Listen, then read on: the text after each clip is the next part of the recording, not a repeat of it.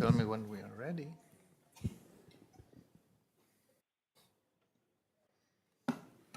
Hello? Let me silence this. Focus. Don't disturb.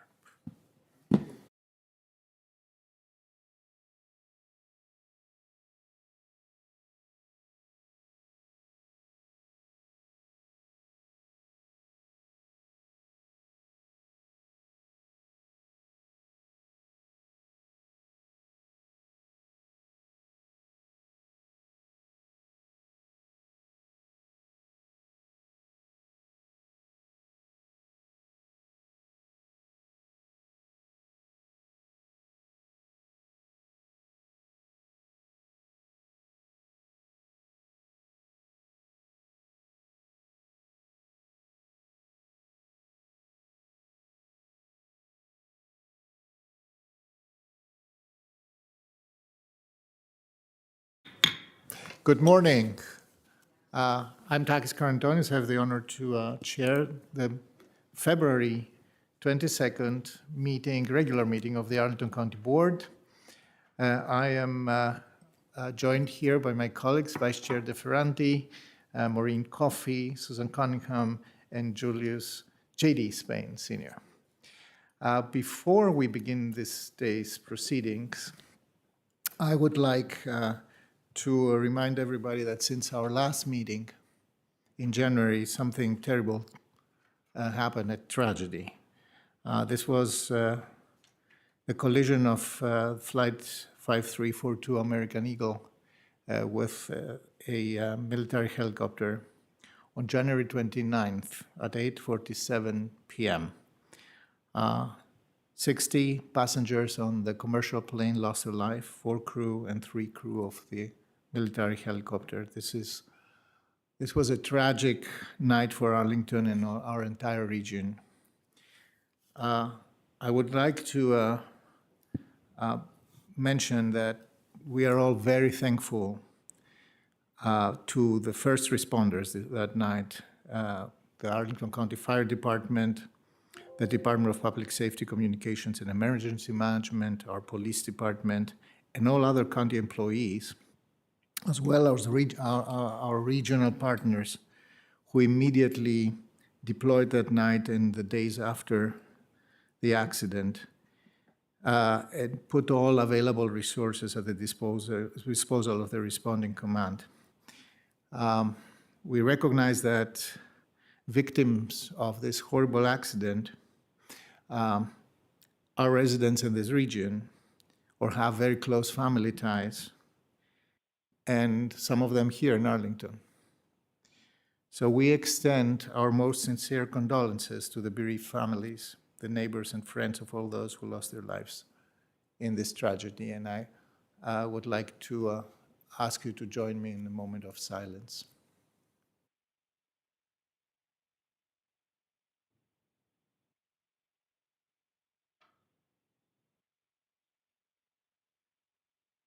Thank you. So before we get into our the main part of our meeting, I want to thank you all for joining us today. It's a sunny day, but it's very cold out there, so thank you for coming. The meeting here in the courtroom is also available and streamed remotely through Microsoft Teams. Some members of the public, county staff, and other presenters are participating remotely as part of our hybrid meeting model. If you feel that you need to wear a mask, these are optional. You can do that. And if you need one here from the clerk has a available amount of masks for those who may need them. A few announcements before we begin today's agendas. For in-person speakers, the podium height of this podium can be adjusted by using the up and down buttons on the right side. As you approach the podium, please speak clearly into the microphone so that everyone can hear you. If you are submitting documents as part of your testimony, please hand them to the clerk, Mr. Kushner, with your name and contact information on all documents. For remote speakers, please keep your microphones muted and your cameras off until you are called on to speak. You need to unmute yourself using *6 if you are on the phone, or by clicking the microphone button on the toolbar if you're using Teams on or an app or browser. A Spanish language interpreter is available for the public comment portion of the meeting. Could our interpreter identify himself and herself?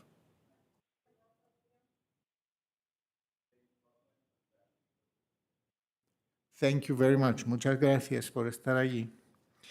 Occasionally, we may need to get up and stretch our legs. However, there are speakers and monitors in the back so that we can continue to see and hear the meeting. With all that, we are ready to hear from our public comment speakers today. As a reminder, the purpose of the public comment period is for individuals to alert the board to issues that have not been the subject of a recent public hearing or an upcoming public hearing, to ensure that we can hear a range of topics and to be fair and consistent across all speakers and issues. We have a one speaker per topic rule. This rule also helps the board efficiently to manage the main purpose of today's meeting, which is to consider the items that are on our regular meeting agenda, and to respect the times of your neighbors who may be waiting for hearings on those scheduled regular agenda items. We appreciate everyone's help in adhering to the meeting procedures and being fair and respectful to our fellow residents. If you are with a coordinated group today, we would ask you to identify one representative to raise your topic. That representative can make us aware that there are others present who share their views. Most importantly, there are other ways for you to let the county board know about an issue, including writing us at, this is the email address, countyboard@arlingtonva.us. That representative can make us aware. I think we have a little bit of a feedback, okay. And for a more dynamic conversation and a deeper exploration of your concerns, including the opportunity for multiple residents to present different facets of one topic, we particularly recommend attending an Open Door Monday session.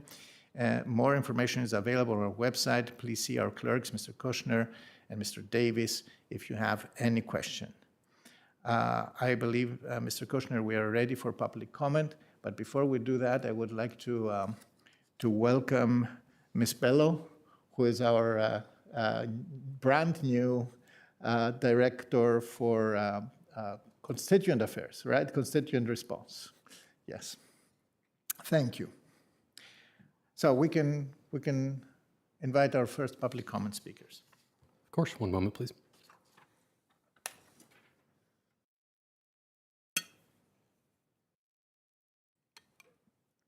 Work with me.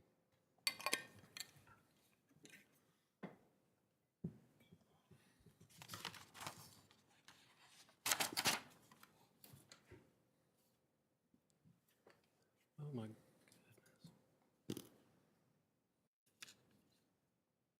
Sorry about this, just a moment. Already? Alrighty, our first public comment speaker is George Rogachevsky, followed by Rickert.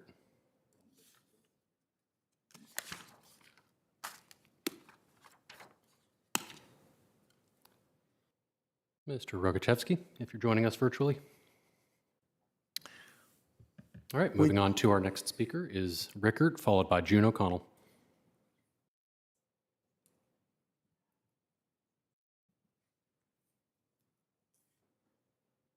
Good morning. Yeah, can you push the button so that this microphone works? Yes, exactly. Can you hear me now? Yes. Okay, I'm here, my comment is about how y'all rename Highview Park, Hall Ceiling to Highview Park. Mm-hmm. Do y'all know when the Fair Housing Act came into existence?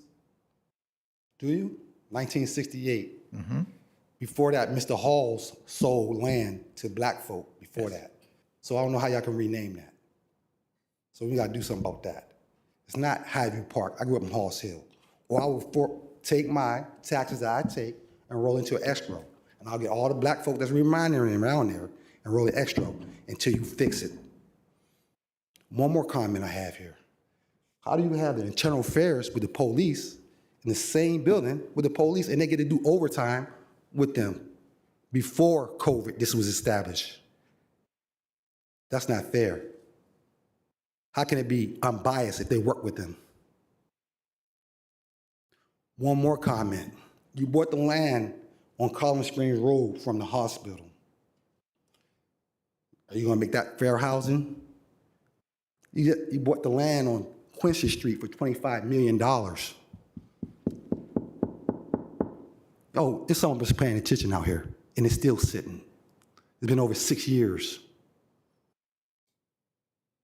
And my last comment is to the police chief. Some of us black folks don't want Sergeant King working for Arlington County no more. I'm done. Thank you, sir. Thank you. And I do believe I see Mr. Rogachevsky online. So if we are okay going back to Mr. George Rogachevsky. Good. Hello? Good morning, Mr. Rogachevsky. Can you hear us? Hello? Yes. Oh, I'm sorry, I'm very confused. Am I being heard? Yes, you are being called. You have 2 minutes. Okay, thank you. Yes, first, my name is Jorge Rogachevsky. I'm getting a lot of feedback, so this is very disorienting. Should we work with Mr. Rogachevsky behind the scenes to see whether we can accommodate him? Yes, I'll have our deputy clerk reach out. Mr. Rogachevsky, we will reach back out to you separately. And move on with Ms. O'Connell until we fix that? Indeed. Our next speaker is June O'Connell, followed by Ahmed. Excuse me, I'm sorry. What is going on, please? Mr. Rogachevsky, we're going to reach out to you separately and try and fix your feedback issues so that you can hear us properly. We will circle back to you. Ms. O'Connell. Okay. Good morning. 3 of you were not on the county board on July 20, 2021, when that board approved item 5, allowing Ditmar to convert a total of 75 residential units in 3 buildings to short-term hotel, 30 days or less use. They called it temporary because it was 5 years. I spoke at that time and preceding the 6 months before.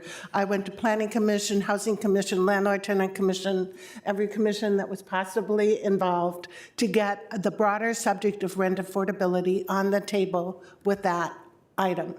The upshot was that the manager was to come to the board with a policy regarding those kind of rentals and vet it with the Planning Commission in a work session. And so today, I would ask that he again brief you all on what was the result of that process, because the public should know going forward there are a number of big site plans coming up this year. And during that discussion, Ditmar was very candid that most apartment buildings, including its 20 properties then, set aside large blocks of units for 30-day plus furnished rental month to month. So when someone calls and says, do you have a junior 2-bedroom available? And they say no, it doesn't mean it's been rented to the average person on the street because they have used these carve-outs. So I think it is necessary to have it really clear to people. And when builders come to you with their site plans and they talk about height and width and loading docks, I think you should all ask them, what's your marketing plan? How many of these 400 units do you plan to have available and when? Because I think they stagger the release, jigger it for property taxes, and I don't think all the units lower the prices. Thank you. Thank you, Ms. O'Connell. Our next speaker is Hamed Abawi, followed by Bobby Fisher.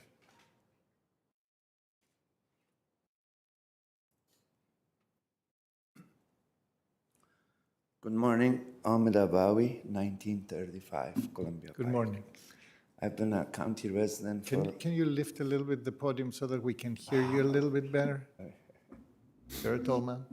Thank you, sir. I have been Arlington County resident for about 20 years. I was living in Wellington and we had issues with sanitation and dog waste filthiness, which led to my child was born in 23 weeks old, and he's 2 years now, and we went through so much heartache. And the government and the county spent $2 million on him. He was 5 months at the NICU, 8 months at home with oxygen. And we're still going through speech therapies and occupational therapies, everything else. And I have another one that is 10 months old. So we live from left Wellington, moved to Columbia Crossings. But these property managements, they take zero responsibility on dog waste. And when you come out of your apartment, I have not seen even in third world countries, I have pictures, but I don't want to ruin everybody's days, you know. Dog waste everywhere. Everywhere. And they are big dogs, 100-pound dogs, you know, like a human. And then they don't clean it, and when it rains, it comes to where you walk. You bring it with your shoes inside the apartment, and then the children. And I'm afraid that my child is again in danger of this situation, and I went talk with the Columbia Crossing management. They told me off. He said it's not their responsibility. They're charging $100, $150 per dog, per apartment. If it's not their responsibility, whose responsibility is it? Is my time running out? Yes, your time You is know, up. it's an issue that I think that Arlington County should take a look and take this serious, and really having a difficult time there. Thank you, Mr. Abawi. Your time has elapsed. Thank you, Mr. Obawi. Our next speaker is Bobby Fisher, followed by Rachel Hicks.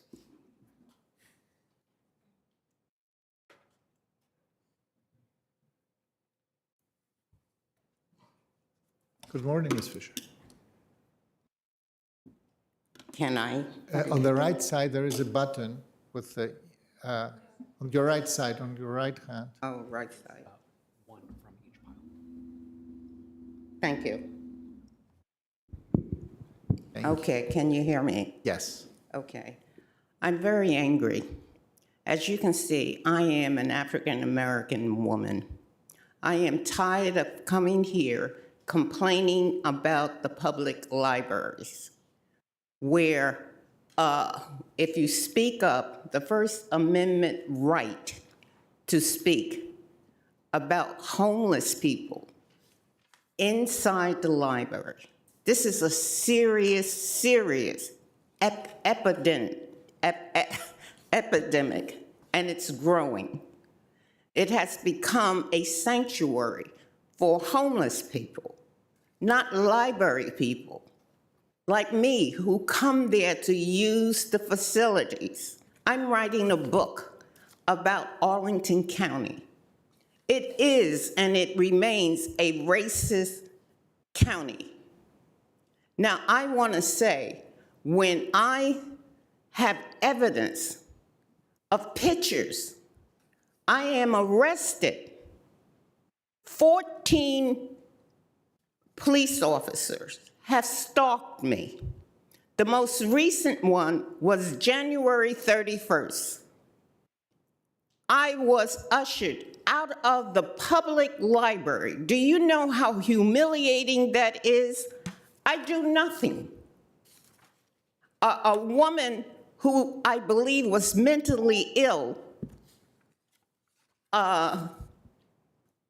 told me, I said, I didn't want to hear her screaming, and she screams, and they have record of it.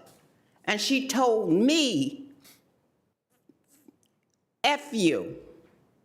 She told me, and the library manager had 2 police officers, January 31st, 6 days after Martin Luther King, to arrest me. Now, the thing I want is to give this envelope, this folder, to J.D. Spain. Everybody have copies of the pictures that I have taken. I demand to be heard, and I intend to send my pictures to the White House. Thank you, Ms. Fisher. I'll be happy to receive those.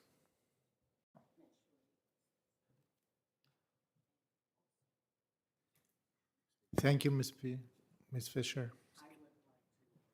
Ms. Hicks? I will follow up. Thank you. Our next speaker is Rachel Hicks, followed by J.D. Hansen. Good morning. Good morning. I believe my slides will be coming up. Thank you. And Mason, I apologize. I'll just say next. Thank you. I don't have a way to control it up here, do I? Okay, thank you. Good morning. Thank you for allowing us this time. I would like to speak about housing availability in Arlington. I will focus my comments on 22202, the zip code I represent in part as Aurora Highlands Civic Association president. Next slide, please. This on your left is the forecast from Arlington County regarding population. As you can see, in 2025, it is projected that there will need to be 18,800 units in the Richmond Highway corridor for a total number of households of 17,500. As you can see on the right, according to the National Landing bid, there are currently 17,760 units. This is dated from 2024. I believe the number is now actually significantly higher. Under construction, there's another 12,000. In the pipeline, approximately 8,000 for a total of 26,980 units. If you look at the need of housing units, that would put us at 2040, which has a need for 27,000 units. Give or take 20 units. That would mean we are 20 years ahead. And while I understand things take time to be built, this would seem like an oversupply. Next slide, please. Currently, the occupancy rate is reported as 94%, as low as 91% by some. The office vacancy rate is around 24%, and the affordable housing occupancy rate is 92%, with 26 units of the 348 units in 22202 available today. This is from the county numbers. Next slide, please. So with the 51% increase in population planned before 2040, as these units are expected online sooner, what are we doing to support the population? Do we have more libraries? No. Community center? No. School? No. Increase to roads or bus lines? No. Parks? Some planned, but none have come online. Next slide, please. Instead, staff is recommending denying anything that doesn't max out density. See the staff report for Block W. And as June already spoke about, residential units are being turned into hotel units at the Millennium, which is across from Amazon. I have no time for my concluding comment. Thank you for your time.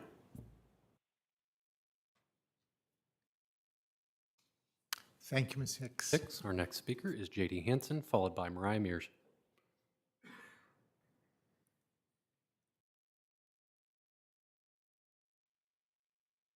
Yes, this is J.D. Hansen. I represent the Mount Olivet United Methodist Church Caretakers of God's Creation Committee. Want to commend you for your work on climate change and urge you to continue that. In particular, want to urge you to be doing outreach to the religious community in Arlington. We have a Faith Alliance for Climate Solution in Arlington, and urge you to, I know the county staff has already listened to some of our folks. I would note that the United Methodist Church has committed itself to being net zero in all of its churches across the world by 2050.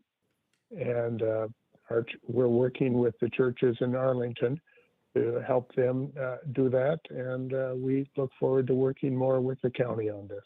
And thank you for your service. Thank you, Mr. Hansen. I believe, Mr. Kushner, this was a testimony to a different item we have on the agenda. Yes, it's possible this is a climate resolution. But it's noted like that. Our last speaker, and then back to Mr. Rogachevsky, right? Correct. Our next speaker is Mariah Mears. And then if Mr. Jorge Rogachevsky is on the line, we will circle back to you. Good morning. Good morning. I'm here to remind you of a conversation held at the board review meeting last year on the Quincy site when our neighborhood suggested that you have an after-action review related to all that the county has done to our neighborhood in the last years, especially related to the unlawful activities of the Art Bus Depot at the Quincy site. Mr. Carantanis, if you recall, you expressed interest in that. And additionally, I appreciate your shift in the board's tone to our neighborhood or with our neighborhood as compared to the previous board chairs. And to you, Ms. Cunningham, for being our liaison.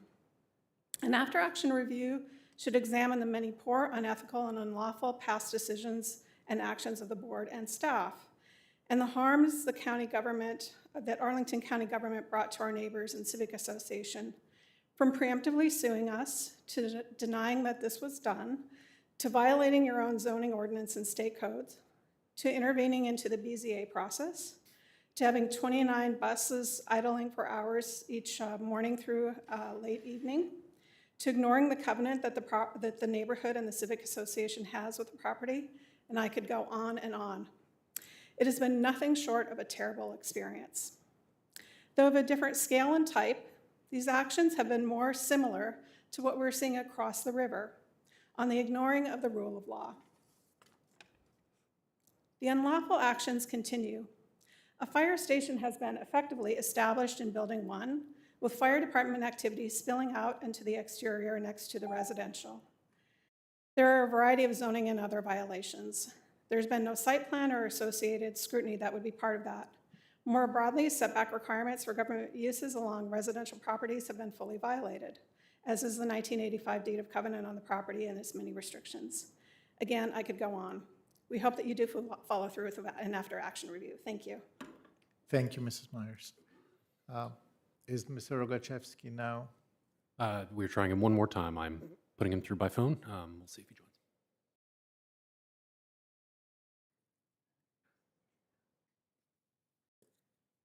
Hello? Yes, hello. Is this Mr. Rogachevsky? Yes, speaking. Yes, hi there. We're welcome for your testimony. This is Mason Kushner, the clerk with the board. I'm sorry for the technical issues earlier, but we are ready for your testimony. Okay, so I should do that, what, through the phone here? Yes, you should. Is that the mechanism? All right, well, let me just get myself into a quiet space. Okay, please go ahead. All right, you have 2 minutes. All right. Yes, hello? Yes, hello. Your 2 minutes have started.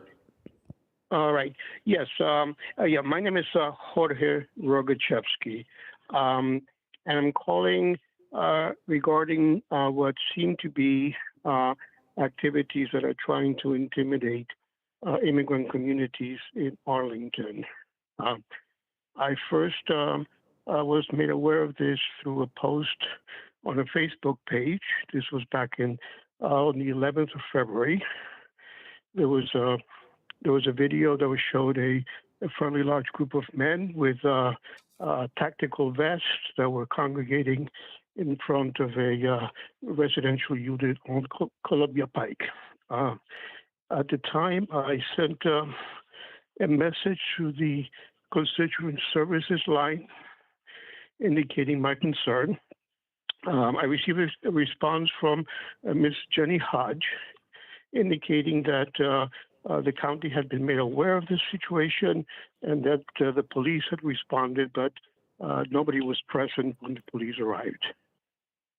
Subsequently, there's been a couple of other incidents that have come to my attention. And if I may, I would like to read the response that I sent to Ms. Hodge after I received her initial reply. Thank you for your response. I value Arlington County's commitment to respect the rights of all its residents. As enumerated in your response, however, this commitment appears rather passive in the face of the challenges our immigrant communities will be facing. I live across the street from a large, low-income immigrant residential complex. If an intimidating force like the one seen in the video that was posted congregates in front of that complex, what can I do? And what can I expect my county government to do?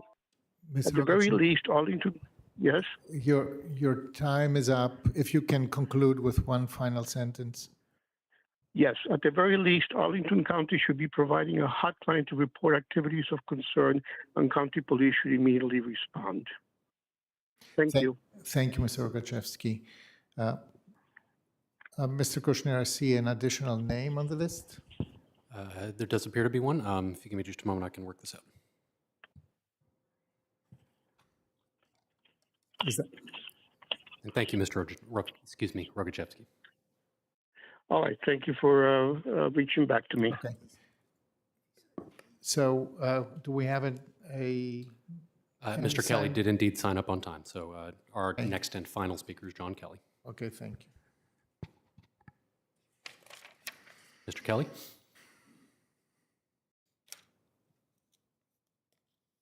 Good morning. See, this is a follow-up to an item that was discussed during the December meeting of the county board related to Gateway Park, and in particular, the plan to remove a pedestrian overpass over Route 29, Langston Boulevard. There was a lot of discussion amongst the board members regarding that overpass, and the upshot of it was there was a representation from a member of the county staff that the destruction of that overpass was made necessary by a prior site plan. After about 2 months of stonewalling by county staff, that site plan was finally identified to interested parties. It turns out that site plan was from 2012 and is set to expire later on this year. I'm learning more information about the site plan and the genesis of that, and frankly, the additional discussions that have taken place between the county and the developer who is now the successor in interest to that site plan. And I think there's more to be said in terms of whether it's actually the site plan that's holding the county's hands or that the county itself is the one driving the destruction of that overpass.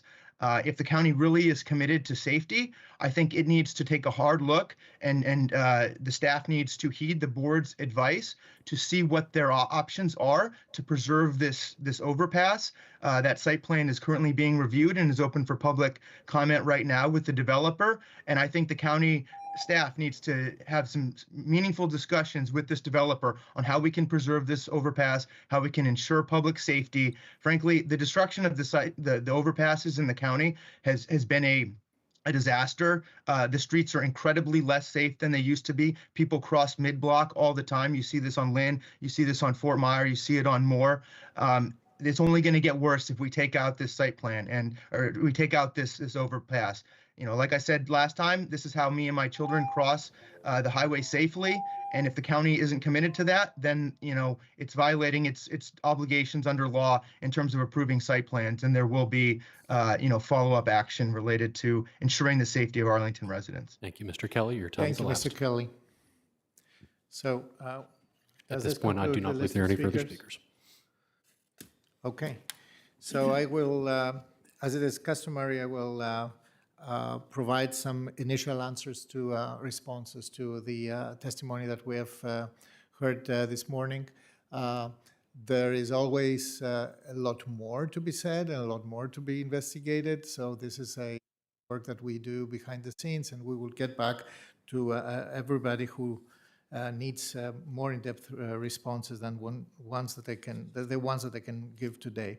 So first with Mr. Reichert on issues with Halls Hill and the land swap there and the use of the future use of the Carlin Springs facility and issues with the police. Mr. Reichert, I would invite you to bring these up to discuss them more in detail, because this is quite a bunch. In one of our next Open Door Mondays, this could be already this Monday, the 24th at 7 p.m. In Arlington Mill in person. Or if you need, if you want, please put yourself in contact with our office, the county board office, so that we can clarify a lot of the issues that you have brought forward. I do think that there is no question that Halls Hill, the 1968 deal in Halls Hill, was far less than appropriate and fair that from the point of view of today. And we are engaged over many, many years in repairing and restoring the rights of a historic neighborhood there. But there are more issues that you brought up, and I would appreciate if you could be in touch with you. We will try to reach out, and Mr. Kushner, I believe that we have the contact information, right?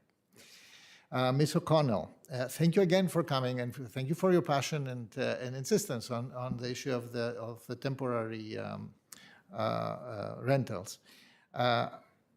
We are going to be revisiting that. I mean, you mentioned Ditmar. These were all approvals by the board that were, negotiated quite thoroughly, and were limited in the time that we gave them to do that. And I believe I mentioned at length at my last Open Door Monday the different types of this kind of temporary deals and how they are structured and how many they are and whether they are influencing our rental market or not. So yes, we have some data on that, and I would like to get back to you with more information. Absolutely, and this will be shared with everybody else. Yes. Yeah, on the short-term rentals, Ms. Cunningham and I have also been deeply engaged with an interdepartmental group from the Treasurer's Office, the Commissioner of the Revenue, our housing team, our zoning and planning, and our code enforcement, trying to address what Airbnb has created in our community. I think there are a lot of buildings that are using apartments as short-term rentals. Some of them are through approved deals. Some of them are not.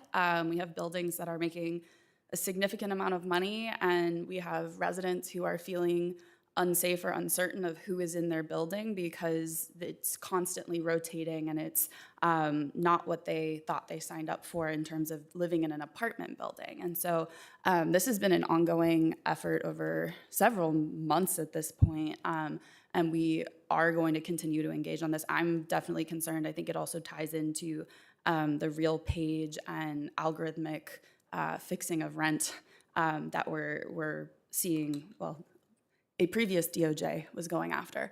But I take your point really seriously, and I think that it's something that we are looking into and will continue to look at. Any other comments on this? No? Thank you. That's important. Ms. Labawi, on dog waste issues at Columbia Crossing, I know the place very well. I understand what you are saying and what you want to say. It is not typically under our jurisdiction to fix that, but we can connect with the owner of that. I would invite you to connect with Ms. Bello here, with our constituent services director, so that we find a way to understand exactly who is responsible for that and make some inquiries on your behalf. Ms. Fisher, it is probably more than half dozen of times that you have addressed this board on the issue of the libraries. I believe that we have responded several times and in detail to your concerns. We are still open for more dialogue on this, and I just invite you to avail yourself of the possibility to be in contact with us through an Open Door Monday or privately. Ms. Hicks, Mr. Spain. Well, yeah, thanks, Mr. Chair. I think it's important. I wanted to leave it for the end, but you can. Okay. Yes, please. Go ahead. Trends. I just want to make a note to Ms. Fisher, since she right here publicly gave me a document, and if you're watching, she asked for it to be returned. But in any case, she has my commitment to look into that matter. It seems apparent to me that Ms. Fisher has come here several times prior to me arriving, but in any case, we will get down to the bottom of this and work with all parties to make sure we're doing the best we can to accommodate Ms. Fisher. And just want to leave it there since she invoked my name in her testimony. Okay? Absolutely. Ms. Hicks, Thank you so much for this testimony. You raised some very, very interesting points. And I know that this is a discussion that we continue to have, not only with your neighborhood, but also with the entire Crystal City, Pentagon City neighborhoods. I do think that the discussion about the library is an open one, and it's an ongoing. We will continue to have them. The same discussion cannot be divorced from the discussion about whether we are covering sufficiently with other services like a community center, et cetera. The school discussion is also open because your neighborhood has been advocating for elementary school in this part of the county. Right now, this is something that is in our minds, and we are when we have the proper places like JFAC, et cetera, to continue this discussion. I think that at my next visit at the Crystal City and Pentagon City neighborhoods, we will be discussing that more in depth, and we will see what insights I can bring to you so that we can structure a more constructive discussion around these things. For now, in any case, I have to tell you that there is not an oversupply of housing at this point. We cannot see that. If we had an oversupply in housing, we wouldn't have the price problem that we have right now with housing. Unfortunately, I have to say, I mean, everybody would expect that increased supply there would have, alleviated the problems that we have, but at this point, I don't see it yet happening. The second Mr. Hansen, you testified on a different item that comes. It's the climate resolution that comes after that. Ms. Myers, I continue to be in agreement with you that we need to do an after action evaluation of how we handled the entirety of this. I take a little bit exception to say that we didn't follow the law. I believe we did, but just by following the law, that doesn't mean that we did everything right. So so I think that there is room for a lot of post-action evaluation, and I hope that we will find a channel this year or so to at least have an honest conversation about that. Now that we concluded a phase. I have to still say that we are very thankful to your neighborhood for having accommodated a difficult use, as we are very thankful to the Green Valley neighborhood right now, who is accommodating this use on a permanent way. Mr. Kelly, about the gate park follow-up, I believe that this is a discussion that is pertinent to an ongoing site plan conversation and site plan process. So I will probably, I take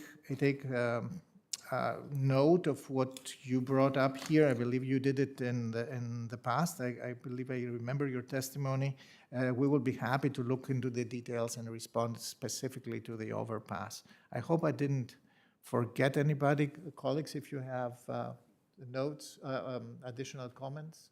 Yeah, I think just on housing supply and then Crystal City specifically, I would ask our manager if there are any updates. I know that the Crystal City Library was a complicated situation, and there were attempts at renegotiation of other opportunities. Yes, thank you, Ms. Coffey. We have some funds set aside because we had a understanding with JBG Smith about where a library might be located. That funds, and I'm going to get the number wrong. I think it's somewhere around between $3 and $4 million. Yes. And we're looking for the next best opportunity. As we review site plans. Right now, there isn't anything on the horizon, but it's definitely something on our to-do list. Yeah, thank you. I just want to make sure we're not forgetting about things. They are still part of our plans. We are still thinking and talking about them.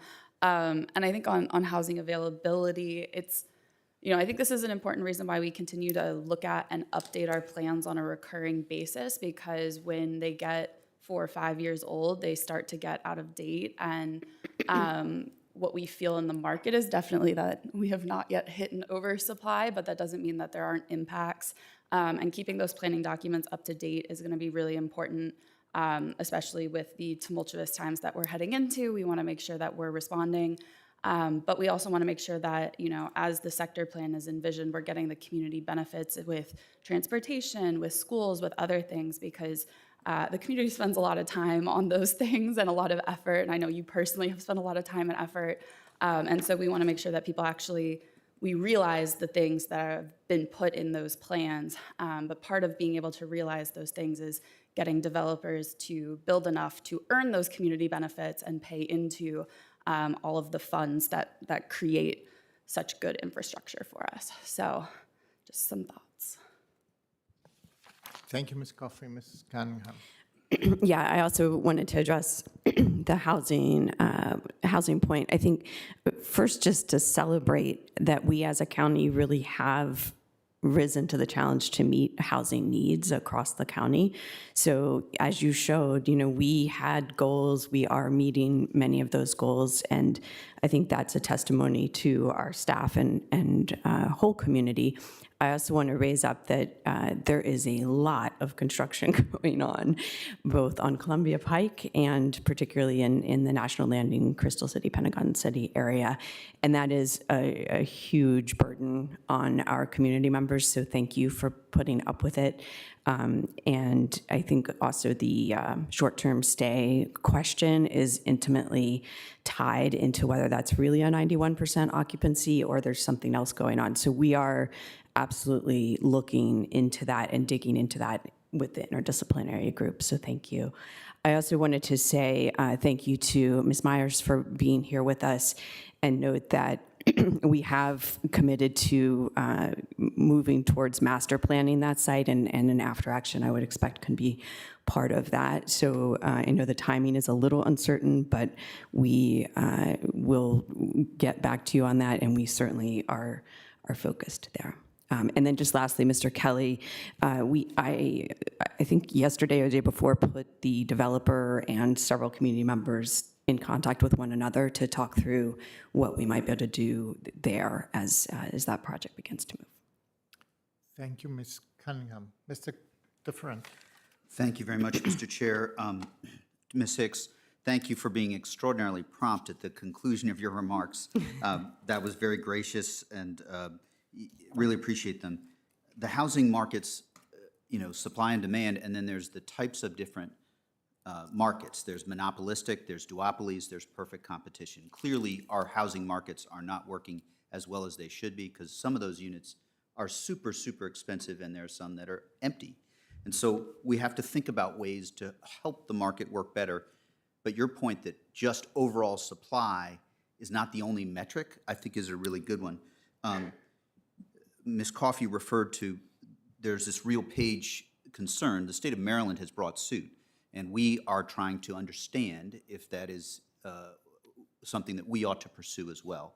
And that's, of course, the county attorney would have insight, but we are all interested in that because the markets are not working as well as they should. And lastly, I think you are setting the groundwork for a bigger discussion over the coming months, which I'm eager for, and I think it is a fair concern. There's not a desire for density for its own sake, nor supply for its own sake, but instead to help us have a great community, and how we grow really matters. Thanks. Thank you, colleagues. I forgot to address the concerns of Mr. Rogachevsky. They are very important. We are receiving daily calls, photos, notices of the presence of uniformed, potentially, probably federal agents in different places that are known to host and house many immigrant families. We fully understand that this disrupts life, that it is not okay and it's not normal to live with the fear of prosecution right now, persecution rather. So we are taking stock. My short answer to Mr. Rogachevsky is, when you see something, please say something. You know where to find us. It's very easy to pick up the phone and call 703-228-3130 and let us know what you see. We will do everything in our power to find out what is exactly happening, who is there, why they are there, and what they are doing, and respond to you and to the community that has these concerns as fast as possible.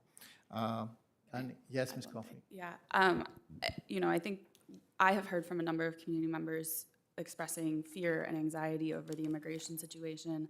I want to be clear that there is no policy that Arlington County can pass that would prevent federal officers or agents from being present in the county, no matter what the values of this board might be. We simply do not have that control.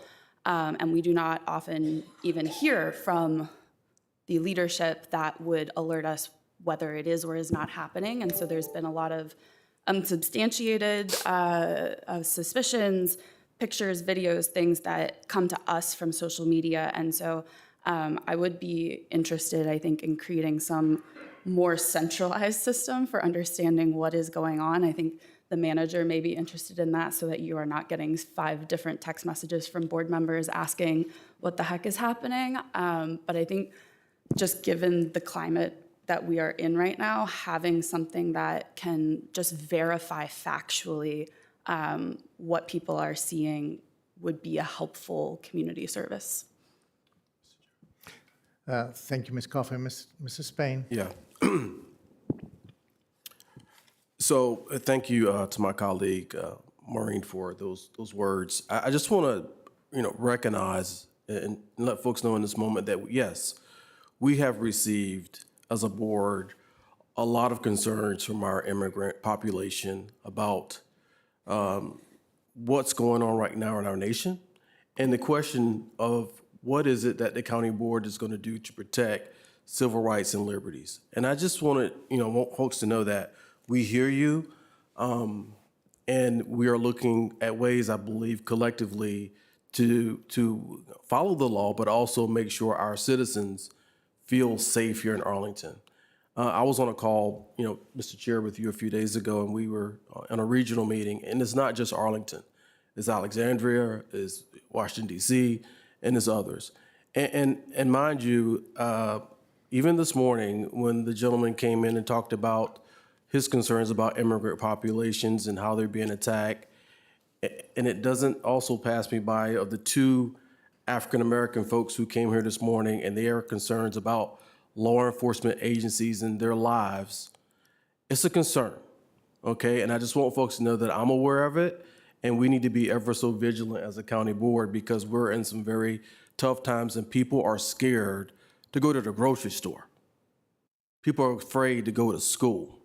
So we have your back. We're going to do the best we can. But I just want to pause and let people know that we recognize the times that we're in. Thank you very much. Thank you, Mr. Spain. Before we move on to our consent agenda, I wanted to use the moment to remind of a few events, a couple of community events that are happening right now in the immediate coming days. Today, Feel the Heritage Festival, that's down. It's part of us honoring and celebrating Black History Month. This is in the Charles Drew Community Center, 3500 South 23rd Street. That's in Green Valley. This is an amazing celebration every year, an amazing community gathering. I warmly recommend to be there.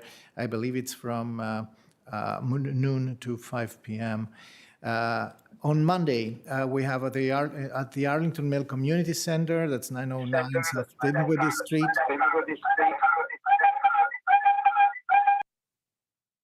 Thank you. Just a reminder to everyone that's joining us online, if you could keep your microphones muted and your cameras turned off until you were called to speak, we'd appreciate it. Thank you.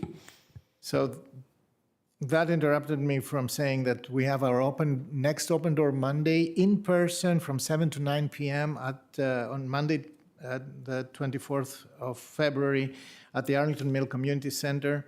And on Saturday, March 8th, which is also International Women's Day, we have a federal employee resource fair in collaboration with our regional neighbors, Fairfax, Falls Church, Alexandria, and the 8th Congressional District.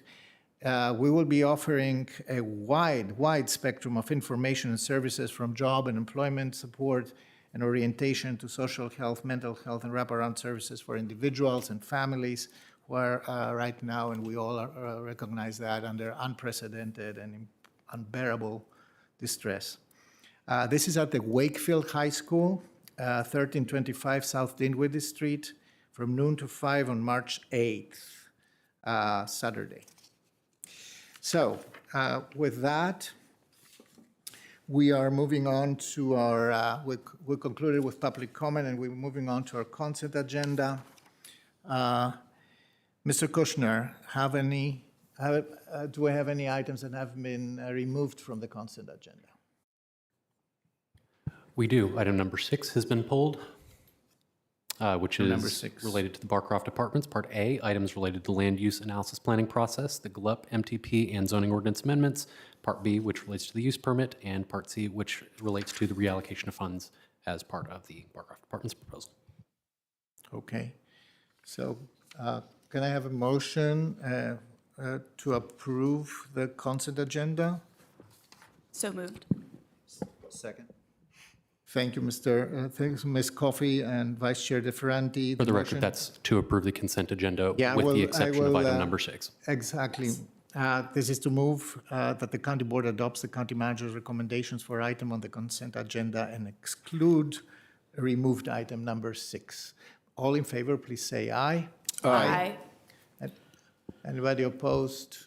Abstentions? The motion carries unanimously. Thank you for that. As it is customary, I will speak a little bit to the 17 consent agenda items, or a selection of the 17 consent agenda items that we just approved, with exception of item number 6, the Barcroft Apartments. We will include minor site plan amendments, use permit requests, ordinance amendments requests to advertise, and more. We will hold a public hearing on the item number 6 that was removed from the consent agenda. And this will be at the start of the evening segment of the recess board meeting on Tuesday, February 28th, so that's next Tuesday. The public hearing will begin no earlier than 6 p.m. If you want to speak for this item, the item that was removed from today's agenda, you can register with the county board's website starting today, or call our office 703-228-3130 on Monday. So we just voted to approve 17 consent agenda items. These items were put in the consent agenda because they were thought to be non-controversial, but that doesn't mean that they are not important. So I want to take a few minutes to highlight a few of them, and you can see some slides that indicate. So first of all, item number 3, this is a county child care center. The county board renewed a use permit for the child care center for up to 57 children with a modification for off-site parking at 1915 Yule Street. And this is next to Langston Boulevard. That's 1915 Yule Street, North Yule Street, and 2020 Langston Boulevard. This is where Colonial Village is. As a brief reminder of the history of this location, this used to be operated by Arlington Children's Center under the contract, which ended in 2021. In 2022, the county approved renovation at this location, and in 23, we approved a lease agreement with a new provider. Now, the renovations concluded before the provider notified the county last spring that it needed to withdraw. The board's approval of this item also terminates the lease with that provider. Renewing this permit allows time for the county to identify a new provider for the child care services and a new partner with its operations. The process is underway, and we expect the selection of the new provider to be concluded by this summer.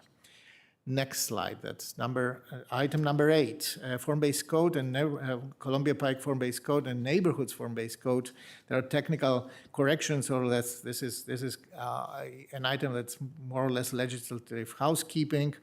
The board approved additional technical amendments to both the Columbia Pike commercial and Columbia Pike neighborhoods form-based codes. These amendments correct so-called scrivener's errors. This is my word of the month, and simple mistakes in our zoning ordinance. It clarifies language associated with the Green Building Incentive Program by introducing green building prerequisites in these form-based codes within within the list of eligible regulations.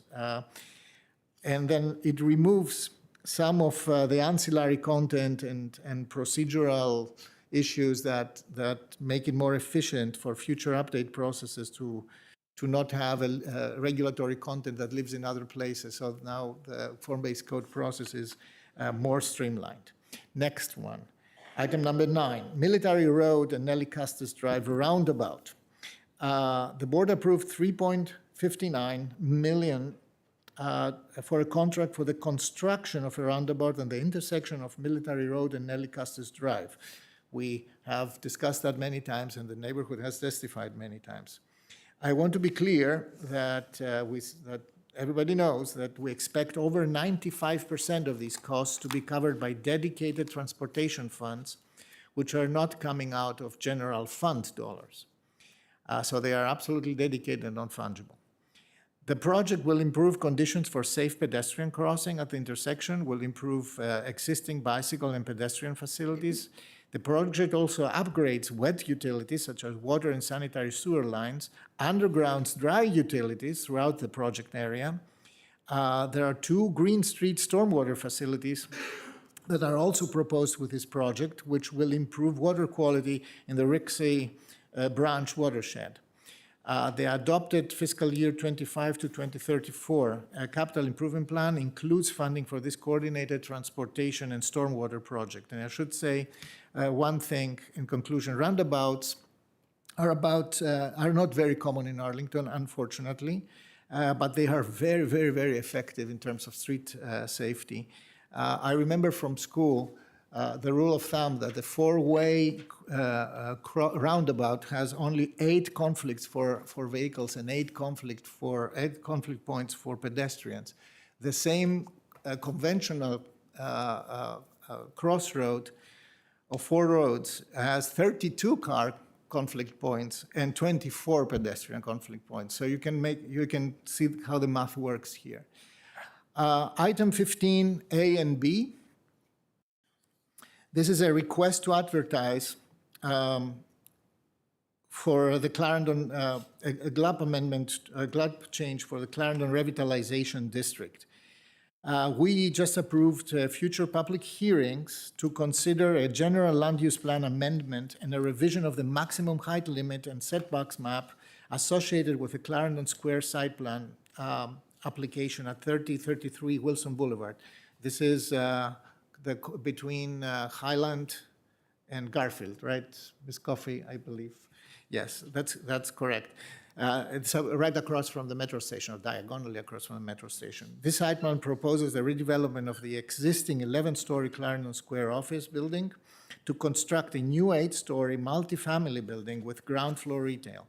Due to zoning and proposed height limitations, this amendment would be needed to support this redevelopment. The site plan proposal is anticipated to advance for the board's consideration in the next several months. Again, this is a request to advertise, so we will have hearings on this. Item 16A and B, or is it, that was 16A and B, that's the second item on the slide. We approved future public hearings to consider a separate general land use plan amendment and a revision to the master transportation plan map associated with a hotel Pentagon or Comfort Inside plan, which is an application. The location is 2480 South Glebe Road. That's in Green Valley, close to the Mount Zion Church. The site plan proposes the demolition of 2 existing hotels and construction of a new 9-story multifamily building surrounding an above-grade parking structure with 37 townhouse-style units. There are 531 total housing units proposed, with 494 units in the 9-story multifamily building and 37 units, as I mentioned, in townhomes. The GLUP amendment would better align with proposed residential uses there, and we expect this proposal to advance also in the next months. It's again a request to advertise, which we approved. Item 17, Crystal House 6 AHIF loan funds. AHIF stands for Affordable Housing Investment Fund. The board approved the allocation of $30.8 million in Affordable Housing Investment Fund loan funds to finance the construction and permanent financing of a future 80-unit senior housing development at 1900 South East Street. That's, I believe, Hayes or 18th Street and Southeast corner, known as Crystal House 6.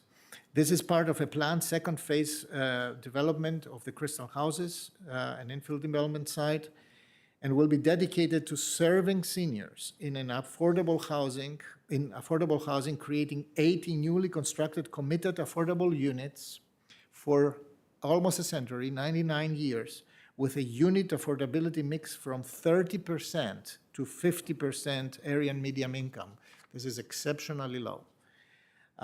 Construction is anticipated to begin in mid-2026, pending awards for other funding sources, such as low-income housing tax credits. The average AHIF investment per unit is approximately $140,000, an average, $140,823. This is a slightly higher cost than in recent projects, but please take into account how high the affordability is, 30 to 50% AMI, how few units these are, 80 units, so the economies of scale are not very easy to get there. We will be discussing developer fees according to the final finance stack for this project as it comes forward for financing. This concludes, I believe, my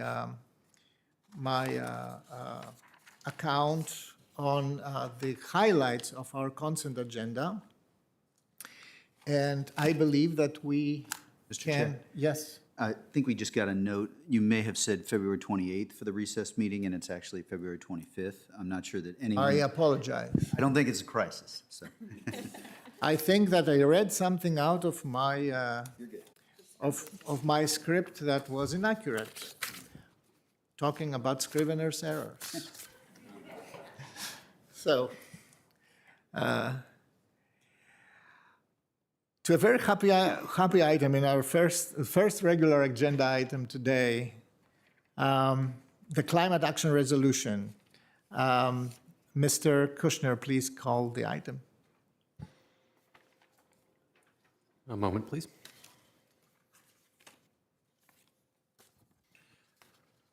Thank you. Item number 19, first of our regular agenda items, is the Arlington County Climate Action Resolution. Thank you. I think we have a staff presentation to begin with by Mr. Barrera, our Director of Communications, and associated with him, Ms. Fioretti, who is our on the county manager's office, our director for climate and environmental resiliency policies. I know I butchered the title, but this is what I thought, and this is what stays in my heart.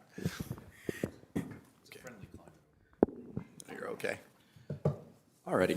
Good morning, everyone. My name is David Barrera. I'm the Communications and Policy Manager for the County Board. I will be providing a brief presentation on the Climate Action Resolution, item that the board is now considering. While not presenting, Jen Fioretti, the Assistant County Manager for Climate Policy, and Richard Dooley, the Climate Policy Director, are available for questions. Our office thanks them tremendously for their work on the resolution and for reviewing and incorporating the feedback that we have received.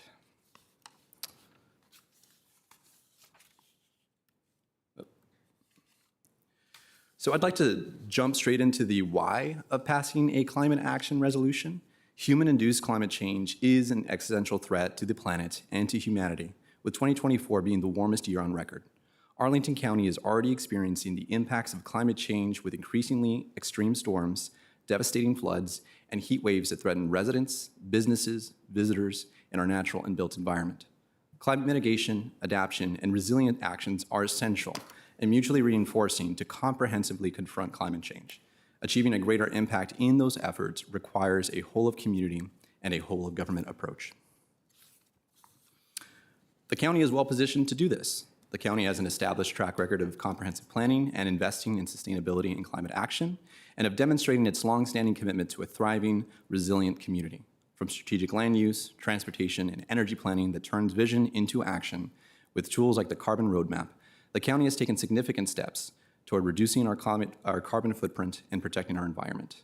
And part of that investment involves highly skilled staff with experience in climate mitigation and adaptation, like our Climate Policy Office, which amplifies existing efforts, coordinating initiatives across sectors, and adds vital capacity to our ongoing responses to the climate crisis. Last, but certainly not least, the community. The county has strong community support and partnership from a diverse range of stakeholder groups that involve residents and businesses, civic organizations and nonprofits, educational institutions, including APS, and our faith community. On January 28, at its recessed county board meeting, the Arlington County Board invited public feedback on a draft of a climate action resolution. The draft resolution and an online feedback form were posted on the county board website. The feedback on the screen is in response to that draft, version 1. We've received dozens of responses, many from individuals and several from organizations in our community. I'm providing a summary here of those themes, but we're going to post the presentation later with the individual comment feedback linked if you would like to see it. So on the table, of those that identified support, there was enthusiastic support for both the vision and the timing of the resolution. There was a general appreciation of the goals and the actions listed in the resolution, and there was implied support with the need for additional additions or improvements, which I'll get to a little later. Now, of those that identified opposition, there was a general concern for the fiscal impacts of climate mitigation efforts, especially during the current economic hardship. There was a recommendation to focus elsewhere on other core local government functions, like schools, police officers, police functions, et cetera. But of those that focused on what was needed and what needs improvement, there are a couple of themes that seem to cut through. The first was to incorporate more elements to recognize the role of our natural capital. This is our trees and biophilic spaces. The second was the highlight the importance of shifting away from fossil fuel-based energy sources. There was a call for a common assessment framework to ensure that county decision-making is consistent with the goals of the resolution. There was a need to expedite the carbon neutrality goals and move that timeline up. There was also a desire to set measurable goals and timelines. And then finally, to prioritize the collective action of everybody in our community. The Climate Action Resolution version 2 incorporated much of the feedback that we received and as much as practicable. The recommendation is to adopt this updated Climate Action Resolution. It is a streamlined version with 3 key focuses. That is advancing a whole of community approach and a whole of government approach, fostering a safe, livable, and sustainable future through collective action, and developing questions for the budget process to support sustainability and climate-related decision-making, which, if adopted, would be used beginning in fiscal year 27. I am now going to turn it over to Chair Karantonis and Board Member Cunningham to go over the actions detailed in the resolutions that fall underneath these 3 focuses. Thank you, Mr. Barrera. So I think we can share the action part of the resolution, that therefore be it resolved, right? Is it fair to do that this way? I can say a couple of things about that. And I will also preface that with how I think we came to this moment today. So I remember a day like this. One resident, last year, Kid Norland, decided to come to this podium and ask the board to stand up and declare a climate emergency. And this was in many ways remarkable. First, because it was really distinctly different than the common themes of any testimony these days. And secondly, because it was summarizing and repeating the expressed desire of many Arlingtonians, by far not all environment or climate focused, that after many years of slowly but steadily building a greener Arlington with dozens of actions, plans, and policy documents, and applied policies as well, that it was about time to frame these in one document and look forward on the pressing tasks of the future of our community. And something of the future like it is the playground of ideology. I got an email on this, and others like me, like my colleagues here, we think that in Arlington, the future is the province of good and prudent planning, and with both feet well planted in the present. So the climate resolution provides for me for 5 critical elements. First of all, it incorporates climate in our comprehensive plan with measurable, clear goals, with identifiable and accountable synergies between departments, partnerships, public-private partnerships, and transparent public processes where everything that affects our carbon and our climate footprint. Secondly, it focuses on co-benefits. So how investment in climate, how investment in natural capital, as we just heard from Mr. Barrera, like for example our tree canopy, improves and enhances the gains of all sorts in all sorts of other areas like, infrastructure and transit and education. So this spans the focus from your energy bill and your wallet all the way to the quality of the education of our kids.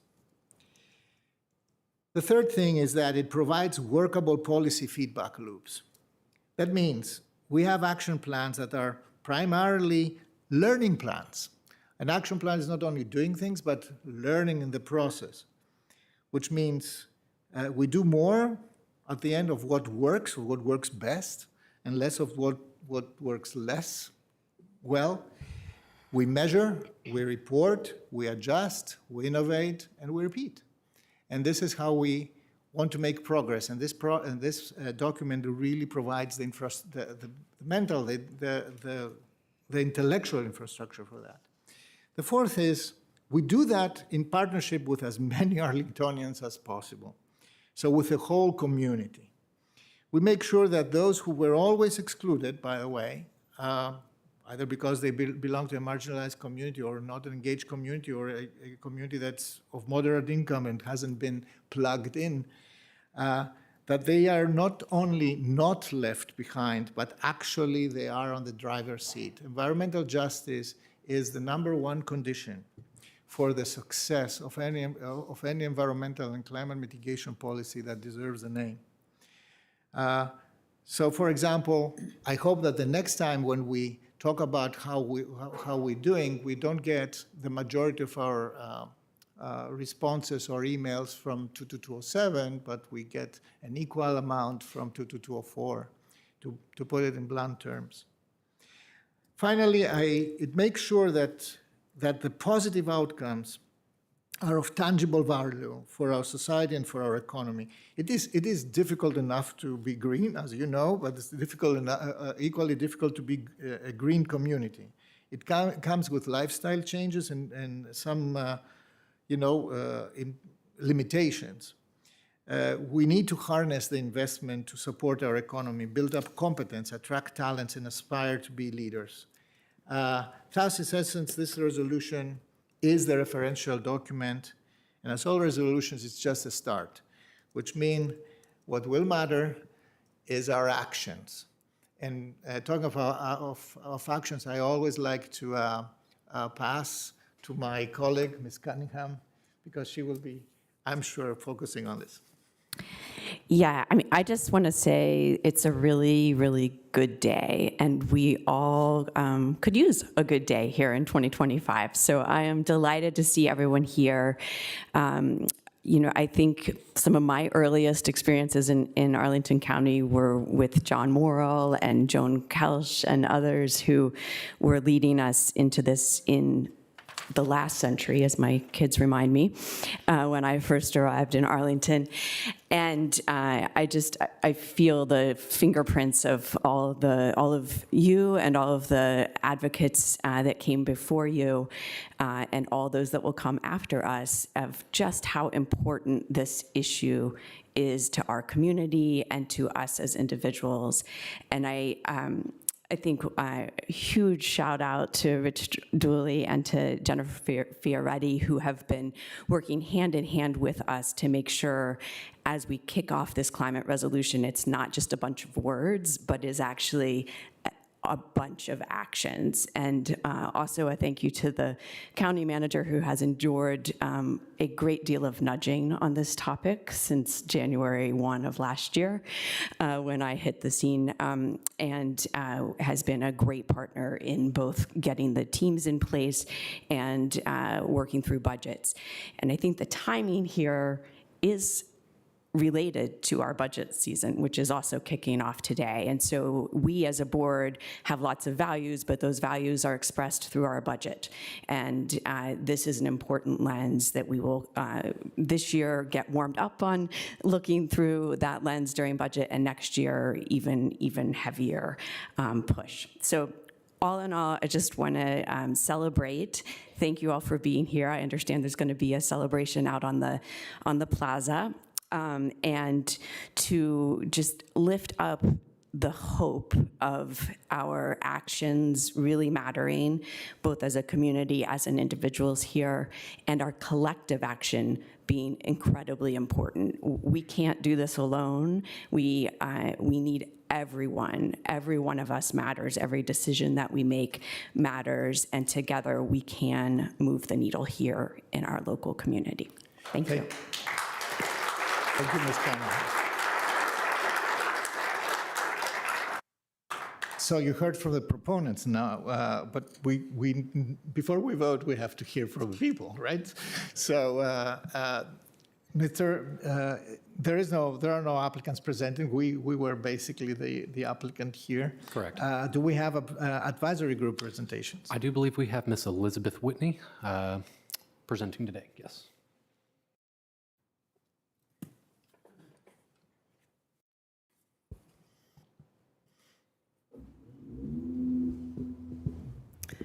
Mr. Chairman, members of the County Board, thank you for the opportunity to speak here today in support of item number 19, the proposed climate action resolution. My name is Elizabeth Whitney. I'm speaking today on behalf of Arlington County's Climate Change, Energy, and Environment Commission, or C2E2. Our chair, Cindy Lewin, and vice chair, Doug Snowenboss, are also here, along with some other commissioners, and we all want to extend our strong support for this resolution. I'm chair of C2E2's Energy Committee, which is charged with ensuring the county updates its community energy plan every 5 years to reflect changes in the energy sector and the community's commitment to climate action, energy equity, resilience, and economic competitiveness. With adoption of this resolution, the board sets in motion the creation of a climate action plan in lieu of the next community energy plan. The Energy Committee and C2E2 wholeheartedly approve of this strategy and applaud the board's call for a bold and ambitious plan to address the climate challenges that are already here and mitigate the impacts that are yet to come. We stand ready to provide expertise, guidance, and support to the county staff driving this effort. In particular, we're confident in the leadership and capabilities of the Assistant County Manager for Climate Policy, Jen Fioretti, and Director of Climate Policy, Rich Dooley. We look forward to a collaborative and inclusive process. As the chair of the Energy Committee, I wanted to say a few words about how energy policy fits into the climate discussion and what C2E2 and the Energy Committee will be looking for in the Climate Action Plan. At its core, energy can be defined as the ability to do work, and so it is inextricably intertwined with economic growth and development. But the economy's insatiable need for energy is also tied to the carbon emissions that are making the planet more inhospitable to human life, and our policy choices have distributed the burdens of energy production unevenly across the population while concentrating its wealth in the hands of a few. Now we're at the start of another chapter in the confluence of energy and the economy. The power demands of data centers are already driving significant load growth, with exponentially more on the horizon as these data centers power artificial intelligence applications that are increasingly embedded in consumer and industrial technologies. We also know our region will play a pioneering role in this expansion, for better or for worse. And since our policy choices will also determine how the benefits of AI are distributed, we must do better. At a time when people across the country are desperately seeking climate leadership, I believe Arlington can and should be the capital of energy equity. At a time when people are feeling economically and physically insecure, they want to know their leaders have a plan and cost-effective strategies to avoid the worst impacts of climate change. That means we also have some uncomfortable truths to face, including that not all greenhouse gas reduction efforts are created equal. For example, even though electric vehicles are a crucial piece of decarbonizing the transportation sector, we will see diminishing returns from installing more and more charging stations across the county. On the other hand, an era of tremendous load growth presents an opportunity for consumer-owned resources like solar panels, EVs, and batteries to contribute to virtual power plants and allow more people to share in energy ownership and energy equity. We should be prepared to let data drive our investments as outlined in the resolution, because we do not have the luxury of time and resources to pursue every idea that drives decarbonization. Our choices must be defensible to taxpayers lest we lose support for pursuing our goals, but they must also be defensible to our children and grandchildren. In the Climate Action Plan, C2E2 will be looking for the county to lead by example, phasing out fossil fuel use and reducing embedded carbon in its purchases, contracts, and operations. We need a path to a zero emissions grid and intelligent, cost-effective transportation planning. We'll be looking for creative ways to ensure the built environment avoids locking in emissions for decades and instead contributes to our net zero goals. And we must consider adaptation measures that promote, in the words of the resolution, a comprehensive, just transition to a safe and livable future. Again, we applaud the board for initiating this action and look forward to the work to come. Thank you for your leadership and thank you for your time.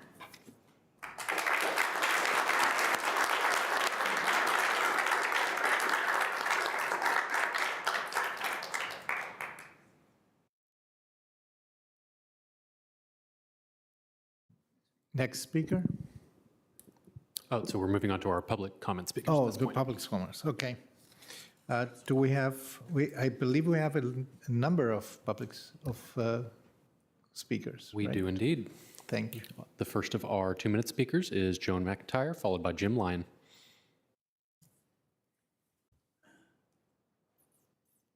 Good morning. Morning. I'm actually thrilled to be able to support this climate resolution, and I really appreciate all the board's leadership in prioritizing whole of government and whole of community action to address the climate crisis. In the face of the appalling retrenchment at the federal level, sustained local action is more important than ever.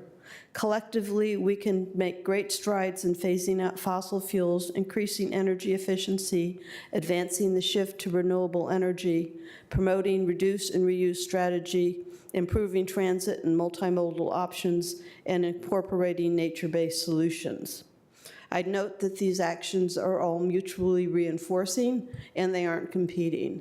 And also that we have to take in mind that the full impact will take a while to implement. It can't be done overnight.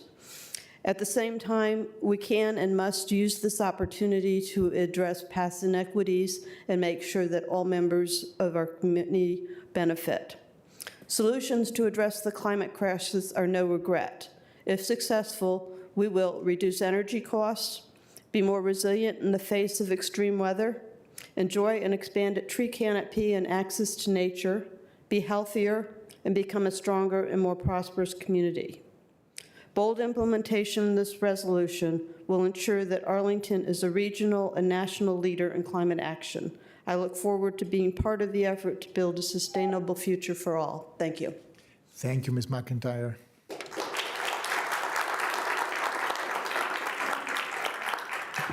Our next speaker is Jim Lyon, followed by Paul Kaplowitz. Morning. Good morning, Mr. Lyon. Jim Lyon, Board Member, Eco Action, Arlington. Good morning. First, given these dark times, we wish to convey our deep appreciation to our county employees who serve our public interests. We see them. Now, we know what's behind this resolution, the mounting evidence of climate impacts in crystal clear ways, hellish wildfires, Los Angeles, record-breaking heat cycles, drought conditions, expanded polar vortex incidences, intensified storms, flooding incidents, and a shout out to SNL's Debbie Downer. Climate change is with us. And yet national leadership denies this and is working to roll back our progress. But like other states and localities, we know our responsibilities, and Arlington is a ray of light. So we commend this resolution. It affirms the county's climate commitment It broadens the efforts within government and community to accelerate our work. It calls to harmonize the policies toward the climate goals of the county, foster coordination at all levels of government in greenhouse gas reductions, supports the transition, continues support transition to renewable energy and sustainable infrastructure. And it calls to conserve urban forests and natural resources as a necessary and mutually beneficial benefit for carbon reduction. Now, important key to this has been said is upfront consideration that the government must take climate change into consideration for its actions in advance. And it broadens the tools for residents to apply this in their own life. And it underscores that full community participation, especially our vulnerable communities, is integral to this effort. So we look forward to working on the next step, which is the carbon action plan. Thank you. Thank you, Mr. Lyon.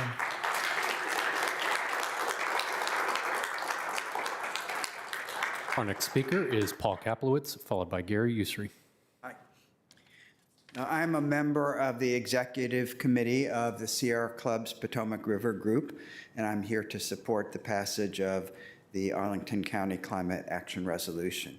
As a previous speaker, Joan, said, with the clear retreat from any meaningful action on climate at the federal level, and at least for another year at the state level, it is more important than ever that bold action on reducing greenhouse gas emissions take place at the local level. The science linking global warming to rising CO2 levels is clearer than ever, and as noted, we are seeing ever more extreme weather events, including hurricanes, flooding, extreme summer heat, and drought.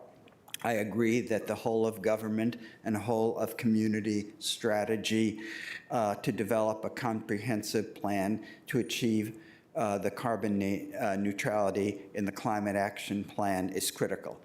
We must partner with a broad group of stakeholders, including businesses and educational institutions, including Arlington Public Schools.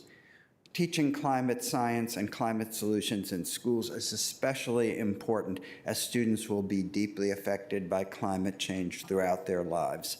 I also applaud the plan to annually disclose to the county board what progress has been made towards achieving the goals of the CAP and to identify areas where more efforts are needed. Many thanks to all who've worked on this resolution. Thank you. Thank you, Mr. Kaplowitz.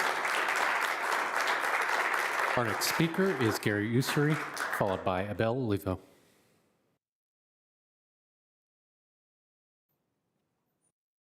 Morning. Good morning. My name is Gary Usry. I'm one of the leaders of the Virginia chapter of Elders Climate Action, a national nonpartisan group concerned about a warming planet and the impact this will have on our children and our future generations. I have been a resident of Arlington County for 49 years. I want to commend the board on this draft climate action resolution. This document is a clear statement about the extreme danger climate change poses for our well-being and indeed our very way of life. The resolution's whole of community and whole of government approach is exactly the right strategy to ensure that climate resilience, mitigation, and adaptation are woven into all aspects of the county's planning and budgeting.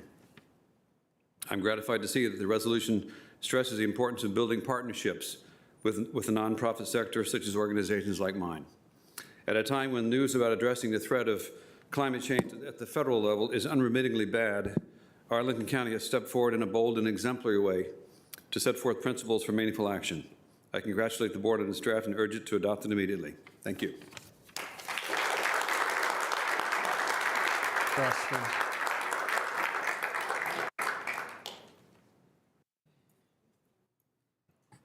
Our next speaker is Abel Olivo.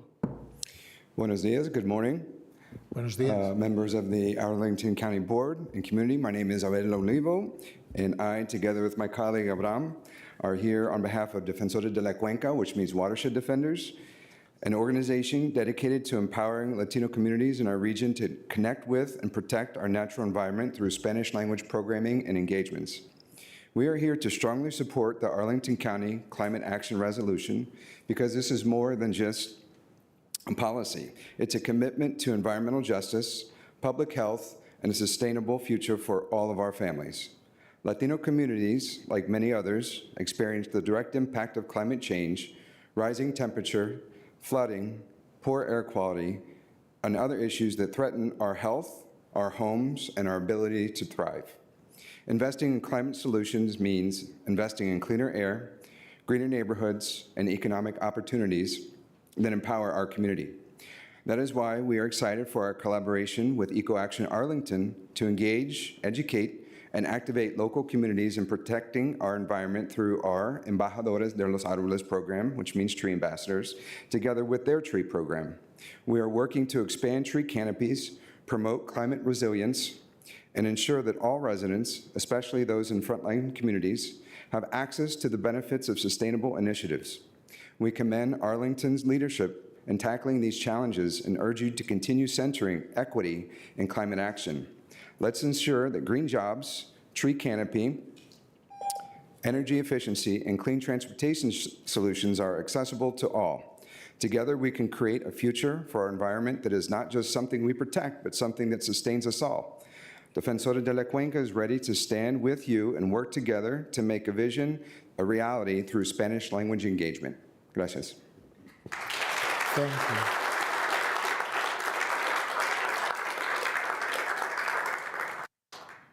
All right, the next speaker is Eva Vinnick, following by Michael Lowe.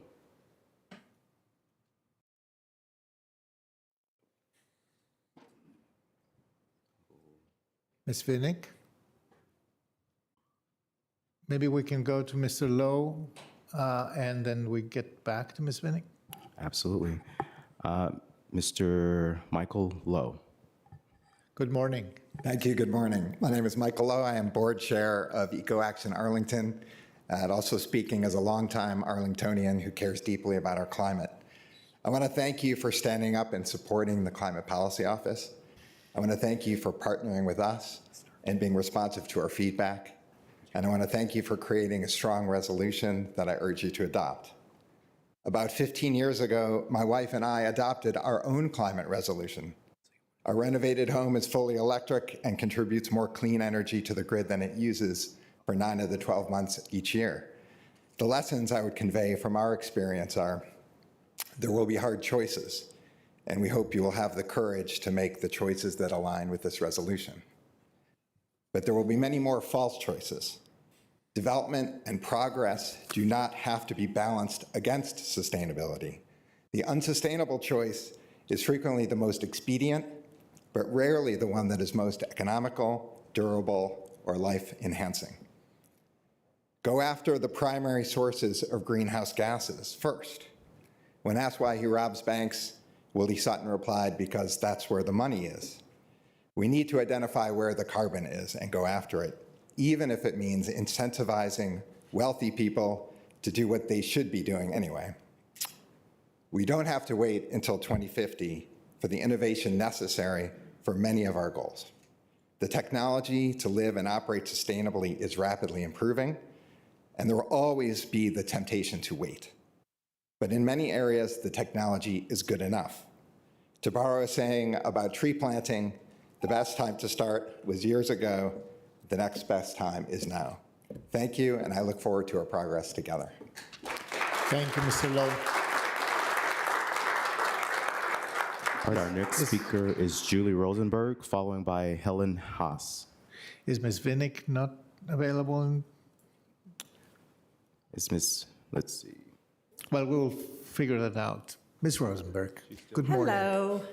Thank you for the opportunity to applaud your leadership and the excellence of the new Arlington County Climate Action Resolution. I'm here on behalf of the Faith Alliance for Climate Solutions, FACS. I'm on the FACS board, but it is my great honor to lead the Arlington FACS Hub. At FACS, we create partnerships among concerned people and faith communities in Northern Virginia to develop local solutions to climate change, because climate change is the ethical and moral issue of our time. Morally, we're driven to combat climate-changing emissions and promote climate justice, particularly for those who suffer most from the impacts of climate change. I'm active in climate work based on my personal commitment to Tikkun Olam, which is the Jewish call to repair the world, and also drawing from my professional experience. I worked for decades at the U.S. Environmental Protection Agency. Shout out to public service workers. The highlight of my career The highlight of my career was helping local and state governments design and implement their climate and energy policies and programs to lower emissions and adapt to a changing climate. Effective climate action needs to be multimedia and economy-wide, and this resolution captures the breadth and depth needed for effective climate programs by the county and across our community. I'm very glad it includes a plan to incorporate climate considerations into all Arlington County decision-making, including working with the public schools. I want to appreciate in particular that the climate resolution acknowledges the economic and community co-benefits, as you called out, of climate solutions. Co-benefits are often overlooked in public policymaking, but there are meaningful cost savings and also health benefits that come from weaning our buildings from fossil gas and providing natural resources to cool people in our communities, in our neighborhoods. I thank you all of you for your leadership in creating this climate action resolution that will motivate our county and our community, those living, working, and building here, to find and implement solutions. And I look forward to working with everyone to go forward. Thank you. Thank you, Ms. Rosenberg. We don't see Eva Vinnick anymore, so we're just going to go with Helen Haas. Excuse me. Yes, Helen Haas. Right. Ms. Haas, good morning. Good morning. My name is Helen Haas, and I'm a junior at Washington Liberty High School. I'm also a member of Arlington Students for Climate Action, which is a student-led group working for sustainability in our community. I come to you at a moment that is hard for Arlington youth focused on climate change. America is walking away from its climate commitments, and the complex effects of the climate crises are increasingly impacting everyday lives. And it's only going to get more challenging from here. It can be very overwhelming, especially for my generation, who's expected to inherit this burning world in our time of utmost urgency. I'm here to show that young Arlingtonians care very deeply about this issue and are prepared to do the work. I'm here to show that we still have a fighting hope and the desire to help transform the not yet adequate climate infrastructure and social practices currently in place. This year, I started a climate club at my school. At first, I did not think it would receive much attention. Students are too busy, homework, SAT prep, an endless slew of sports and music and other activities. But what I found is that my climate members are eager to help and excited to roll up their sleeves in the hopes of creating a more sustainable future. More and more students are joining, more and more people are bringing ideas or asking what we are planning to do. In a matter of weeks, the climate crisis shifted from feeling like an endless damage control project to a cause worth fighting for. People care if given the chance and if given the community, support, and a sense of climate positivity. What I think this shows is that change starts small, and it starts by working towards wins together. And today, the board's consideration of a climate resolution is a big win and important enabler of my generation. I, on behalf of the Arlington citizens and Arlington youth, want to thank the members of the county board for their vision and leadership. The importance of this resolution to the ecosystems of this county cannot be overstated, and your impact on the Arlington climate's future cannot be overlooked. Thank you for your time. Thank you, Ms. Haas.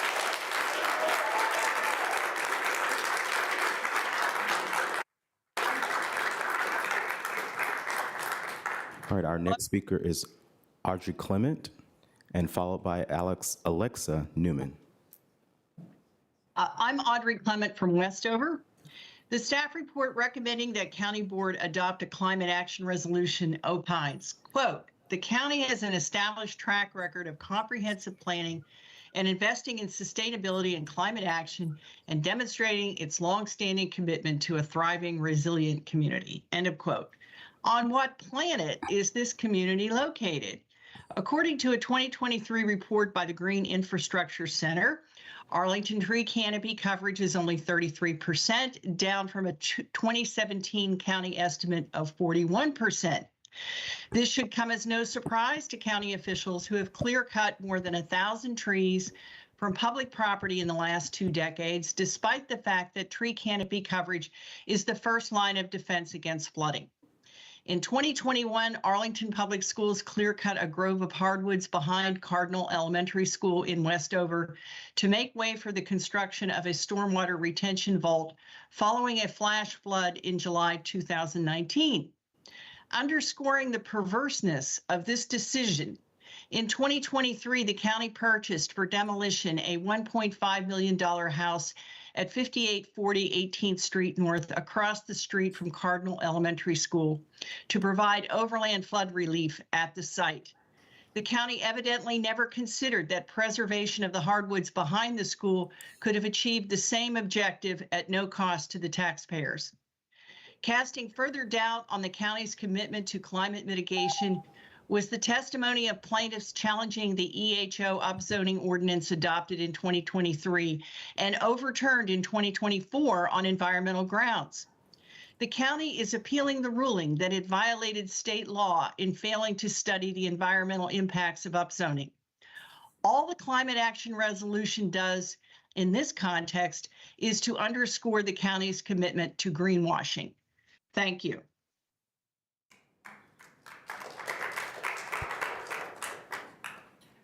All right, our next speaker is Alexa Newman, followed by Cindy Lewin. Good morning. Hi, good morning. My name is Alexa Newman, and I'm here today as a student member of Eco Action Arlington, as well as a senior in high school at Yorktown High School. But most importantly, I'm here today as a representative of Generation Z, one of the many young people in this county who are deeply concerned about the impact of climate change on our future. Arlington has already taken important steps towards sustainability, from renewable energy initiatives to public transit improvements, as well as your drafting of the climate resolution. We thank you guys for that. But as climate change intensifies, we must ask ourselves, are we doing enough? Rising temperatures, severe storms, and increased flooding along the Potomac River are clear warnings that we cannot afford to slow down our efforts. For my generation, climate change is not an abstract issue. It is our reality. We are the first generation to grow up knowing the full consequences of inaction, and we will be the ones who live with the results of the decisions made today. If we fail to act boldly, Arlington will see more extreme heat, poor air quality, and environmental displacement that will affect our schools, businesses, and our neighborhoods. That's why I urge this board to continue prioritizing climate action. We need stronger investments in green infrastructure, clean energy transitions, and climate-resilient policies that protect all residents, especially the most vulnerable. We also need more opportunities for young people to be engaged in these decisions because our future is at stake. Arlington has the potential to be a national leader in sustainability. My generation is ready to support and push for solutions that ensure a cleaner, safer, and healthier future. The question is, will we act fast enough? Thank you for your time, and I look forward to working together to make Arlington a true model for climate leadership. Thank you, Ms. Newman.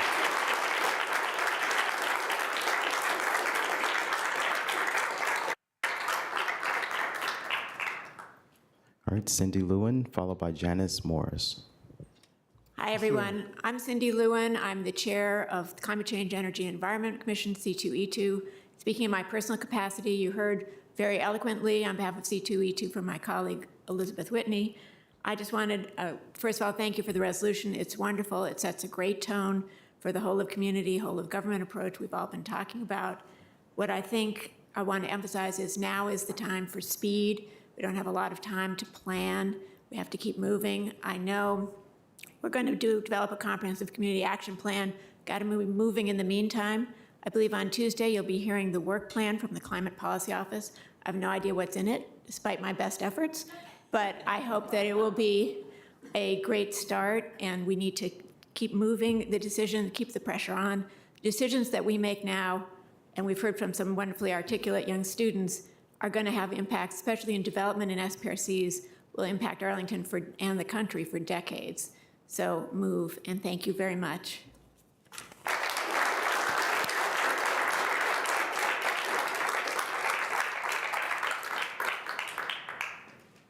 Janice Morris. Good morning. My name is Janice Morris. I'm the co-lead of the Unitarian Universalist Church of Arlington Climate Action Team. And we have over 200 members in our group, and it's an 800-member church. What we're trying to achieve at our church is to get Green Sanctuary certification. And in that effort, we have to meet different goals, but the greatest emphasis is on environmental justice. I'm also actually here on a personal note because my house flooded to 5 feet in the basement in 2019. I lost everything, and insurance did not cover any of the cost. And it was a very traumatizing experience. And our church also flooded to 3 feet during the 2019 flood. So this is very personal to me. I know we are all very concerned with what the Trump administration is doing to dismantle clean energy programs and funding under the IRA. That is why we so appreciate that the Arlington County Board is turning vision into action on climate mitigation. Climate work is not in competition, but in collaboration with immigration and housing and other efforts to help vulnerable communities. By addressing climate threats in a comprehensive fashion, you can have a bigger impact and results will be more measurable. So thank you, thank you, thank you for putting climate mitigation priorities into the upcoming budget. Thank you. Thank you, Ms. Morris.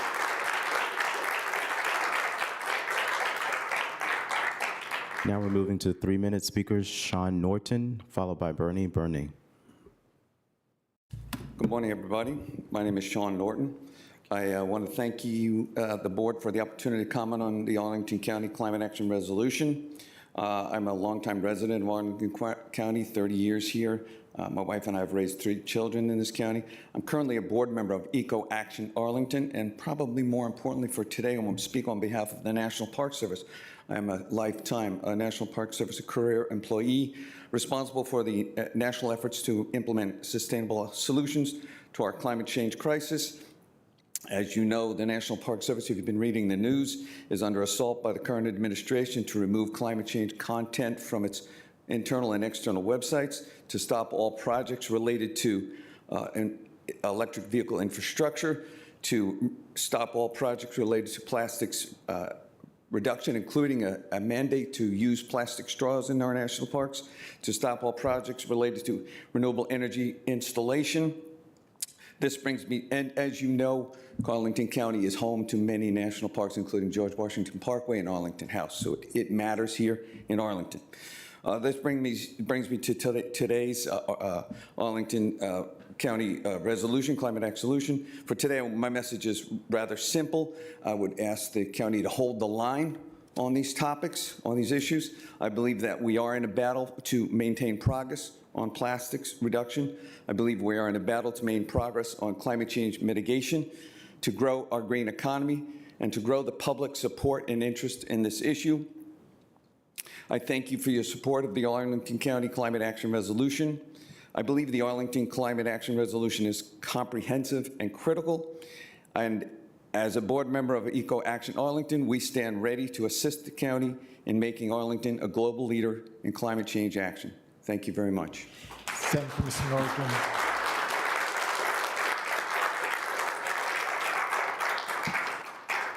Our next speaker is Bernie Burney, followed by Naomi Thayers.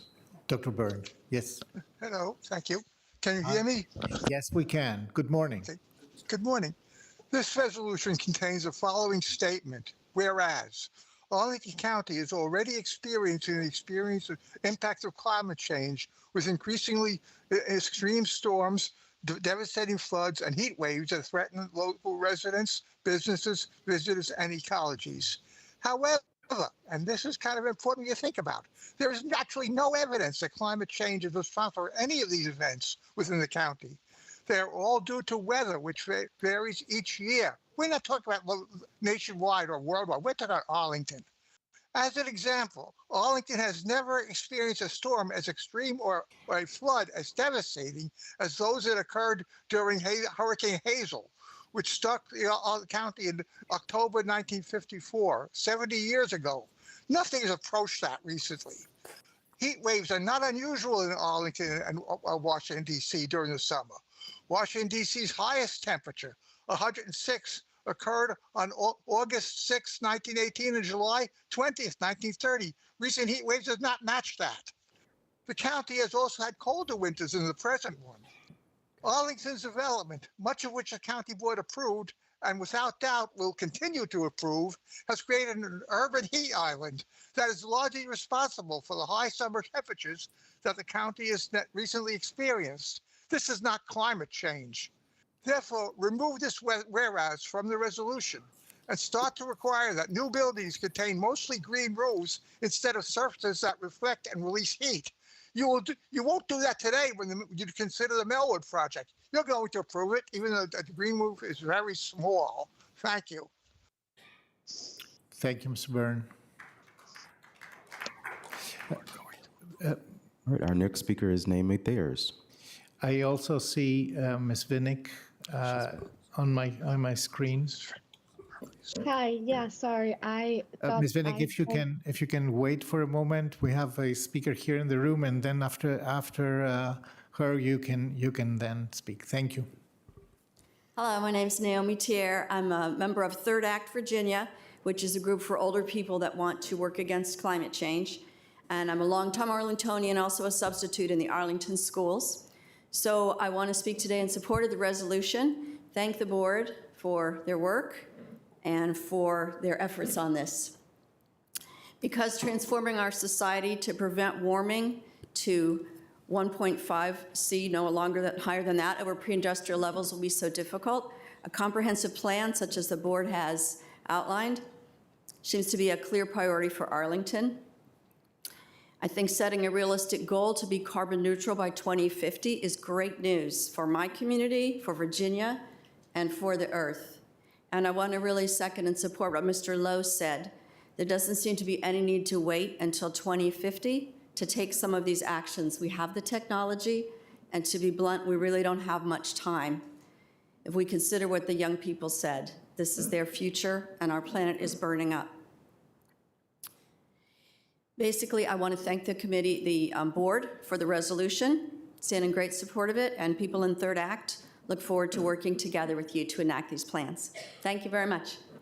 Thank you.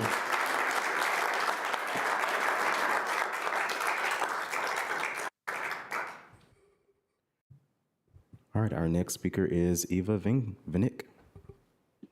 Hi, yeah. Good morning. Thank you. Thank you for the opportunity to speak here today. Hi, I'm Eva. I'm 16 and I live in Arlington.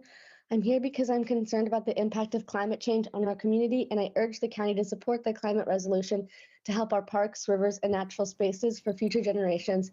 As a young person, the effects of climate change are something that I'll face throughout my life, and that's why I feel it's so important to act now. The climate crisis is deeply personal to me, and I'm here today because I've seen the impact of our environmental choices, and I know that action is urgent. In 7th grade, my friends and I decided to spend the afternoon sailing on the Potomac River.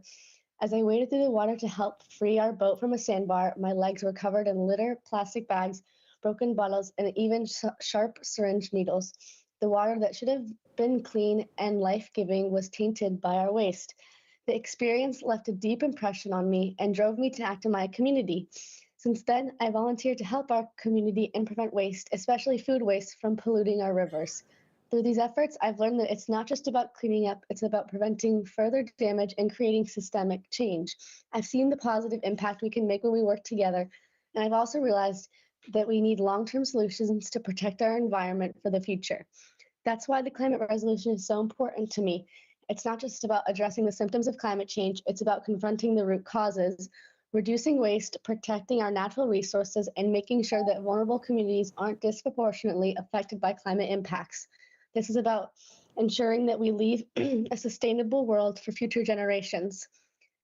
As a young person who relies on Arlington's parks and outdoor spaces, I understand how crucial it is to protect the land we live on. Our parks aren't just places for recreation, but they're essential for our physical and mental well-being. But with climate change, these spaces are increasingly at risk. I think the climate resolution is a critical step towards ensuring we have clean air, safe spaces, and a healthy environment for everyone today and in the future. It's not just about today, it's about ensuring that the places we love, like our parks and rivers, remain accessible and safe for generations to come. This is in the hands of you all, and I hope you can take this crucial step to create lasting change for Arlington and the world. Thank you for your time and consideration. Thank you, Ms. Finney.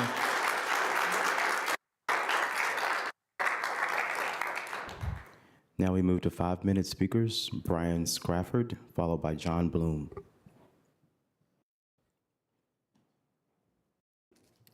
Good morning. Good morning. My name is Brian Scrafford, and I'm the Advocacy Director for the Faith Alliance for Climate Solutions.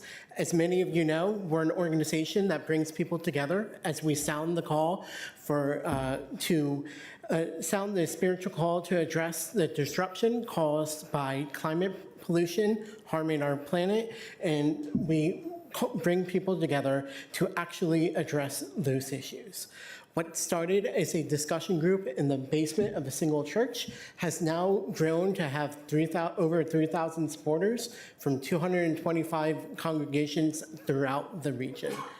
And while the heart of our membership is right here in Northern Virginia, including, as you heard from Julie, right here in Arlington as well, we are focused in on state and local level solutions, primarily because we believe it's relationships with leaders like you that can help us implement real change.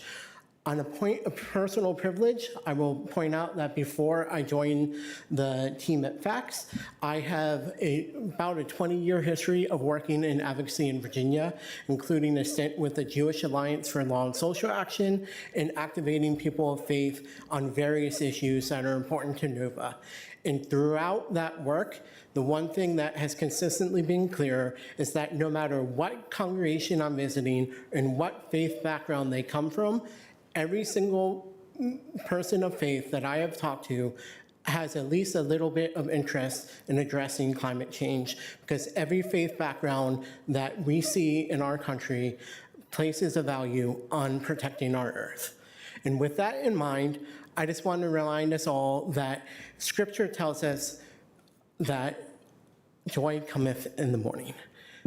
And as long as we do it in the next half hour or so, if you pass this measure this morning, joy will indeed come this morning. And I couldn't help but get my West Wing quote in there. As several speakers have also mentioned this morning, with the state of the federal government backtracking on many of its climate change related obligations, it is ever more important that we take change here at the local level. Whether it's prioritizing renewable energy and sustainable infrastructure, encouraging recycling, or conserving urban forests that can help reduce heat and help manage our stormwater, there's no single part of our government that can do this work alone. We have to be doing this collaboratively. And that's why I was especially pleased to see the call for cooperation at all levels of government on greenhouse gas reduction. At FACTS, we strongly support this resolution and truly believe that it benefits the community, and look forward to working with our community partners, many of you you've heard from this morning, and the staff and elected officials as we move to implement this. Several people have highlighted how moving forward, this is a great framework, but we actually have to make sure we are hitting targets. And my belief is that we need to have concrete goals to actually take this from a framework that is truly great to having a meaningful difference on the world. Some potential targets that we might want to hit is striving to meet 50% GHG reduction by 2030, recommended by the Intergovernmental Panel on Climate Change, to avoid the worst consequences of climate change, achieving the county's goal of meeting all the electricity needs through a new renewable sources by 2035, and achieving carbon neutrality for both county facilities and the public school facilities no later than 2040. And as I said a couple times, and others have said, it is truly great to see that the board has taken up this measure. We look forward to seeing it and having the joy come as you pass it. And we look forward to continuing the conversation and making sure that we are hitting concrete and tangible goals moving forward as we implement the resolution. Thank you. Thank you.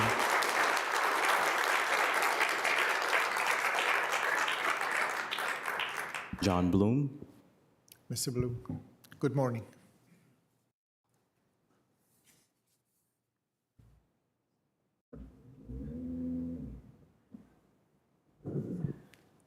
Good morning. I'm John Bloom speaking on behalf of the Sierra Club's Potomac River Group. So much has already been said this morning. I'll be very brief. First, a heartfelt thank you on behalf of the Sierra Club to everyone involved in making this climate resolution happen, with a special shout out to Chair Karantonis and Ms. Cunningham.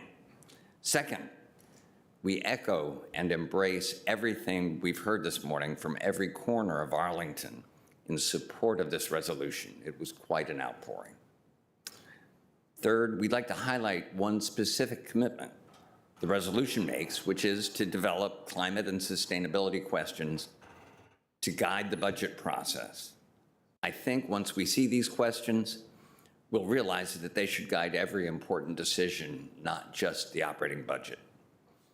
We look forward to working with you, with staff, and with all sectors of our community to move from resolution to action with the speed and scale this crisis requires. Thank you.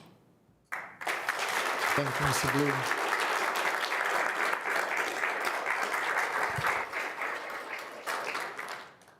There are no further speakers. Thank you, Mr.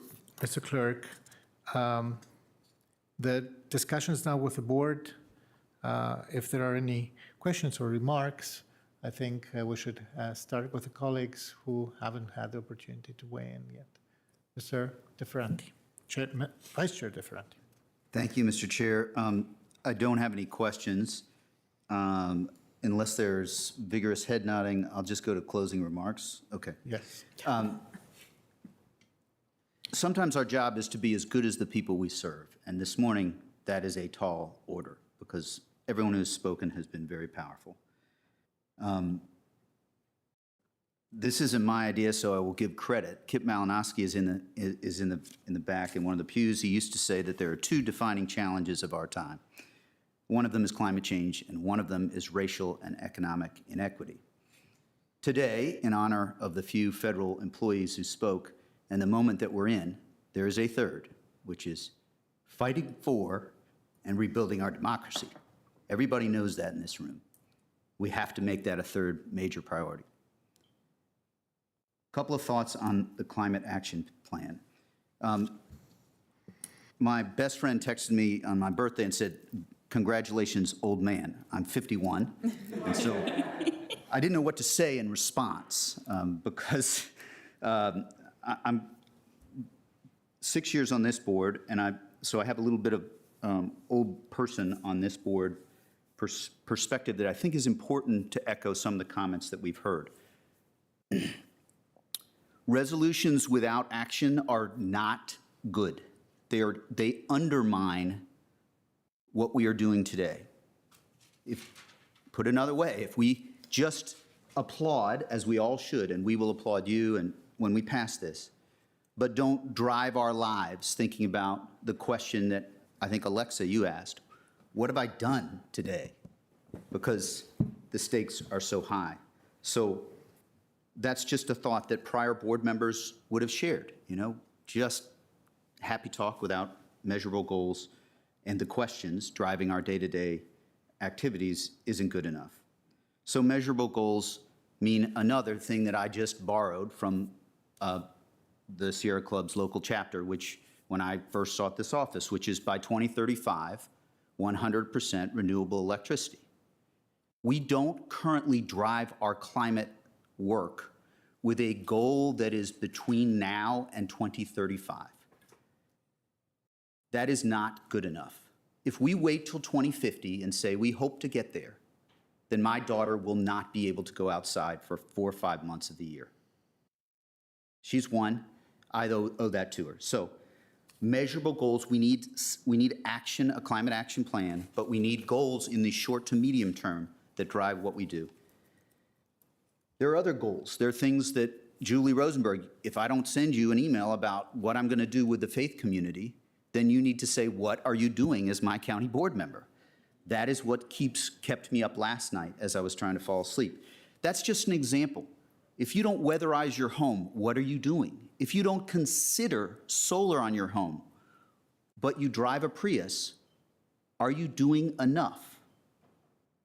So solar is super expensive, pays off after 12 years, depends on how good your roof is. But these are the type of measurable things that we need to consider, and educating our public is the key. So the questions is perhaps the best part of this resolution. Big thank you to Chair Karantonis and to Ms. Cunningham for leading us on this. I'll just close by thinking I'm thrilled to hear about Energag. I haven't heard in a few months about that. I'd say, of course, the youngest folks in this room have been the most inspiring. No disrespect to those of us who are old people, as I am. Helen Haas, we're fighting for hope. Alexa, what are you doing every day? Janice Morris, your comments walking through those homes in 2019 will never leave my mind. Sean Norton, I'll hold the line with you any day. And then, Eva and others, we're just trying to be as good as you and make our actions governed by this resolution. Thank you very much. Thank you, Mr. Ferranti. Ms. Godfrey. Thank you, and thank you all for being here and sticking it out with us. I think I'll speak first to some of the young people who came to speak. I have the honor and privilege to be the young person up here. And I think that the generational differences and expectations when it comes to climate are so important to acknowledge. By the time I was in elementary school, we were talking about climate change and the environment and what's going on. It was, a regular part. By high school, I was taking IB Environmental Sciences. By college, it was part of everything that we talked about. And I think sometimes I at least forget that there are folks out there who don't think about climate all the time as an inherent factor in our future. And so I think one of the important things of this resolution is that for those of us who have always thought this is an important and critical part of, government and moving us forward and making sure that people have the resources to live their lives, it is now a reminder and a tangible artifact that if you're not already thinking about it, maybe this will bring you into the conversation. And I think that's really important. Another thing that I would just highlight is how this resolution shows that climate isn't a choice between our other priorities and environmental investments, but really climate is a way of integrating everything we do and thinking about climate as part of that. One reason that Arlington has historically been a climate leader isn't necessarily because of our specific DES environmental investments, but it's because of what our community planning and housing and development department do. It's because the way we approach urban planning and designing and building the space that we occupy allows us to have climate consciousness in the way that we live. It allows us to take other forms of transportation. It allows us to have shorter trips if we're in a car. It allows us to build trees and green space into everyday life. And so just by continuing that legacy, we're going to build a community that is climate resilient.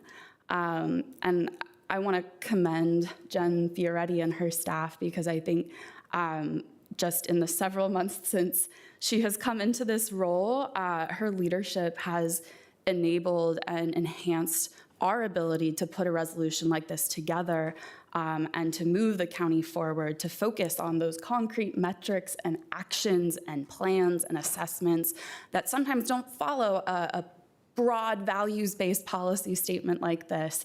But I have been so heartened and encouraged by every conversation we've had that, Jen means business and she's gonna follow through and she's gonna keep us on it and following through. And so I'm just very grateful for everyone's leadership. And I think the community should know that our climate work is in really good hands over here. I do want to acknowledge that the landscape with respect to the environment and climate change has shifted over the last several months.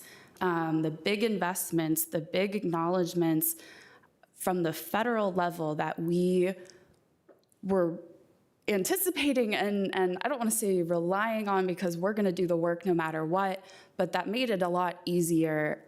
We can't guarantee those will continue. And that's actually, I think, what makes it all the more important that Arlington does this and focuses and dials in is that we have to move forward on addressing the root causes of climate change, on making our community resilient to withstand the impacts of what climate change will do in our community, regardless of what anyone else says, because it's happening regardless of what anyone else says. And, you know, I worry because technology advancement and investment on a broader scale is such an important part of our ability as a 26 square mile community to meet our goals. We can't create alternative energy systems just here. We can't change what the markets are able to provide just here. We're not quite a big enough actor, though I think sometimes we'd like to believe we are. And so, you know, it's something to be conscious of. And so how do we move forward without the billion-dollar federal grants? How do we move forward with what we can do here? And one of the big parts of that is present in this room today. It's community buy-in.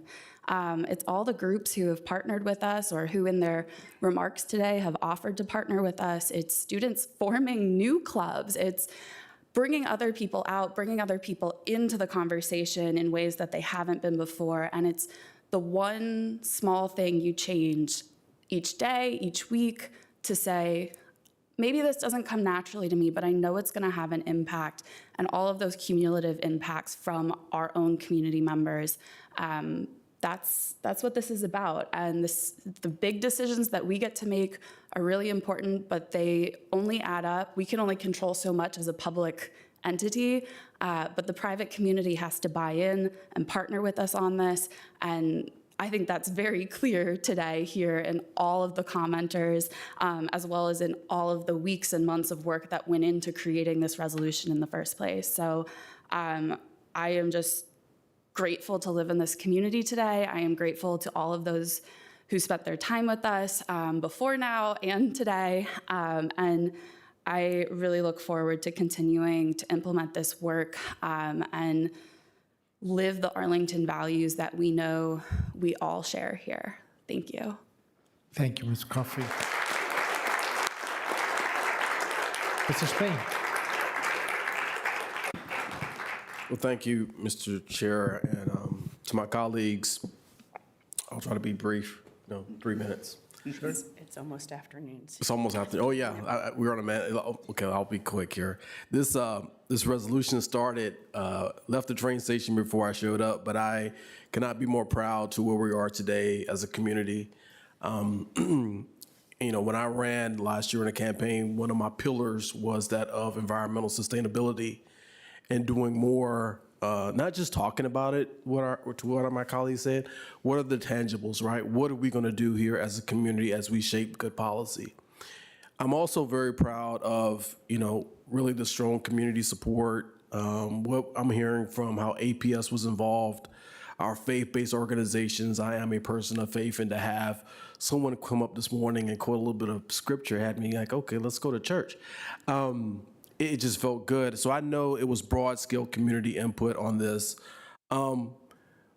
But, also environmental justice, environmental and climate justice in my eyes is just like civil rights. It is something that, we have to take seriously as we shape policy and when we're doing new build outs here in our community and applying that environmental lens, impact lens to everything we do. I don't think we've done a good enough job of that in the past. So I'm proud of where we are. I think about places like Flint, Michigan, and Cancer Alley down in Louisiana and other parts across our America, what has happened to some of these communities. And there's a trend, right? And I'm not saying that's happening so much here in Arlington, but in some of these communities where we see a lot of our underrepresented folks, they're the ones that are getting most greatly affected by failure to put in good policies to help aid and assist them. So I think what we're doing here, right, is great, but there's also a lot of voices that aren't being heard here today, okay? And I know how the impact of environment and climate justice affects them each and every day and decisions they have to make. So I want to thank you all This is well-deserved. Again, this started before I showed up, but I can't be more prouder than, 53 days on the county board, and this is an amazing resolution. So thank you so much for your time, efforts, and we have a lot of good work to do, and we're gonna do some great things here in Arlington. Thank you very much.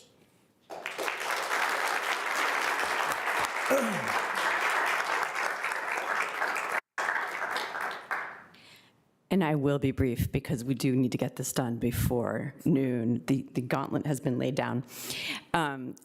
I just want to come back to the word resilience. So that is really a big part of climate. Climate is what gives us life and the ability to be here.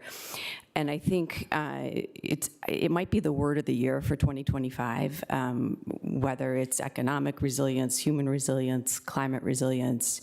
We're going to need every ounce of it we can eke out. And what I have seen in the last month and a half, 2 months, is that we as a community are flocking back together in trying to build that resilience. And I am just thrilled to hear all those themes coming through, to see the connections happening between generations, between different parts of our community. And I'm really looking forward to how that plays out, and I'm clinging to that resilience. And then I would just finally wrap up with collective action. So collective, bringing us all together to really move the needle, and to be together as well. And then action. We will be back in this room later this afternoon, and these issues will be with us, and we will be back on Tuesday, where we will have a full bouquet of topics that will give us a chance to begin to implement this. So the climate action plan itself, kind of the work plan, will be shared. We will be talking about the low residential study, which is thinking about the 70% area of the county that used to be only single-family houses or low residential, and how we can do better there on permeability and trees. We'll be talking about the budget.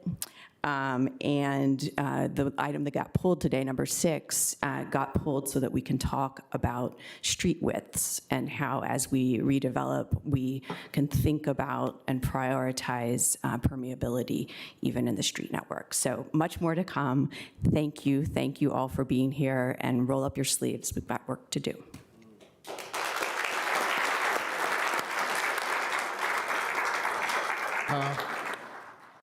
Everybody has said everything, but everything is said, but not everybody has said that. So I want to leave with a couple of personal notes on this.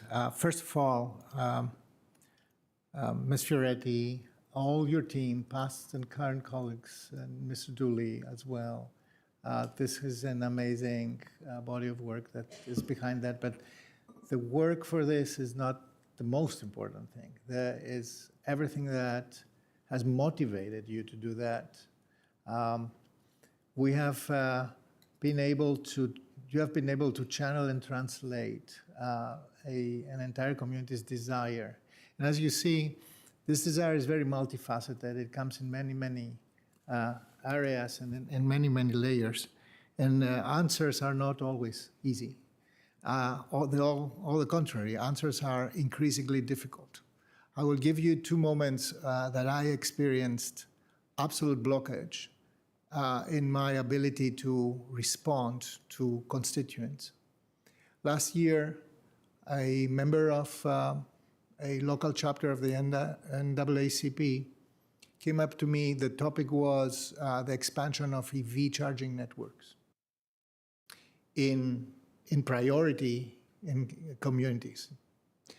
And he started his remarks with saying, every kilowatt you put into your network is a kilowatt missing in my community. How do you weigh your priorities? I can tell you that the answer is absolutely difficult. I know what the right answer is, but they're both right. The second was a very young person, probably as young as Ms. Newman, She had her first job, and she came to me and said, so I'm commuting 35 miles to a elite platinum building. How am I supposed to reconcile that? And the answer, you heard it from this in this room, and the answer came also from these guys. We need to stick together and figure out how to chew gum and walk at the same time, how to reduce our carbon footprint while benefiting our communities, how to make out of a crisis an opportunity. Most of us know that in this resolution and in the phraseology and terminology that we use today, we used terms that today get people fired from the U.S. Environmental Protection Agency, an agency that was, by the way, created by a Republican president. So we are in a very tough place. Arlington can hold the line.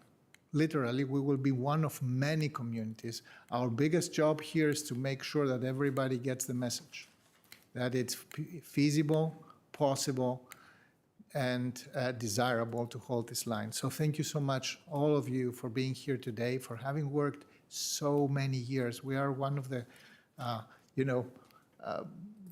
birthplaces of civic engagement in environmental protection.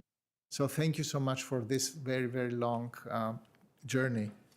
And Ms. Haas, Ms. Newman, Ms. Vinnick, I'm not going to never forget who do we owe the work, because it's literally your generation that will have to live with the very dire consequences of this.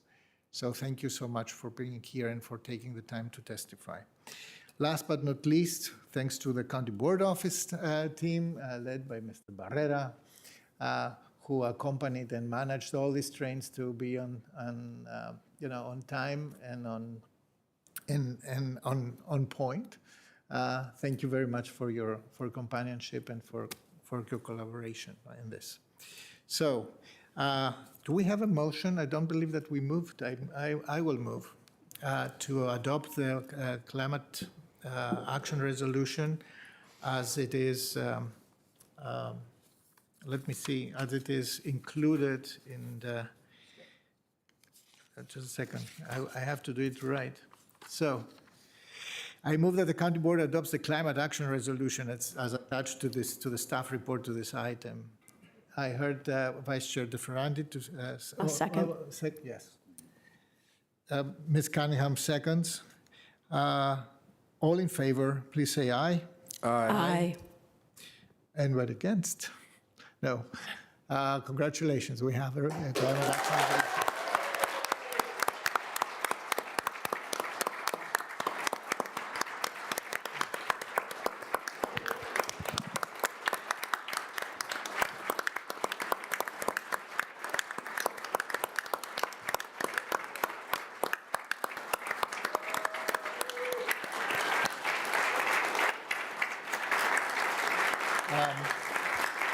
We will take a 5-minute max recess, and we will be back. Sorry. I'm so impacted by. I know.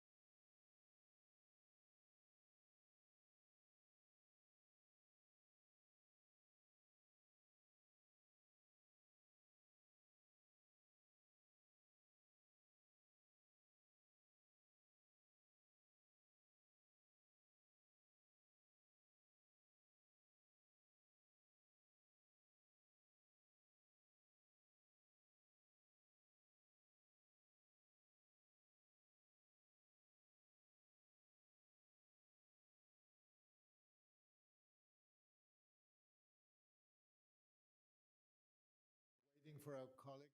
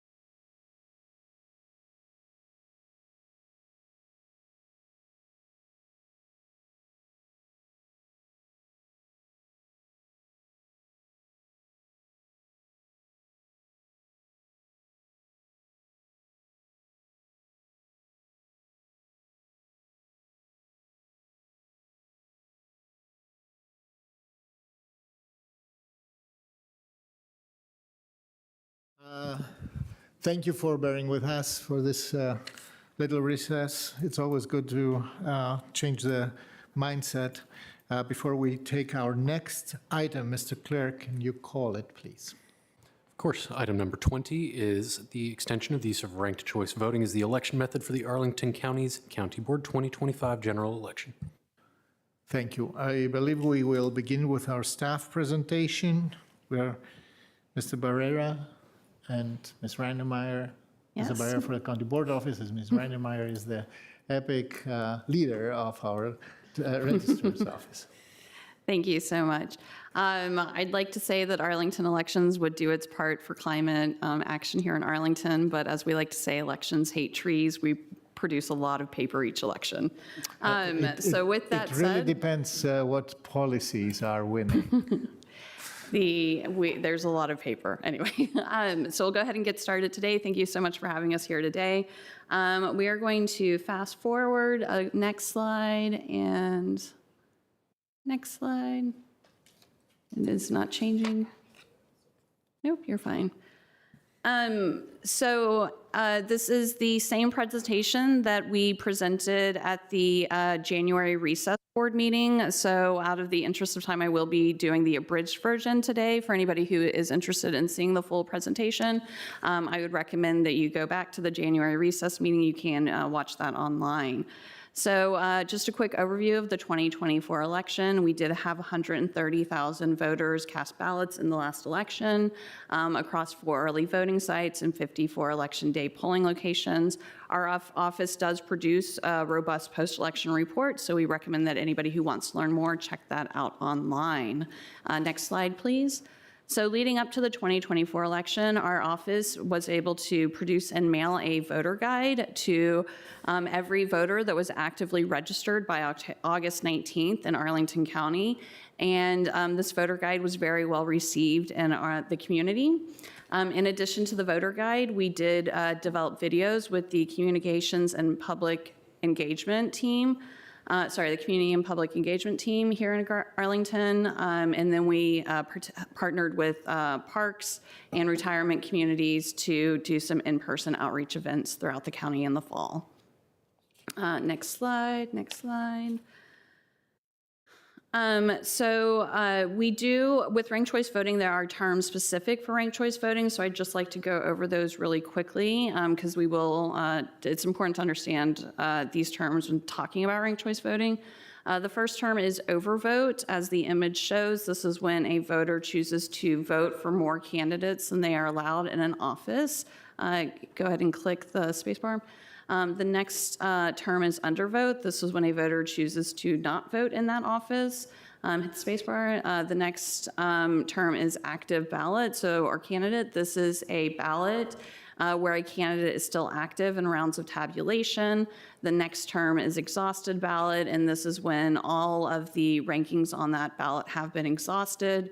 The final term is threshold. That's the number of votes that a candidate needs to win in order to be declared the winner. In the election that we ran in the fall, this was 50% of the votes plus one. The ranked choice voting race summary. So out of the 130,000 ballots cast, only 129,522 contained the race for county board. This meant that the winning candidate needed 64,000 votes to win. The winning candidate was declared without round tabulation, and this was Mr. Julius J.D. Spain Sr. He received 65,000 votes, which was 873 votes over the threshold. We'll move forward. Next slide. So this result summary just shows how the votes were allocated. And as you can see, there's very little change in the distribution of votes between ballots received by election day and in those post-election ballots that we processed after the election. Next slide, please. This slide shows that there was a slight shift in the number of undervotes when we factored in all of the votes counted on election day, but that is a relatively minor change. Next slide, next slide. Thank you so much. So I did want to note that there are limitations on the data available for looking at this one election. So all of the information that we have is based on the first choice rankings. We do not have any information on the second and third choice rankings, and this is not accessible under the current laws of Virginia.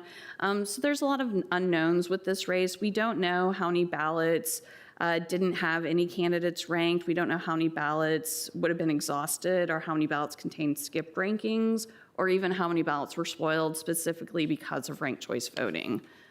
Next slide.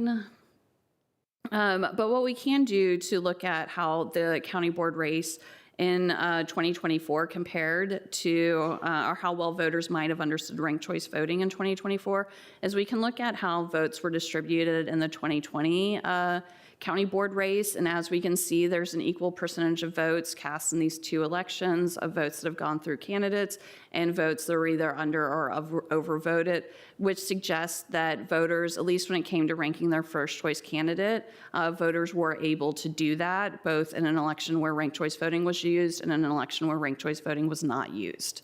Next slide, please.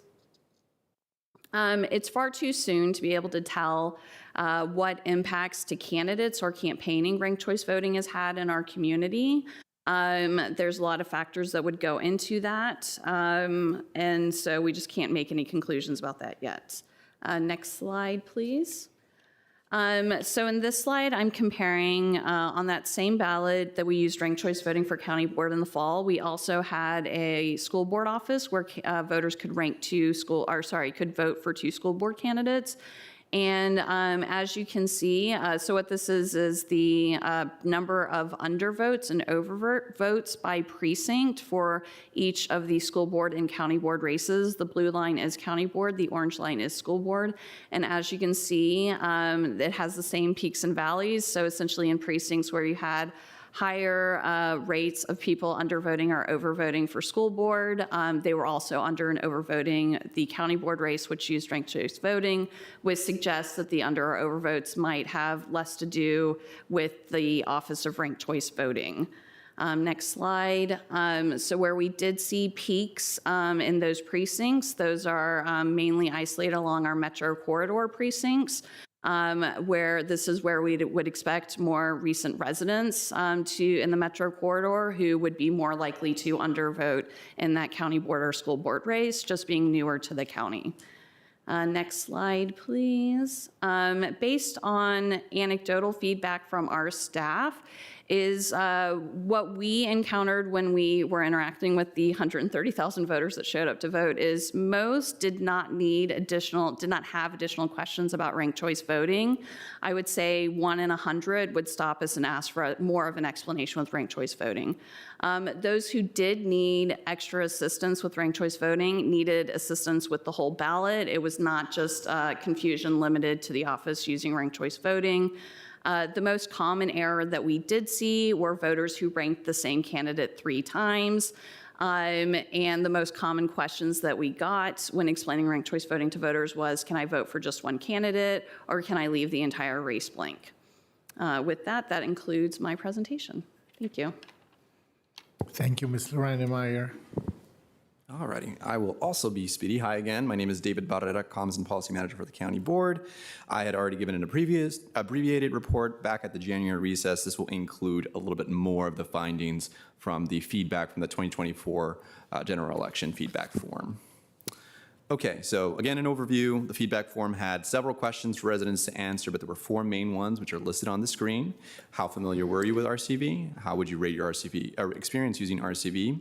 What's your general stance on RCV using a slider scale, and which one of these statements most reflects how you feel about the use of RCV? So the format and timeline was an online feedback form, same as the 2023 primary feedback form, and it ran from October 15th to November 30th, 2024. I am also including the 2023 primary election feedback just for quick reference, and I will display that during the presentation where possible. So starting with the participant and comment totals, in the 2023 County Board primary, we collected responses from over 2,400 individuals with over 2,100 comments. In the 2024 feedback form, we collected responses from over 1,100 individuals with over 1,000 comments. I'll reiterate again, I followed the exact same process, and we even added an additional 10 calendar days to allow for individuals to provide their commentary, but turnout was still about half of what it was in 2023. I also want to note that little asterisk on the 2024 participant number. This is the number of responses to the second question, did you vote in the county board race? We use that instead of the first question because in the first few days of the feedback form process, the platform itself was recording the first response as a whole separate different response. That actually doesn't impact our data analysis because all of our questions are tallied individually. I just want to note that in case somebody looked at the final results and had questions on that. Okay, so the following 2 slides are on the demographics of the participants of the 2024 general feedback form. I also include the demographics of the 2023. I've highlighted this across tables, but of those responded in the 2024 feedback form, the plurality were ages 70 and above, 26%. The plurality identified as female, 47%, and the vast majority of participants identified as white, 73%. And these 2024 numbers largely mirror the 2023 numbers. You may notice that seemingly across every single row from 2023 to 2024, those percentages fall. That can be partially explained by the inclusion of a prefer not to say or another option or other options, which were not previously available in the 2023 feedback form. We used pre-built modules for the demographic questions then, and we have since updated our practices. Same as the last slide, I've highlighted across the tables the top percentages by variable. The plurality of participants in our 2024 feedback form were from 22207 with 19%, although 22201, 18%, and 22204 with 14% are close behind. The vast majority of participants reported that they owned their home, about 73%, and the majority of participants also reported that they lived in single-family home detached homes, 53%. These numbers also seem to align or mirror the 2023 feedback form numbers. I also do want to note that that Others tab is an aggregate of a few things in case there were questions. So for the 2024 number, there was prefer not to say, there were only 2. 22213, there were about 30 individuals. And oddly, there was 22202 again that was manually typed in, 15. Those are counted in the other percentage, just want to note that. And 4 individuals did self-identify as listing non-Arlington zip code, but one of them told us that they lived in Bellevue Forest, so there may have been a little bit of confusion there. So only 2 identified that they were not in fact from Arlington. Moving on to the main question, how familiar were you with RCV before you voted? Participants were provided with 4 options. They never heard of it, I've heard about it but didn't understand it. I'd heard about it and understood it, and I was very familiar with it. In this question, it seems that generally awareness of RCV had increased from 2023 to 2024. The percentage of those that either never heard of RCV or didn't understand it shrunk, so that's the red and the yellow, from 23 to 12%. And the percentage of the individuals who were very familiar, the blue slices, grew sizably by about 22 percentage points. We also asked participants to tell us all of the different ways that they had heard about RCV, and participants could select more than one. With the exception of news and the others category, nearly every category saw an increase in folks saying that they had heard about RCV from that method. The top 3 increases were the county website, about 7 percentage points, the county board meeting or related media releases, about 13 percentage points, and the elections office education campaign, a 16 percentage point increase. We also asked participants a sub-question if they selected the elections office education campaign, and then they were asked a set of different options. There were nearly 400 individuals who responded to that, but the top 3 options were their website at 53%, the mailer at 47%, and email at 29%. I also want to shout out the in-person option, not too far behind at 25%. Several individuals noted in the comment sections that they appreciated having elections office staff explain RCV when they went to go vote. When asked how would you rate your experience using RCV, the percentage of negative responses grew notably from 2023 to 2024. In 2023, oh, I'm sorry. Did it not move? Yeah, we need. Apologies, for some reason it didn't move. It is stuck. Yeah, thanks for catching that. I'll share once again. Sorry about that, everyone.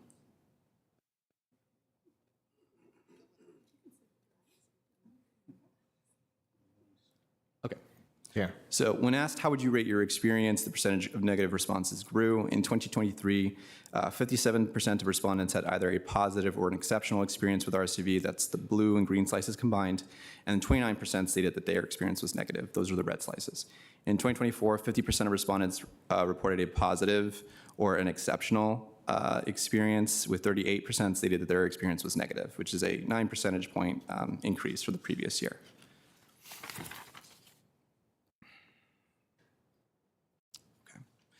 Participants were also asked to use a slider scale to tell us generally how they felt about RCV.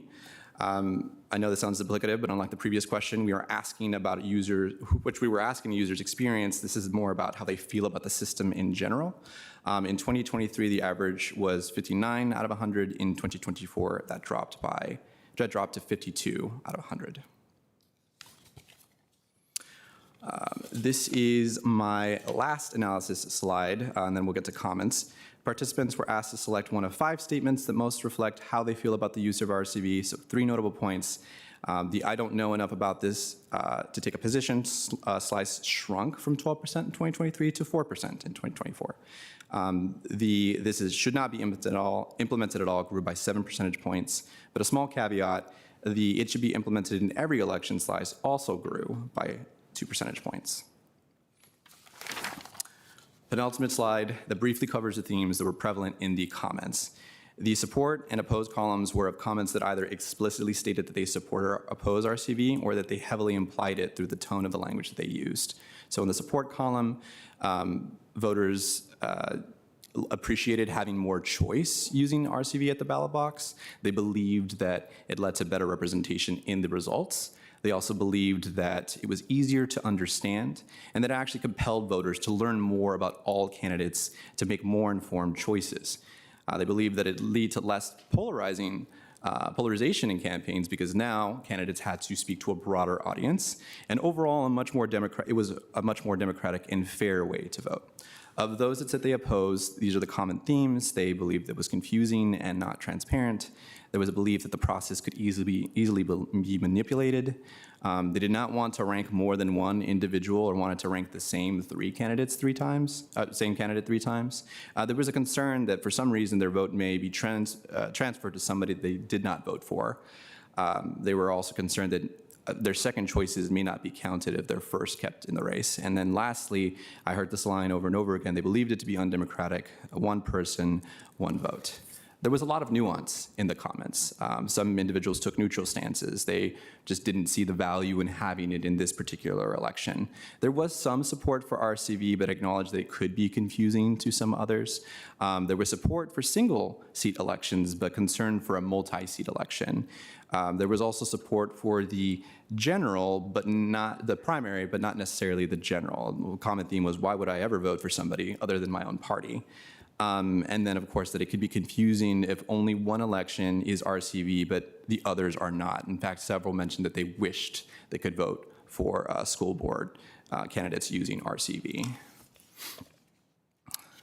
And with that, it concludes my report. I offer the following recommendation for the board to consider, which is to adopt the attached uncodified ordinance to extend the use of ranked choice voting as the election method for the November 2025 County Board general election. This extension of RCV's pilot use in the general elections would allow for continued monitoring of its implementation and public reception.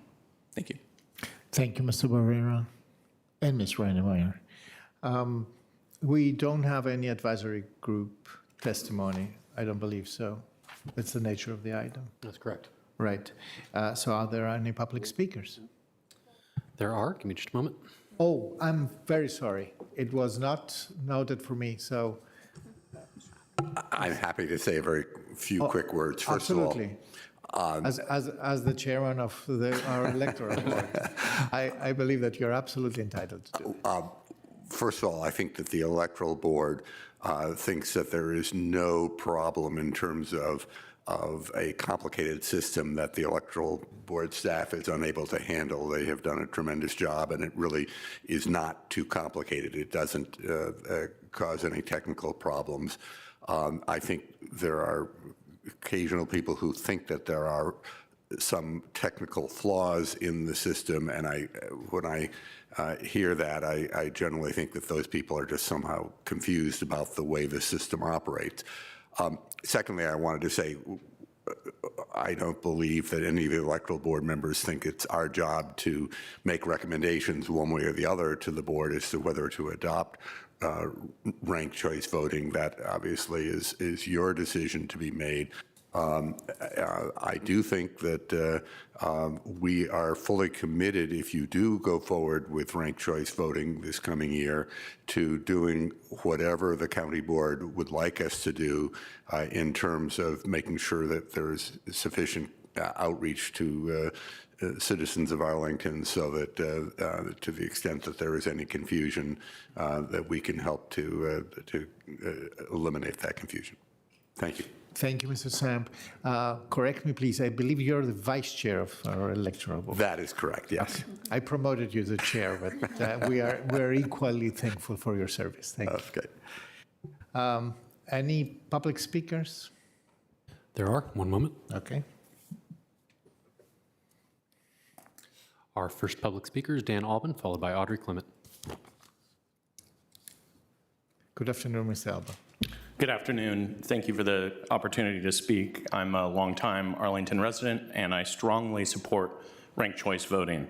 Ranked choice voting empowers voters by recognizing that we have preferences beyond just who our top choice is in a given election.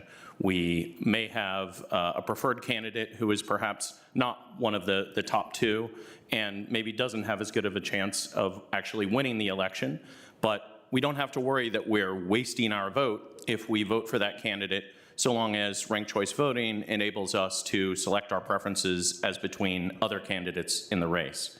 I like being able to choose my first choice candidate and not have to worry about wasting my vote. And I know a number of other voters in Arlington do as well, people who sometimes vote independently or support candidates that are not from one of the major parties, still like to be able to have a say in the outcome of an election, and they can do that through ranked choice voting. I also think it sends a useful signal to candidates, particularly first-time candidates who may not have a realistic chance of winning the election, but may still be able to get support because people can vote for them as their first choice without worrying about wasting their vote. I wanted to offer a couple thoughts on areas where ranked choice voting feels like it's not been completely adequate, and that's in elections with multiple candidates. I think there should be an opportunity to rank more than just 3 candidates. You should be able to rank 5 or 6 candidates if there are, say, 2 candidates in the race. And finally, although this is a very minor point, in the most recent election for county board, there was only one option for a write-in, even though theoretically you could vote for up to 3 candidates. So if someone wanted to vote for, say, Mr. Spain as their #1 candidate, but write in additional candidates, there was only one write-in spot. Thank you. Thank you. Our next speaker is Audrey Clement, followed by Carlos de Castro-Purtell.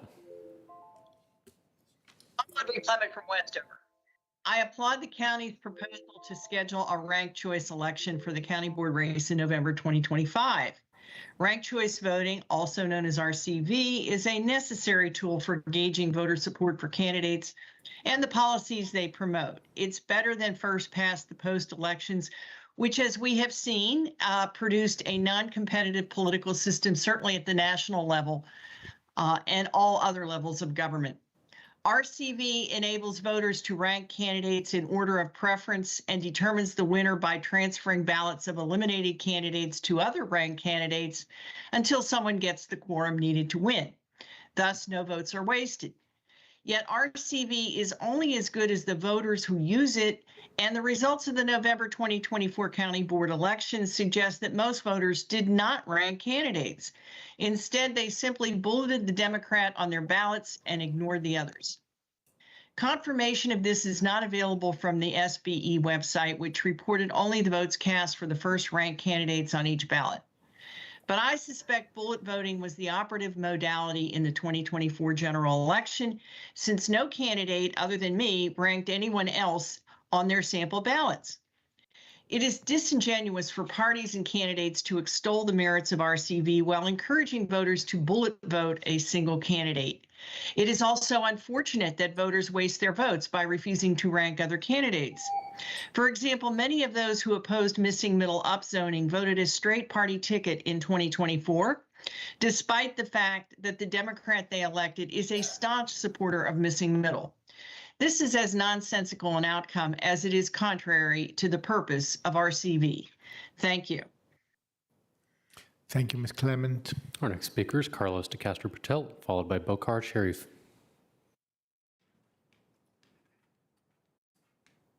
Hey, good morning, members of the board. Thank you for the opportunity to be here. I'm just going to say Arlington resident, retired service member, migrant. So I just want to do a couple of things and then an apology. If you'll allow me, first of all, thank all of you for being here and for taking your Saturday morning to express your opinions. Whichever way you lay on this issue, your engaged citizenry is the bedrock of this democracy. So thank you for being here. I appreciate that. Also, thank you to the Electoral Board for implementing this program and making it look easy. You are so savvy and great at what you do, so thank you for that. And lastly, thank you to the members of the board for allowing us to use this method of voting last year. Voting there, and when I saw the sheet and I saw the different bubbles, it's an insane feeling that we made that happen and you gave us that opportunity. So thank you very much for allowing us to do that. And my apology is that being an advocate for ranked choice voting and being here, 6 times with her, I feel like I didn't deliver. To Ms. Clement's point, we didn't really show the broadness that ranked choice voting is supposed to bring. We didn't have enough parties or representation out there to have a more engaged citizenry so that those numbers are not 60 and over homeowners, but more people than that from different zip codes. And that I will take personally, should we approve it for this coming iteration, to change that. I will need your help through continued support ranked choice voting to show people that there's a better way for governance. Thank you for your time. Thank you, Mr. Pritnold. Our next speaker is Bocar Sharif, followed by John Burke. Good afternoon, board members. Good afternoon. My name is Bocar Sharif, and I join you to speak about the continued expansion of ranked choice voting. I want to be clear, I support ranked choice voting. I believe using it gives voters a more nuanced way to communicate with constituents and help constituents express their preferences among varied candidates. However, as a 10-year volunteer all across the Commonwealth, but specifically in Arlington, Fairfax, and Loudoun, I can't ignore that voters have always expressed apathy and skepticism to RCV in my experience. As members of an civic organization, we should be considerate to their concerns and I want to applaud both the county board and the electoral board in their voter education efforts and strongly encourage that they continue and expand these efforts in order to help voters understand how RCV works. Since many voters, as indicated by the slide before, are blessed with both experience and wisdom, it's going to take a while for them to adapt to a new method of voting. This is going to be a multi-cycle, a multi-election process. So I want to stress that education has to come before implementation and that the boards invest in the process to educate voters on RCV. Thank you. Thank you, Mr. Sharif. Our next speaker is John Burke, followed by Anika Tanay. Good afternoon. Good afternoon. My name is John Burke. I am a lifelong Arlington resident, and I don't want to be here. Like most people, I just want to show up on election day and vote and then go about my life while you, our elected officials, figure it out. Because honestly, it's super complicated and it's super boring. And you've got really tough jobs. But I came here today to do what I could to help and say thank you. Adopt ranked choice voting. Do it for one simple reason. It makes it easier for you to do your jobs. It makes it just a little bit easier for you to do what most people want and turns down the pressure to pander to narrow interest groups just a notch. Not going to solve all our problems, but it is a meaningful step in the right direction. Now, I get that change is hard. And with something as important as voting, we should go slow and make sure to get it right. But at some point, the uncertainty about whether we're going to continue to use ranked choice voting becomes a barrier to the voter education and outreach that we all support. So I think after this election, we've probably reached that point, and the board should make it permanent. Thank you. Thank you, Mr. Burke. Our next speaker is Anika Tanay, followed by Jimmy Rogers. Good afternoon. My name is Anika Tanay. I have lived in Arlington for over 10 years, and I appreciate the opportunity to speak today. Ranked choice voting has been a major shift in our voting system, and trust, transparency, and full community engagement must guide it. Yet, surveys on ranked choice voting have reached just about 1% of registered voters, mostly white, mostly older, and mostly homeowners. Black and brown voters, Gen Z residents and younger residents, and renters have largely been left out. That is unacceptable. This moment is bigger than Arlington. Across the country and in our backyards, executive orders are rolling back equity and silencing marginalized voices. Arlington must not, intentionally or unintentionally, mirror that model. If ranked choice voting continues, targeted outreach to Black and brown communities, renters, and young voters must be a priority. Town halls, listening sessions, and real engagement are essential. A government that only listens to a fraction of its people is failing its full community. Clearly, more relevant work is needed to ensure an educated electorate. Do the work. Easier is not always better. I am sure that many community partners, like the NAACP Arlington branch, are ready to partner with the county board to ensure equity in this process. But leadership starts with you. That's why we voted for you. This is your chance to show Arlington stands for inclusion and a democracy that works for all of us.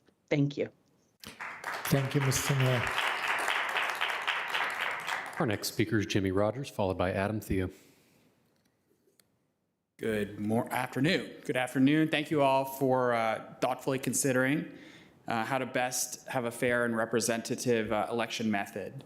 So I've participated in several ranked choice elections as a campaign staffer, as a volunteer administrator, and as a voter myself. In elections, some of the biggest issues are voter participation, education, and engagement. And thank you, by the way, for holding a weekend public comment session for people who have different schedules. ranked choice voting has some strengths in optimal conditions, and some of the other speakers have spoken to that. Mr. Rogers, just for a second until we, okay. We apologize for the interruption. No problem. And we'll return the time. And some of the strengths that the other speakers have mentioned perhaps would be better served in primary nomination contests than general elections at this point.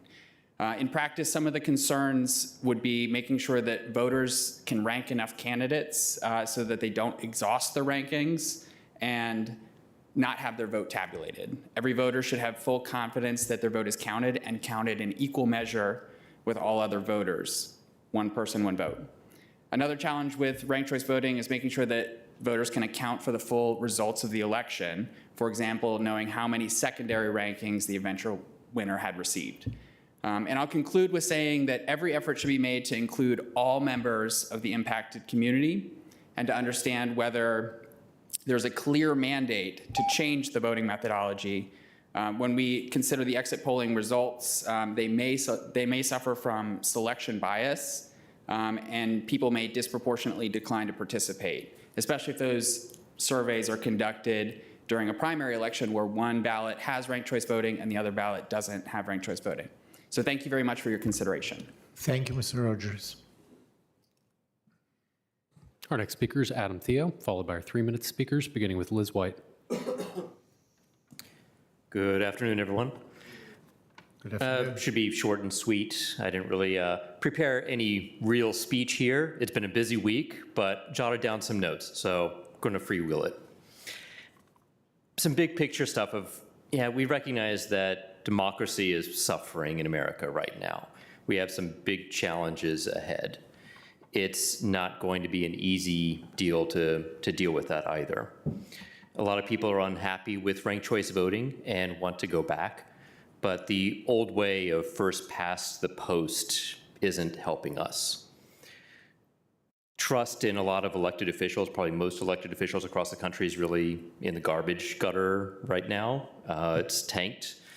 And ranked choice voting helps voters have diverse options to vote from, to choose from.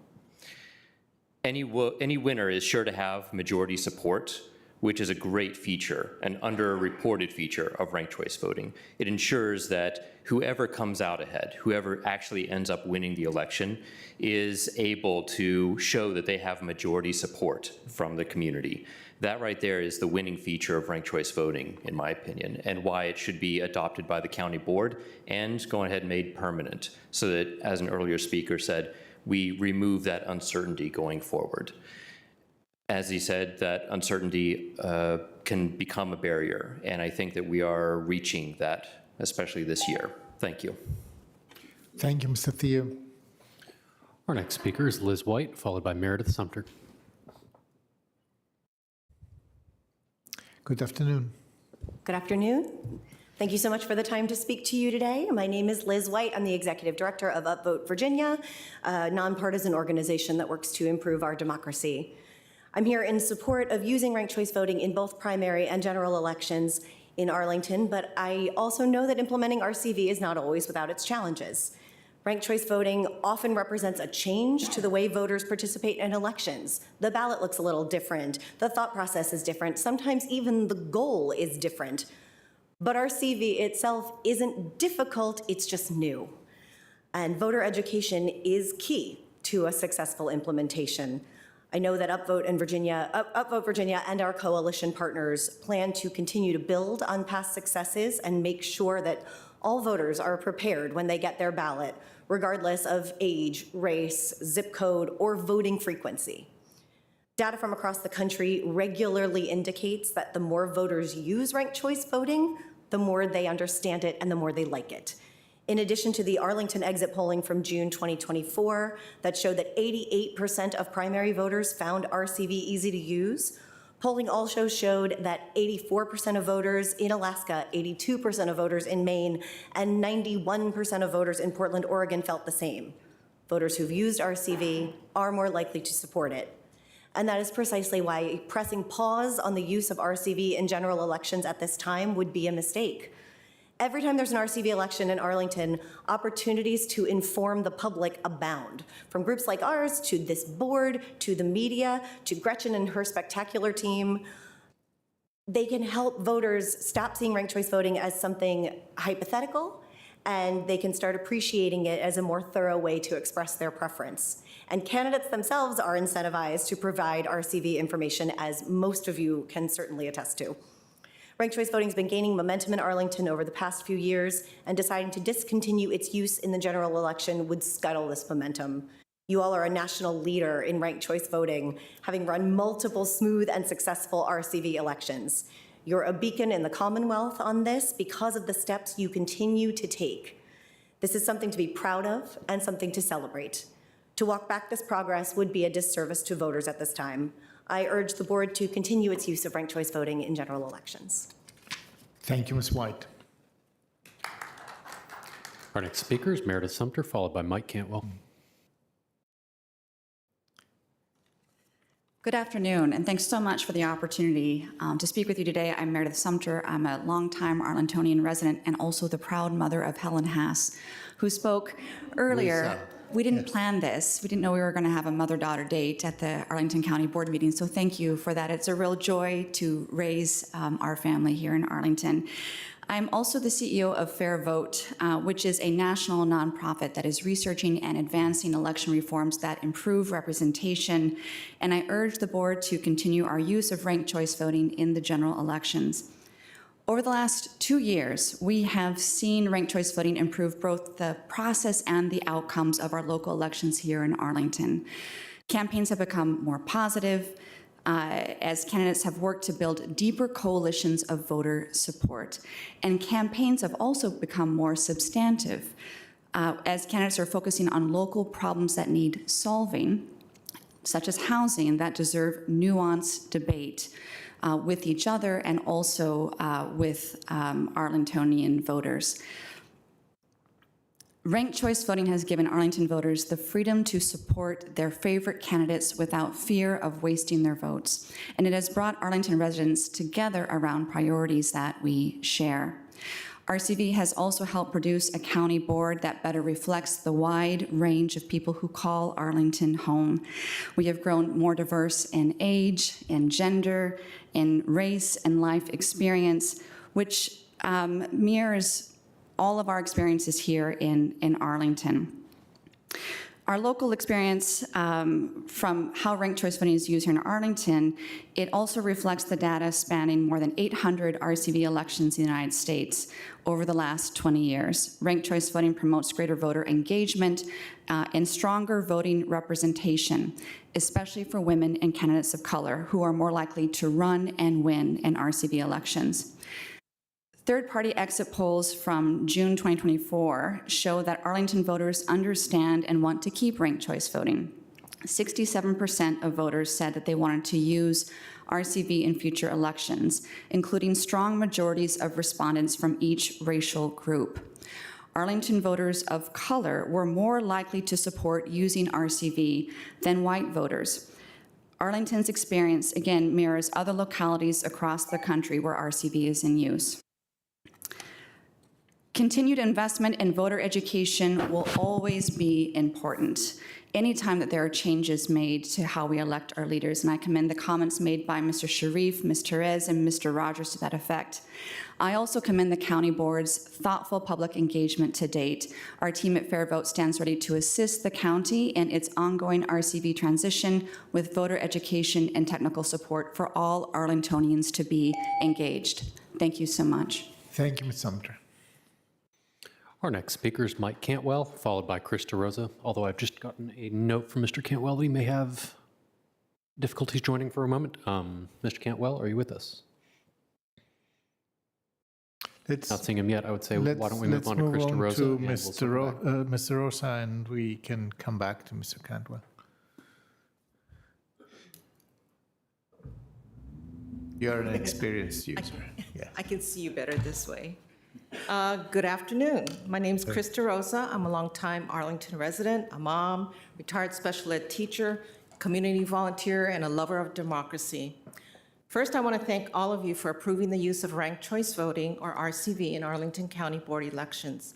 Arlington has been the leader in our Commonwealth in using RCV to provide voters a louder voice and more choice, and ensure that you, our county board members, are elected with the broad support of Arlington voters. I also want to commend Registrar Gretchen Rennemeyer and her staff, who provided a lot of outreach to the community before and during elections. Her team ensured that all 3 RCV elections in 2023 and 2024 ran very smoothly. So now is the time to take the next step. Let's use RCV in all future general elections, not just in November 2025, but beyond. You have already approved the use of RCV in all future primary elections of the county board. Let's minimize voter confusion and make RCV the method used for all county board elections. I hope that you have had a chance to view the report that Meredith referred to that was published by Fair Vote, which I sent to you via email. This exit survey was taken during the June 2024 primary election. Data was collected by Exit Polling Strategies. The EPS team of approximately 10 pollsters covered every precinct on election day in every zip code, as well as early voting sites.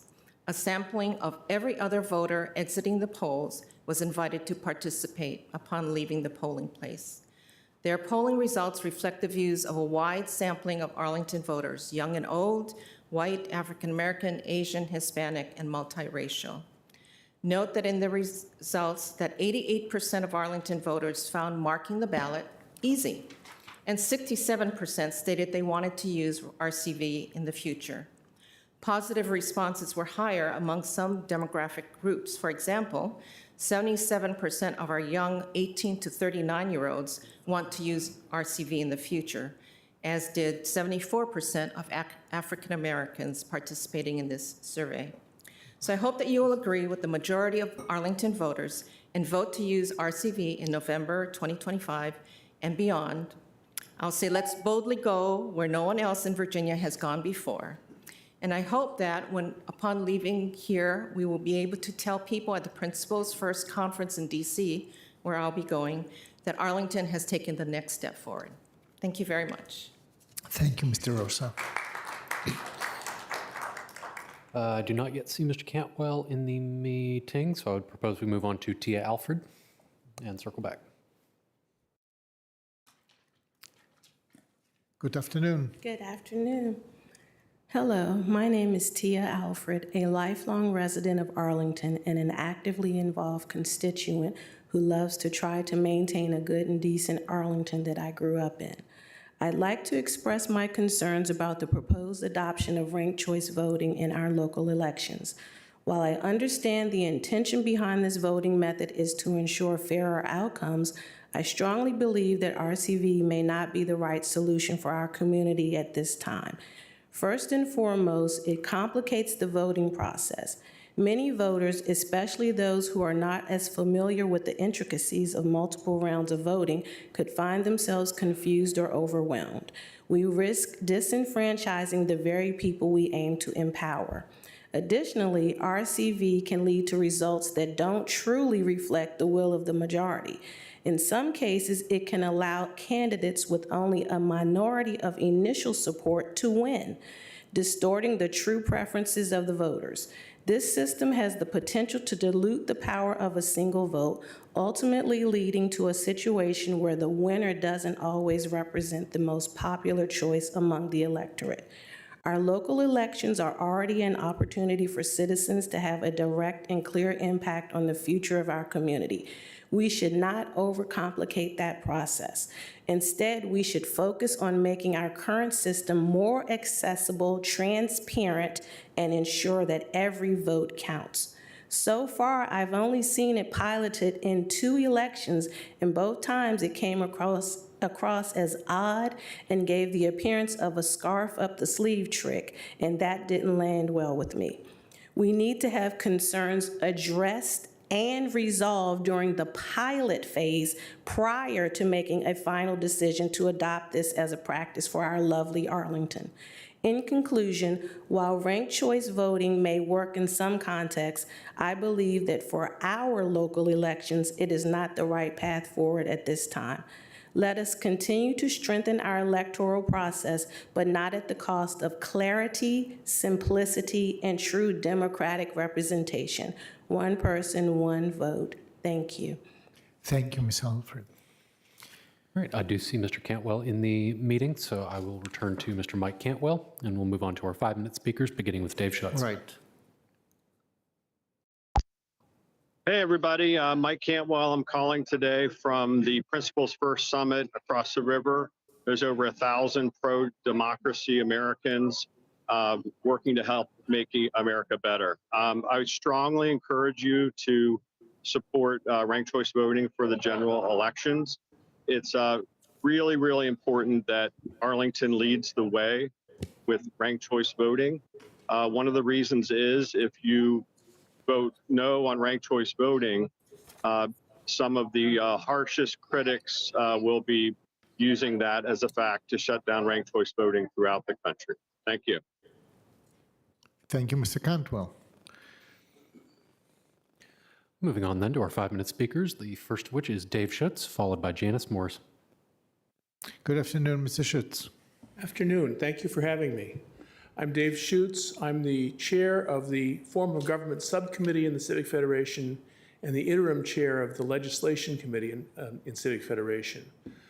We have been longtime backers of ranked choice voting. We want it in primaries, we want it in generals, we want it forever. But I'd like to climb in behind the NAACP and the speakers who have talked about voter education. Actually voting, ranked choice voting, is really pretty easy. Most people find it uncomplicated. What happens behind in the counting, and particularly in multiple candidate elections, has been somewhat confusing. And this is something which our county should work hard to enable voters to understand what the advantages, disadvantages, why we would want to work towards proportional representation or not. You know, this is really the choice that's being made here. And Godspeed, and please vote for it now and forever. Thank you. Thank you. Our next and final speaker is Janice Morris. Hi again. My name is Janice Morris. Right now I'm speaking on behalf of the League of Women Voters of Arlington and Alexandria. We first and foremost want to thank the County Board for your continued leadership on ranked choice voting. You are trailblazers, and history will demonstrate that the Arlington County Board showed visionary courage in being the first in Virginia to adopt RCV under the new state law. So here I am again to tell you why I like ranked choice voting so much. It is a transformational democracy reform tool needed now more than ever, and it is in our grasp. It is a surprisingly simple modification to our voting system that will improve our democracy. RCV changes the incentives for candidates so that they have to appeal to a broader electorate to get elected. And voters can stop voting strategically and pick the candidate who they really want to win without being a spoiler.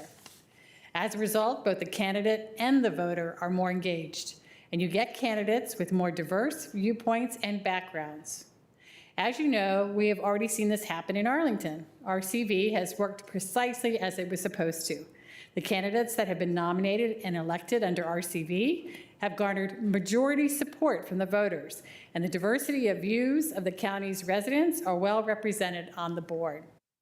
Bottom line, the League of Women Voters is so pleased that Arlington County took the lead on this issue, and I'm here to strongly advocate that the board continue using RCV in future general elections, preferably on a permanent basis, not just in 2025. I think there has been a very relevant concern raised about the need for more education around RCV. I would advocate that one of the most important ways to promote understanding of how RCV works is through its consistent use. It would be more confusing to voters to change back and forth from minimal plurality first past the post voting to robust majority voting needed to win an RCV election. The League does support and recognize the need for broader and more effective education of the voting public. We are fully committed to assist with that effort as we have done and so in the past. You will see us out at farmers markets and early voting sites, wherever we are needed to answer questions and provide information on how effective we believe RCV to be. I also want to bring to your attention the Fair Vote exit polling data from the June 21st, 2024 primary. It showed that an overwhelming majority of voters in Arlington County understand ranked choice voting and want to continue using it. The poll was conducted in person at all 54 polling locations during early voting and election day voting.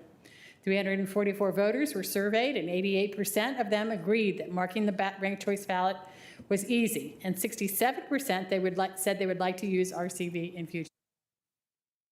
No system is perfect, but as far as our current democracy is concerned, it is up to each of us as individuals to do what we can to make a difference.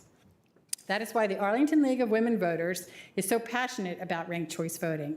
It is a very accessible tool we have at our disposal to reduce polarization in politics and give a stronger voice to the voter.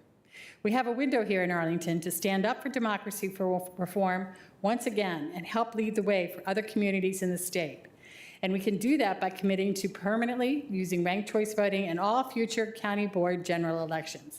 I strongly hope the Arlington County Board will do so. Thank you for listening. Thank you, Ms. Morris. I believe that there are no other speakers. Is Our that final correct? speaker. Then the discussions with the board, colleagues, are there any questions, or if Ms. Cunningham is ready to make a motion, I would invite her to do so. I'd be delighted. I move that the county board adopt the uncodified ordinance attached to the staff report to extend the use of ranked choice voting as the election method for the November 2025 county board general election. Second. And it's moved and seconded by Ms. Coffey. Ms. Cunningham, do you want to speak to your motion? Sure, not at great length. I would just say a huge thank you to all of you who are here and have been working on this much, much longer than I even was probably aware of the option. It is absolute truth that democracy building and democracy loving are very, very much needed in our world, in our country, and in our community. So I applaud you, everyone who spoke, for debating and deliberating on that. I will be in support of this motion, in this action. I do think we should continue in a pilot mode. Arlington's elections are actually quite different year to year for the county board, given what else is going on in the state elections or not, and whether we have two or one. And I do think some consistency and practice are an important part. I'm actually encouraged by Gretchen's data in particular, and the Fair Vote study as well, that we are making progress. And as I said last year at this time, it's absolutely critical that we do turn on the education jets as much as possible so that we get as quickly as possible to the best level of education we can, because that's when we'll know if it's fine or it's not fine. I wish that we had a lot of control over things in Richmond, including that we would be able to do more than the county board race. I hear that loud and clear for the other constitutionals and school board. I hope we'll get there eventually, but I would be, I do feel we need to stay the course, and I suspect we need to have a budget conversation about furthering the education work that we invested in last year, which clearly made some progress, and really democratizing that work as well in getting it into the hands and done by our community partners, so that it's not just government telling you, but your community helping educate. So I look forward to doing that, and I will stop because we have a long meeting ahead. Thank you. Ms. Coffey, and then Mrs. Yeah, I'd just like to ask for our electoral staff, can you give an update on the election voting machines that I believe we have an RFP out for new machines that would allow us to rank potentially more candidates in every election? What is the status of that? Yes, so that is correct. We so voting machine purchase in Virginia, we are limited. We can only go to approved vendors in the state of Virginia. There are currently 5 approved vendors. They have all been contacted with the request for information, and we are setting up meetings with those vendors in March to move forward on the procurement for new voting equipment. I will say that now is not the ideal time to be purchasing new voting equipment, and that is because of what's going on across the river with federal regulations. Essentially, if I were to make an iPhone analogy, we know iPhone 17 is probably coming out in September. The only thing on the market right now in terms of voting machines is an iPhone 6 Plus that was developed 10 years ago, and it would cause almost more confusion to our voters and especially our poll workers if we were to have to upgrade a system today, this year, and then have to go to another system again next year when we are forced to go with the latest iPhone by the state. So we are being very cautious in this procurement to make sure that we are getting the right system and the right time for our community. So, yep. Got it. Thank you. That's helpful. I echo Ms. Cunningham's comments about being able to expand RCV to all elections on the ballot that we have purview over. I would go further and say, I do think that it would help to have it for federal elections as well, because those are the ones where I do think there is even more of a need to balance everyone's diverse views and opinions and have the ability to, rather than have parties pooling to their extremes and putting up candidates that are going to win base but not general, having candidates who can run and not feel immediately counted out because they can't speak to the furthest ends of a primary base, compete in the general election would, I think, be healthy for our democracy. And we've seen in Virginia in recent years, here in the 8th Congressional District in the last decade, that some of these primaries get extensive with 7, 8+ candidates, and people don't have clear number one choices a lot of the time. People have nuanced views. They have a group of people they would be happy with. They have 2 or 3 folks that they wish they could support all of them. And another question I would ask staff to maybe comment on or attempt to explain is this notion of one person, one vote, and how the vote that each of us has, it is only one vote and it does only follow you. So I just would ask for some additional explanation there. Yeah, the history of the phrase one person, one vote, if you look at it, does change its meaning on how it's applied to democracies and elections as it's used across the world. So to say that there is one unified definition of one person, one vote might not be historically accurate. To that said, though, I think the important thing to note is every voter coming in to vote has an equal opportunity to cast a ballot and to rank their choices. So in terms of every voter being treated equally and giving the same equal opportunity to have their vote count the same amount of times, that does remain the same. So yeah, I don't know what to add beyond. It's not like somebody's coming in and given 2 ballots and somebody's coming in is only given one. Yeah.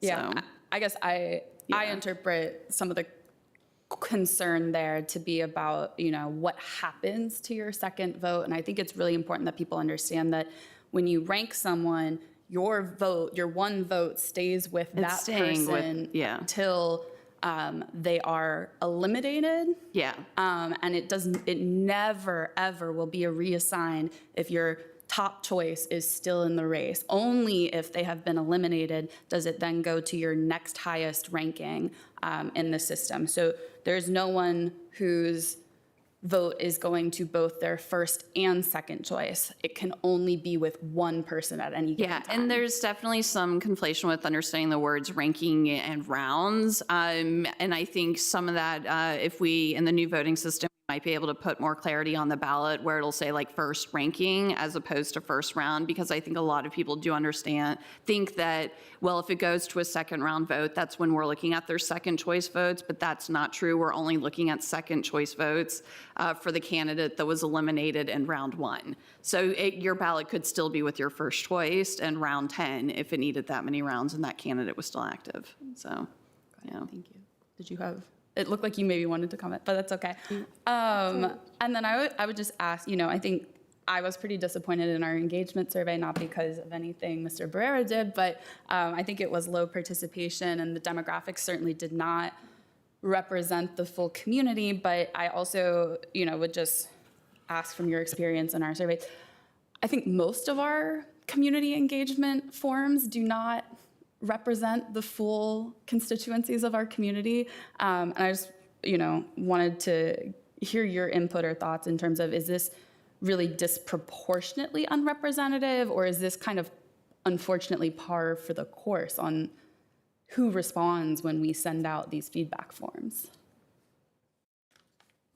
I think that when we use online feedback forms, there is always a sense that this cannot be the only thing. The reason why we did it this time is to make sure that we had comparable data to the last time. If you, depending on what you all do, I would recommend that we start using some of the other methods that we do traditionally use in other engagements, like pop-ups, like having town halls, like having work sessions. There was a lack of capacity last year. There is now additional capacity in our office to be able to do that. In terms of how people feel, I think that is a sentiment, that online forms in and of themselves, they're self-selective. There's only so much that we can do to kind of mitigate some of the, I guess, minuses associated with it. It is a main form that we use in the county. Can't speak for the rest of the county, but I do know that is a common theme, and I do think that it should be addressed moving forward when it comes to our voter education. We should be a little bit more proactive and include other methods when we engage. Yeah, I know that looking at some of our budget and CIP feedback forms, 20% renters is probably about par for the course, unfortunately, in a community that is 60% renters. I will do wrap-up comments at the same time, so we don't have to come back to me. But I think I will be in support of this. I think that continuing to do it, continuing to give people exposure, although it's not guaranteed that ranked choice voting will even be triggered in any given year, depending upon who actually files for elections, is really important. I think that this is one of the democratic reforms that can lead to healthier and better elections, better outcomes. And I worry that, some of the frustration or opposition expressed in the feedback forms is really a frustration with the outcome rather than with the method. I would say that I did not like a recent election. It doesn't mean I question the veracity of the method of electing. And we do know that, Alaska is one state that's reversing course on RCV, not because they think it was unrepresentative, but it was a Republican state that elected a Democrat. And they didn't like that very much, and they don't want to do that again.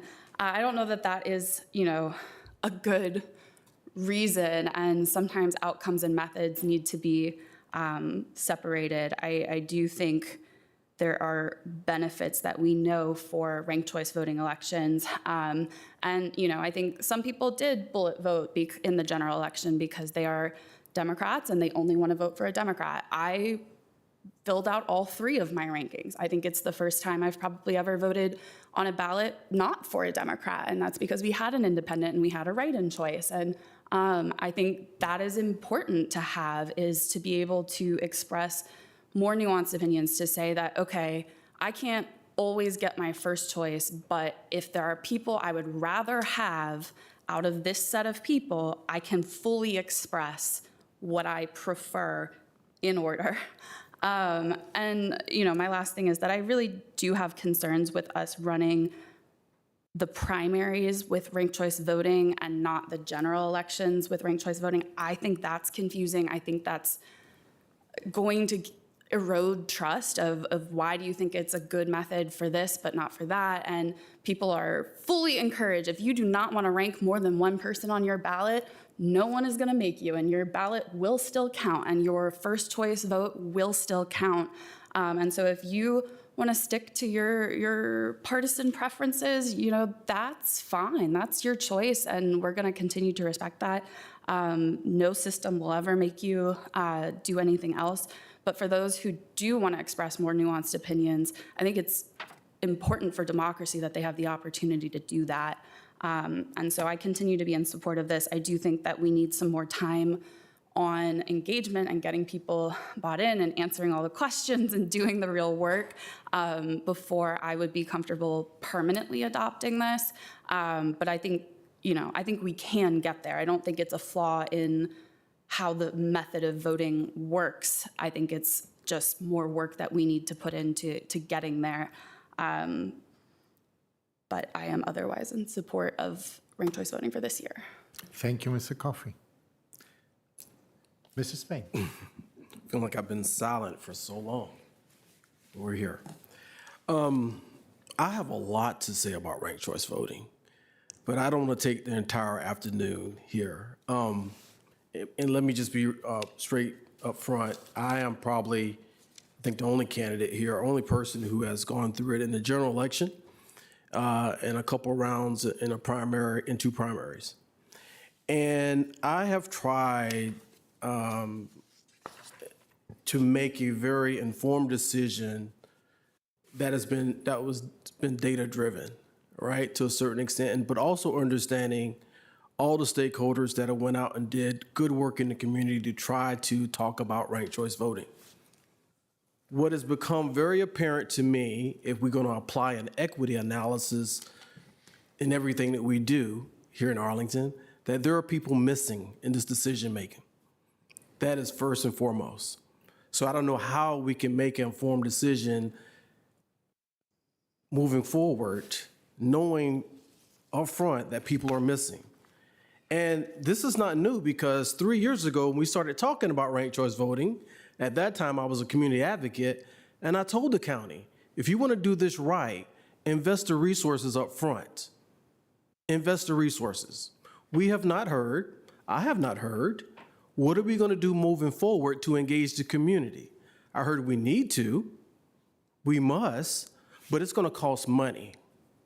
Some states have put a lot of money into ranked choice voting for implementation. Some communities have as well. So my question first, and I'm going to have a few here today. If we look at the fiscal impact report, and this probably comes to staff, and it says that we may spend up to an additional $60,000 for our FY26 budget in ranked choice voting, Mr. Manager or staff, possibly. It's in the fiscal impact. Where would that money come from? Come from? Sorry, that's Mr. Schwartz, that's sure. I know where it would go, but. I know where it would go too. I just want to know where it's coming from. Yeah. I'm not sure I know the answer to your question. I'm going to have to get back to you on that, because I did not have a conversation with Gretchen about that, but I'll get back to you. Okay. So if we're going to, thank you, Mr. Manager. We had 130,000 ballots cast. This is my point, right? And of that 130,000 ballots that were cast, we had less than 1% of folks participate in these surveys. And I can appreciate what we've done. And this is where we talk about voter confusion, disenfranchisement, gentrification, only affluent communities be involved in the decision-making. We have some work to do. And also we have some work to do, I think, at the state if we want to look at, where the second and third and fourth, choices go in these elections. We don't know a lot of that data because it's inaccessible. So, I think there's a lot of unknowns. And I look at this as like, okay, is this a bright, shiny object? It sounds good. We want to do it. I do like ranked choice voting, but But I've often also said there's a wrong way to do the right thing.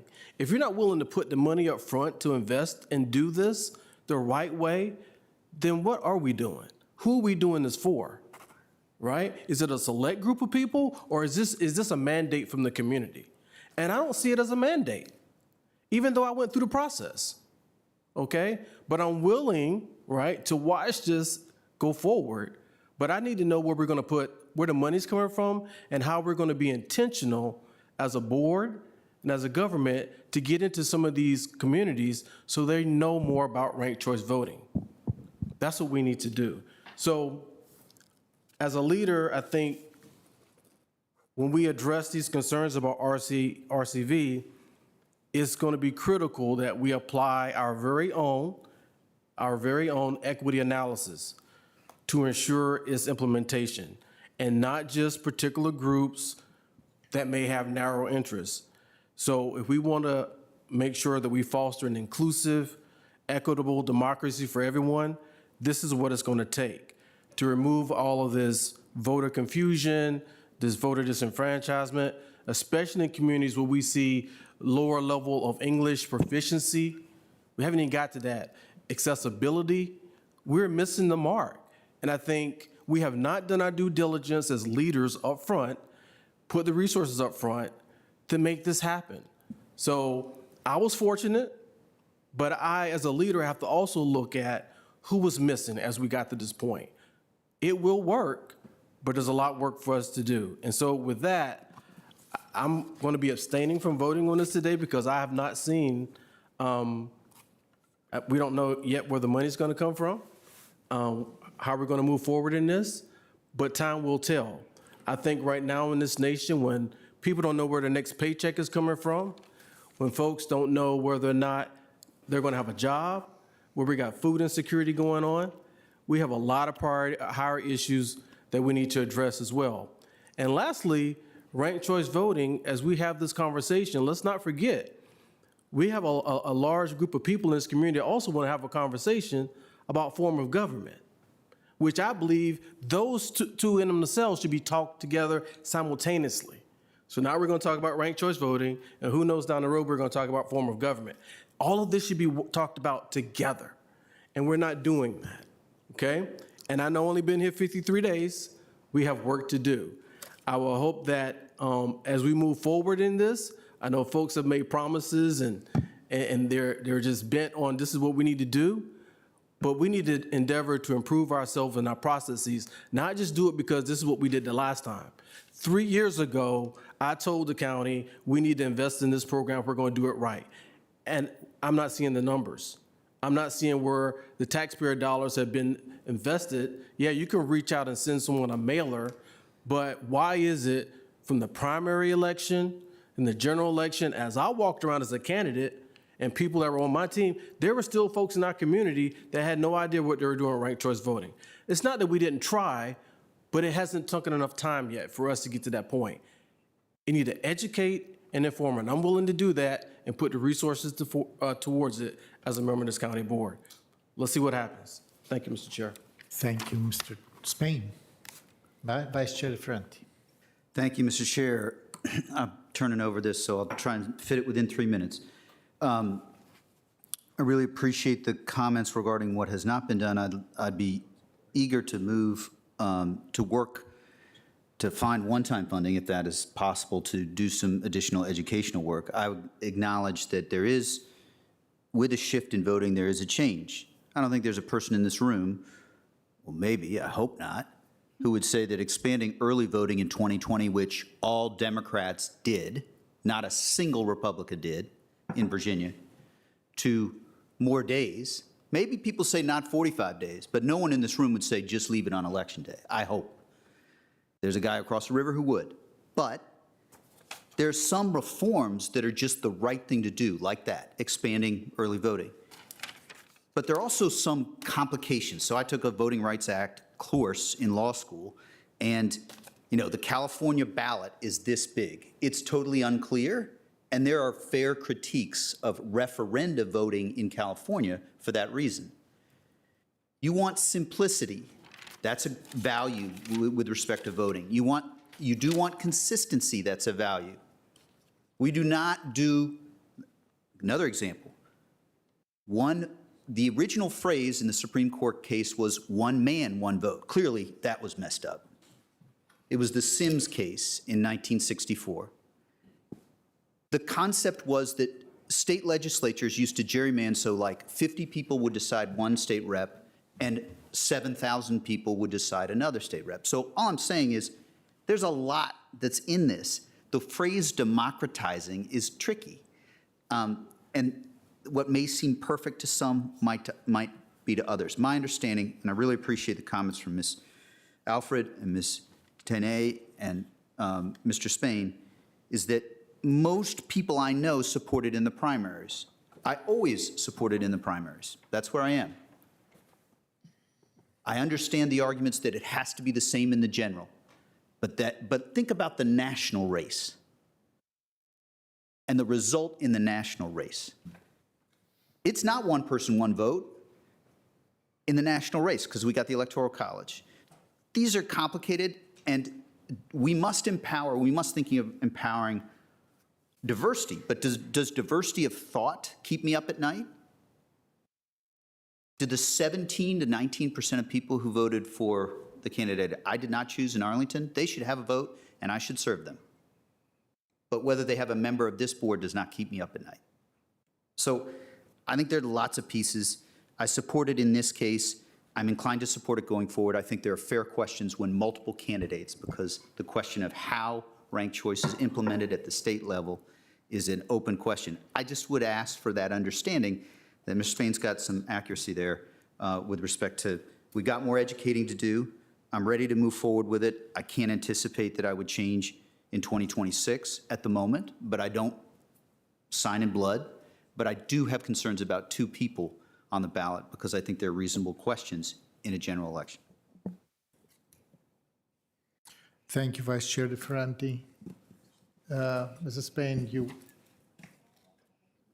wanted to... Yeah, I just want to circle back for a second, unless there's comments from... I had a couple of questions. Oh, go ahead. Yeah. 2 quick ones, I think, for our elections team. There was a question raised in the public comment about being able to see the second and third rankings. Can you remind us why we haven't published that? So the code section, there's a code section regarding what happens to materials after the election. And the way the code section is written is that all materials are sealed and then delivered to the clerk of the court. In order to get access to the materials to run round tabulation, we have to file a request with the courts to get access to those materials when we've had to run round tabulation. Because we didn't need to run round tabulation, we didn't have a legal mechanism to ask to file a request for that. Because once again, after the election, all ballots, all election materials are sealed, transferred to the clerk of the court, and the election is transferred to the court. In the case it is contested or there needs to be a recount, we are removed from the process at that point, and we don't legally have access to those materials. Great, thank you for that clarification. Second clarification, the fiscal impact that is listed in the board report here, 60,000, is in case we had to do if we had to kill more trees, if we had to do an extra page for the ballot. Correct. And I know we talked a lot about that last year because it seemed like money we didn't want to spend for that particular reason. And can you refresh, were we able to avoid spending that last year? Yes, so the State Board of Elections, we can request a waiver with the Department of Elections for any locality in Virginia can do this to be exempt from certain ballot standards. So the state board requires the form that our ballot should take. We were able to request a waiver last year because the Commissioner of Elections agreed that a 3-card ballot was not in the best interest of our voters. So we were able to reduce it. So voters only got 1 page, the front and back. We anticipate moving forward that they would grant the waiver to if we can design a ballot that is acceptable to their standards. So. Great. Mr. Manager, we haven't heard from I you. just did want to qualify, add something since Mr. Spain brought it up. The $60,000 in the fiscal impact statement was talking exactly about what the registrar just talked about, which was the ability to get an additional ballot page. The question about amounts of money that Arlington County government can appropriate and spend with the community on ranked choice voting is a question I'll let Mr. Barrera or Gretchen talk about that. We've had a lot of conversations about what limitations there could be around that, what we can do and what we can't do. So it's not as simple as saying, let's find the money and spend it. That doesn't mean we shouldn't find the money, but I'm going to let David handle that one. Gretchen, I know that you talked about this previously before, but the elections office, I feel like I shouldn't be talking on your behalf for this, but you've cleared this up, should not be perceived as trying to sway an election. And so often the type of outreach that they can do is very limited in terms of just education on the tabulation itself, on the methods itself. There have been larger conversations as to how much the board itself should allocate separate from that to be able to do education. So I think that that's what the illusion here is that there is only so much that the elections office can do, but the county board, the conversation as to what else to do, what more to do is with the county board. So that conversation might need to be bifurcated to keep it clean and keep it simple. Gretchen, is there anything else you want to add on that? No, I think you covered it. Thank you so much. Yep, Mr. Chair. One last question that might help. Go ahead. Or you want to go back? My last question was the question of education, which again we had in spades last year around this time as the budget was getting going. We haven't seen the details of the proposed budget yet, nor have we duked it out yet. Is there a rush to get this decision now, or is there any impact to making this decision after that budget work session or before? Aside from the event happening across the river, that will be a little bit of a bummer, but. And do you mean in terms of an outreach education plan or deciding which method we are going to use in the general election? Is it, aside from the fact that we like to make decisions as quickly as we can, is there any reason it needs to be decided in February versus March? I don't know that there is a reason that it would need to be decided. There's not a legal this is what I would consult with the county attorney. My understanding of the code section is the method of election for this county board race would need to be decided 90 days before the election, which actually means you can make it up through your July meeting, if math is correct. Perfect, thank you.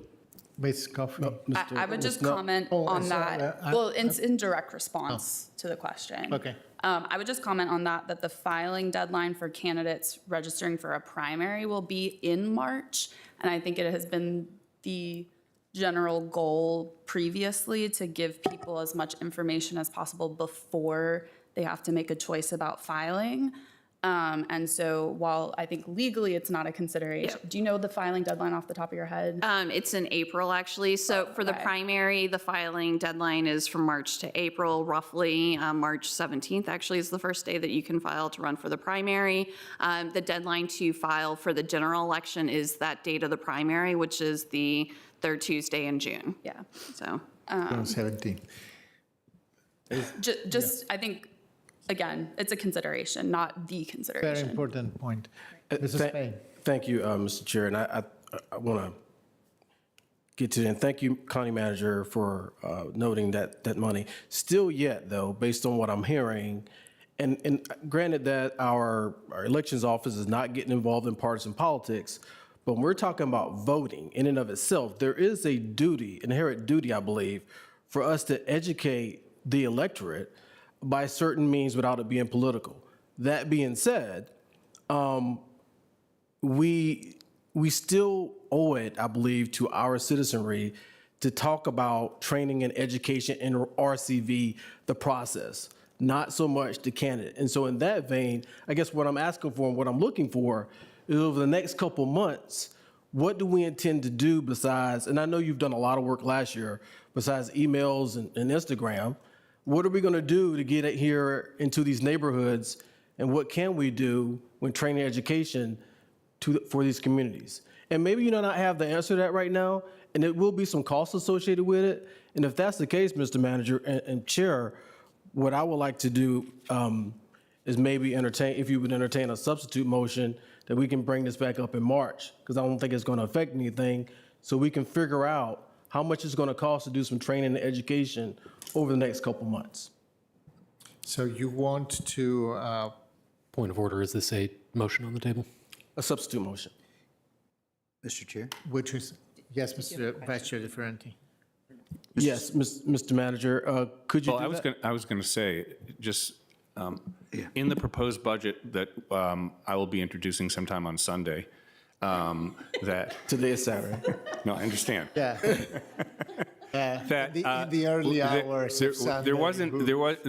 Because the board had not made any decision on ranked choice voting, I didn't include any one-time money on that. Now, that would certainly be something that I would strongly encourage you all to take up during the conversation you're going to have over the next 6 weeks to include funds if you decide to do that.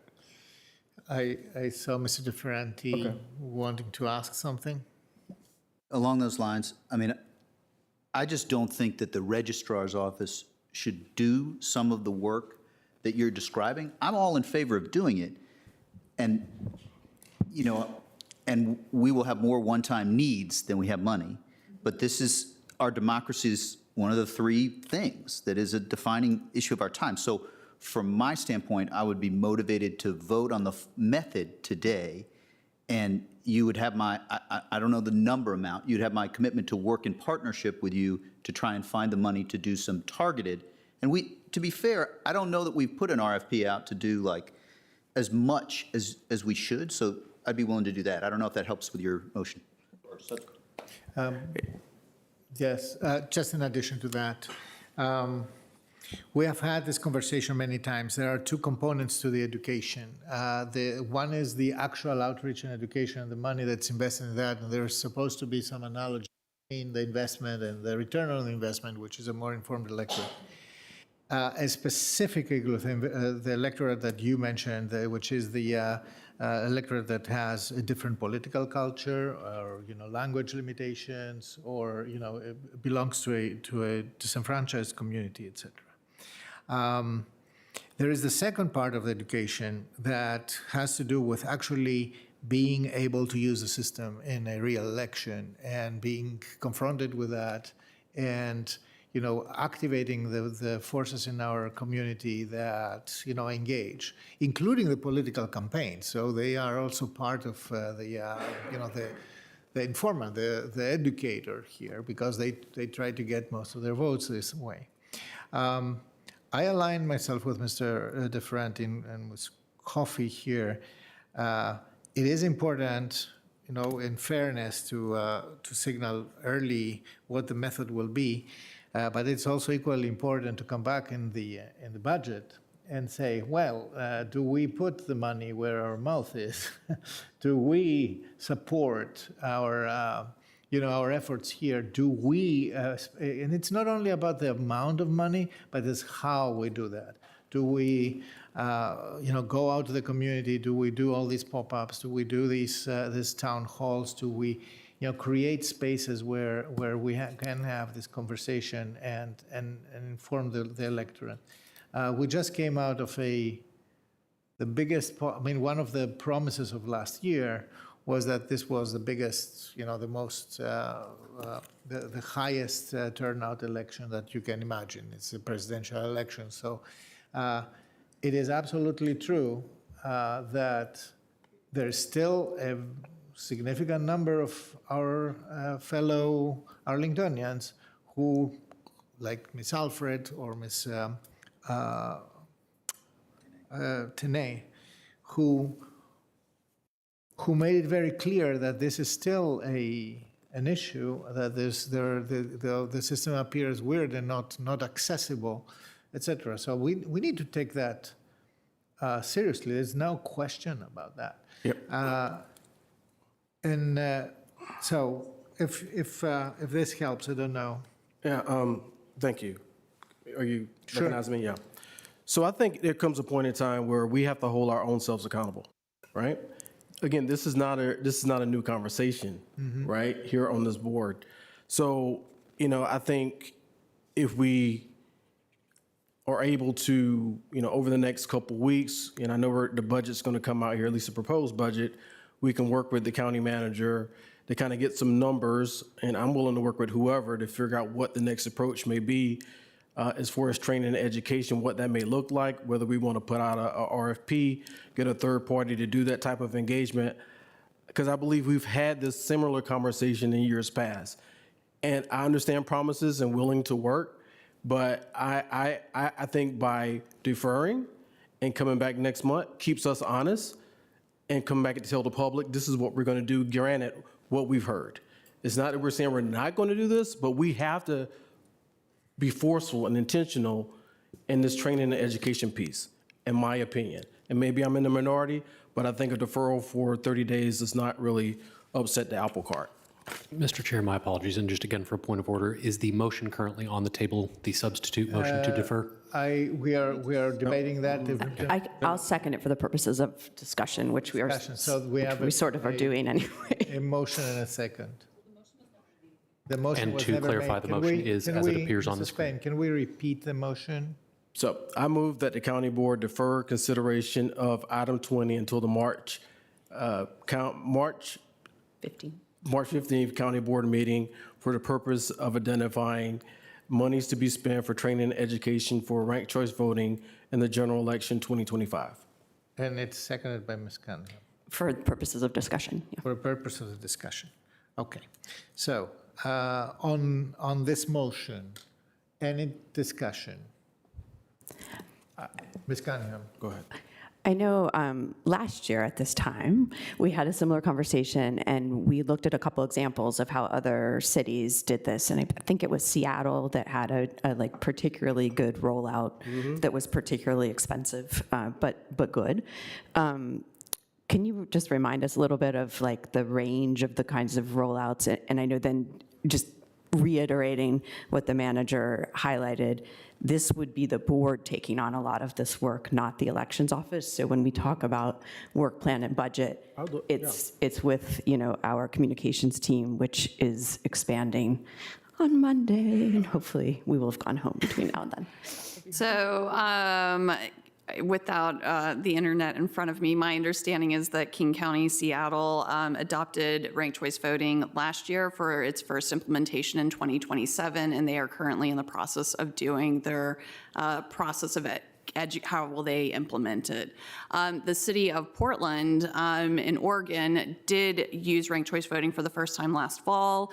They had a very large RFP out for educational purposes. The city of Portland does span 3 counties in Oregon. So while a bulk of the city is in Multnomah County, the city office really did take the lead on education, and there were multiple groups, because it was a complete change in the form of government. It wasn't just the adoption of ranked choice voting. They completely changed multi-member districts and a lot of other facets of their government. And like I said, because 3 counties run their elections, they couldn't go necessarily to the elections office. City of New York, when they implemented, also put it on RFP, but that my understanding is the mayor's office has a chief democracy officer that did work to engage some of their groups, their civil society groups in New York. They also have it's an independent campaign finance board that does some education efforts in New York. I cannot speak to the education in Alaska or Maine. I'm sorry, I'm not familiar with those. That was pretty impressive without the internet, so thank you. Ms. Coffey first. Yeah, a question perhaps for the manager, not ranked choice voting specific, but we obviously have done other outreach campaigns on various topics over the years. Do you have a ballpark estimate of what external campaign of that variety could cost? I do not, but I'd have to get back to you. I'd check with Erica Moore, and we've done, in the past, I'm not sure there's a good analog, because the outreach campaigns we did, for example, with vaccination or the census or whatever, were much more focused on grassroots approach as opposed to having, a lot of printed materials. So we'll have to get back to you on that, and I'm happy to do that. Okay, thank you. I was hoping it'd be easy, but. Mrs. Spain, or Vice Chair DeFranti. I'm happy to commit to working on it, but I want to move forward because I think the budget process can work. To your point on accountability, I think that's a fair critique and concern. I think we have a little bit more board office resources to try to run an RFP for the extent that we need to. I think you've got good arguments. I think your concern is most primarily on the general election. Is that right, Mr. Spain? Exactly. Okay, so, and I think that's reasonable. I just wanted to clarify that because, there's a couple of our speakers as well. So I think I'm nearly in the same place. I just want us to move forward and vote on this issue so the candidates have a little clarity. And I will work with you, regardless of what happens, and I think other colleagues to try and get the person or the entity that can be advocating for this, but doing so reaching the communities that most need it, even though I'm not right there on the motion. Yeah. Mr. Chair. So I'm very reluctant to. I understand the motivation. I understand the concern, and it is a good conversation a good, solid discussion to have. And frankly, I don't believe that we are going to be excelling this year again. We will improve a lot in our ability to inform and to educate.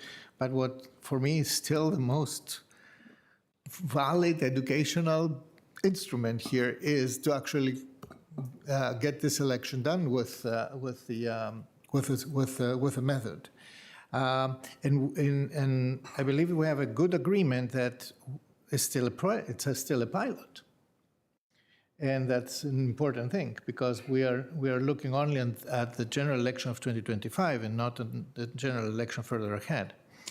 I think that I think that we should, be able to vote on the method today, and that leaves us with a lot of opportunities now and a lot of commitments, mine included, to increase and target the educational effort and also engage with our partners, both those who are for RCV and those who have stepped up and now are voicing serious questions about RCV to engage in a better community effort. So I'm not going to support this motion at this point. Well, Mr. Chair, I appreciate your gentle words, but I will say that, again, discussions after discussions after discussions has not yielded action, right?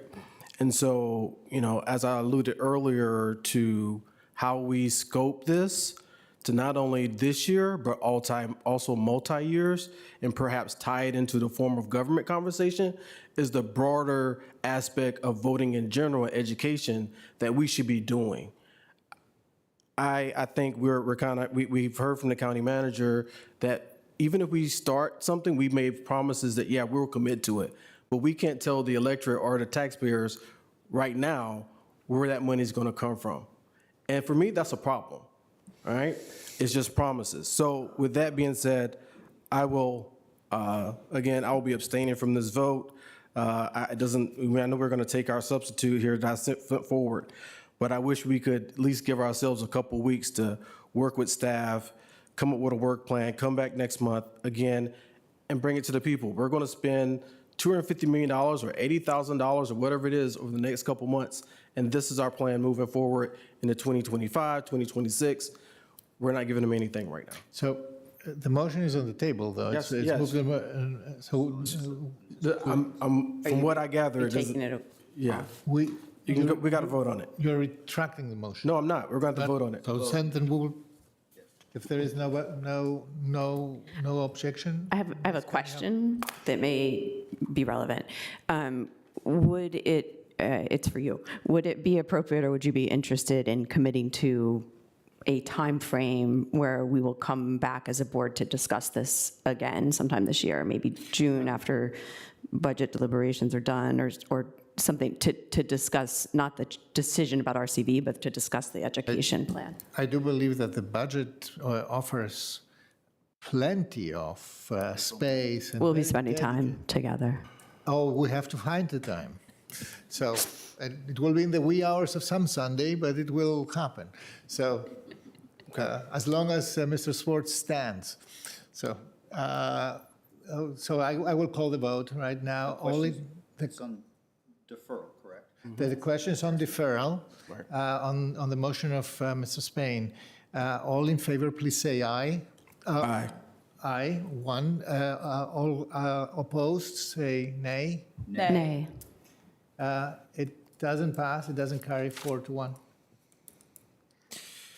So then we are returning to the original motion of Ms. Cunningham to pass the resolution.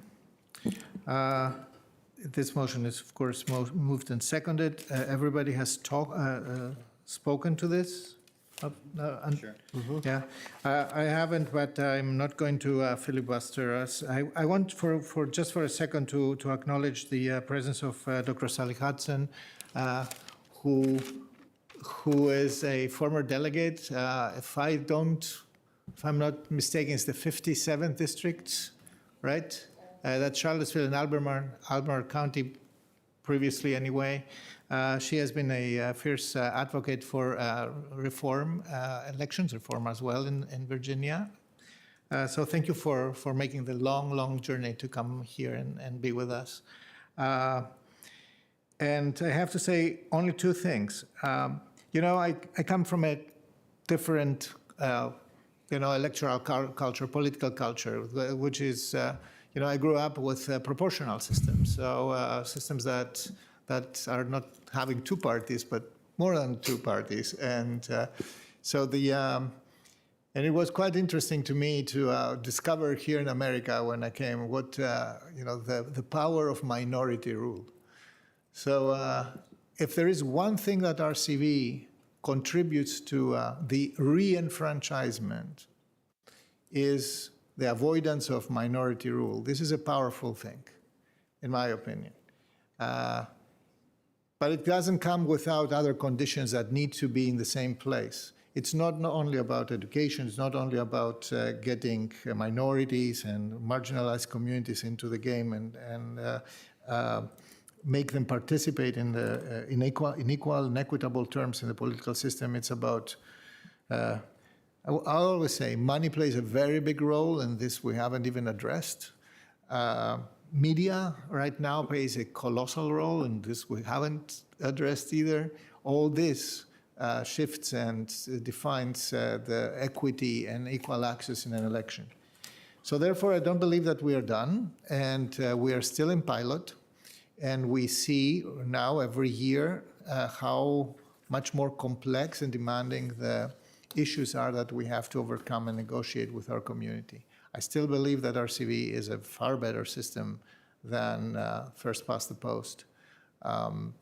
But it comes with a lot of obligations on our side. So with that, if there is no objection, Mr. Spain, I see still your light up. Oh, no. Then I will call the vote on the main motion. All in favor, please say aye. Aye. Anybody abstaining? Abstain. Okay, and anybody against? No. The motion carries 4 with one abstention. Thank you very much. A couple of things.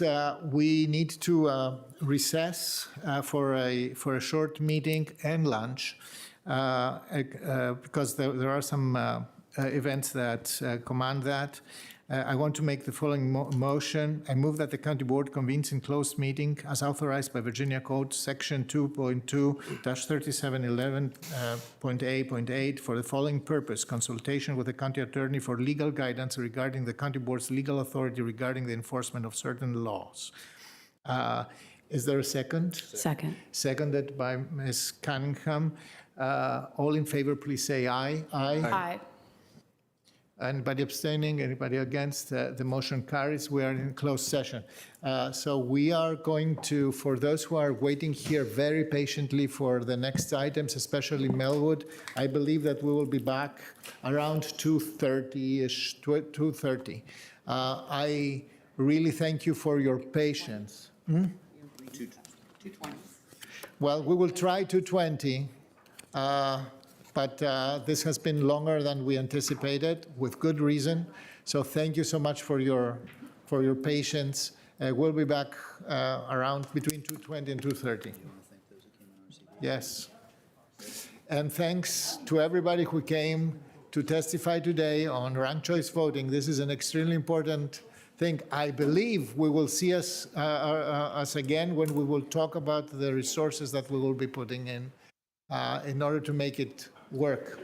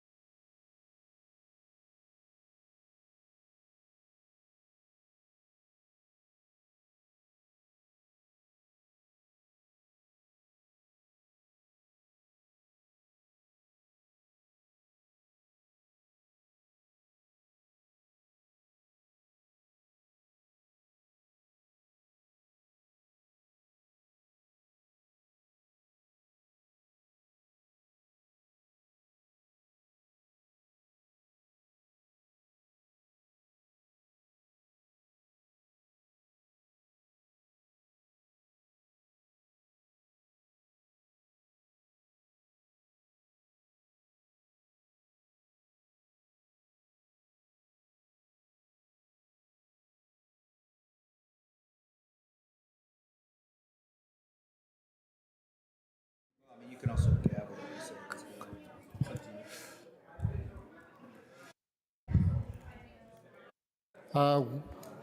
Colleagues, if you can come to the dais.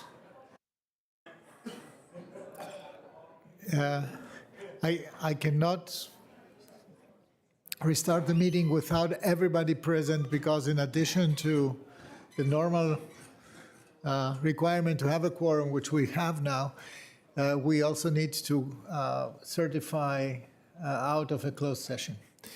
So we're waiting for our two colleagues to come, Ms. Coffey and Ms. Cunningham, and once they're here, we will immediately reconvene. Thank you so much for being so patient with us. This is a longer meeting today, so the previous items took longer, significantly longer, so I'm sorry. We hope that we could get to debate the Melwood item earlier, like a little bit after 1, and it's already almost 2:45, 2:40. So the board is back in session. We're reconvening in an open meeting, and I have a motion to make. I move that the members of the county board certify that at the just concluded closed session, first, only public business matters lawfully exempted from open meeting requirements under Chapter 37, Title 2.2 of the Code of Virginia, and second, only such public business matters as were identified in the motion by which the closed meeting was convened were heard, discussed, and considered by the board. Do I have a second? It's seconded by Vice Chair De Ferranti. Mr. Clerk, please call the roll. Yes, of course. Mr. Carantonis? Yes. Mr. De Ferranti? Yes. Ms. Coffey? Yes. Ms. Cunningham? Yes. Mr. Spain Sr.? Yes. So, Mr. Clerk, we are back in open session and in continuation to our meeting today. I believe that the next item is item number 21.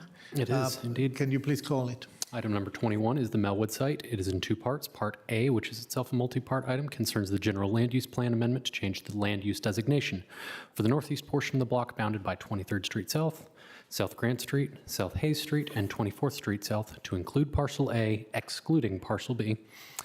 The next item, which is and shall remain envisioned as a portion of Nellie Custis Park from public to low-medium residential. Part B is a rezoning from C1 and R6 to RA18, multiple family dwelling district for an approximately 75,496 square foot area located at 750 23rd Street South. Part C is the site plan number 478 to construct 5-story mixed-use building with approximately 131,736 square feet of residential gross floor area, and 17,033 square foot of institutional gross floor area, with modifications for additional density, reduced parking ratio, density exclusions, other modifications necessary to achieve the development. And Part D is the designation of the site as a revitalization area. Part B of this item is the use permit to allow a community service use, Melwood, located at 750 23rd Street South.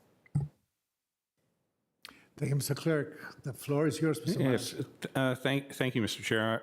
Making the presentation this afternoon is Kevin Lamb from CPHD with assistance from Bryce Johnson. So I'm going to turn it over to Mr. Lamb. Thank you. Good afternoon. Once again, I'm Kevin Lamb with the Planning Division, and today I'll be providing a presentation on behalf of staff for the Melwood project. So as noted, the subject items consist of 5 parts. These include a GLUP amendment from public to low-medium residential, a rezoning to RA818, a new site plan request to construct a 5-story mixed-use building, and designation of the site as a revitalization area, which is solely for purposes of the applicant's low-income housing tax credit application. There's also an associated new use permit request to allow community service use on the ground floor, and this will allow Melwood to continue offering their programs at the site, which include job training and support programs for people with disabilities.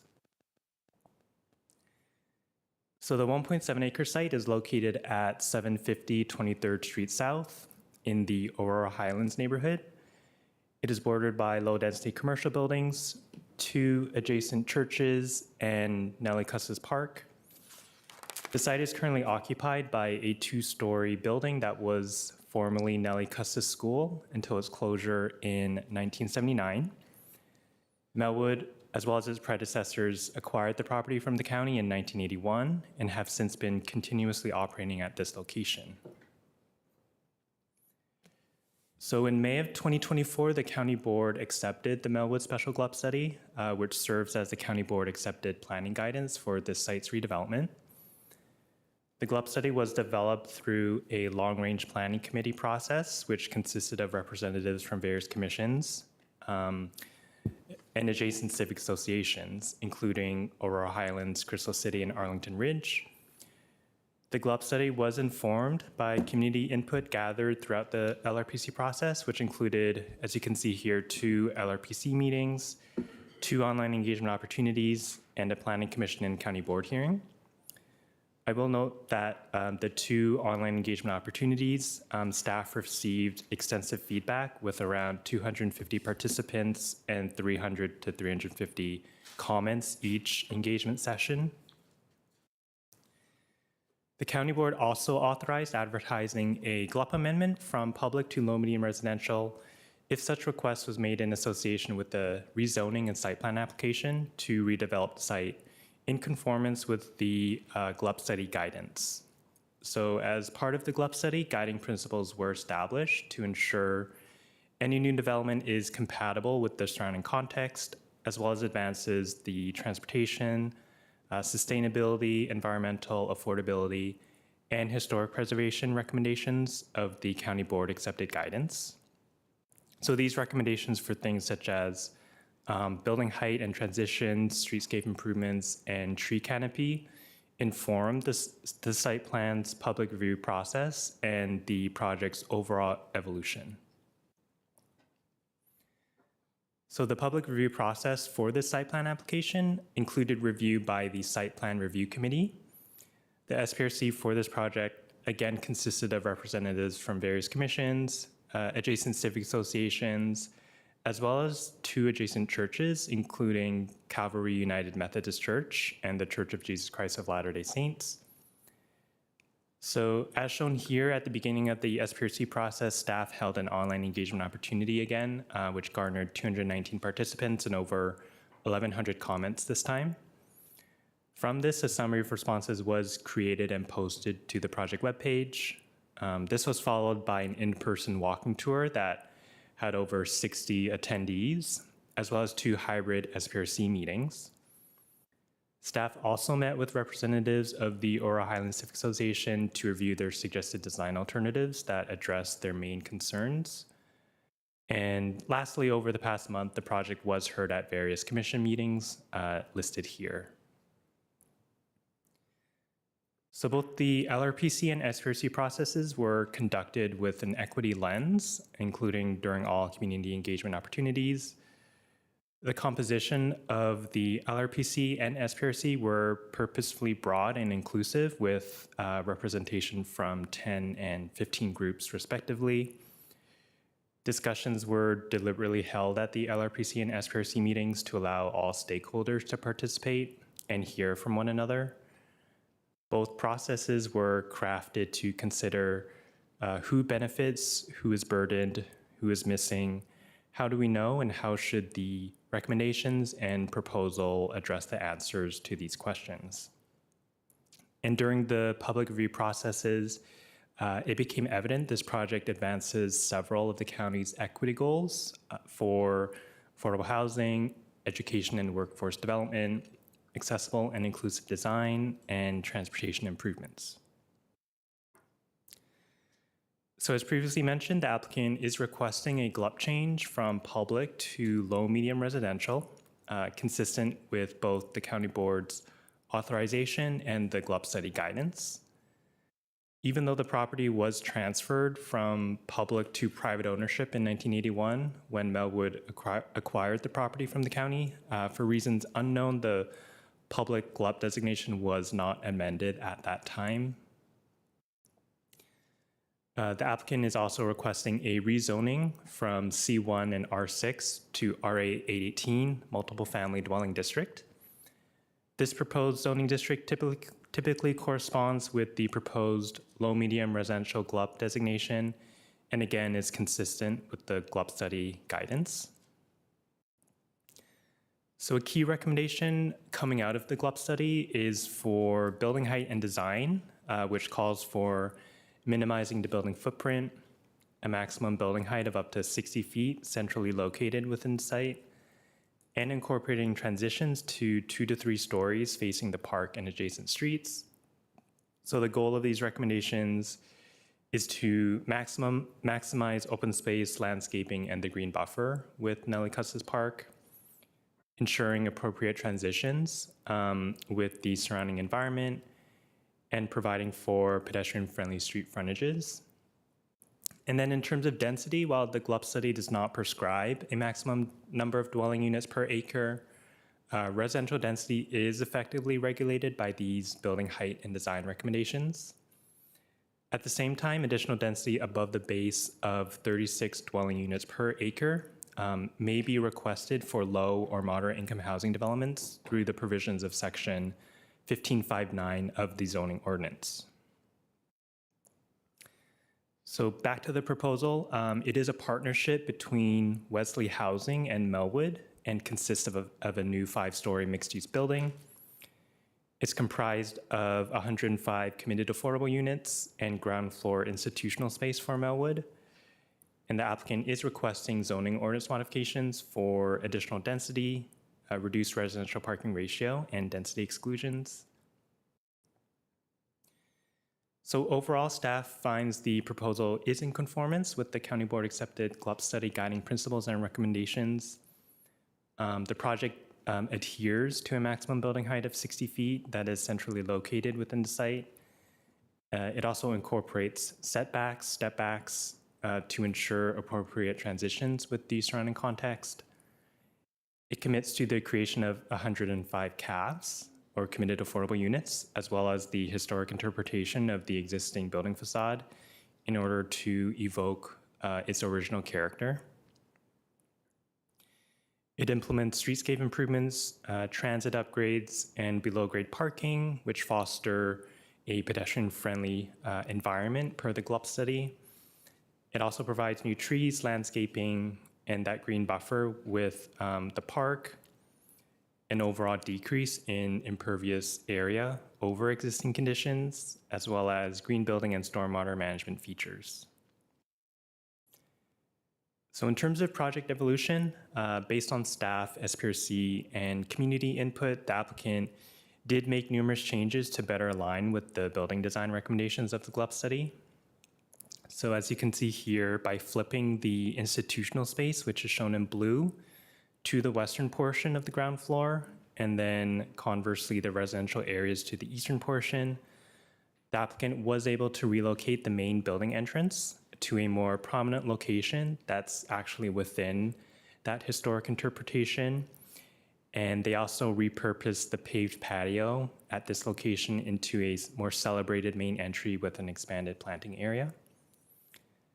Next, kind of within the existing building footprint, the revised proposal also provides that private patio space, this time in the rear of the building, which essentially creates an increased setback with the park to further minimize the building's visual impact. And then lastly, the applicant on the ground floor shifted the above-grade transformers an additional 12 feet from the park, which allows for an expanded green buffer in this area and additional opportunities for vegetated screening of those transformers. Then on the second floor, the applicant also incorporated additional step backs facing Nellie Custis Park, as well as adjacent streets to ensure adequate height transitions with the neighborhood. And then one last thing I wanted to point out was here you can see that expanded green buffer compared to the original submission. So this slide summarizes the key issues and concerns raised by the Oro Highlands Civic Association, as well as the ways in which these concerns were incorporated in the GLUB study guidance and ultimately informed the applicant's proposal. So the Aurora Highlands Civic Association believes the proposed building form and density is inappropriate given the surrounding low-density residential neighborhood. And they also expect the project to negatively impact Nellie Custis Park, local traffic, on-street parking availability, pedestrian safety, the historic character of the site, and then lastly, the significance of the existing mature trees to the community. So these concerns were often raised during the LRPC process as well, and eventually informed the GLUB study guiding principles and recommendations, such as minimizing the building's visual impact on the park, and also considering retention or interpretation of the original 1923 school facade in order to evoke its original character. And then in turn, the proposal conforms to this guidance, this GLUB study guidance in these areas, and is responsive to these concerns, such as, again, incorporating those setbacks, stepbacks, and the green buffer with the park, and providing a historic interpretation of the original school facade. As previously mentioned, there is an action to designate the site itself as a revitalization area. And again, this is solely for purposes of their low-income housing tax credit application. The applicant does plan to apply for 9% LIHTC, which is a competitive process. A project is eligible for 15 points if it is located within a designated revitalization area that meets their criteria set forth in the Code of Virginia shown on the screen. And the two applicable criteria are also showed here. So this action would support the redevelopment of the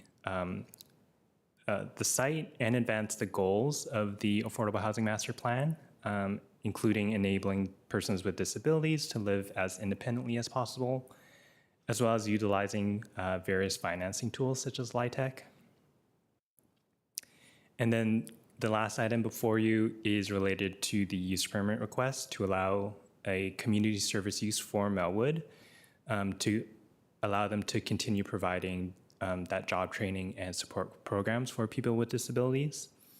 So through staff's review of the proposed activities and programs, staff find they are consistent with the zoning use categories for community service use highlighted here, including its accessory uses, and also meets the applicable parking requirement. So overall, the site plan is consistent with the GLUB study and also advances several key county goals and objectives. So the project provides 105 CAFs at 30 to 80% AMI. This includes 60 two-bedroom and 22 three-bedroom units, representing 78% of all units in the project. In addition, up to 30% of units will be prioritized for people with disabilities. The project provides streetscape improvements on 23rd Street and South Grant, as well as ADA accessible bus stop upgrades. Although they aren't participating in the Green Building Incentive Program for additional density, the project will be built to achieve National Green Building Standard Silver certification. In addition, the project will also meet minimum energy optimization performance, include Energy Star appliances and WaterSense fixtures, and also provide 10 years of energy reporting. And then lastly, the entire building does incorporate inclusive design standards and allows Melwood, obviously, to continue offering their programs on site for people with disabilities. And just following the SPRC process, the project, as I mentioned before, was heard at various commission meetings. This includes the Historical Affairs and Landmark Review Board and the Disability Advisory Commission as an informational item. The project was also heard at the Transportation Commission, Planning Commission, and Housing Commission, where they all recommended unanimous approval of the project. So to conclude, staff recommends adoption of the ordinances listed here, as well as the approval of the use permit. Thank you. Thank you, Mr. Lam. The next one Do we have advisory groups? We have members of our applicant team here to present first. Oh, yes, the applicant, of course. I apologize. Thank you. Good afternoon. My name is Kathy Puskar with Walsh Colucci here on behalf of the applicant with my associate Lauren Riley. We're really happy to be here this afternoon. I bet all of us in this room wish it was this morning, but we understand you had other important business to do. This is the culmination of an extensive public review process, and I feel really privileged to be part of this team today to represent two clients who are both making lasting positive impacts on the communities they serve. First, Melwood. For over 50 years, they've provided jobs and services for people with disabilities.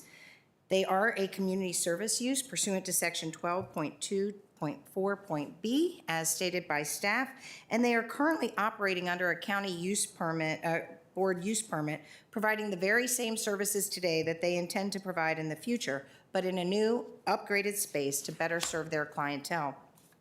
My other client is Wesley Housing. They too just celebrated their 50th anniversary last year.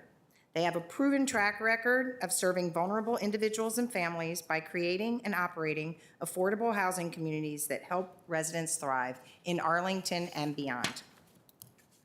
Together, with the rest of our consulting team, staff, the community, and other stakeholders, Melwood and Wesley Housing have worked hard to design a project that is consistent with the GLUP study principles, responsive to concerns that have been raised, and representative of the elements necessary to provide affordable, inclusive housing with programs and services to support individuals with disabilities and those with financial need.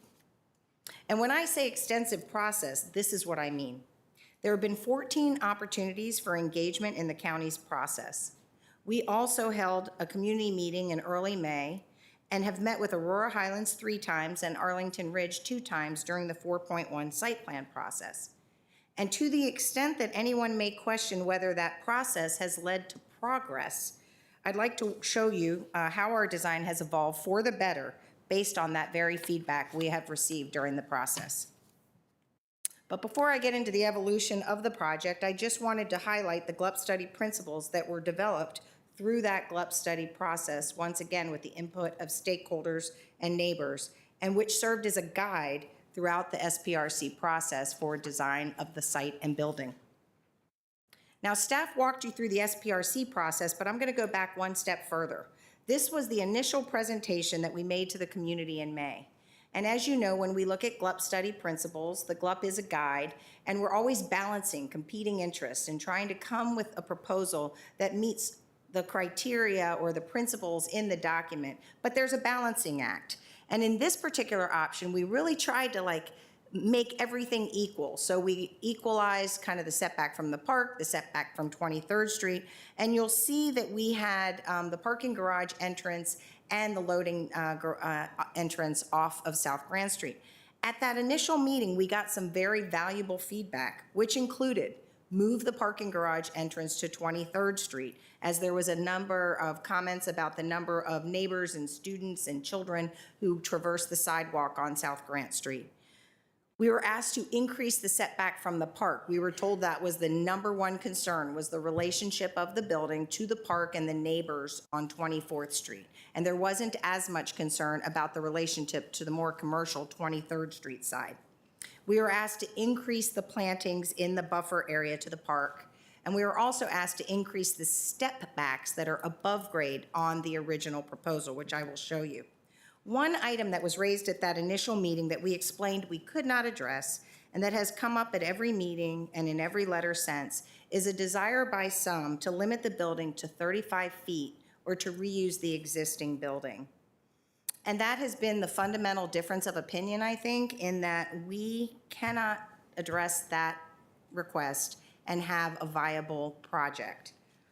That being said, we have worked very hard to be responsive to the other comments that have been made throughout the process. And so you can see at our first online engagement after that May meeting, we made a significant change to the building footprint and pushed it back to almost 40 feet from the 26 feet that existed before. And we took that parking garage entrance and we moved it around to 23rd Street as requested. We looked at this. We did have, at this point, we had additional investigation and a documentary study by traceries that determined that the building had been significantly altered over time and that demolition would be okay, given that there are other similar examples of this type of architecture and building in the county, and that interpretation of that facade would be appropriate. That facilitated us moving the building closer to 23rd Street, farther away from the park, has been asked by the neighborhood. And then we had additional feedback during SPRC and SPRC number 1 and 2 to bring us where we are today, as well as those additional association meetings. So here's where we are today. And you'll see that we have achieved a number of things. Instead of retaining the initial sidewalk that was existing, we now have a 6-foot sidewalk. We actually flipped the uses in the building to move the entrance over to where the historic entrance to the school was. We retained the flagpole. We added a historic marker. We improved the bus stop. We transitioned to the park on our property along South Grant Street. We pushed the building even farther back. We added increased buffer and tree plantings. We relocated the transformers. And importantly, at the continued request of some of the neighbors, we removed parcel B from consideration in our application, which meant that we met our 25% tree canopy on site as was requested. So you can see as we go up the building, this was our building at the community meeting, and we had what were to be considered minor step backs, and we heard loud and clear that the neighborhood wanted that building massing broken down, and they wanted that building farther away from park and farther setbacks, and so we did that. We made a major move in the building design, and you can see that we limited the residential use of the building, the extent of the building that faced the park was reduced significantly from the prior design. Then we heard some concerns that now that that level 2 courtyard had been increased, that there was concern about that elevated courtyard being too proximate to the park. So as we worked through the plan, you'll see we pushed that first level back an additional almost 38 feet to get that second level terrace farther back. And that had the benefit, also the flipping of the units that we did, of the Melwood with the residential units, allowed us to create a new level 1 terrace for Melwood's use, which will be very helpful in their programs and their ability to have lunch outside and to gather outside, but also push that terrace back at the community's request. We increased the step backs of the building, as you can see here, along 23rd Street and South Grant Street. And then we had additional step backs at the 4th floor that had been incorporated here. So our primary goal during the process, which we refined over time, was to step down the building to the park and the adjacent single-family neighborhood. And that can also be evidenced through the architecture. Now, when you look at elevations, they don't really give you the massing. We'll get to some renderings, but just from a general architectural elevation, we heard comments about the desire to break down the mass scale, to change materials, to change colors, to increase step backs, to change the roof line, to provide additional articulation, which helped make the building look smaller, to change the windows so that we had additional variation and detailing on our window patterns. And so I hope as you see as we walk around the building quickly, although the next one I'm going to stop on because this is the interpretation of that facade. And you'll see how that evolved over time. We got good feedback in terms of adding soldier courses, rustication, a cast stone surround, canopies. We increased the window size and pattern and added a parapet to help evoke that 1.5-story read of the original Nellie Custis school facade. But as you walk around the building, and I'm not going to focus on every detail, I hope you can see how we continued to refine this building to break down the mass and scale and change various elements to really try to impact for the better our relationship to the park and to our neighbors. And here you can see, we'll just walk around the building very quickly as to how the architecture has evolved over time.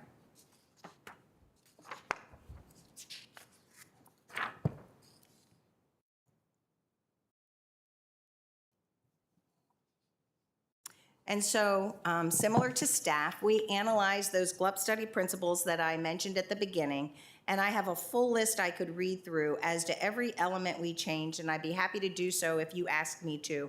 But I hope you'll see just through the document and the images themselves, the changes that we did make. We are very grateful to be at this pivotal moment, and we appreciate all the constructive feedback we've received.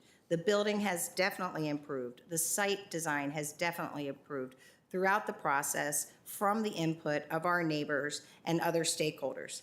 We would request your approval today so that we can move forward towards realizing much-needed housing and services for our most vulnerable residents, as evidenced by some of the speakers you will see today. With the appropriate support and housing opportunities, all Arlingtonians can thrive. Thank you, Ms. Puskar. So now it's the time for the advisory groups, starting with the Planning Commission, Mr. Striney. Yes, for the record, my name is Tony Striner, representing the Planning Commission here today. As was covered in our report, we unanimously approved or recommended that you all approve this plan. It was a long and rigorous process. Aurora Highlands Civic Association pointed out many different aspects of this project that they had issue with. The main ones were transportation, historical preservation, massing, and height. And as staff outlined, the process was very rigorous and very robust, and we were able to address a lot of those along the way.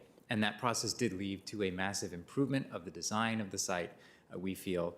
And it also, another thread within that was that even though the site did improve, the general land use plan amendments, the special GLUP studies that we're doing, they are frustrating the community, and there is a desire within the commission and within the community that we noticed to have more forward-looking planning for corridors like this, so that way we can have that more robust discussion up front rather than these individual sites kind of popping up. But again, the Planning Commission is very much in favor of this project, and we very much hope that you all approve this today. And I'm happy to answer any questions as needed throughout the discussion. Thank you, Mr. Striner. I believe we have also a Ms. Wenger from the Housing Commission. We do. She's joining us virtually. Okay. Ms. Wenger. Yes, hello. Hi. Hi, I'm here on behalf of the Housing Commission to share our overwhelming support of the proposed Melwood project. The Commission unanimously voted 9-0 in support of the project. We are very excited that this project will meet many affordable housing master plan goals. It will provide family-sized units, units for very low-income residents, and Type A accessible units. It is also in a neighborhood that is close to the metro and that does not already have much affordable housing. And we are very glad to see that this project will provide affordable homes for people with disabilities, as well as on-site services from Melwood. We strongly recommend that you approve this much-needed project. Thank you for your consideration. Thank you, Ms. Wenger. I believe that brings us to public testimony. Do we have speakers? We do indeed. It was just a rigorous question. Right. Thank you so much for being here and for taking the time. And to the extent that it's helpful with anyone's planning of their time, and for those joining virtually, we have at this point 28 registered 2-minute speakers. So if you're in the 3-minute speaking slot, we can reasonably anticipate getting to you by, say, 4:15 or so. And so on. For our 3-minute speakers, we have an additional 15 or so there. So we anticipate about 5 o'clock being the time that we will get to our 5 minutes. So hopefully that helps pace everyone's day out. But to begin with our speakers, with number 1, Chidi Amico, followed by Audrey Clement.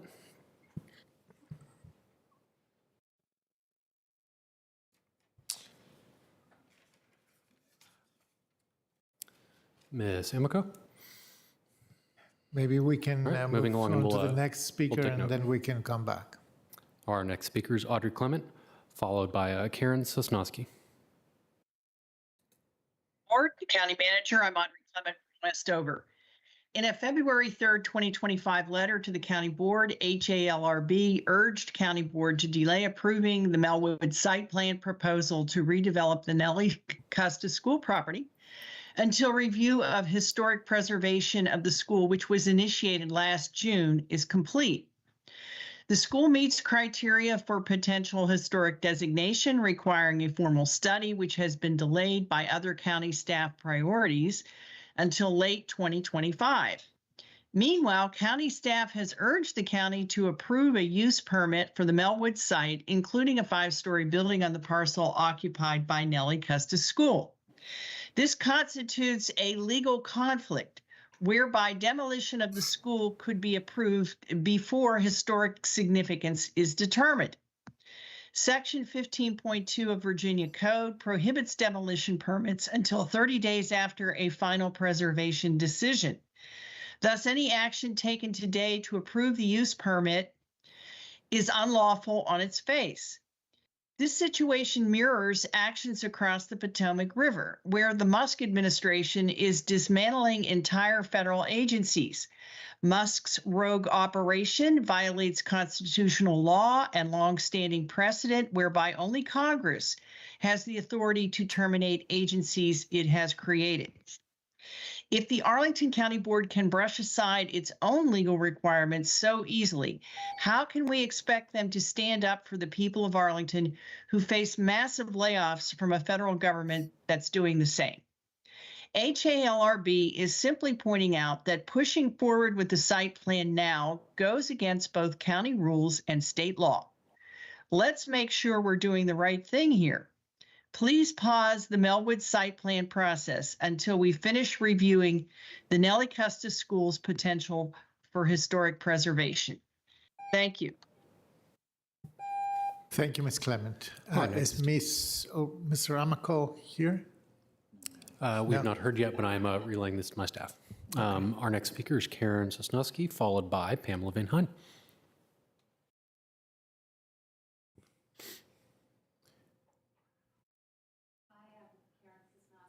Good afternoon. Microphone's muted. The microphone, the button. Sorry. Yes. Hi, I'm Karen Sosnowski, a longtime Arlington resident. Thank you for letting me speak. This is a personal testimony, but the county's guiding principles to prioritize affordable, accessible, equitable housing, which are being met in the Wellesley Melwood redevelopment project proposal, are very important to me as a mom to a 20-year-old son with mosaic Down syndrome. My husband and I and our 2 kids moved to Arlington before our son started kindergarten. We heard that the public schools here were strong and also inclusive of students with disabilities. I love to brag about my son, but I can't brag about him without bragging about Arlington and the impact it has had on him and our family. So far, every step of the way, our child has been encouraged to thrive here. Excellent teachers taught him to pass SOLs and work through difficult projects and papers we probably would have thought were beyond him. With the help of many moms and dads, not just us, he went from being a Cub Scout to Eagle Scout to assistant Boy Scout leader. He's given back through many volunteer projects, including at AFAC and TJ Community Gardens. He participates in Challengers Baseball, acts in community theaters, including Signature and Chalice. But our son does not want to live with his mom and dad forever. Who does? He needs an affordable, communal, supportive, and accessible place to call home in Arlington. Everyone in Arlington deserves this. And for this reason, I ask the county board to approve the Melwood redevelopment appraisal. Thank you. Thank you, Mrs. Sosnowski. Our next speaker is Pamela Van Hine, followed by Ben DiVonzo. Hi, Pam Van Hine. Can you hear me? Yes. Great. Thank you, County Board Chair and members and staff for providing this opportunity to comment on the Melwood project and for your hard work. I'm Pamela Van Hine, a 40-year resident of Aurora Highlands and a pedestrian advocate. I did represent the Pedestrian Advisory Committee on the Melwood SPRCs, but these are my personal comments on the Melwood project as an Aurora Highlands resident who lives a few blocks north and west of the project. I strongly support the Melwood project, as many local residents do. I support higher density in 22202, more affordable housing, and, most of all, more fully accessible housing that is affordable. I am impressed that the developer plans to follow Kelsey accessibility standards throughout the reconstructed Melwood building. This combination of fully accessible units, some of which will also be affordable, is rare and much needed in our community. I'm also impressed that the developer listened to our concerns and suggestions during the SPRC process and made several changes that improved the project. My concern about the project is that the WMATA Better Bus Network plans to eliminate travel on 23rd for 2 of the 3 bus routes. The remaining route is north-south only from the Pentagon to Huntington. There will be no bus routes on 23rd that head west. I asked the county to plan for bus service on 23rd that serves a broader area for Melwood and for the rest of us. In summary, please monitor and restore bus service on 23rd, and please, please, please support the Melwood project. It's great. Thank you. Thank you, Ms. Van Nijn. Our next speaker is Ben Ivanzo, followed by Ann Olmschneider. Hi, my name is Ben Devanzo. I'm an Aurora Highlands resident, and I'm speaking in favor of this really important project. Several years ago, several neighbors and I, as part of the Livability Initiative, wrote the Livability Housing Report based on multiple workshops in our neighborhood with dozens of neighbors, and affordable housing was a major need identified in that project. This project serves underserved populations, such as people with disabilities, and I really applaud that Melwood has gone above and beyond in meeting with many of my neighbors who I understand do not approve of this project, but they have spent a lot of time and frankly money that could have been used serving their clients, making this project better and better. And so I really appreciate that. This project is going to be a wonderful addition to our neighborhood, which already has many multiple types of housing, including duplexes, triplexes, quadplexes, and a nearby high-rise building that has been there for decades without complaint. I'll also note that there has been a request to delay this project using a historical review law that recently passed. I'll note that that law was passed due to very different circumstances, and the sponsor of that law, Patrick Hope, has been a long-time champion of residents with disabilities, and I imagine would be greatly concerned and potentially dismayed to see that his law is being used to delay a project of affordable housing for people with disabilities. I really appreciate the opportunity to speak, and I encourage the county board to approve of this project. Thank you. Thank you, Mr. Devanzo. Our next speaker is Ann Olmschneider, followed by Emily Yezierski.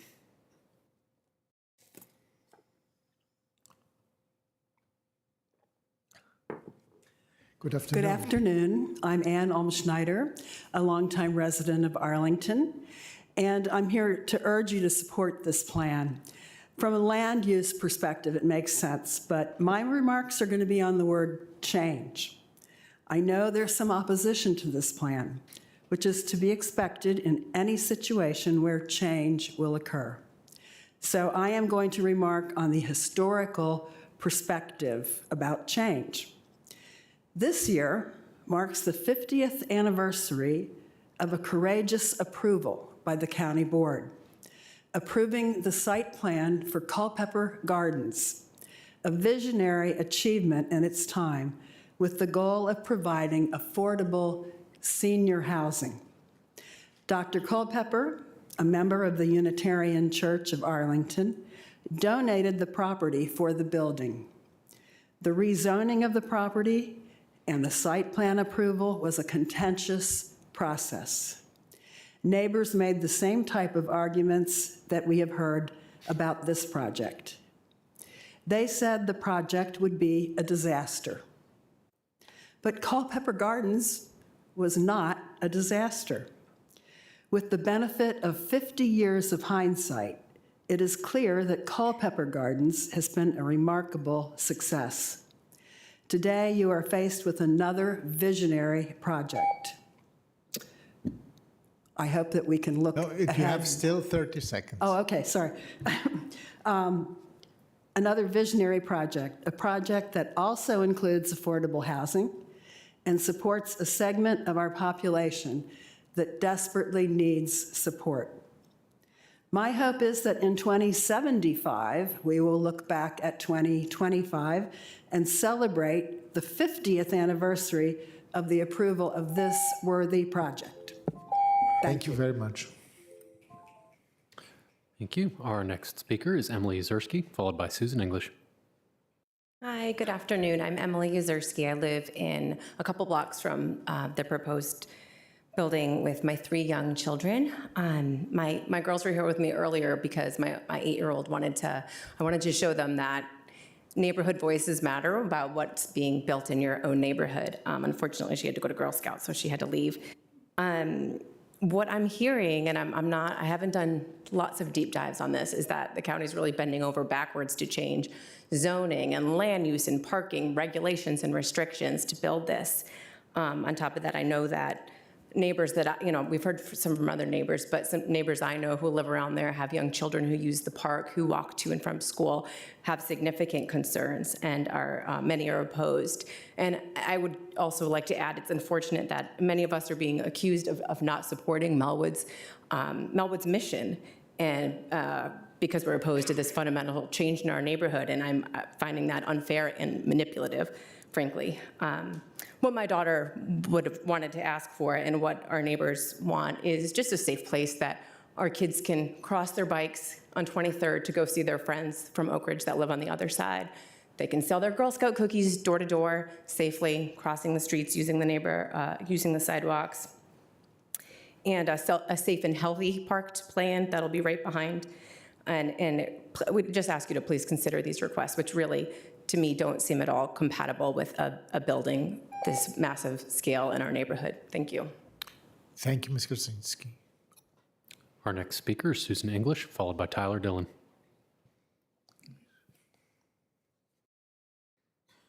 Good afternoon. Good afternoon. I've lived in Arlington Ridge for 43 years, about 8 blocks from this site. During that time, I've watched the need for this kind of housing for workers who serve us daily, for those with disabilities, grow exponentially. Melwood's redevelopment will make a small but significant dent in that huge need. It will serve our community well.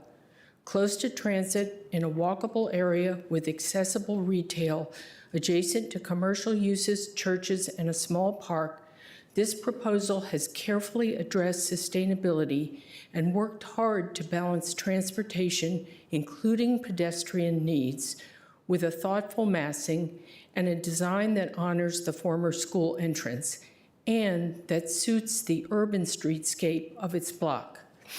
As new trees and plantings grow over time, so will the shade.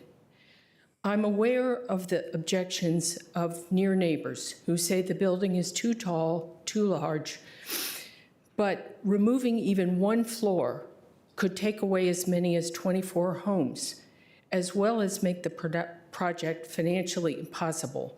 That doesn't feel very inclusive or reasonable. This much-needed affordable housing will offer job training to some disabled residents as part of Melwood's mission and will offer welcoming community space for all residents. It will include 22 3-bedroom units with the entire building following Kelsey standards. I'm asking you to please support this much-needed housing and the vision it embraces. Thank you. Thank you, Ms. English. Next speaker is Tyler Dillon, followed by Kelly Koenig.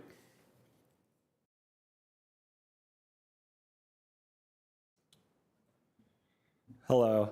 Thank you for having me speak today. I've lived with my wife in Arlington for 5 years now, and we now live with our 4-month-old son just a few blocks away from the Melwood redevelopment site. And today I'm here in support of their redevelopment plan. Many young families want to live in a diverse, inclusive, and vibrant community, but this involves public policy to support such a community. And that's why you should support the Melwood redevelopment plan. As you've heard today from the applicants and from others speaking in favor, the Melwood redevelopment plan would provide housing for people with disabilities and low-income households. That would give more people an opportunity to live in a more inclusive Arlington. So please, as you consider whether to support the plan today, stand in favor of an inclusive Arlington. Thank you very much. Thank you, Mr. Dillon.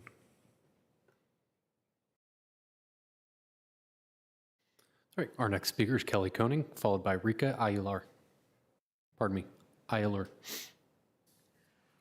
Good afternoon. My name is Kelly Koenig, and I moved to Aurora Highlands in 2004. This is actually the first time I've ever paid attention to the county board meetings, watching or participating. So this is unique. Thank you for letting me be here. In the time that I've lived here, my work moved to Crystal Drive, and our church was able to open a house of worship on 23rd Street, and that's really meant a lot to us. We've been able to volunteer with Melwood and help build that community. Caring for the poor and needy as a Christian is one of the central tenets of our faith, and so it's not that I'm NIMBY. I am concerned that the proposal is not going to be in the best way to meet the needs of our brothers and sisters that are the most vulnerable here in the area. My two biggest concerns being access to grocery stores and having sufficient parking for their friends and family that want to come visit them, as well as the caregivers that they will need. I believe that those needs can be better met by other proposed developments in our neighborhood. As a former resident of the River House, I know that extensive campus is currently being considered. I believe there, or Crystal House, which I walk through every day and has seen is already under construction with more on the way. I believe those are existing opportunities that could help meet those needs better than the Melwood footprint.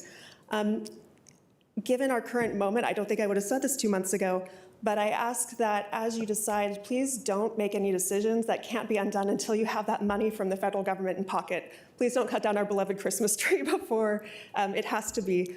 And finally, since I don't know how much time you spend in our part of the neck of the woods, I actually wanted to invite you to join us for church. I worship at 11:30, but the Methodists at 11 have coffee afterward. I'd be glad to go to Pastor Amy Beth's services with you, and I will give my contact information to the county board email to do that. Thank you for your time. Thank you, Ms. Koenig. Our next speaker is Rika Ayalur, followed by Aya Kodakaviska.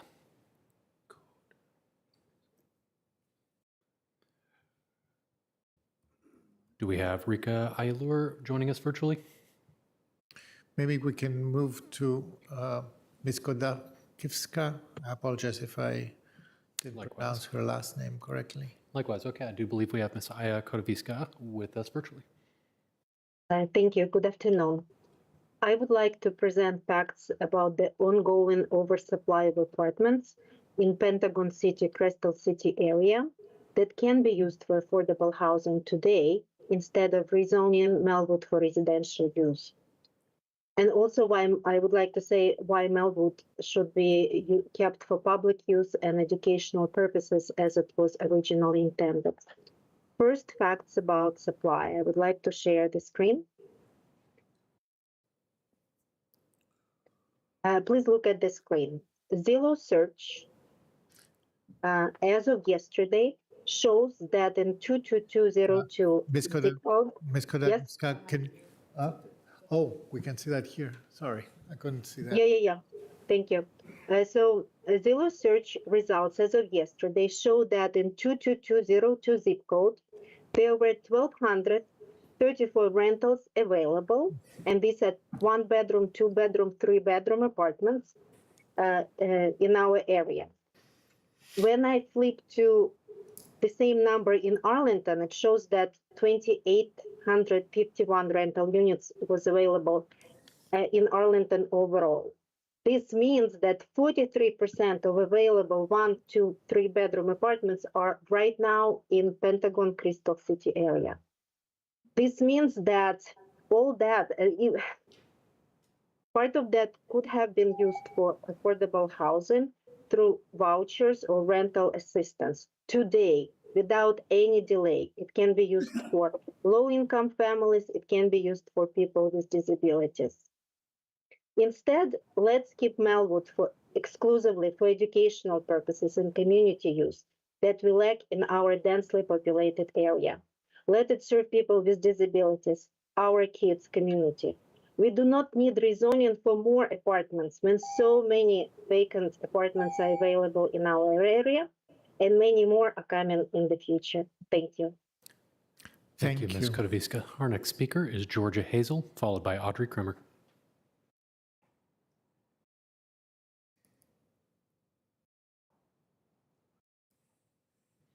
Ms. Hazel, I see you on the line.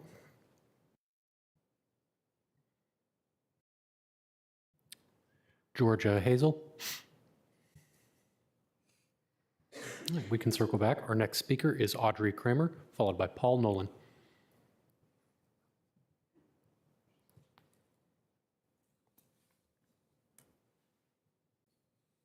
I do not believe I see Audrey Kramer on the line. Ms. Hazel, one more time. Okay, moving along. Our next speaker is Paul Nolan. Good afternoon. I am Paul Nolan, a member of the Arlington community. Empathy is a unique quality of being a human. Empathy is more than sympathy. It is the ability to understand another person's situation, feelings, and concerns. At its best, it is the ability to understand the needs of others that you don't even associate with or know. Empathy is necessary for a civic community. An empathetic community understands the difference between wants and needs. Parks with unicorns and butterflies are a want. Housing that is affordable and safe is a need, especially for those with differing means and abilities. An empathetic person knows that a rising tide lifts all boats. The proposed Melwood development is an ark. It will provide a vessel for those of differing means and abilities that will lift them up by providing a place for an inclusive and thriving community. Those not on board, well, there will be a little dinghy for them. Thank you. Thank you, Mr. Nolan. Right. We are continuing to track any speakers who we have not heard from. We'll circle back at the end of the 2 minutes. Our next speaker then is Peter Yee, followed by Joe Baresi.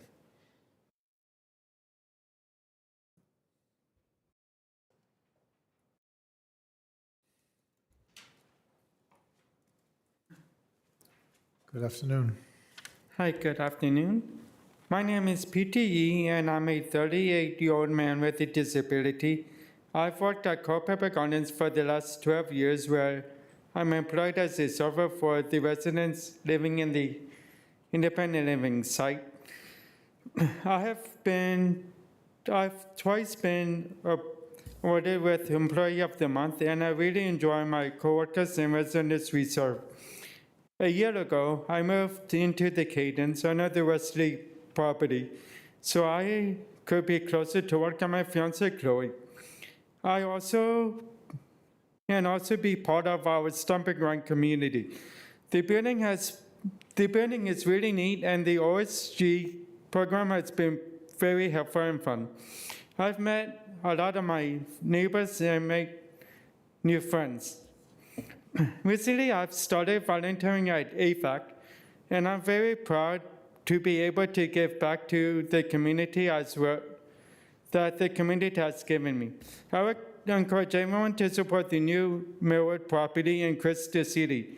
Wesley properties are gorgeous, and I'm excited that there could be more OSG programming for our friends there. Affordable and inclusive housing has changed my life. I feel lucky to be a part of OSG, and I know my family is so grateful to know that I am thriving in my new community. We need places like my new place at Culpeper. Thank you. Thank you. Our next speaker is Joe Baresi, followed by Charles Moore.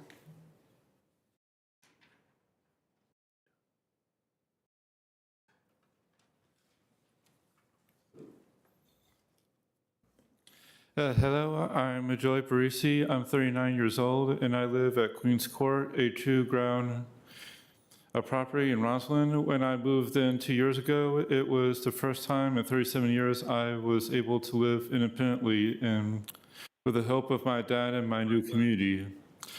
I've matured and learned a lot since moving into my apartment. I do a lot of stuff that I was not able to do before, like community walks, Friday cleanups at Roosevelt Island, movie nights at Queens Court, and dinner groups that meet in Arlington. I have mastered the metro and bus systems and can join my friends in Arlington, Georgetown, and DC. I also joined the social justice group where I'm learning a lot. I'm also happy to say that I now have a lot of good friends. I'm currently looking for a job in the area, and I know that I can contribute to society, and all of this is possible because I live in an affordable and inclusive community. I think everyone should experience inclusive living. I encourage you all to expand your thinking about what is possible and for people like me. I can tell you, after living in my own apartment and being involved with OSG, that inclusive and affordable housing is something that could contribute to the well-being of all communities. And I love to encourage everyone to think about embracing this model and considering issues around the equality and welcoming their neighbors. The Melwood property is going to make a difference in a lot of people and not just those with disabilities. Thank you for listening to my story. Thank you so much. Thank you, Mr. Barisi. Our next speaker is Charles Moore, followed by Caroline Levy.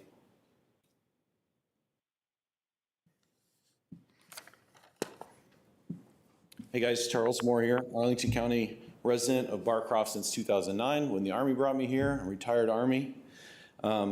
Speaking in support of the Melwood project, my older sister is autistic and lives in a group home near my parents.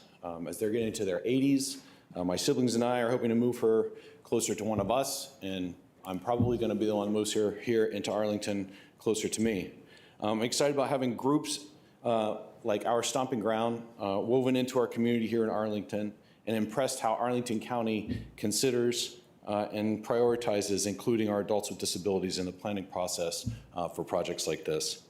It's great that we have many housing options for adults with disabilities, from group homes to independent living here in Arlington already. And the Melwood project will be an awesome addition. This gives my siblings and my parents peace of mind as we are planning the next steps for my sister to live closer to me. To concerned neighbors and parents of the project, please consider this.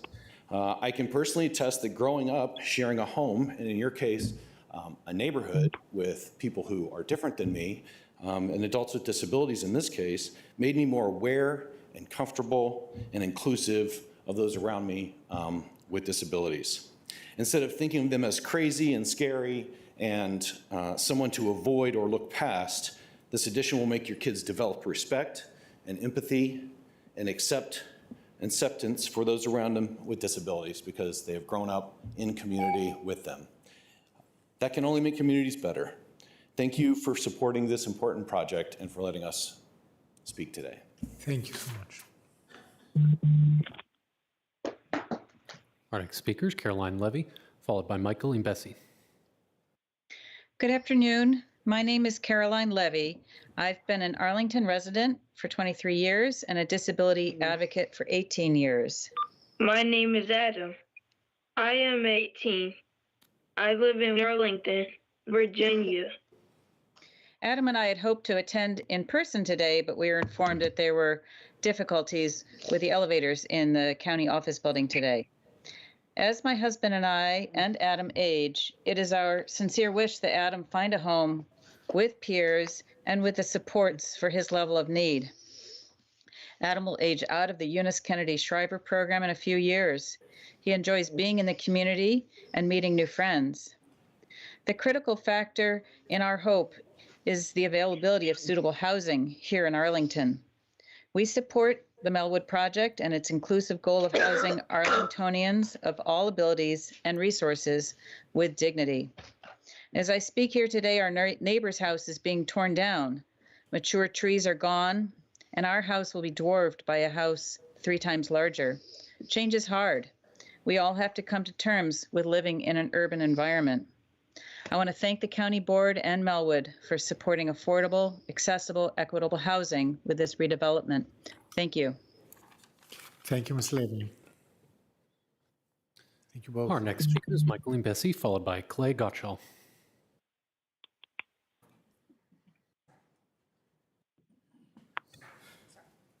Good afternoon. Hello. This project is important because it will provide housing for people among us who are disproportionately vulnerable. This housing is needed, and it is needed now. The people who need it do not blip out of existence simply because something is not built for them. They do not take a break from being in the world simply because a proposal has been delayed.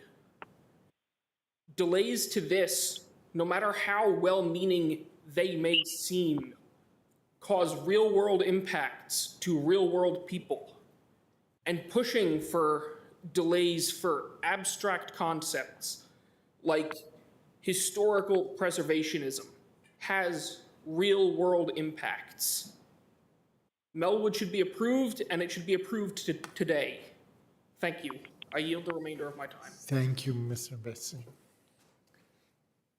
Our next speaker is Clay Gottschall, followed by Meg Flores.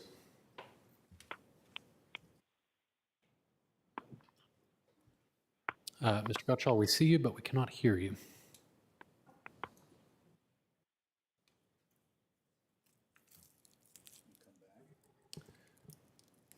We are still unable to hear you. Unmute yourself. Mr. Gottschall, I'd be happy to have a member of our staff reach out and help troubleshoot. We will circle back to you. Our next speaker is Meg Flores, followed by Adam Theo.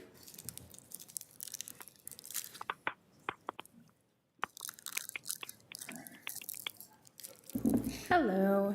Good afternoon. My name is Meg Flores, and while I'm a member of the Aurora Highlands Civic Association, the Crystal and Pentagon Cities Council, and the Arlington County Transportation Commission, I'm speaking to you today personally as a neighbor and a mother. I reside in Crystal City with my spouse and my 3-year-old daughter, Monica. We choose to live in Arlington because we want to raise our daughter in a community committed to building a better future for everybody. Goals 1 and 4 of the strategic plan aim to provide excellent places and spaces to meet community needs and build community, promote wellness, and ensure equal access for all. This project will help Arlington County do just that. It will enable us as a community to build off of the work that Melwood has done to create an inclusive, affordable home for our citizens, adding 105 new units to an area seeing expansive growth and urgent housing needs, especially in the affordable sector. Additionally, the NIH notes that research demonstrates inclusively accessible housing has positive health and social impacts, such as reduced depression for individuals, lower mortality rates, and a decrease of EMS calls for falls or injuries, in addition to enhanced social participation for many groups. With up to 30% accessible margin, people of all types of disabilities will have access to an inclusive community. This road has been rocky to get here, but I believe this project will be an incredible benefit for many and speaks to our commitment as a county to build a better future for everybody. As a mother and a neighbor, I strongly urge the board to approve the Melwood proposal. Thank you. Next speaker is Adam Theo, followed by Paul Zeb.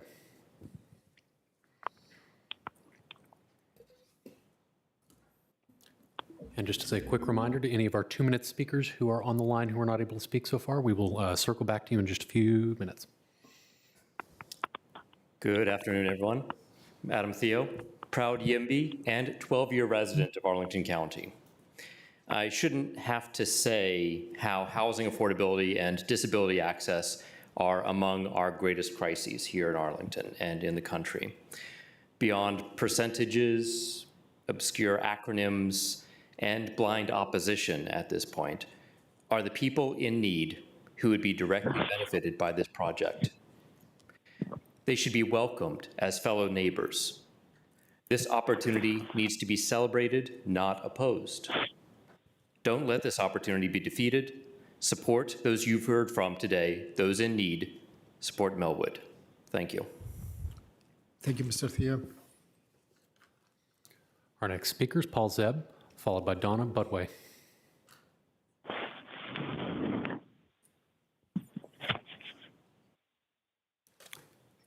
Looking for Paul Zeb.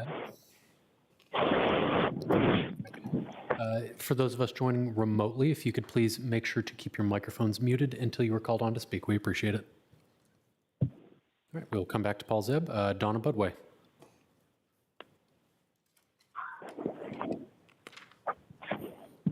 Good afternoon. Good afternoon. As a parent of an adult child with a disability and high support needs, I enthusiastically support the creative, welcoming, educational, and affordable housing vision for the Melwood site. It was Arlington's commitment to affordable and inclusive housing that allowed for the development of Gilliam Place at the Arlington Presbyterian Church site. Gilliam Place, a property very much like the proposed Melwood building, is today a thriving, inclusive, and affordable community on Columbia Pike. Our daughter has been welcomed and safely ensconced in the belly of that beautiful community for almost 6 years now, and I can promise you that the concerns of the neighborhood have evaporated as relationships have grown and flourished. Let's do this. The building has little to no historical value, and its racist past is only a sad reminder of a racist history. For those amazing partners and their mission-driven work, Melwood and Wesley Housing Corp., every change and barrier we put up threatens the delivery of this much-needed addition to Arlington and our most vulnerable neighbors. Just this week, I attended an event hosted by DBHDS where over 100 individuals, most still living in group homes or family homes, gathered for dinner and games. The excitement about the opportunity the Melwood property gives to these families and their vulnerable adult children was palpable. We need this housing and the remarkable opportunity to live the promise of the Olmstead Act by fully including our most vulnerable members of society into our community. Thank you. Thank you. Our next speaker is Anshu Sharma, and then we will circle back to our 2-minute speakers.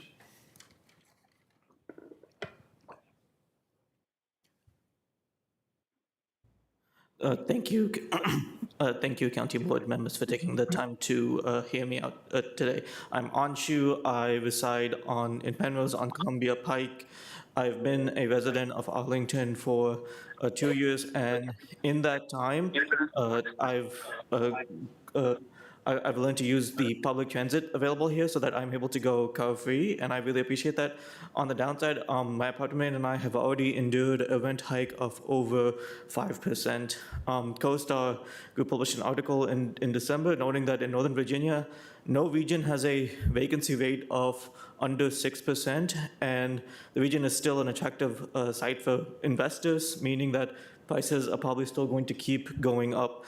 We have a housing shortage in Northern Virginia and nationwide, and it's not just a matter of filling existing vacancies. To the extent that there are suitable vacancies, we need to build more housing. This, as Odi Obenedy also points out on side note, I love the YouTube channel. Definitely, I recommend everybody check it out. There's also a hidden homeless population, people living in abusive or risky conditions, or people who are living with roommates, but they would like to afford their own place. So we absolutely do need more housing supply. Regarding concerns about pedestrians, I get that as someone who doesn't have a personal vehicle, as someone who enjoys walking and biking to places. I think the best way to enable more people, to enable more people to get around without a car and to make things safe for pedestrians is to build in areas near transit, and that's this site. When we deny that opportunity, we push people into less dense regions, and they're more likely to drive, and that not only increases risk for pedestrians where they live, that increases risk for pedestrians in job-heavy regions, including Arlington. So for pedestrian safety and housing needs, please support this development. Thank you. Thank you. All right, we're now going to circle back to a couple of our speakers who were missed, beginning with speaker number 1, Chidi Amiko.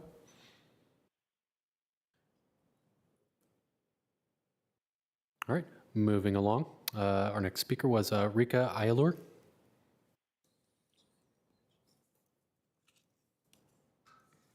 Hearing nothing. Next speaker was Georgia Hazel. I do believe we have Georgia Hazel on the line. For our folks who have joined up by phone, a reminder, you may need to dial *6 to unmute yourself. Georgia Hazel? Hello? Can you guys Yes. hear me now? Yes, is this Georgia? Okay. Yes, hi, sorry. Awesome, thank you. I had some technical difficulties before. But yeah, hi everyone. My name is Georgia Hazel, and I want to start by thanking you for the opportunity to speak here today. I'm 24 years old. I was born and raised here in Arlington, Aurora Highlands. I attended Gunston Middle School, and I have many fond memories of playing in Melicustis Park as a kid. I plan to continue living in Arlington for the foreseeable future while also working in DC. I hope to eventually start a family of my own here, and I would like them to experience the same sense of community and neighborhood that I had growing up here. It's crucial that we support public use initiatives to help our area grow and thrive. The site presents a unique opportunity for a park or a much needed school, while the Melwood program could be anywhere. I remember when the trailers got brought in at my schools growing up and the negative impact that they had on receiving a quality education. The Melwood program could be located anywhere and would be more appropriate closer to a metro station. I'm aligned with the Civic Association, as are many of my friends who grew up in this area and also plan to stay. While they couldn't be on this call today, I know that they share the same vision for our community's future. That's all. Thank you. Thank you. Next speaker, Audrey Kremer. Audrey, if you're on the line, star 6 to unmute.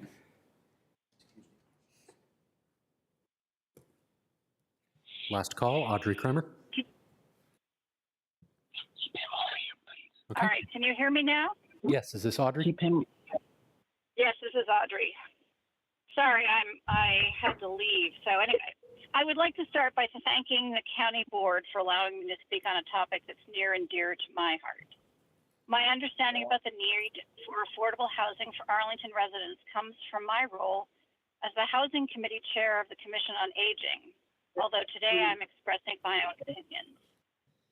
I want to express my full support for the Melwood project. This is a creative mixed-use project that allows Melwood to contribute to the lives of those with disabilities, both through training and housing for up to 30 people with disabilities. And in addition, adding to the much-needed number of affordable housing units in the county.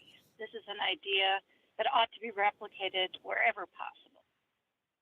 This opportunity is a gift for the county and to Arlington residents, especially those facing economic challenges and those with disabilities. The project aligns with Arlington's commitment to be a vibrant and inclusive place to live. The need for affordable housing continues to grow, and the significant number of 2- and 3-bedroom units at Melwood will be ideal for families. I believe this development is well located in a walkable and transportation-friendly area.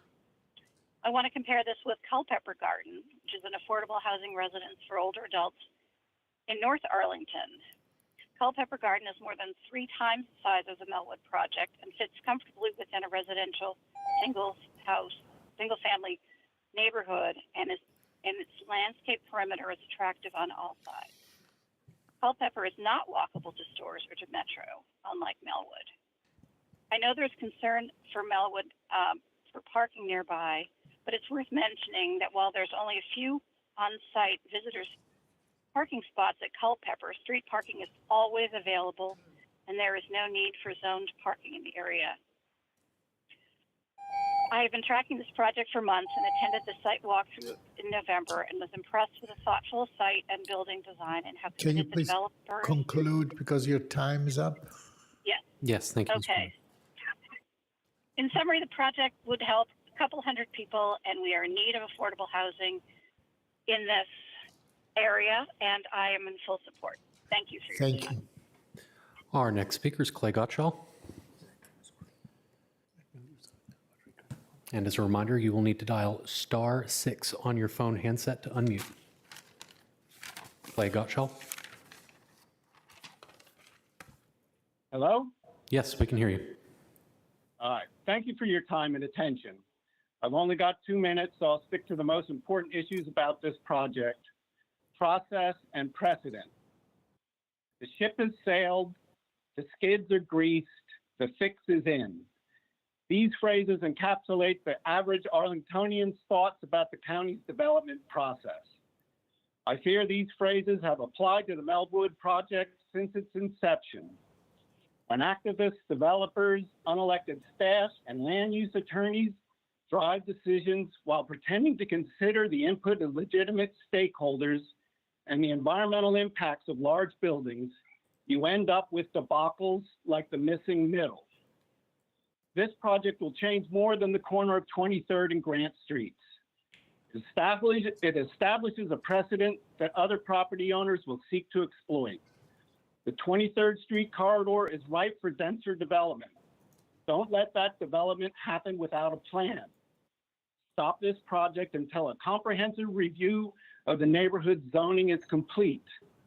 All stakeholders deserve to know the plan for how this neighborhood is changing.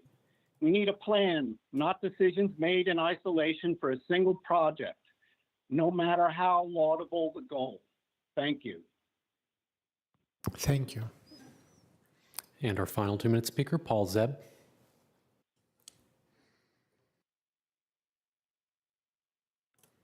Last call, Paul Zeb. All right, moving along to our 3-minute speakers, beginning with Emily Albin.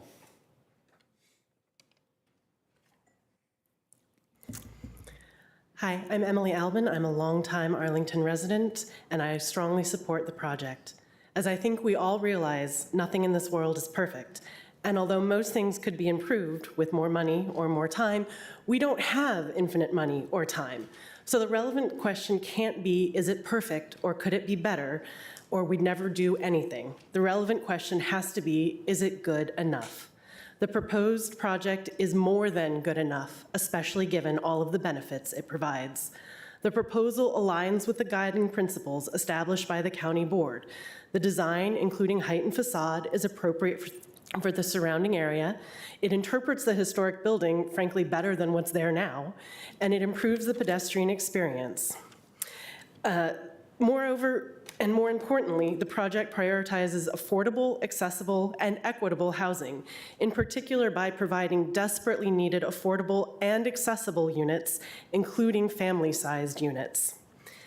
Reducing the building height or number of units undermines these goals and possibly creates the risk that the project could not go forward.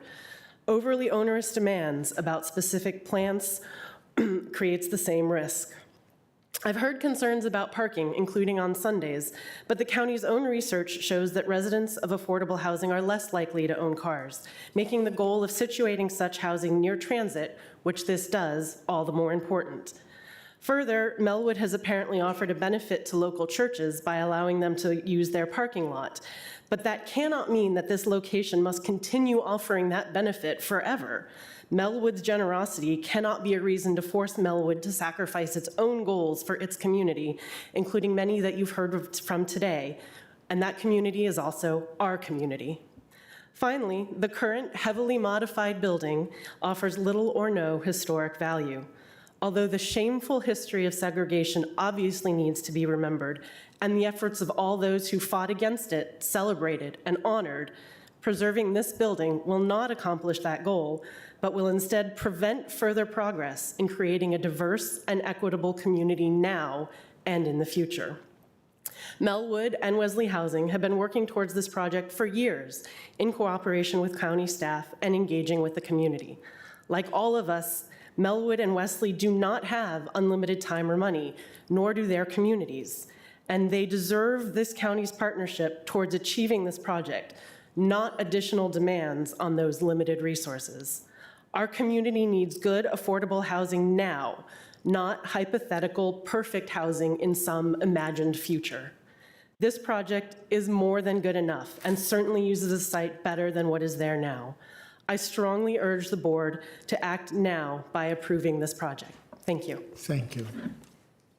Our next speaker is Stacy Meyer, followed by Jeffrey Williams. Good afternoon, almost good evening. Good afternoon. Okay. Hi, I'm Stacy Meyer. I'm the Aurora Highlands Civic Association Zoning Committee Chair. And our committee has never understood how the county could consider upzoning in the middle of our residential neighborhood, because the deal, the social compact for decades, has been to put this kind of density on the transit corridors. It was only when we dug into the history of the special GLUP process that we found the ugly answer. That is, when Mr. Swartz came up as county manager in 2017, the planning reports began omitting the fact that neighborhood conservation plans are the guiding documents per the 2008 special GLUP policy resolution. We then figured out the truth was that, like many before it, a special GLUP study was never warranted at this site, and the application should have been rejected right out of the gate. The Melwood site is specifically addressed in our Aurora Highlands Neighborhood Conservation Plan, which has a block-by-block survey to remain as is. In its 2008 resolution to approve the Neighborhood Conservation Plan, the county board specifically directed the county manager to ensure the recommendations of the plan were considered in decision-making and actions that affect the Aurora Highlands neighborhood. But what did he do instead? He completely omitted the Neighborhood Conservation Plan from the Melwood study. He omitted the importance precedent of 2401 Wilson that was done in 2011 and was rejected solely because it was in a low-density residential area, zoned R6, just like the Melwood site is, and as is county policy. Approval of the Melwood rezoning will set in a new normal, one that developers are drooling over, and even with increasing vacancy.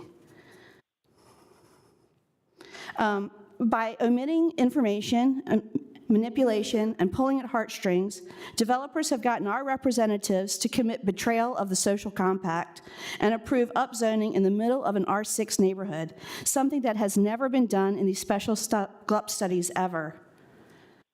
Then what happens? The tap can be pulled wide open. Dominion Hills, Lion Village, Donaldson Run, and then it's open season across every church lot in the county. If you approve this application today, we cannot go back. We are asking you to please not be hasty and take the time to review all the applications of your decision today.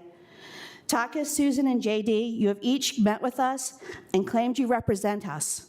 But we have been clear, favoritism to one landowner, no matter how compelling, is not what we want and is not per Virginia law. And that is what's happening here and now. Thank you.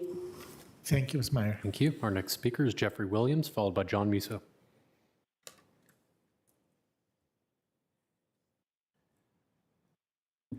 My name is Jeffrey Williams. I've resided in Arlington for over 60 years, the last 30 in the River House. I strongly support this project at this location and recommend its approval. This project offers accessible, affordable housing and supportive services for people with disabilities, aligning with Arlington's goals. I support projects such as Melwood as they promote community inclusivity. I have listened to and heard many nearby neighbors voice strong objections to the proposal, citing building height and mass that are incompatible with the neighborhood. This project has improved significantly during the SPRC process, but neighbors still would prefer a building with fewer floors. This must be weighed against the opportunity cost. The loss of a single floor would mean losing 23 affordable housing units, including 5 much-needed family-sized 3-bedroom units. I strongly support the applicant's proposal for a 5-story building. The 5-story building height aligns with the accepted Melwood GLUP study. Setbacks and stepbacks ensure that the tallest parts of the building are centered on the site, adhering to design principles. This site will provide 105 committed affordable units, including 22 family-sized 3-bedroom apartments. All units are designed to be accessible. The building operates entirely on electric power. I hope this project can serve as an exemplar for future projects. My family moved to Arlington in 1963 when I was 10 years old. Our home was a 3-bedroom apartment in the Shawnee Apartments in the Penrose neighborhood. The 5-story apartment building is adjacent to a single-family neighborhood and Arlington Park. I lived there for the next 10 years, attending Fort Myer Elementary School, Hoffman Boston Annex, Thomas Jefferson Junior High School, and finally Wakefield. Arlington was a great place to grow up. I bicycled all over the county and across the river into DC. I found employment as a teenager at Giant Music on Columbia Pike. I know how much I benefited from growing up in and residing in a high-opportunity community.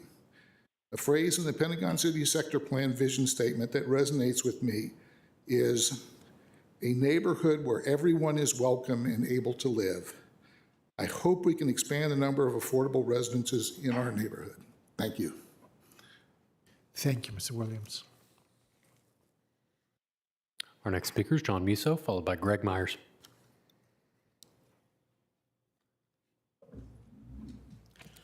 Good afternoon, members of the County Board. John Musa, Government Affairs Manager at the Arlington Chamber of Commerce.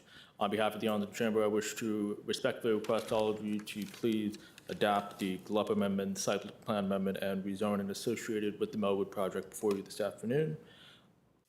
Finding attainable housing in Northern Virginia is already a difficult proposition for many of our residents and workers, and this is only a situation that's compounded for people with disabilities. We believe that the project before you today is a tremendous positive step forward towards providing more attainable housing at all levels, particularly for those below the median income, and especially for those people with disabilities. Melwood, as mentioned by quite a few speakers so far, has been a valued member of the Arlington community, a valued member of the Aurora Highlands community for many years, and has provided a tremendous amount of positive work to so many different Arlingtonians. And we believe that this project before you allows them to have a modern facility to house their very important, impactful programs and services for years to come, as well as providing committed affordable housing for some of our most vulnerable residents. So we do respectfully request that you please adopt this set of amendments, and we look forward to the implementation and ultimate construction of this project. Thank you very much. Thank you, Mr. Musa. Our next speaker is Greg Myers, followed by Carl Allen.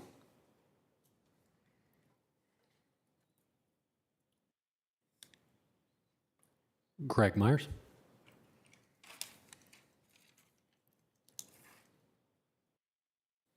All right, our next speaker is Carl Allen. We'll circle back, followed by Nicholas Giacobbe. Thank you, Mr. Chairman and board members.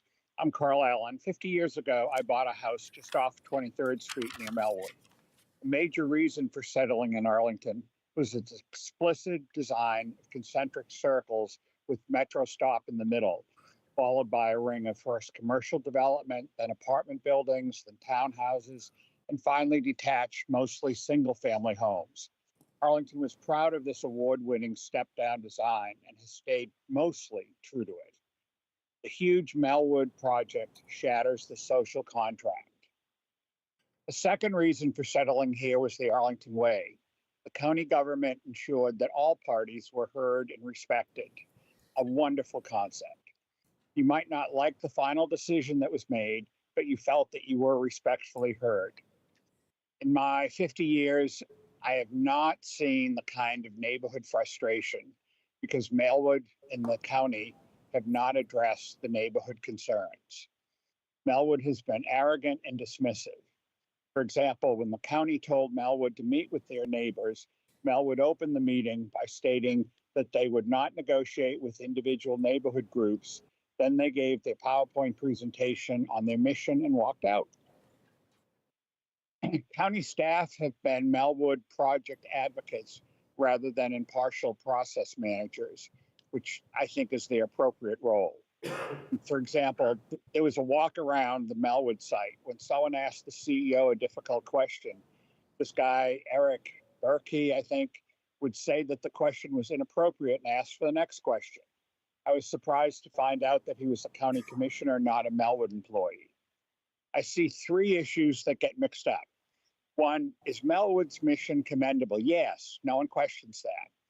Two, does Arlington need more low-income housing? Yes. Three, is this the appropriate site for the Melwood scale building? The answer is absolutely no. JD, I know that you're concerned about McMansions on your cul-de-sac. Would you vote today to establish a well-intentioned organization to put this 105-unit building, look at the screen, next to your house?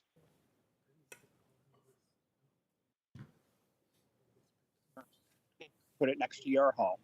If your answer is no, please respect our neighborhood and vote no today, or at least table this vote until the neighborhood issues are meaningfully addressed. By meaningful, I mean a discussion of the basics. You know, if I told you that the county board staff was going to be cut by 50%, but we're not willing to discuss that. We're willing to discuss whether you're paid once a month or twice a month. I'm sure you'd be frustrated, and that's how our community feels. Thank you very much for today. Thank you. Our next speaker is Nicholas Giacobbe, followed by Joseph Keys Jr. Great. Thanks. Thank you, Mr. Chairman, members of the board, Mr. Manager. Good afternoon. I've lived in Arlington since 1987, and I'm really proud to call it home. I've lived in Aurora Highlands, a neighborhood that has lots of experience with development and has collaborated to improve a lot of projects over the years, especially under the old Arlington way when we tried to get everything together. It seems like deja vu. I'm here again to talk to you about the Melwood project. Last May, the board accepted the Tier 2 study, in spite of the fact that it didn't follow many of the county's rules. And you've heard that from Stacy Meyer and received documentation from the Civic Association. Hopefully you've had a chance to review that input. I still think the project is too large, has too many units, not enough parking. As we heard, there's probably not space for caregivers and visitors, and yet it will be approved. However, as the Housing Commission chair pointed out, the neighborhood will get over it. He's right. In fact, we will welcome these new neighbors as we have for the past century welcomed thousands of people into our unique 30-minute city, many of whom are public servants, and we had a note earlier about public servants. Unfortunately, there's one thing that we will not get over, and that is a loss of confidence that our voices are being heard. On May 21st of last year, each of the members of the board, of course with the exception of Mr. Spain, tasked the developer and the neighborhood to work together toward a compromise, and even offered to be a part of that solution. Chair Garvey said it was time for a reset and serious dialogue, echoing the instructions that the then chair of the Planning Commission gave. Sadly, that has not happened. The applicant was happy to deliver slideshows to the association, but wasn't willing to sit down, roll up their sleeves, and engage directly on the nitty-gritty details of the project. The applicant pointed out the changes have been made, and in fact, they were. For example, the first draft of the design, really rough first draft, didn't even make it clear where the front entrance to the building was. That was redesigned, and I also know that the siting of the building, the colors, and the landscaping have also changed. I encourage you to look carefully at this proposal because we're not only setting a precedent for 23rd Street, our main street, which will end up as a dense urban canyon, but we're also setting a precedent for the rest of the county. The precedent of ignoring planning documents and the impact that those other projects will have on the neighborhoods of the county. Finally, I wonder about the revitalization resolution that was added to the agenda at the very last minute. It went in on Monday. Using the urban renewal provisions for a blighted neighborhood to game the scoring for a site that is blocks from Amazon HQ2 and Horizon House is simply not a good look for one of the richest counties in the United States. I suspect it also will not play well in Richmond or elsewhere in the Commonwealth where there are other needy projects competing. Thank you for your time and thank you for your consideration. Thank you, Mr. Jacoby. Our next speaker is Joseph Keys Jr., followed by Matthew Kolik.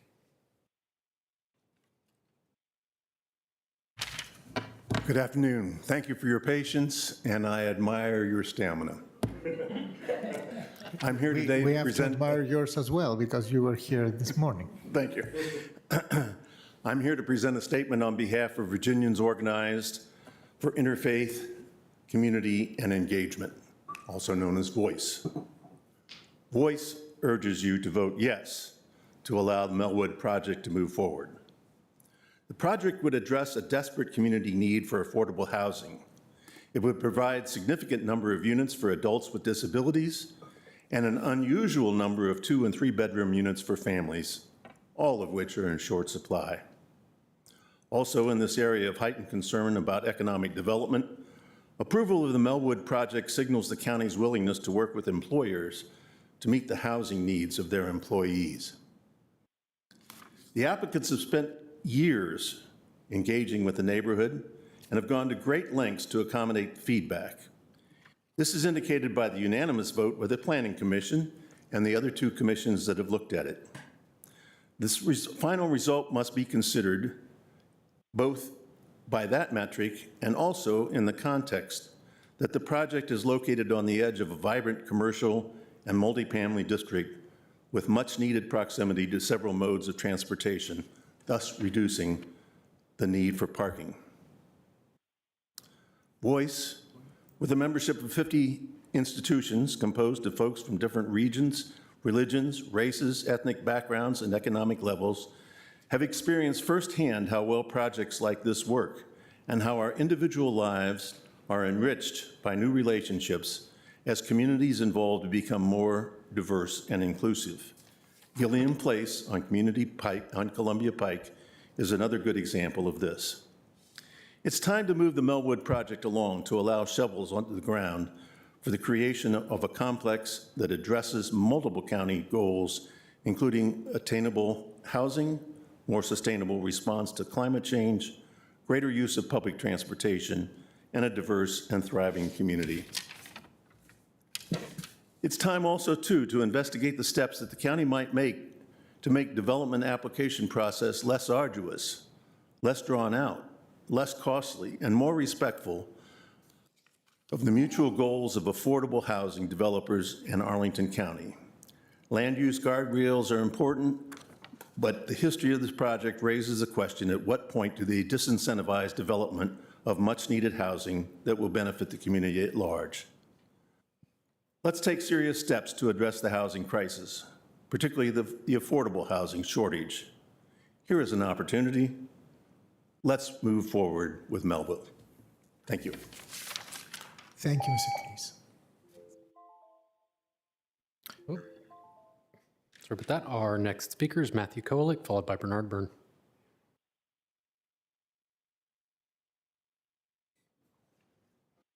Good afternoon, Arlington County Board. Thanks for letting me speak.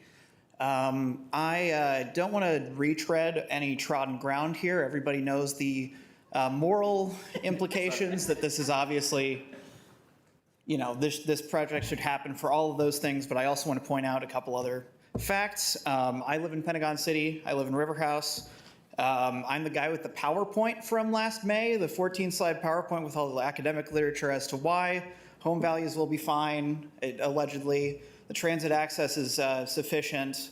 All of these other things, again, trodden ground. But I also want to point out that home values are so far as high as they have ever been in that particular zip code, according to data from Zillow. They've been going up, especially since the pandemic, and especially since Amazon moved in, which, you know, that's affected the entire area quite a bit. Inflation has not gone down, and you know, there's all this talk about, about different developers taking advantage of this particular area. And, you know, there are developers that have, you know, owned quite a bit of Pentagon City, and this developer is not one of them. It is a small developer that does nonprofit work and affordable housing, so I don't really think it's fair to group them in with those people.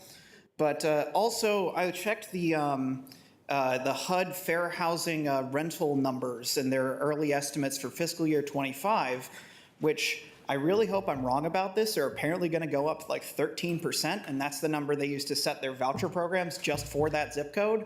So that indicates to me that housing supply is not where it should be in that particular neighborhood, even given the labor market shakeups we've had over the past few months. But all to say is that, when I hear about supply and demand and whatnot, it's like, well, if the rents are estimated to go up that much to support, as the supporters of voucher programs say, I think we don't have enough housing, and particularly affordable housing. And, I don't think it's worthwhile putting off any proposal like this and waiting for something to get better as rents will still increase. So that's all I have for you. Thank you for letting me speak. I support Melwood. Thank you. Good afternoon. Kolik. Thank you, Mr. Kolik. Thank you. Our next speaker is Bernie Byrne, followed by Dan Albin. Can you hear me? Yes, we can. Somewhat muffled. Okay. The project, can you hear me now? The project lack, can you hear me? Mr. Byrne, we can still not hear you in a clear way. Not nearly. You're very muffled. Hold on, please. Yeah.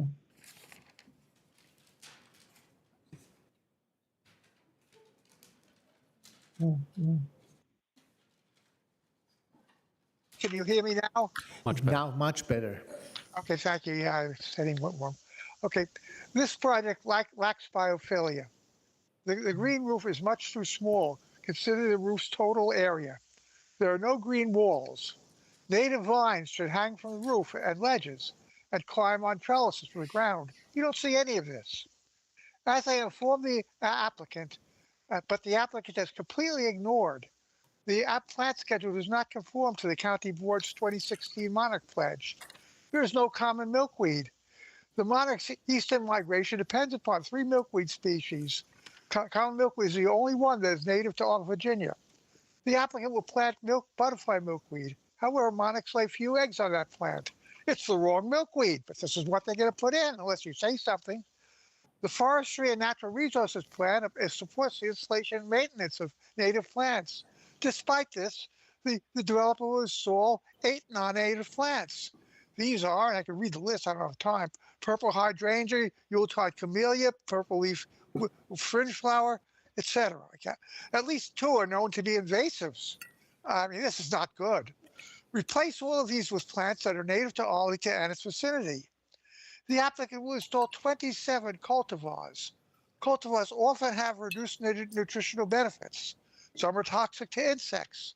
Replace all cultivars with their native parents, if any, or with native species that have similar characteristics. The lawn sod will contain a DuraBlend tall fescue blend. This blend contains tall fescues with Kentucky bluegrass mixed in. Neither is native to North America. Both are highly invasive and doing great damage to the Midwestern prairies. Don't plant them here, even though I'm sure they will. The sod should instead contain red fescue or wood sedge, which are good lawn plants and are native to this area. Please do not approve this site plan unless the applicant revises this unsound landscape plan. I mean, you can do this if you just say at the meeting. Thank you. Thank you, Mr. Byrd. My apologies.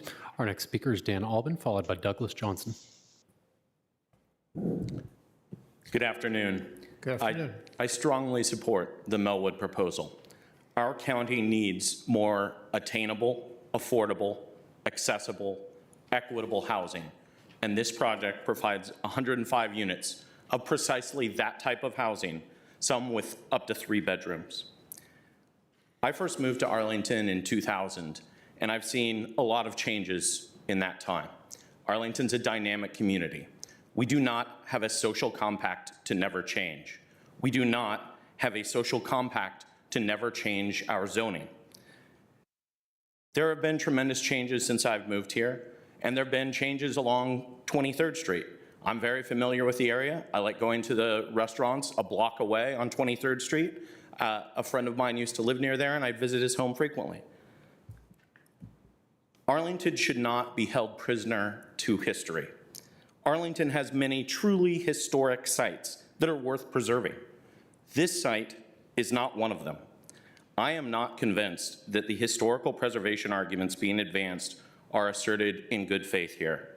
This is just one of many, many school buildings that were desegregated.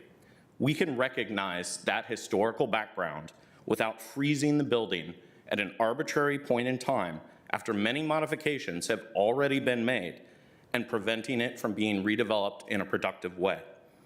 It would be a profound injustice and an absurd cosmic irony to recognize the achievement of desegregation by preventing a building that was previously segregated from being redeveloped to aid the integration of some of the most marginalized members of our community. To quote the film Bananas, it would be a travesty of a mockery of a sham to honor the desegregation of yesterday by preventing integration and inclusion today. As I've sat here during the meeting, I've been amazed by some of the statements I've heard about a 5-story building, that it is huge, that it is on a massive scale, that the erection of a 5-story building next to other mid-rise commercial buildings and churches will create a dense urban canyon or somehow threaten the safety of children crossing the street, that it shatters the social contract and will declare open season on every church lot in the county. I find it very hard to understand these statements. I live across the street, I live in the Bluemont neighborhood across the street from a 4 to 12-story building that towers over my townhouse. When I moved in, there was just a parking lot there and some low-level commercial buildings. Now it's a massive building across the street. It's perfectly fine to live there, and it has not created a dense urban canyon that shatters the social contract. I am certain that things will be fine in the Melwood neighborhood once this site is redeveloped as well. Thank you. Thank you. Our next speaker is Douglas Johnson, followed by Rob Douglas.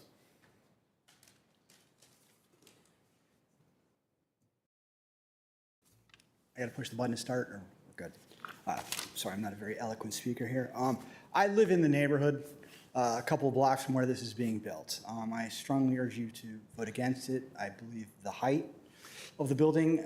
Can you speak a little bit closer to the microphone? if you Certainly. can? I believe the height of the building. Also lift the podium on your right side. There is a little button. Fantastic. Perfect. You know, the height of the building is an issue.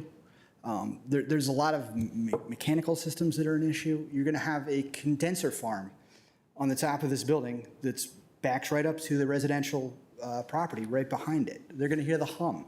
You've got DOAS systems, which are designated outdoor air systems, which are going to make loud noises. Typically, you put these in a building when it's in a commercial type area or in Crystal City. I mean, people are overlooking the fact that there's affordable housing at Crystal houses. We've got workforce housing. There's 600 some odd units coming down the pipeline for that.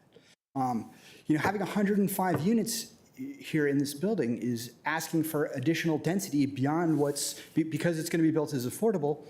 You know, I understand they can't build the project without adding those additional units to get the funding to work for them. Unfortunately, that requires the building to be much larger than one would hope for.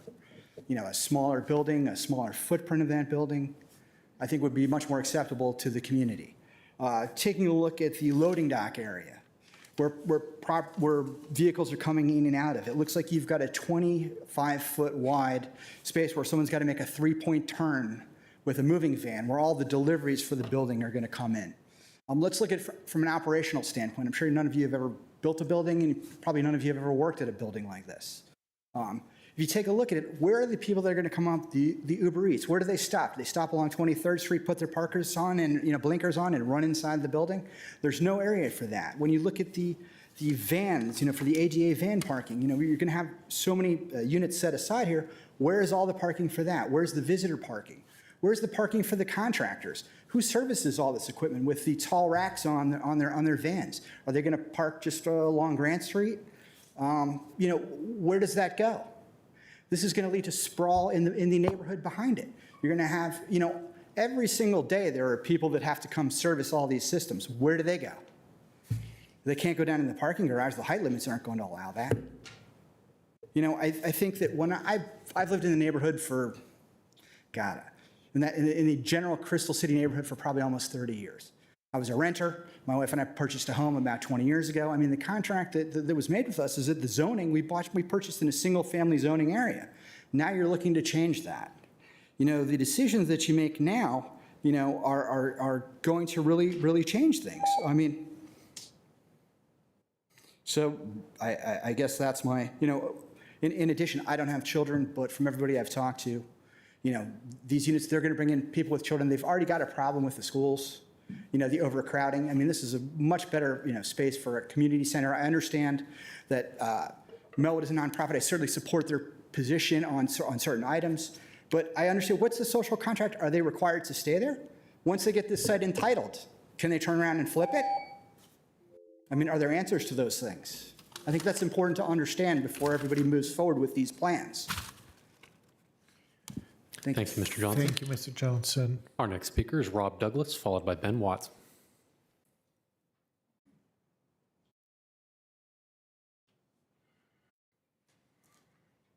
Good evening. Members of the board, thank you for giving me this opportunity to speak.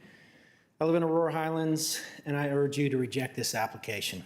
I join the overwhelming majority of the Aurora Highlands residents who voted to reject the application to rezone the site and then demolish our former neighborhood elementary school to allow the building of another new high-rise apartment building in 22202.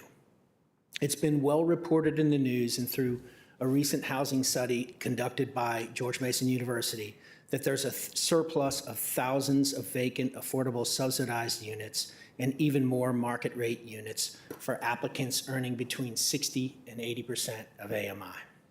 Many of these apartments are in more desirable locations and transit accessible than our school. They're in a metro corridor and they don't require special permission to build such an apartment.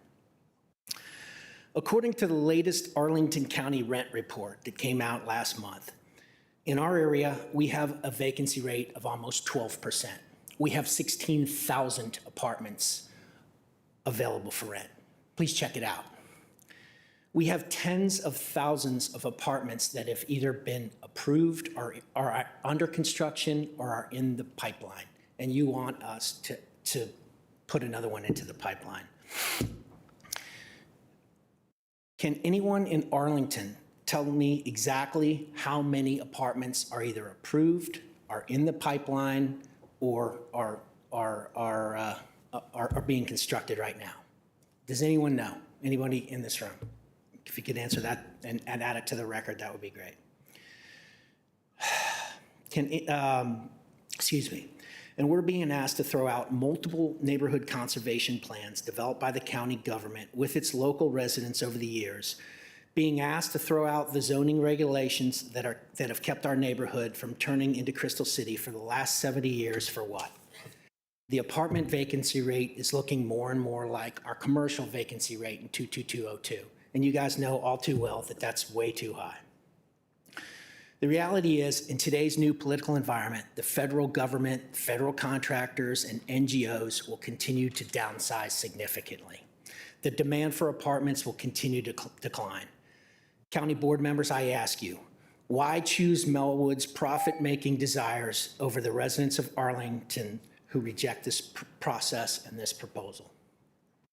I might remind everyone that Melwood, the nonprofit based in Upper Marlboro, Maryland, has never paid a dime of taxes on this site, and now they seek to monetize it by flipping it to a developer to build another high-rise apartment building in 22202.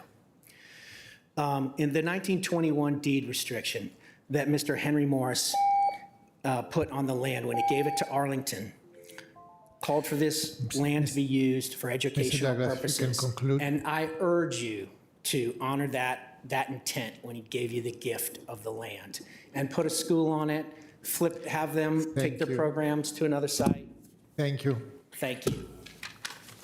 Thank you, Mr. Douglas. Our next speaker is Ben Watts, followed by Tina Moose.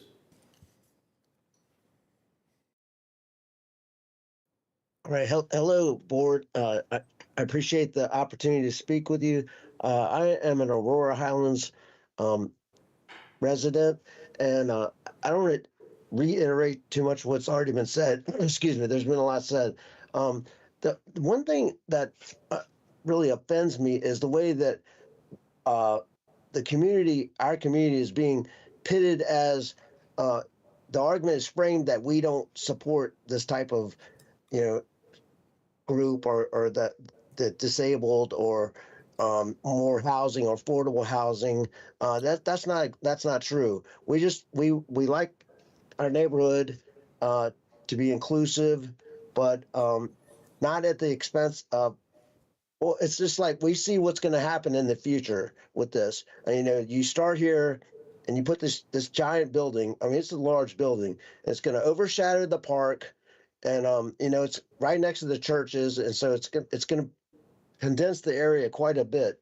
And that's going to be a problem in the future. It's maybe not right away, but it's just sets a precedent.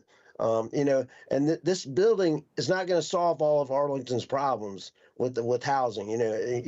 There's plenty more housing that's being built, and it's disingenuous to assume that. There's no reason that this project cannot be limited somewhat. They say, oh, we can't do it because of like we won't break even at a certain point. Well, their projections can be altered to look farther into the future, and then at some point they will break even. Maybe it's not on their time schedule, but saying that we have to have 105 units is not correct. There's ways to get around that. And also another item I'd like to mention is like the location of that building is not really that convenient to Metro. I walked, my house is a couple streets over, and it's a lot closer. There's a cut through that I can take, but from walking from that location to the subway is far. It's a far walk, and with the bus lines, they're not that great. And I had to take a bus to the Metro, and to get to work, and it adds 20. I mean, sometimes you wait 20 minutes or more for a bus, and especially on the weekends. And that's not going to be great for people in that building. So there's going to need to be more transportation. They're going to want to have cars. And the 0.6 cars per person number that they use for the parking is not really feasible. And also, there's people that are going to come visit there. And 23rd Street is a pretty busy street. Mr. Watts, if you can conclude, because your time is up. Okay, I didn't know my time. I apologize. Anyway, there's a lot of issues with this building, and it's not the neighbor. Don't try not to put the neighbors as being the bad guys. Thank you for letting me speak. Thank you. Our next speaker is Tina Moves, followed by Joan Quinn. Good afternoon. I've lived in 22202 for the past 25 years, all in multifamily housing. I am also the aunt of a young adult with disabilities who would be well served by Melwood's programs and living where the programs are actually delivered. I support the Melwood development, and I urge the county board to approve the use permit. I also request that the county board, in your questions today, consider asking the applicant whether the applicant will consider setting aside at least 50% of the units for people with disabilities instead of, quote, prioritizing up to 30%, unquote. Again, please, in your questions today, ask the applicant whether they consider setting aside at least 50% of the units for people with disabilities instead of prioritizing up to 30%. As for the other comments you're hearing today, I have submitted photographs to you that dispel myths like the development will reduce street parking, the development is out of character or too high for the neighborhood, and that the development will cast shadows on Nellie Custis Park. The facts are the applicant has balanced providing more affordable housing while taking great care to honor the memory of Nellie Custis Elementary, minimize noise and traffic disruptions from deliveries and trash pickups, and preserve access to and views of Nellie Custis Park and Calvary United Methodist Church. The highest point of the proposed development is not much higher than the buildings on the opposite side of 23rd Street. 2 final points. 1, some opposed to this modest 5-story development are advocating hypocritically for the development of 3 22-story buildings on another site that's only 3,500 feet away from Melwood. 2, the Hume School is only 3,400 feet away from Melwood. The Hume School is already on the U.S. National Register of Historic Places and is the home of the Arlington Historical Society. So there's no need to physically preserve the Nellie Custis Elementary building as well. Thank you. Thank you. Our next speaker is Joan Quinn, followed by our 5-minute speakers, beginning with Rachel Hicks.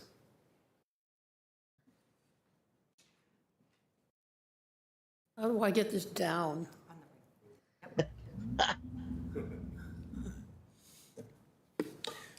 Good afternoon.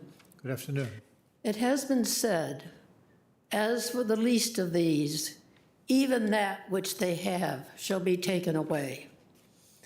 Members of the county board, that is what the Melwood development proposal does to Arlington's physically and mentally disabled, the differently abled members of our community.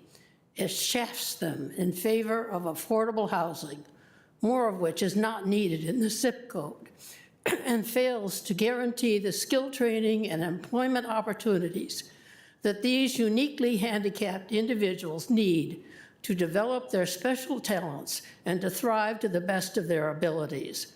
It sacrifices the support that this site has provided to these disabled individuals since the early 1980s for Melwood's bottom line and affordable housing that is overly abundant in 22202.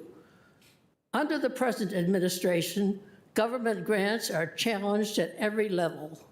Melwood is heavily dependent upon such grants and gravely threatened. There is nothing in the Melwood proposal that ensures that the differently abled individuals that Melwood is supposed to serve will, in fact, be able to secure one or more of the handicap units proposed, or that Melwood will have any continuing interest in providing services once this proposal is approved. This proposal should be rejected. To bring education and training into the 21st century for Arlington's developmentally disabled, Melwood should sell its Arlington campus to those who would provide such services. Perhaps the ARC of Northern Virginia and a consortium of small business owners. Together, they could redevelop the Nellie Custis School site into a technology and computer skills training and educational center, including on-site small businesses employing as office managers and workers the neurodiverse and developmentally disabled individuals serviced by the center. Such businesses, for example, a computer repair and recycling shop, an ice cream parlor or coffee shop, a hardware store or arts and crafts retail store, even a flower shop, would serve the local community well as the handicapped. Reject the Melwood development proposal. Maintain the existing public and commercial zoning.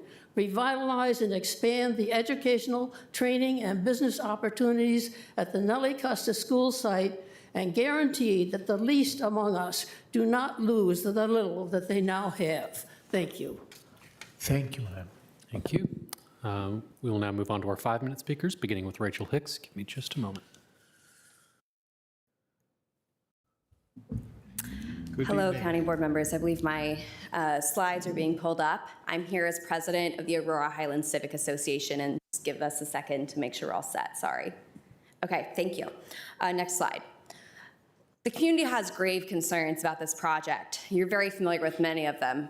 Historic preservation, public use, an unsustainable plan for demolition, a lack of preservation of trees, failure to follow the GLUP principles, parking and transit concerns, a lack of community benefits, and lastly, overwhelming public comment against this project. Next slide.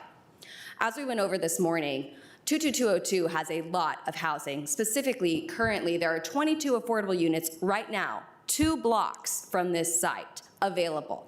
Those 26 units. Those 26 units are 7% of the 348 affordable units in 22202. This excludes the 1,500 units planned at Crystal House. Next slide.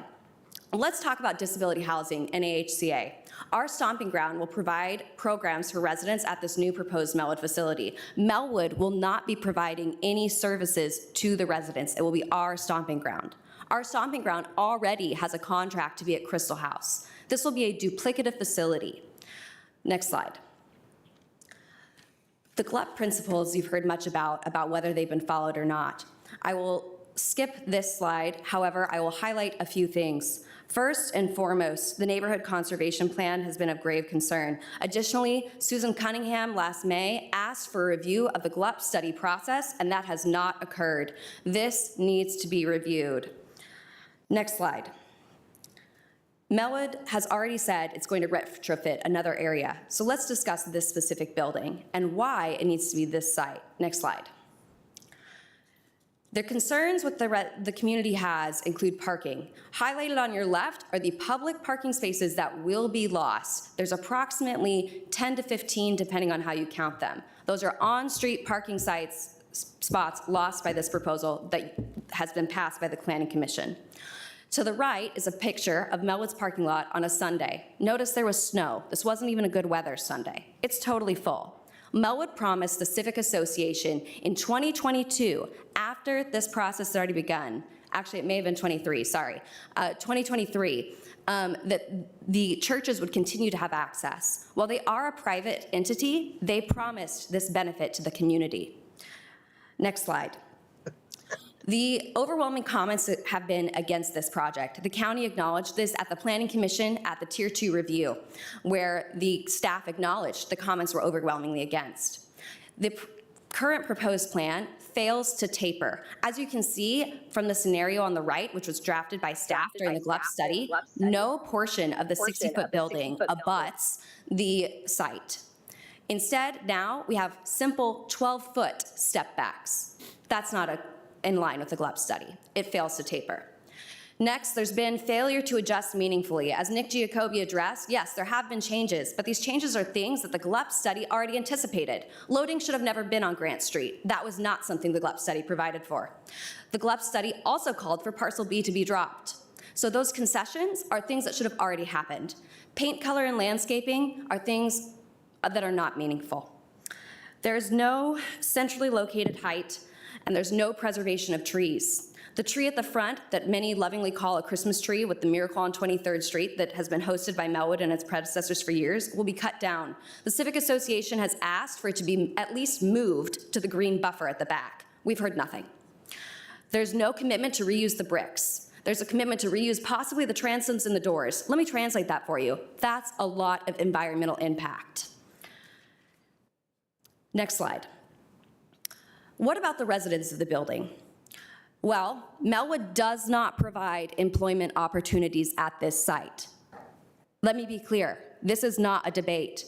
Their use permit does not allow for employment opportunities. They offer training. They've committed that there will be no more than 80 people in the building at a time with a trimester, I believe, training opportunity. So people will come in for 8 weeks or 6 weeks, I don't know exactly what it is, to train and then leave.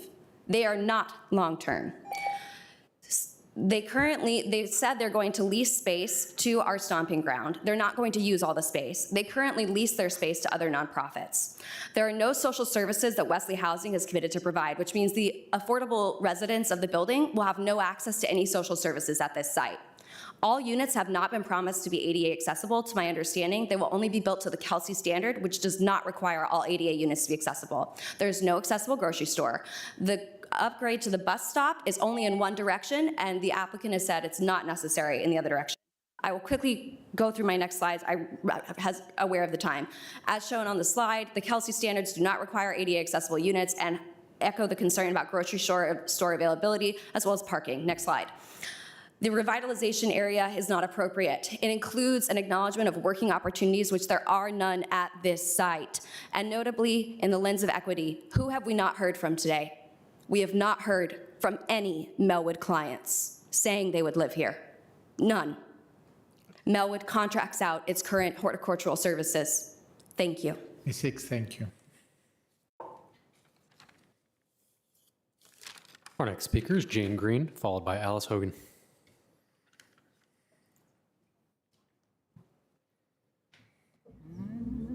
Good evening. All right. Hello. Good afternoon. Members of the Arlington County Board, my name is Jane Green. I'm representing the Yimbys of Northern Virginia, and I'm here to express unreserved support for the Melwood project.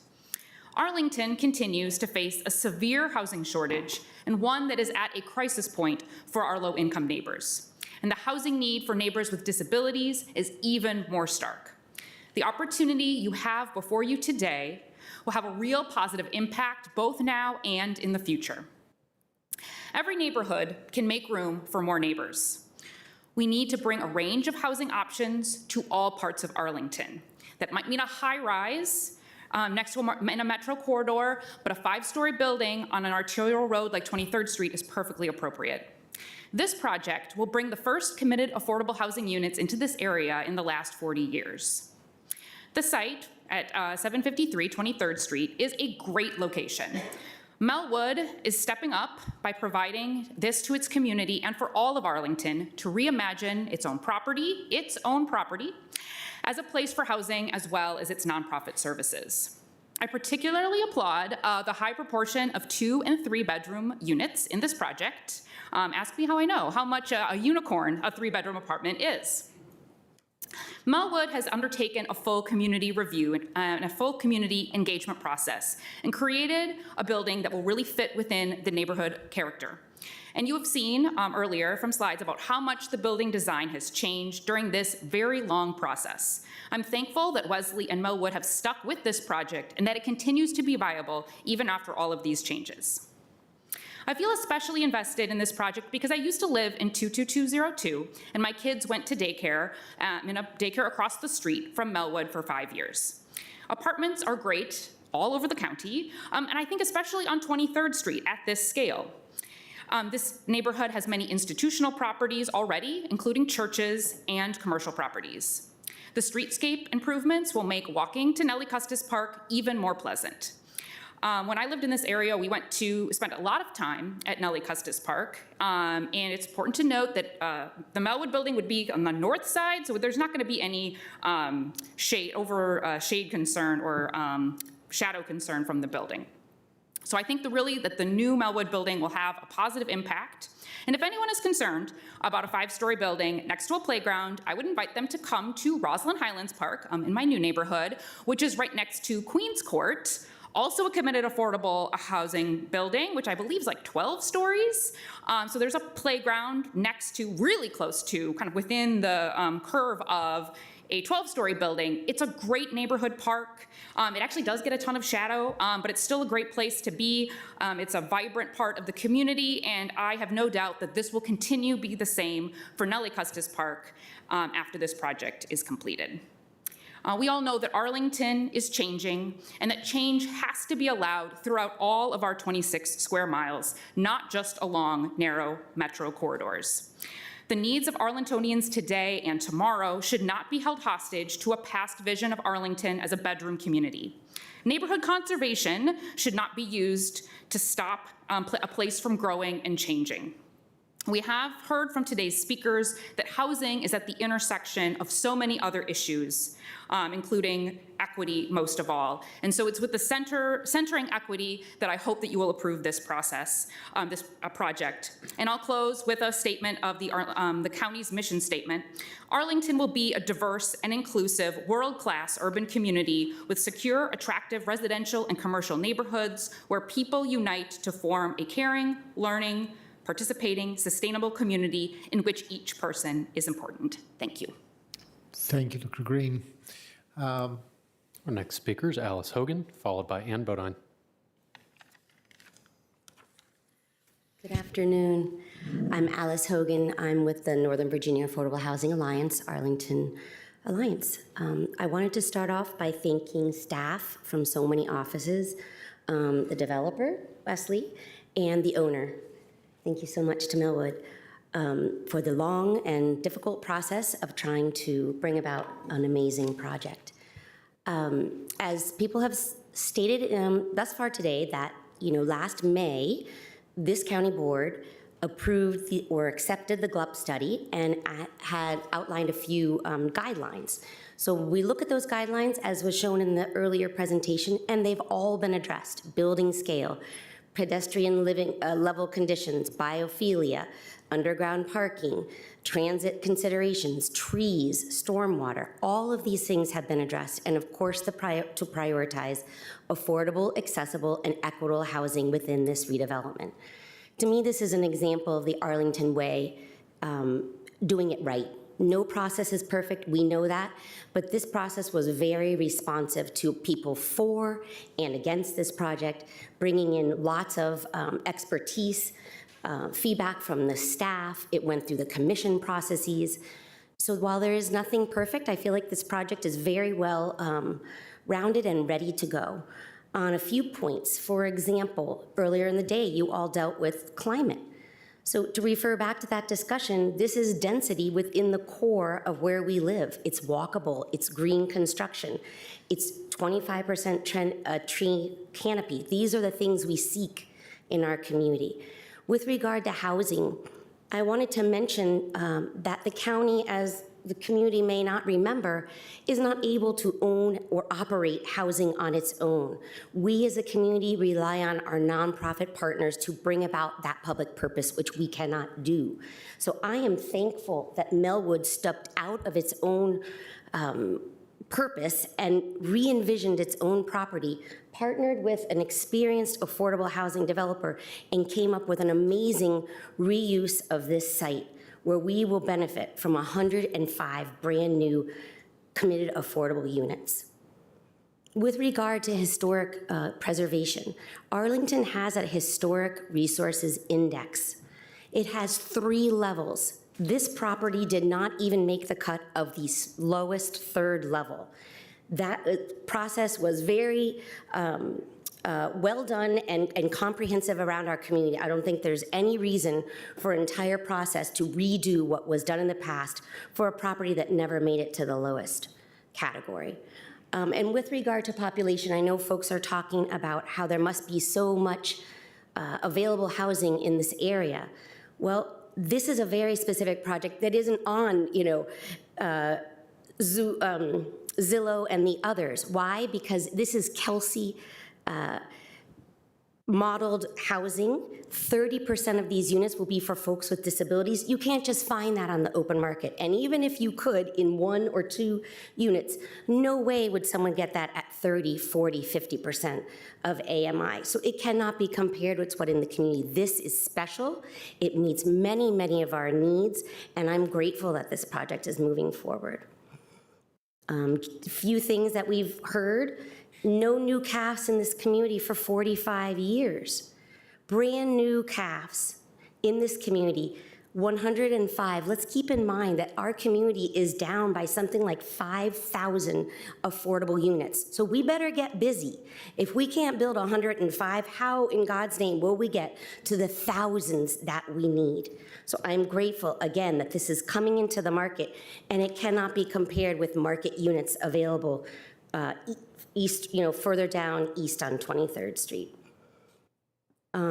These units, 30% of them will be available for folks to have independent living who have difficulties living on their own. We will have on-site training from Melwood. We will have in-unit living supports from our stomping ground, and we will have resident services from Melwood. What an amazing opportunity for anyone who lives in that building. This is incredible. I want to also highlight that 78% of these units are family-size units. 22 3-bedroom units, unheard of. So again and again, this process has brought about so many positive components to this project, and I celebrate it, and I thank those who are involved, and I look forward to seeing this brand new project in our community. Thank you. Thank you, Ms. Hogan. And our next and final speaker is Ann Bodine. Good afternoon, members of the board. I'm Ann Bodine. I'm from Arlingtonians for Our Sustainable Future, or ASF. Thank you for letting me speak. Let me start by saying I agree with the YIMBYs on one statement that was made. Anyone can live anywhere. That's not debatable, but the question is, do we have the proper infrastructure? So ASF has made the point on upzonings and land use changes over the years that we need the appropriate infrastructure to go along with densification. And many times the county has failed to provide for that. You need to accommodate when you're adding people outside of the current zoning and land use rules. Melwood is going to add 105 units to 1 acre in a zone that only allows 10 units per acre right now. So that's a 10-fold increase. You need to plan for and fund schools, community centers, libraries, parks, and rec. These were among the items already sought when you voted in February 2023 on the PDSP for Pentagon City. The relevant civic associations there asked for more parks, community center, and a school, but they did not get that. ASF in February and March 2024 sent the board 2 requests asking for a comprehensive revised approach to special GLUPs and rezonings, including for nonprofits like Melwood and churches. We pointed out several concerns, all which apply to this case. You didn't show any interest nor even respond substantively, so I repeat today what applies to this project. Number 1, rezoning small parcels. Most special GLUPs are less than 3 acres. It's potentially illegal as it constitutes spot zoning. 2, if the area already has existing plans, special GLUPs are not allowed. This area is subject to Crystal City and Pentagon City sector plans, and it has a neighborhood conservation plan, so in that case, GLUP would not be applicable. If you argue special GLUP is allowed, then we need to see the unforeseen circumstances. Owners should not be able to rezone or re-GLUP simply because they fall on hard times. If that were the case, then we need, as ASF requested, a comprehensive plan that would apply to most nonprofits which are seeing declining incomes. Indeed, you've already approved several zoning changes for churches, the American Legion, Goodwill, the YMCA, and now it seems Melwood. So what is unforeseen? As our memo said, declining revenues of nonprofits are par for the course, so that is also not a basis for special GLUPs. In comments here, staff noted that this project was consistent with the special GLUP study, but did not mention the inconsistency with the GLUP itself, potentially a more serious problem. Melwood and other special GLUPs are being upzoned in contravention of GLUP goal number 4 that says higher density is reserved for transit corridors. You have a lot of unmet capacity in the 4 corridors with the addition of Columbia Pike and Langston adding to opportunities and still complying with that GLUP goal. Melwood is not in a transit corridor, so this violates your GLUP goal. It is not an option to not observe that goal. But when it comes to density, this board might as well phone it in. There is never a no vote, even though special GLUPs stipulate that no automatic yes on site plans after there's special GLUP review. Next, the 2008 special GLUP process requires decision-making provide predictability to landowners, developers, and to the community about the nature and scope of future growth and development. Predictability. Does Melwood offer that? No, because this will now serve as a precedent for property next door. Those owners will say, why not, since the low density barrier was broken with Melwood. Further, the board pulled a Doge-style rabbit out of its hat to justify this upzoning by designating this single property as a revitalization zone just last week. These maneuvers erode the credibility of the process and violate the requirement for predictability. These GLUPs and rezonings of nonprofits are being promoted by staff as a means to escape the density rules that govern our current land use and zoning. Those rules are law. They are agreed, and they are the basis of a social compact. But you are telling us that current zoning is a social ill instead of forming the core tenet of our comprehensive plan that reserves high density for the corridors.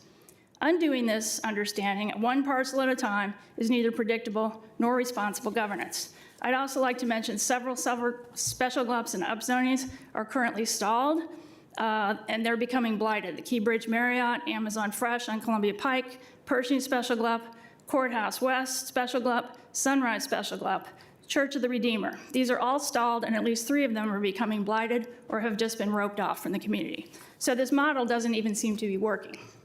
To sum up, ASF requests the board vote no on this project unless it ensures the requisite community infrastructure. We ask the board to vote no to abide by the prohibition on spot zoning and the GLUP provision reserving high-density zoning for the corridors. And we repeat our outstanding request for the board to defer any but by right nonprofit redevelopment until you engage with us and the community on the larger issue of nonprofit land use. Thank you. Thank you, Ms. Bodine. There are no further speakers. Are there any other speakers? There are no further speakers. So the conversation, colleagues, is now with the board. I have, tried to structure this conversation, in big buckets or thematic areas. The first is GLUP and zoning compliance. I'm focusing on compliance. That includes building height and design, because GLUP per se, we have already discussed when we approved the special, accepted the special GLUP. Then affordable housing, then transportation, then environment and biophilia, then historic preservation, and then, other, including other aspects like accessibility, Melwood services, etc. Does this sound right? Should we go with these? So should we start with transportation, which in this case is mostly parking. So let's start with GLUP zoning compliance, building heights and design. Any questions on that? Vice Chair DeFerranti. Thank you, Mr. Chair. I think this is probably for the planning team, Mr. Yama or Mr. Fusarelli.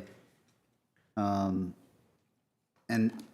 there's a balance here in trying to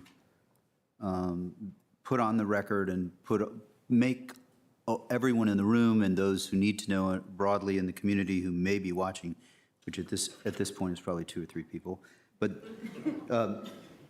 we still have to show our work, and that's part of the concerns that some who opposed mentioned. And so one of the letters mentioned the neighborhood conservation plan, and I believe it was from the Civic Association.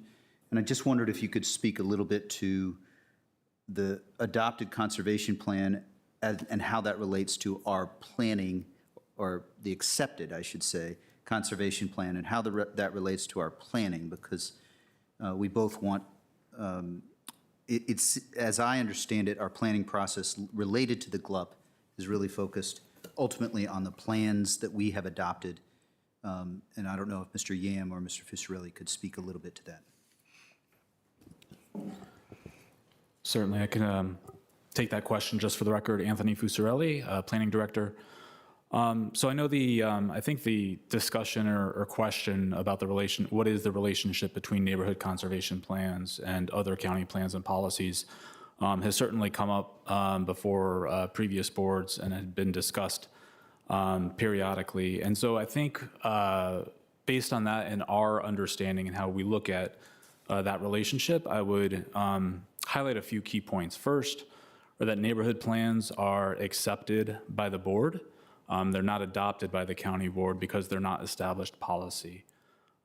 Second, I think it's common knowledge that there are oftentimes direct conflicts between statements in neighborhood plans and county policy. And that's understood as neighborhood plans are developed really by the neighborhoods and by individual civic associations. And so we understand that those plans are useful in helping staff really understand the perspectives of those neighborhoods on a variety of topics, on land use, on zoning, on transportation, parks, et cetera, and other elements that may be of importance to them. But ultimately, county policy and the decisions on development proposals such as those before the board today really are based on a variety of perspectives. They're based in part on the neighborhood plans. They're also based on staff analysis. They're based on the input you receive from advisory commissions, other data that's brought to the table, and other opinions and public testimony, not just the views of the neighborhood. So hopefully that helps to address your question, but happy to follow up if needed. Sure, thank you, and I appreciate accepted being the key piece, and we want to both respect the process that neighbors go through, but also the actual adopted policies of the board are what our predecessors or we have adopted. The only other thing, and I want to yield quickly so that we get through all questions, I think this touches the glove. About 6, I counted 15 individuals in opposition and something like 27 in support in this conversation. There's the surveys, I acknowledge, but about 4 or 5 of the individuals who spoke mentioned the social compact, contract. I think 4 or 5 who had concerns. And our GLUP is our planning document, but I understand a contract to be an entirely different thing. And I also think that our, the thought of a compact or our agreement has evolved over time, right? The homes in the Civic Association are worth way more than you ever dreamed, right? That's just true. So the question is a little bit about the social compact and how that fits with the GLUP, because I understand our planning process to be guiding us in how we evolve as a community. I don't have a grand desire for immediate change in every single parcel but I wondered if you could just speak a little bit to the GLUP and the social compact comments that were made and kind of try and help from a planner's perspective put it into context. And I don't know, I may have gone to Mr. Fusarelli again. My apologies, Mr. Yam, but if you want to speak to it too, that's great. Certainly, and I'll speak to it briefly. Really focusing in on, I think the general land use plan is the element of the comprehensive plan that really sets forth the county's vision for the use of all properties in the county in the future. It is not a static document. It changes over time, and As the GLUP booklet notes, there are two ways in which amendments can be made to the general land use plan. And one is when staff may bring forward recommendations to the GLUP that result from long-range planning processes that might be focused on a specific area, or it might relate to countywide policy. But that's one way in which the general land use plan is amended. The other way is basically in response to individual requests for property owners or contract purchasers. And since 2008, it has been the policy of this board to require that staff work with our planning commission to undertake what is come to be known as special studies for these individual sites. And that was a departure at the time. Prior to 2008, there was no study that came before the site plan review. And so up until that policy was adopted, it was our practice to essentially consider changes to the general land use plan exclusively in the context of that proposed site plan. The process that we have applied and refined since 2008, we believe provides greater value and ability to establish guiding principles and to take a broader look and study for the site that can then help inform a specific site plan proposal that follows. So hopefully that provides a bit more context in terms of the general land use plan and its evolution over time. Thank you, that helps, and I've definitely stepped heavily on the balance between asking questions and showing our work. But over to you, Mr. Ms. Coffey. Thank you. I actually would like to start with a question for our attorney, Ms. Kaur, who's online. With regard to zoning and our adopted GLUP, planning guidance, et cetera, to what extent does that become binding versus changeable? And what do we need to consider as a board when we do change from what has previously been adopted? So what is binding is the zoning ordinance. That's the regulatory mechanism by which we do zoning. The GLUP is the general land use plan, and the comprehensive plan is a long-term plan on how public resources will be allocated to accommodate development. So all that being said, the thing that is binding on the board is the zoning ordinance, and there's established precedent out there that zoning changes. You're not entitled to the current zoning of your property. What role the GLUP and comprehensive plan plays is that it is there to guide the board when it makes decisions to change the zoning. And these documents are not regulatory. They are for planning purposes, and they are looking long-term into the future. Thank you. Does that answer your question? I think so. Okay. And Follow up, right? yeah, don't worry, plenty more to come. No worries. And so, we have special GLUP study guidance that was accepted by this board last year that did include comments specifically on height and massing. And I think, one thing that has very clearly come through is a feeling that staff would have approved anything that the applicant brought forward, that it was all, fixed ahead of time. And I don't share that viewpoint, but I'm wondering from staff, what would you have done if the applicant had submitted a plan that included, let's say, a 7-story building to start? So I can start off kind of answering that question. I do have a slide I want to share kind of going through what we did during the GLUP study process in terms of building heights. So let me just scroll to it.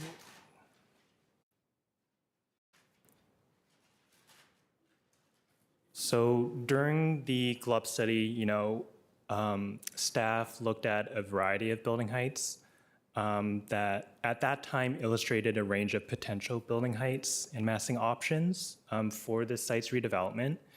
But kind of the guiding principle for that was to ensure compatibility with the surrounding context. And what I have here is two of those scenarios. So we had the 45 height scenario and the 60-foot height scenario. And kind of just to highlight, the surrounding context is around 34, 35 feet to 16 feet directly adjacent to this site.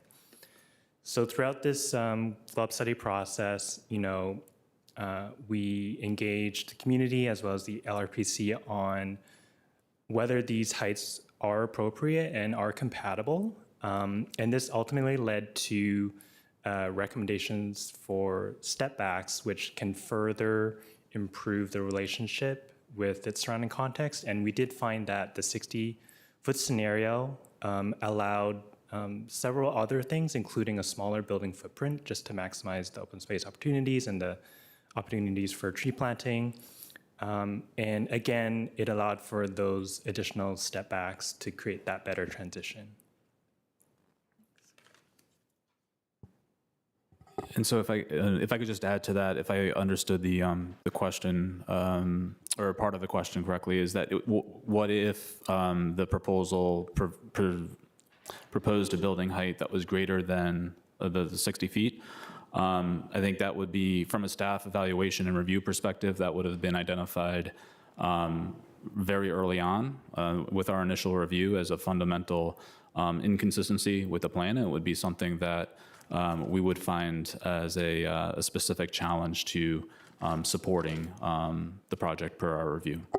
Yeah, my guess is staff would have quickly asked the applicant to rectify that as something that would not have been passable by this board if it had come to us. And a question for the applicant, actually, if you don't mind keeping this slide up, because it kind of refers directly to what I was going to ask, is that the special GLUB had looked at kind of the trade-off between heights and setbacks and building footprint and step backs, and just kind of wondering what went into your design process of thinking about footprint versus setback versus step back.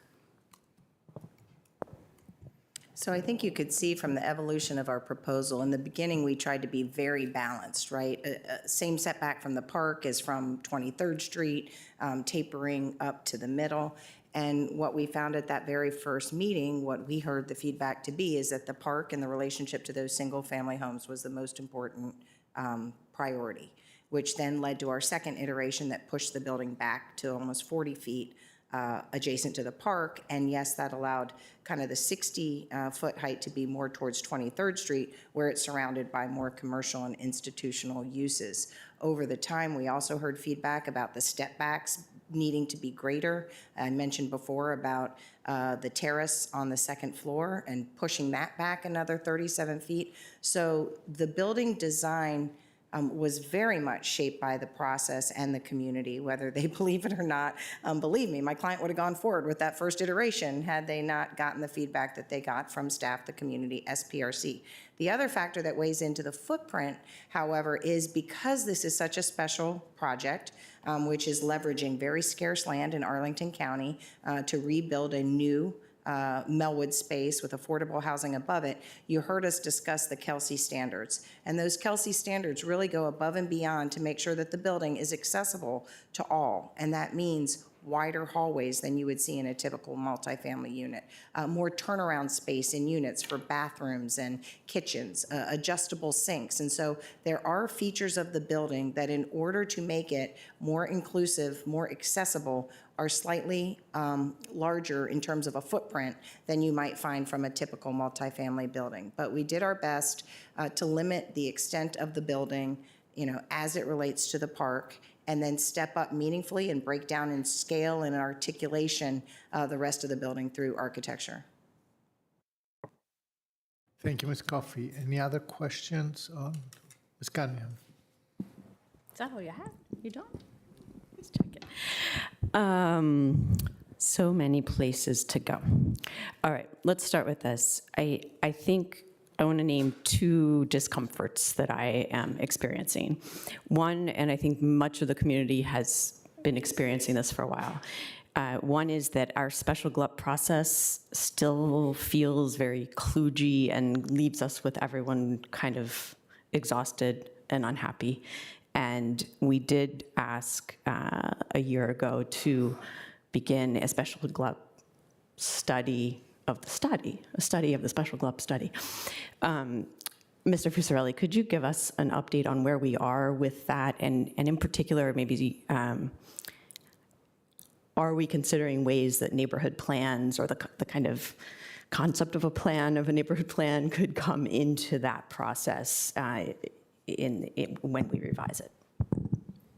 Certainly. So the first part of the question, the work to review the special GLUP study process, our team was able to start that in the second half of 2024, as we'll be discussing probably in about 10 days from now, or maybe a little longer as we present our preliminary work program.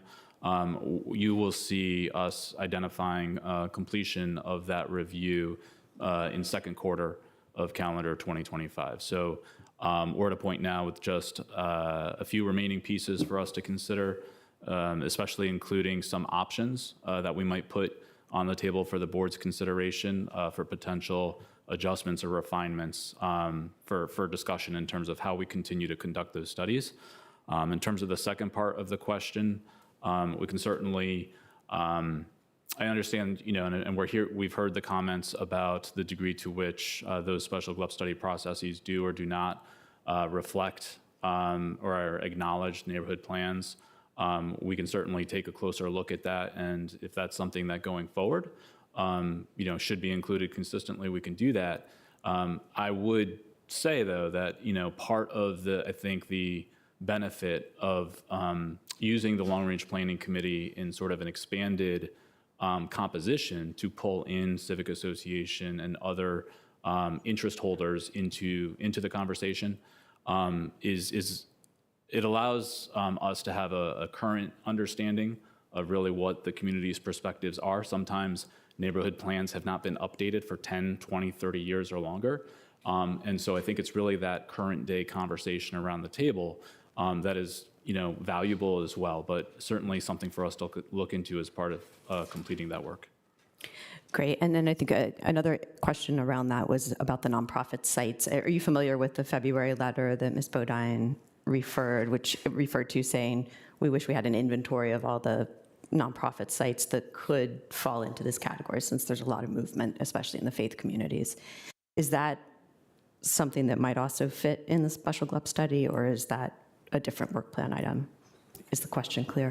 Yeah, I mean, well, I'll try and provide a response, and we'll see if it was clear enough. I would say that that's probably something that goes beyond it, and there may be a part of it as it relates to the general land use plan for sure.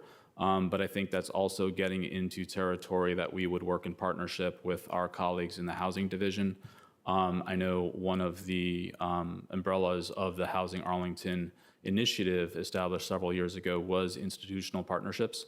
And it sounds like what you're referencing may relate in part to that. And so something that we will certainly work in partnership with our housing colleagues as we move forward there. Okay, great. And I would guess that will also be we'll be talking about all of these things at the March 11th budget work session, which will include the work plan. So for everyone who's interested in housing on all levels, that'll be the next conversation. Okay, so my other discomfort is that 4 of the 5 of us sat here in May of last year, and I went back and watched that meeting, and every staff member, the applicant, the community members, and every one of the board members said something to the effect of 60-foot height and step down or step back or tapering to 2 to 3 stories on all sides. What we got back in this process is not 2 and 3 stories on both sides. There's still some 5-story areas. Help me understand how that happened, because I have to say, that part, this study was started before I joined the board, but that direction I was here for. and I went back and checked it, and I am actually kind of astonished that we got a project back that doesn't honor that. And so I'd like to understand, did you do a version that does honor that? And what's the cost differential? What's the problem with achieving that? So we believe we met the intent of the principle of tapering down to the neighborhood. The one thing that's different on 23rd Street is that we have a setback of 30 feet from the curb, almost 31 feet from the curb.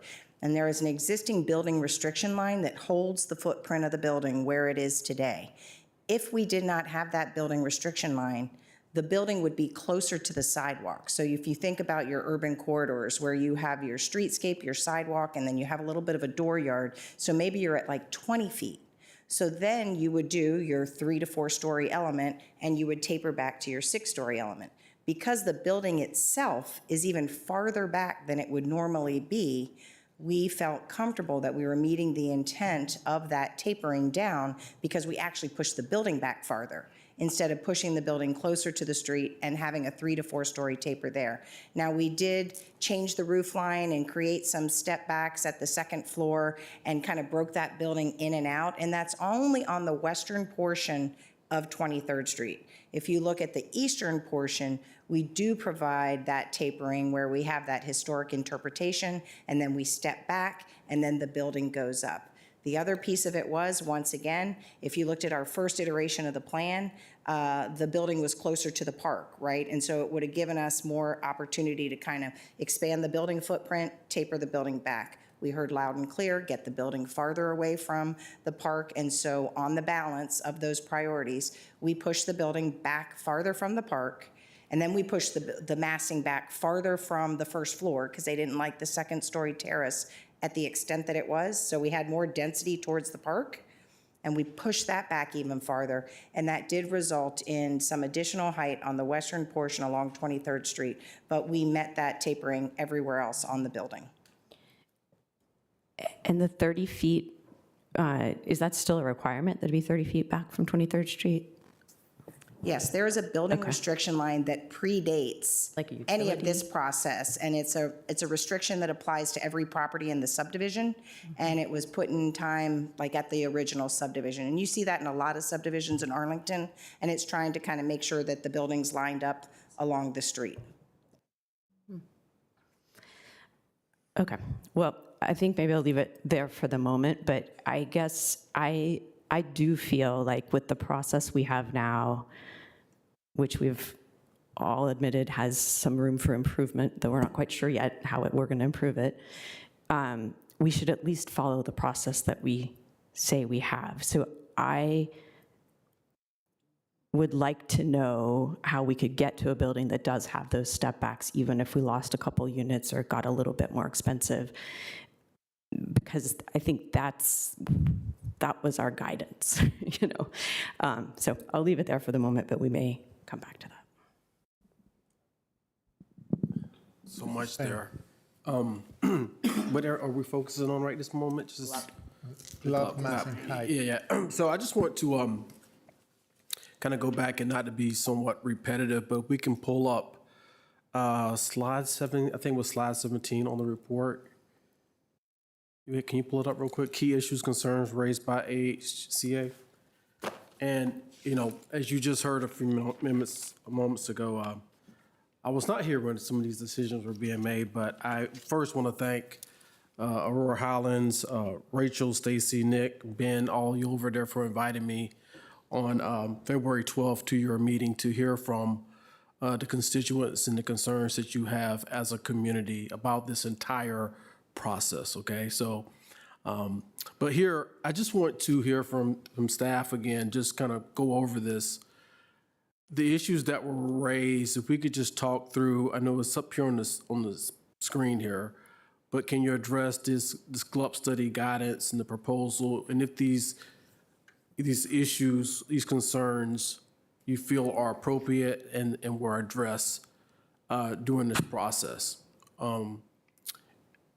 Building from form and density, ensuring compatibility with surrounding context. I mean, do you feel comfortable this has been addressed by our staff? So on balance,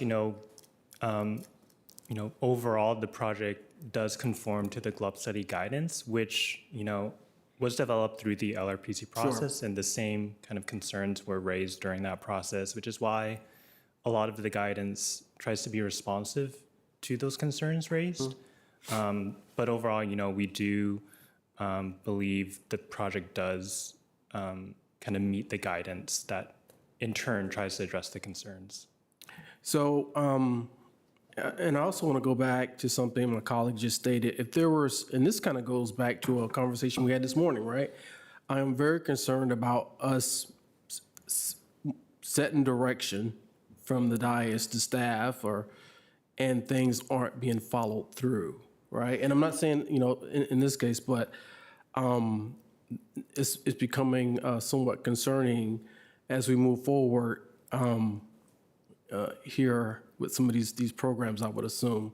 That being said, we have a lot to discuss here. I have a lot to say about this process and some of the things I've heard, but I'll just pause for right now when it comes to the GLUB, because I think we've exhausted a good bit of conversation there. But I am innately aware, and I hear you, Susan, about direction that was given last year and not followed through, okay?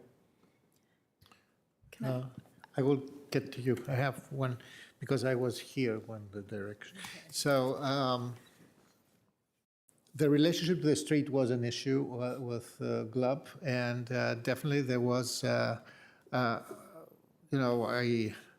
I was not, personally, I was not aware that it was a compulsory thing, the 30 feet, but I was very welcoming because, a bigger, this is a minor arterial, so a bigger distance from the street creates a different sense of proportion in the street, so it makes the building way more acceptable, whatever the mass of the building is. So and in general, I'm kind of the school that says the more active part of the building, especially if I have a park on the other side, should be closer to the street. We heard, though, from the Planning Commission as well that there is a sentiment that would rather prefer not only that the special GLUB, as justified as it is, because this is not a planned area, it doesn't have a specific sector plan. There is a desire to see when how this special GLUB also relates to the rest of the street, and how the street, how appropriate what the decisions that we make in the special GLUB area, how they propagate and inform how the future development on 23rd Street will be. Can you say a couple of things about how the thinking was on this? Yeah, no, absolutely. And if I'm recalling last May when the special GLUB study came before the board, the document came before the board, I believe the Planning Commission recommendation at the time also did include an amendment that suggested or recommended as staff to consider looking into a 23rd Street corridor plan and study. And so, again, we acknowledged that recommendation at that time. I think that's something we can further discuss, but it needs to be discussed within the context of our entire work program as part of the hard decisions that are made in terms of where we do focus the resources we have on a lot of important planning work that I know our team would like to advance in Arlington. And so I think within the context of the special GLUB study itself, we consistently model the site, we model the surrounding area to understand, depending on how the future of this site changes over time, what is that relationship to the surrounding context? And so it is something that is built into our special GLUB study process.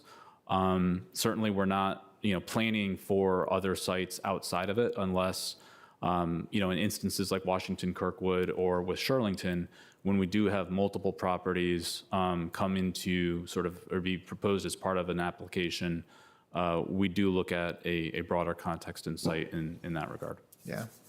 Thank you. I have to just as a footnote, I discovered in the narrative of the Neighborhood Conservation Plan of Aurora Highlands that in 1967, It was a proposal to build a 3-story commercial office building across from Nellie Custis School that precipitated the founding of the Aurora Highlands Civic Association, 1967, a three-story commercial building. So that means 23rd Street had a different character already in 1967, way before the social compact and all this. So just as a part that, towns grow organically, and this is already in the DNA. But nevertheless, Ms. Coffey. Thank you. Mr. Striner, I figured if you're here, we should ask you something. I know that... It's good to feel wanted, yeah. I know that, kind of back to Ms. Cunningham's points about the setbacks, height, massing, how the special GLUP study relates to this. I know that there was some conversation at Planning Commission. I'm wondering if you can kind of share what that discussion was like on that specific topic, and if you have anything to add. Yeah, I think, and that's getting into this kind of issue of massing. There were different proposals of what this building was going to look like at various stages. There were options that were kind of spread more out across the site. There were options where it was a little more vertical. And the general consensus that we landed on was that we wanted, the taller in the center and the sort of, gradual tapering down on the sides. And I think, what the developers and what the applicant have been saying at this conversation is something that I'm kind of personally understanding, is that the intent of that was matched. I can't speak for all of my members on the commission because they're not here, but I think generally based on the conversations that we were having, that the spirit of that was met when we had a smaller building footprint that went up taller in the middle and sort of kind of tapered down at the sides. I think that was generally the idea that we all kind of landed on, but I can speak for myself in that context. Thank you. Any other questions on GLUB, height, massing? Ms. Cunningham. I do. Easy one, I think.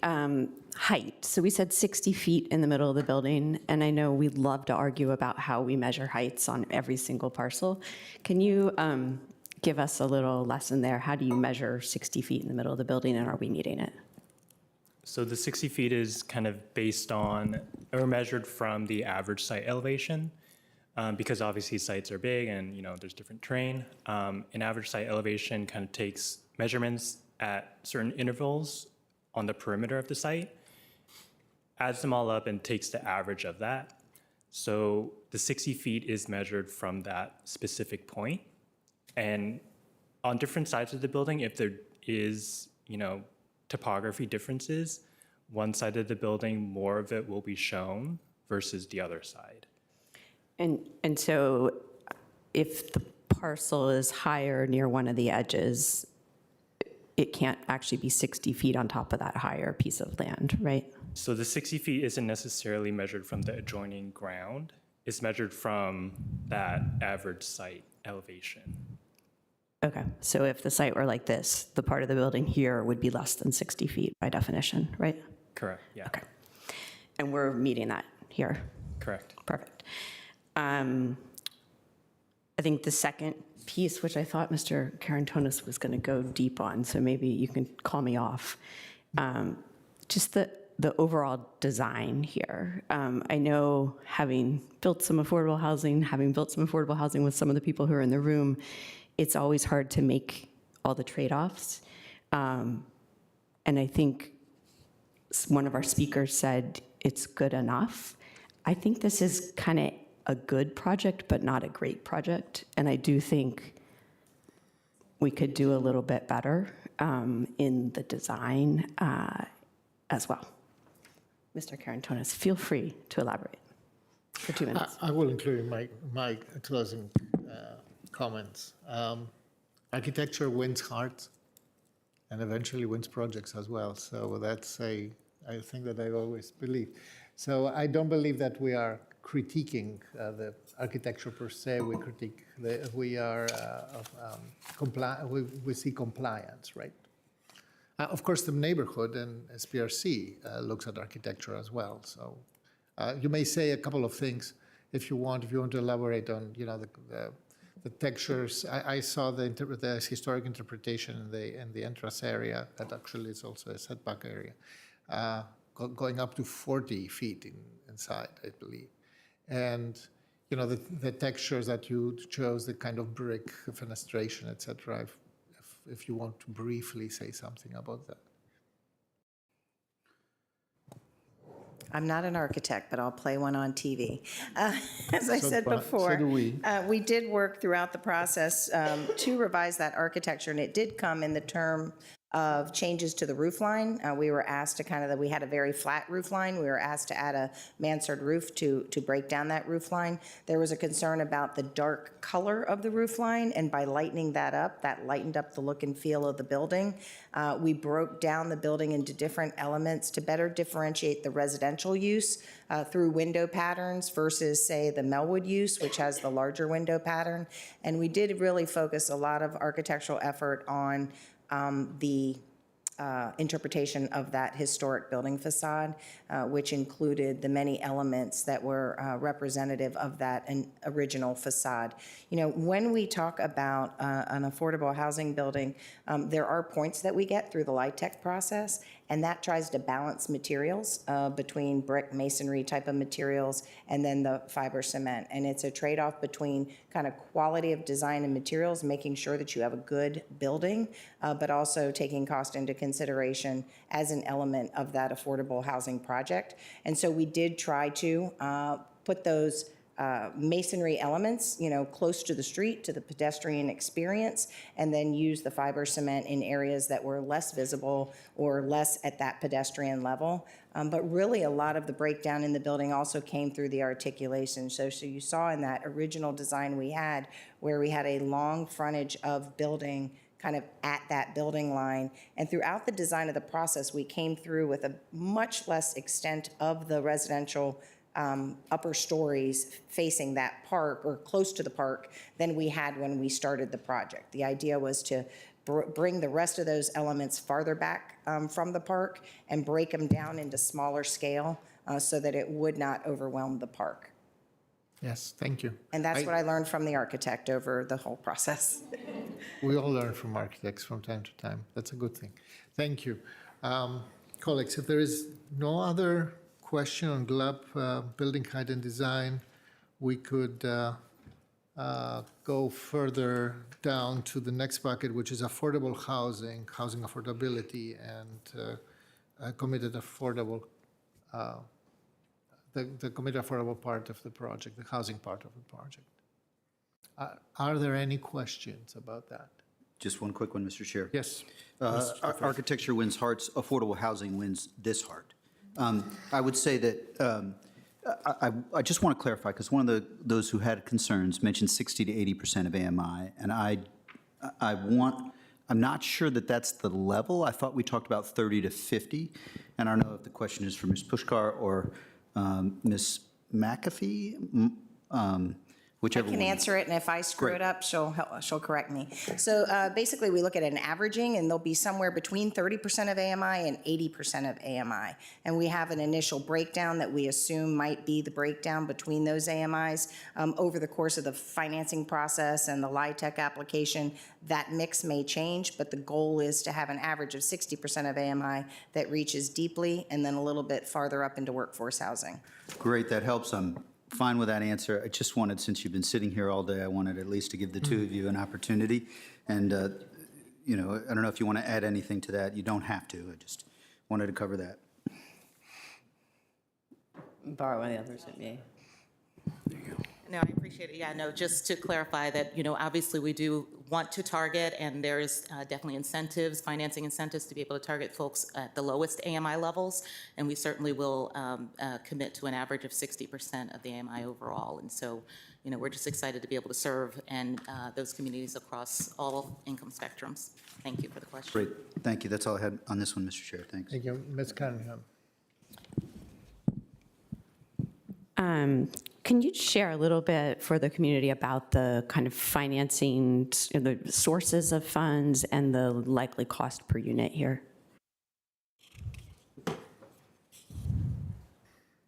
I don't have the exact cost per unit. Obviously, it's always a fluid process as interest rates and construction costs change.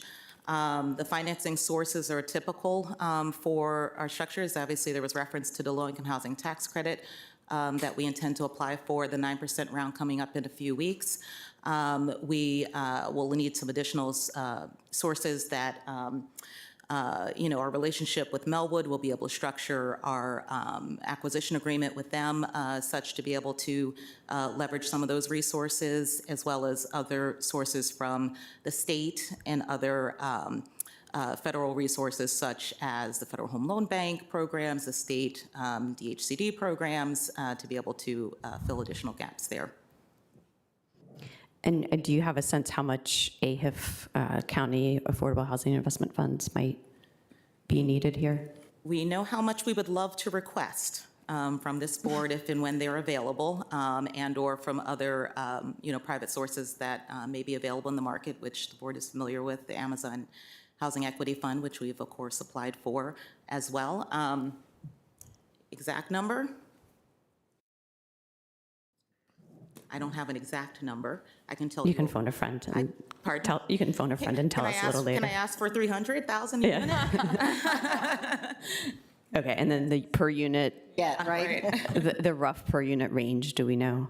I think we're certainly, we're about 600,000 per unit, which Yeah. is on average, for this type of construction in this region. Okay. And then just to address one anxiety that I have heard and many of us have asked and gotten through our own anxieties, if we are to change the zoning and the GLUP, that is permanent regardless of the owner, the use on the property. So I guess this is for Mr. Yam, or Mr. Fusarelli. At that point, the by right, what would be maximum by right? Say Melwood just decides to move to Canada or something and no longer is in business, and they sell it to whoever's willing to buy it. What could go here by right after a board made the decision you're recommending? So we actually looked into it, and they are rezoning to RA 818. So there are a number of by right options, ranging from one-family dwellings to multifamily. There's townhouses as well, but kind of have the slide up here just to kind of provide a brief snapshot of, in terms of density, what the maximum number of units would be by right. But what's also important to consider is also the height maximums by right, as well as applicable parking and different setback requirements.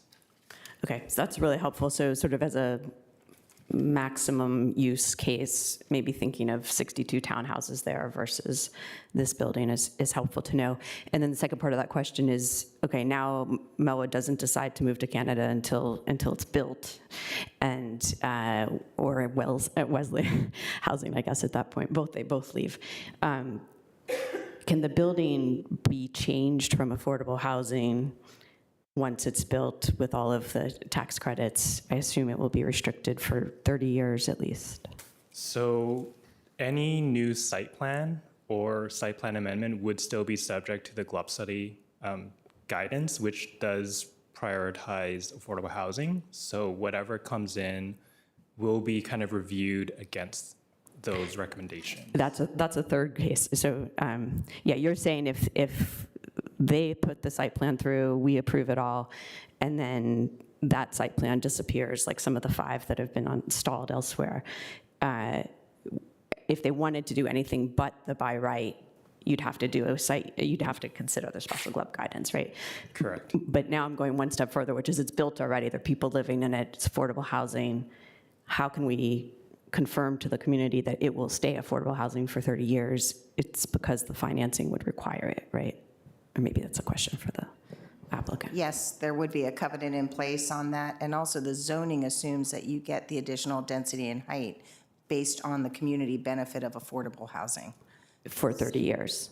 So at year 31, we can't guarantee what would happen, but It would be a for the site first plan 30 years. amendment, and I'm not sure how that would be handled 30 years from now. Yeah, okay. And if, excuse me, That's it. if I could just add too, in addition to the financing component, I think as Ms. Puskar noted, there would be site plan conditions that are included as part of the ordinance if the board were to approve it, that would set forth that requirement, just, regardless of ownership. Thank you. Mr. Spain, and then Ms. Coffey. I'll be brief. I know we have a long way to go. So we're talking about affordable housing, and for the applicant, when we look at, well, I'm looking at up to 30% of units prioritized for people with disabilities, correct? Up to prioritized. Of those units, we're talking about 30%, that's going to be around 31 units. Do we know those 31 units, the mix between 2 bedrooms and 22 and 2 bedrooms, what that's going to look like? We don't know that at this point in time. Yeah. And when we say prioritized, that doesn't mandate. That's not like a mandate. Are you going to set aside? We're not allowed to set aside because of fair housing, but we can set priority. Set priority. And how do you base that priority? I'm going to let Camilla answer that. Please. Yeah. We haven't fully evaluated all of the detail around how the priority is going to be set, but typically how it's implemented in other contexts where we prioritize units with the state for folks with developmental disabilities. Sure. We have a 10% priority preference for that, and the agreement there is that we heavily market, we leave that unit vacant and heavily market and recruit at that level for a 60-day period. And when you can't source and identify someone in that time frame, then you can release that unit to someone without that designation. And so that'll be an arrangement that we establish with Melwood at that arrangement, how we will effectuate that. Thank you, ma'am. Just And learned I something. also, sorry. Go ahead. No, go ahead. I was going to say, and I think this case, for better or worse, has gotten a lot of press. And so for the good part of that, I think hopefully people will know that this building is coming online and that they will be seeking individuals with disabilities to live in the building. So That's the reason I'm asking. Thank you very much. Yeah, the demand is quite strong. Problem is that it's rather than 30% AMI. That's a challenge. Ms. Coffey. Thank you. And just curious, is accessibility another separate topic we're going to go to? Accessibility, no, I would include it here because it's Okay. part of affordability. It's accessible affordability, attainable and accessible affordability, yes. Okay. I'll continue from where Mr. Spain left off. So 30% is great. More than 30% would also be great. I know you're going to prioritize up to 30%, but is there a possibility that we could get more than 30%? I know we had one speaker ask for 50%. Sure. Yeah. So the goal, as Ms. McAfee mentioned, is through the state, it's typically about up to 10%, and we're looking at 30%. And the goal is to create an inclusive community. In other words, there was an act long ago to deinstitutionalize people with disabilities, get them included in the broader community. And when you start to get to 50% and beyond, you're now kind of creating a situation that isn't as inclusive as intended to be, right? They're intended to live with other able-bodied, mentally, capable people who can be an inclusive community versus just making the entire building or half of the building for people with disabilities, and you've kind of obviated the goal of integrating everyone together. Thank you. I think that's an important perspective that, sometimes when you try and create one space for a particular group of people, you end up segregating them from all of the other people that they'd like to be around. And it's not to say that more people with disabilities couldn't move into the building. We're speaking solely to that prioritization piece, right? So we want everybody, whether they have financial need or a disability, to be able to move into the building and live together. But it wouldn't necessarily preclude more people with disabilities. It just relates to that priority preference. Yeah, absolutely. Thank you.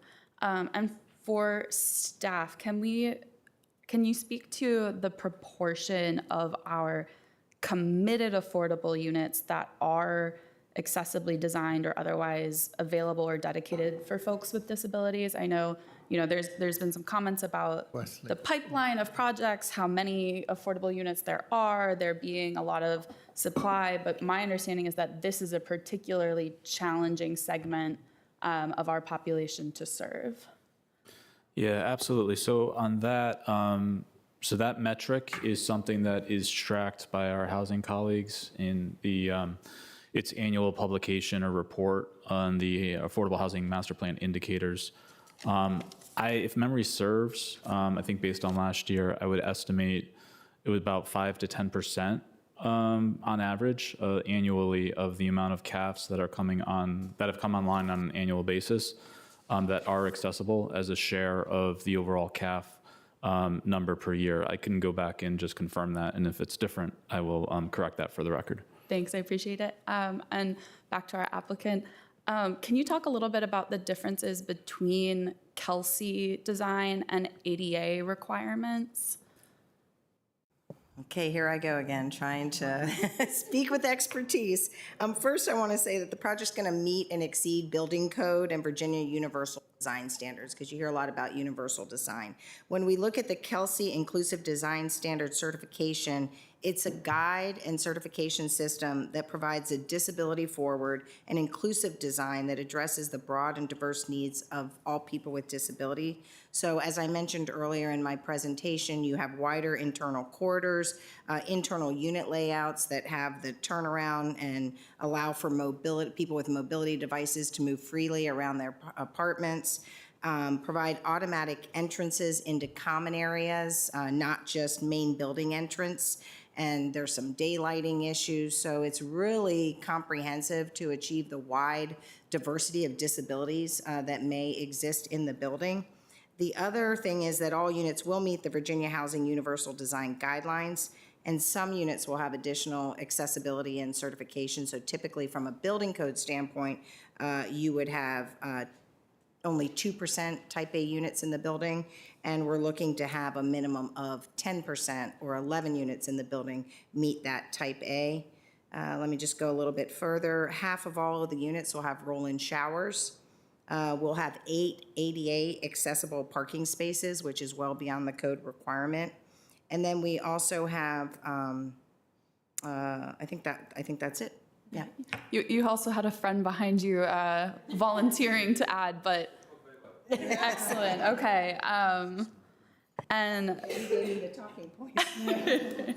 I appreciate the preparation. I think the last thing I'll say on this topic before we move on, we had a friend in the audience who asked about the total development pipeline, and could anyone even say how many units had been approved in the past? We have a development dashboard that is publicly available, and the gentleman who asked about this has left, but I don't know if Mr. Giacob can share that. If you search Arlington Development Tracking Dashboard, the number of approved, in process, and completed units by quarter for at least 10 years is available. So that information is out there and it is knowable.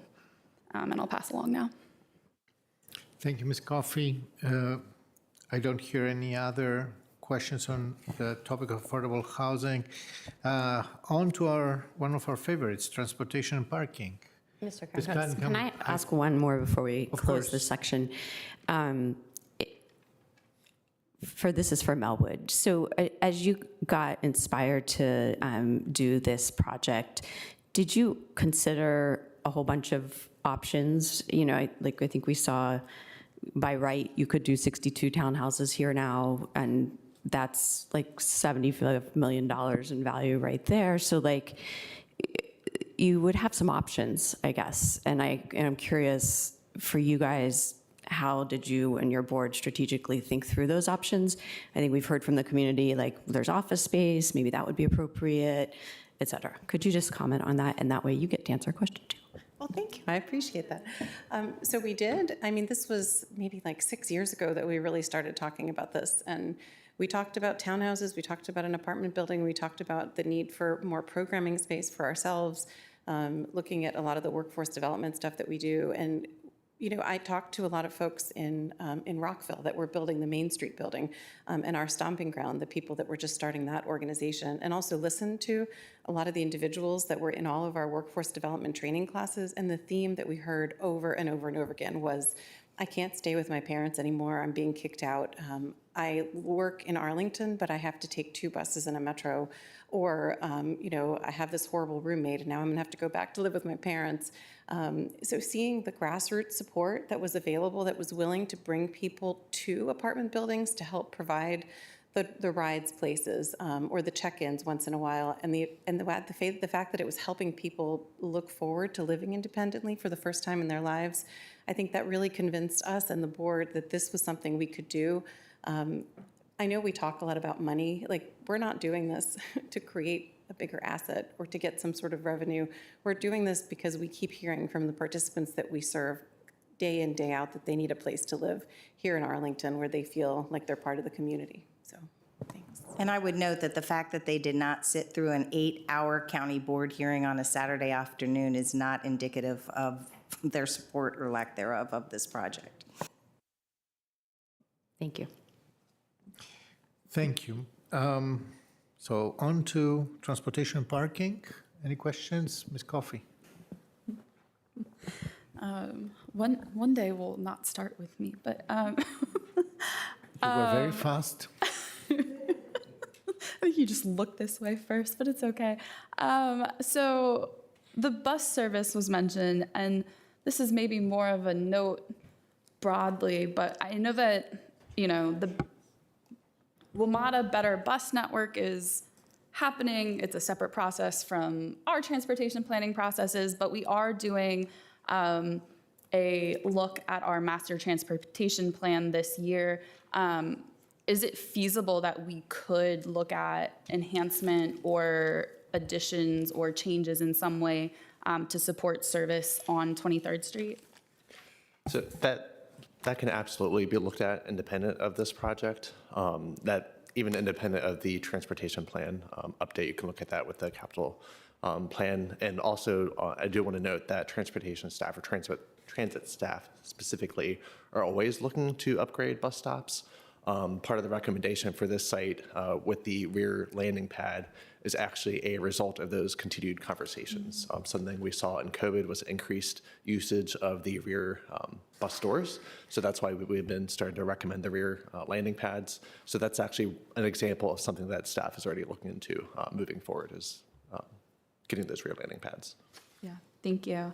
And then another thing that I heard from one or maybe two neighbors was on transportation safety and the children in the neighborhood, the walkability, the ability for people to kind of continue their lives, their general use of Nellie Custis and schools and friends and everything that we all love about Arlington. And I, in reviewing the letters from the Transportation Commission and the Planning Commission, I think there's a lot of talk about parking transportation and there's talk about bus routes, but I don't see any particular discussion of pedestrian safety or those kinds of topics. And I know that in other site plans, I would highlight Goodwill perhaps, that our commissioners have been very aggressive about pointing out where they see conflict points or design issues. And so I guess, first to staff, did we look at the pedestrian safety side of this? Do we see any conflict points or anything to be concerned about? And then when you finish, Mr. Striner, if you'd like to comment on the pedestrian safety and transportation design side of things. So staff is always looking at pedestrian safety. As an example, like the applicant as well, as part of the MMTA, did pedestrian counts looking at the pedestrian activity along the site last year. As an example of some of the ways that pedestrian safety is addressed with this, you look at the loading bay off of South Grant Street. That's actually set back from the sidewalk, so that would minimize any potential conflicts. There's also the decreased number of driveways on not South Grant Street, 23rd Street South, whereas today there's 2 driveways. There will just be the one in the future. So again, that's one less conflict point. At the recommendation of staff, the applicant has also agreed to upgrade the corner of their site. One of the curb ramps is not completely compliant with ADA, so as part of the curb extension for the bus stop, they are bringing that into compliance. So again, staff is always looking at pedestrian safety. Thank you. And Mr. Striner? I wish I had something to add that was meaningful, but I do not, so I will just defer to those comments. It wasn't a huge discussion point for us. Yeah, but based on your history on Planning Commission, I guess I would just ask if you thought commissioners were concerned or shared those concerns based on their professional expertise in the area, they would have brought them up. Not to the same extent with other projects that we've had. I think pedestrian safety was not as high of a topic point for us this time around. Okay, any others? Ms. Cunningham? Oh, Mr. Different from Ms. Cunningham.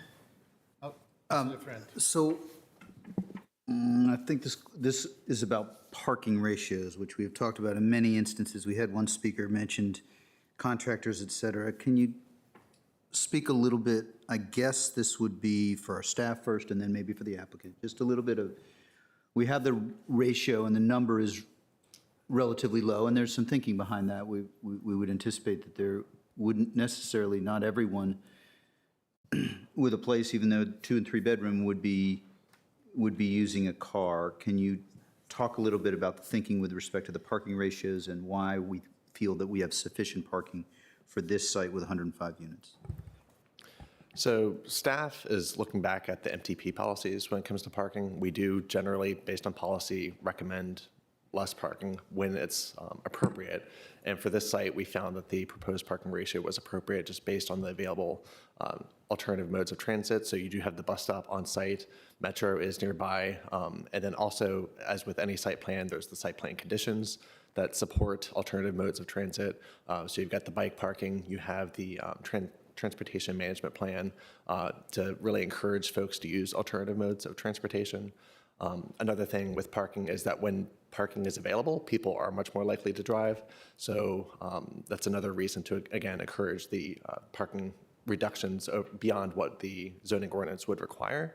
And again, we do try to right-size it for each project, and we did feel that the proposed parking for this was appropriate. Got it, thanks. I guess, I mean, once upon a time, I did a bunch of research into the history of the residential permit parking program, and I think this neighborhood was at the genesis of that history. And so I don't know if the applicant would want to say anything, but first the applicant, and then we'll come back to staff. I could be wrong, but just how we would. It strikes me that we might have to be a little careful on enforcement in that area, more careful in enforcement on that area. Immediate area, and I don't know if you have any thoughts on the parking ratios or enforcement of the adjoining areas, which if I recall correctly, are RPP. So I can't speak to enforcement issues. We will not have access to the RPP, so I think the enforcement would be whatever it is for the community today. I can speak to the parking ratio. We did do an analysis and looked at similarly situated, similarly sized affordable housing projects in Arlington County. And you'll see that the average parking ratio provided is a 0.7. And then when you look at the occupancy, the actual cars that are parked there, the ratio is at a 0.61. This project finds itself in an interesting location on 23rd Street because if we were 2 blocks to the east, say east of Fern, we would fall into the off-street parking guidelines for multifamily residential units, and our market rate unit requirement would be 0.6 per unit. At 60% of AMI, it would be 0.42, and at 50% of AMI, it would be 0.3 per unit. Obviously, we are not 2 blocks to the east, but I say that to mean that we are in a very transit-rich environment. The other thing I will point out is, given that we are a building that is planning to be inclusive of people with disabilities, we do anticipate that there will be a lower utilization of vehicles. That being said, we have a higher number of accessible spaces, but many people come to Melwood, at least for their services, through paratransit and public transportation. We have provided additional drop-off space for those paratransit vehicles. We also added pickup drop-off spaces at the request of the community and an additional accessible space on street at the request of the Disabilities Commission, which also pushed for increasing our accessible spaces in the garage from 4 to 8. I would note that Melwood has 20 spaces that are dedicated to it, and it's to Melwood employees, visitors, clientele, and others. And so when Melwood is not operating in the evenings and on weekends, those spaces will be available to the residential units for visitors. So, and that pairs up well with when we might experience more visitors in the building.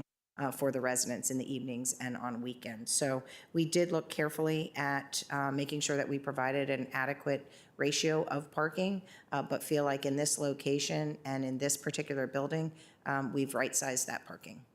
Thank you. You ticked off a couple of also those who had concerns, who spoke, and appreciate it. Mr. Spain and Ms. Yeah, Cunningham. I'll be brief because we're talking about transportation, right? And thanks to my colleague, Ms. Maureen Coffey, for her kind words. And many of you probably can tell I have a cold here today. So let me get through this. You know, you had a study, just for the applicant, you had a study done by Slade, right, there you go. And you revised it back in August. And this is what's interesting to me, that even with the new development, it is estimated that 70% of the institutional related trips will not use a personal vehicle. Are we still standing by those numbers even as of, you know, going into March here, but that still looks about the same? You have a lower.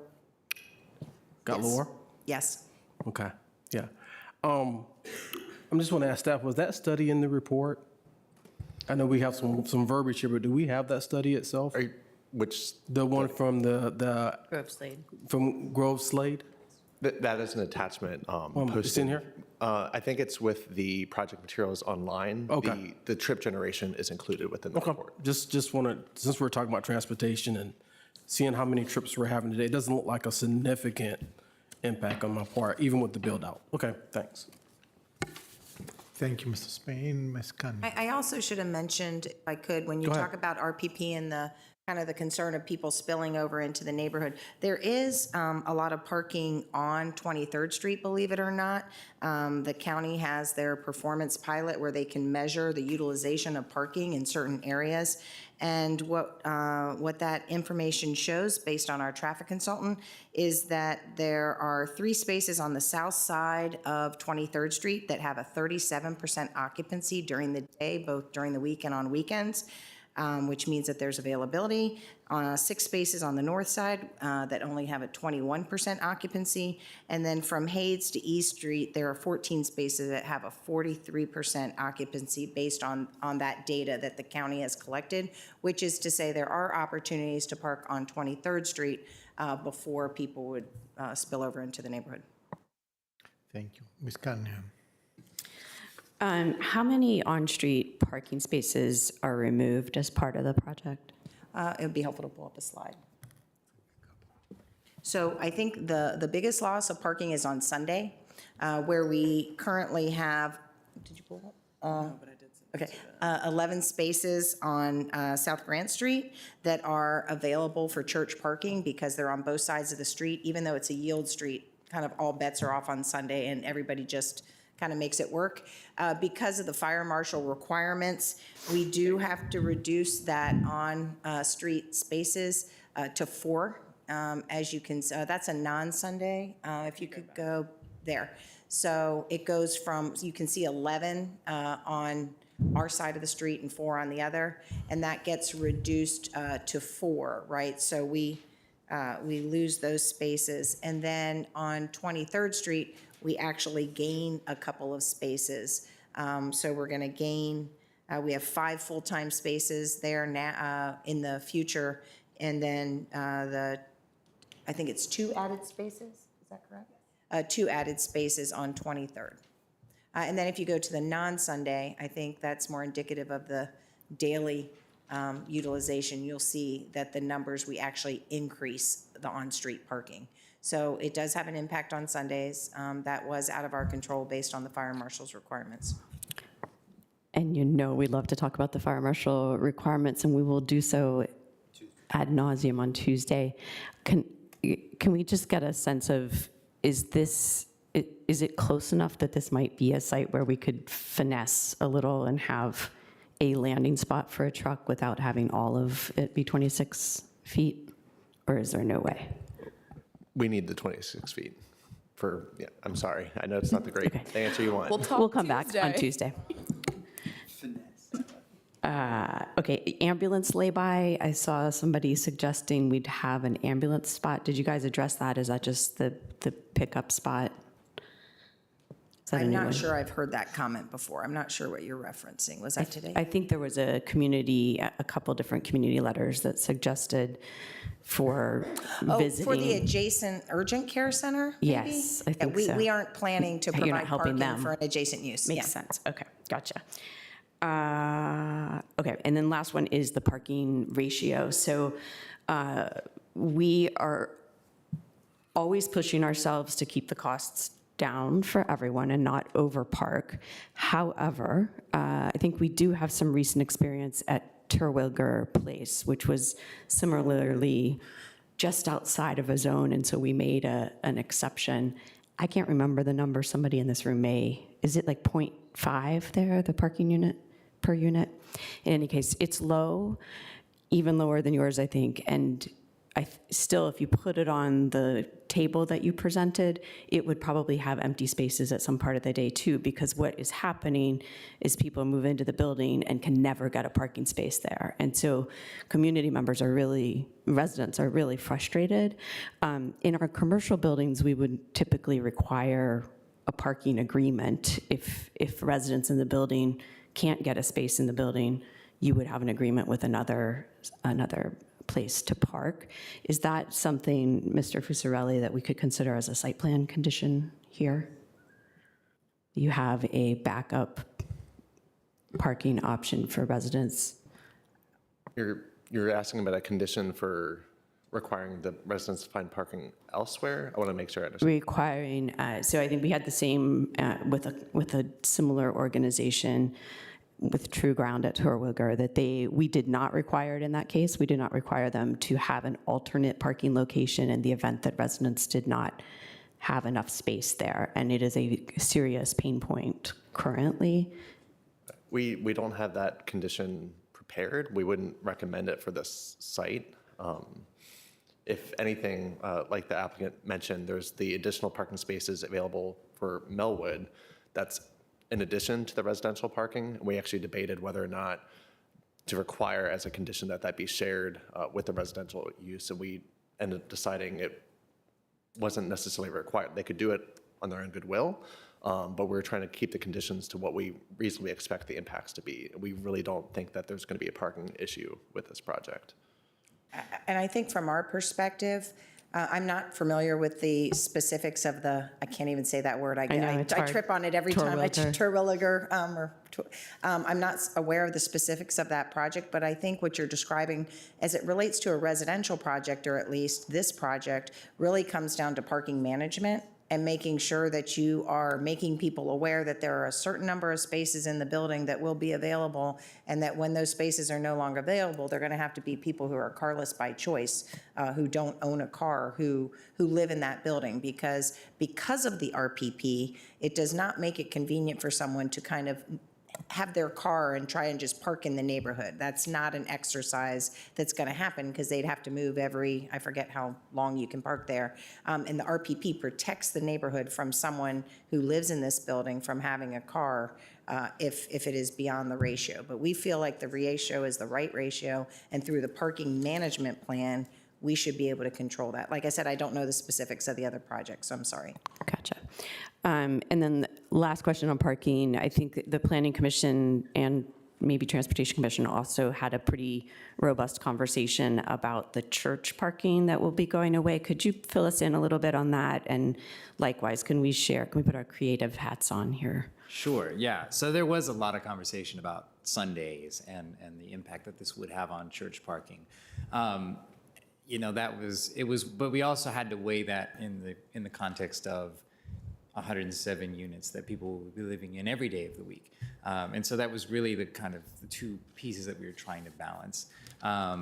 Ultimately, we as a commission thought that this was a kind of sacrifice, a crunch that we're willing to approve and we're willing to recommend that the county go through with. But there was discussion about these kind of impacts and how it would create some parking shortages during church services on Sundays. And I guess it's a question for staff, is what can we do to support Melwood and, or maybe it's a question for the applicant, but what can we collectively do to support those churches so that they find alternate parking? I know there's plenty of parking not too far away at Sunday morning. How do we do that matchmaking, or is that an AED question? Is that a Melwood question? So there is street parking available. As the applicant mentioned, we do have the parking sensors today as part of the pilot program in 23rd Street South. Shows that parking is available throughout the week. It's still available on Sundays. The only time we see the parking usage peak is actually on Sundays, but there's still parking available. Obviously, if the parking lot goes away, more people will probably be using street parking, but there's still other nearby streets. As preparing for this, look back at, we have a parking study that was conducted in 2022 as a kind of a pulse check to the RPP program. And that study actually specifically looked at just, again, the parking utilization for the RPP zones. And I think Kevin's pulling up some maps now. For this area, for parking zone 1, there was an assessment of the parking utilization for the nearby streets that are in the RPP zone, looking outside of when the RPP restrictions are in place. The study didn't look at Sunday, it just looked at Saturdays and weekdays. However, generally speaking, the street parking was available on those other days. And based on what we see with the parking sensor data showing that parking is still available on weekdays on 23rd Street, we don't really have a reason to think that the parking would otherwise be unavailable on Sundays compared to this data. So all that to basically say, we have every reason to believe that street parking is available. Thank you. Thank you. I have one, actually walked from the Methodist Church to 23rd and Crystal Drive with plenty of, it's exactly 4 minutes at my pace, I grant you. I crossed fast Route 1, holding my life in my hands. And I recognize that this is a big problem, but it's a solvable problem. So I have a question on the bus stop. So there is I'm over the moon because there is now an apron, an ADA accessible apron. This is fantastic. And also helps with the traffic calming of the street and et cetera. I have to say that 23rd Street, especially this section there, so west of Fern, is exceptionally well designed, my opinion. But the shelter is at the corner, so it takes a while to get from the shelter into the bus. Is there a reason why we don't move the shelter right at the apron? I mean, you still want space for people to be able to get off. Like if you're in a wheelchair or you have a stroller, you don't want the bus shelter right on top of that landing pad. There is supposed to be, I think it's 5 by 8 clear area. It doesn't fit with other. Yeah. I mean, my concern was that it's a little bit further away, and if it rains, et cetera, it's really for somebody in a wheelchair, it's a little bit tough. Yeah, you would still need to cross, but we do want to keep that landing pad clear. Okay. Okay, thank you. I have no other questions on this. I just have a quick. Absolutely. I don't know if we actually went over, and maybe it's just brain fog of hour 8 here, but I don't know if we actually went over like the flow and circulation of the site. I think there were some allusions to how it changed over time, but could we just show like where are residents entering, exiting, where are the 2 pickup drop-off spots that were added, and the loading dock is separate, just those kinds of things. So I think Kevin's just pulled that up. So the parking will be in a below-grade garage, just a single-floor access from 23rd Street South. That's concurrent, not concurrent, but located generally where one of the driveway entrances today is. So that's the vehicle parking, as well as half the bike parking would be in that garage. The loading dock would be separate on South Grant Street. That's shown on the screen there. And that's, you've got a little bit of a driveway and then the loading dock itself. That way you can maneuver the trucks away from the sidewalk. I know that there's a lot of attention to people being able to walk to and from the park nearby. So that's loading dock, and then of course the main pedestrian entrance off of 23rd Street South, and there's also some bike racks near that as well. Great, and it was mentioned that there was additional capacity added for those kind of like quick trip pickup drop-off? Oh, yes, where there's 2 short-term spaces along the 23rd front. Street. Okay, Yes, thank you. So those are separate from both the loading dock and the garage entrance? correct. Okay, great, thanks. And then the last thing I'll say is that while I don't know that we can add any kind of requirement to have secondary parking opportunities, this is at least in a location where the Crystal Drive JBG Smith parking facilities, if you have ever tried to park there, they're very empty. Plenty of opportunity. And so I do think that context as far as Terwilliger versus this is quite different, because absolute worst case scenario, I think they have some options, which I'm not sure are available in our Virginia Square neighborhood. So that'll be all from me on this. Okay. So, Do you want to go? There are 2 last things. You might be about to cover them. One was the RPP, I think, and I may be repeating. RPP program is open if community members want to apply for various streets, and they could get up to 24 hours a day, 7 days a week. Is that correct, or are there limits? There are limits. Typically, you only get 1 of 4 restrictions available. So What's the most restrictive that we have? I wouldn't say that one is more restrictive than the others. They just cover different time periods based on the needs of the neighborhood. So for the nearby RPP 1, it's 8 to 5 Monday through Friday. That's intended to discourage people coming in, parking, and then taking the bus or using transit. Okay, so maybe we could take that as a follow-up item. I think there has been a question raised here whether you could just have it be all the time, and I suspect that question may get raised on other projects too. So perhaps in our future evaluation, the county manager will shoot me. Vice Chair DeFranco. Would you like to jump in? RPP is not for site plans.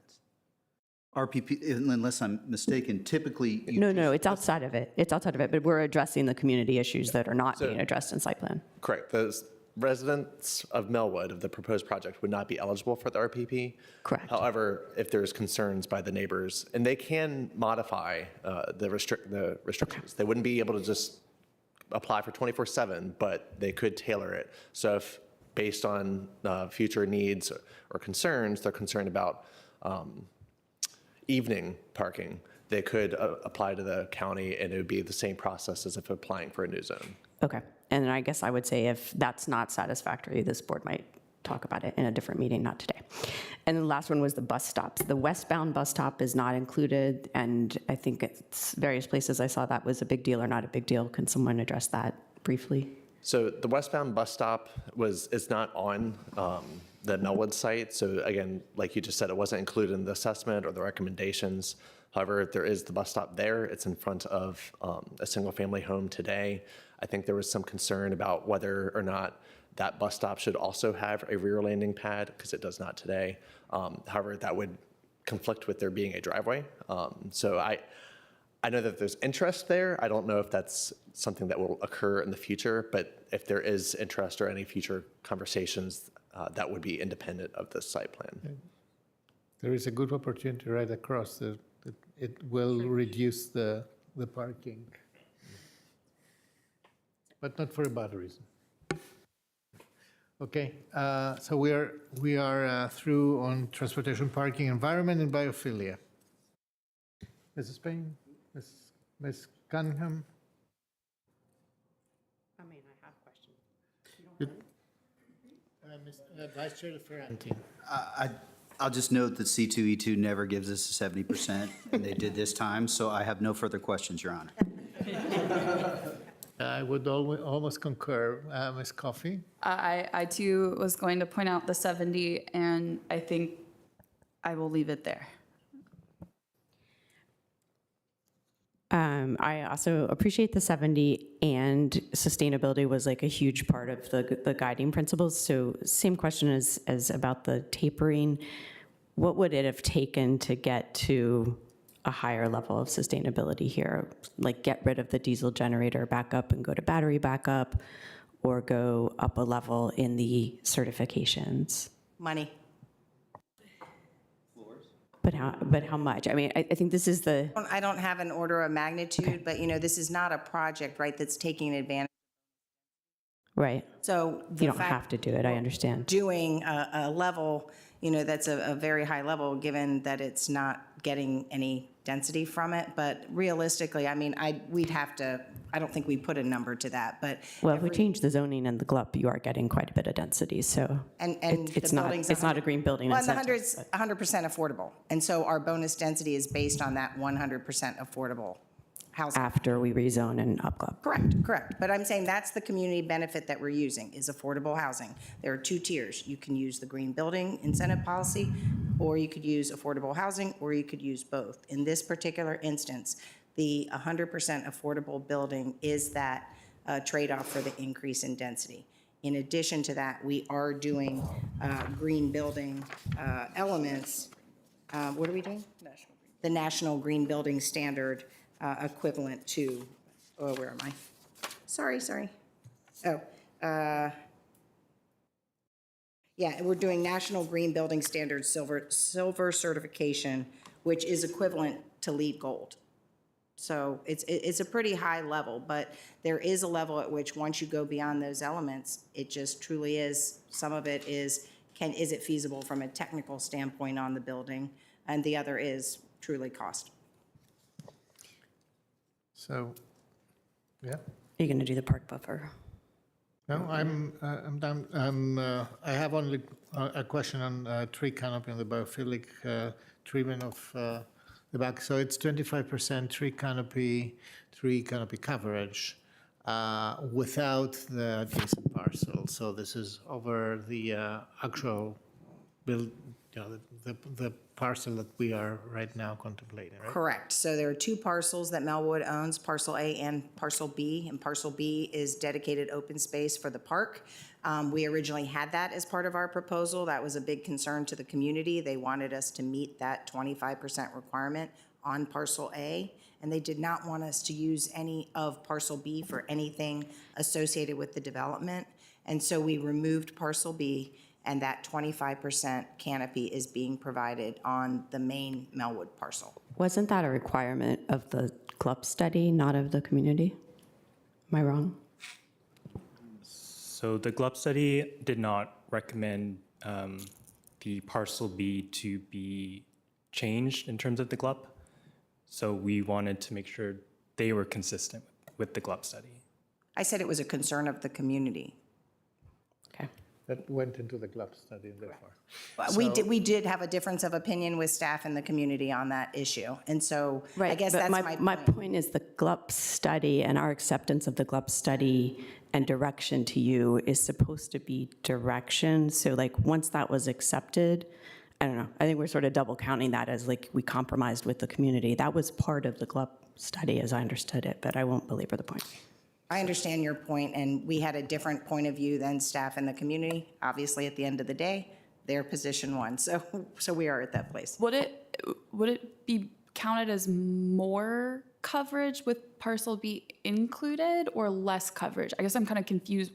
There would have been more tree canopy if we were able to include Parcel B. When we originally went through the GLUP study, we were led to believe that even though it wasn't up-GLUPed, it would be eligible for a rezoning as part of the agreement with the county going back to 1981.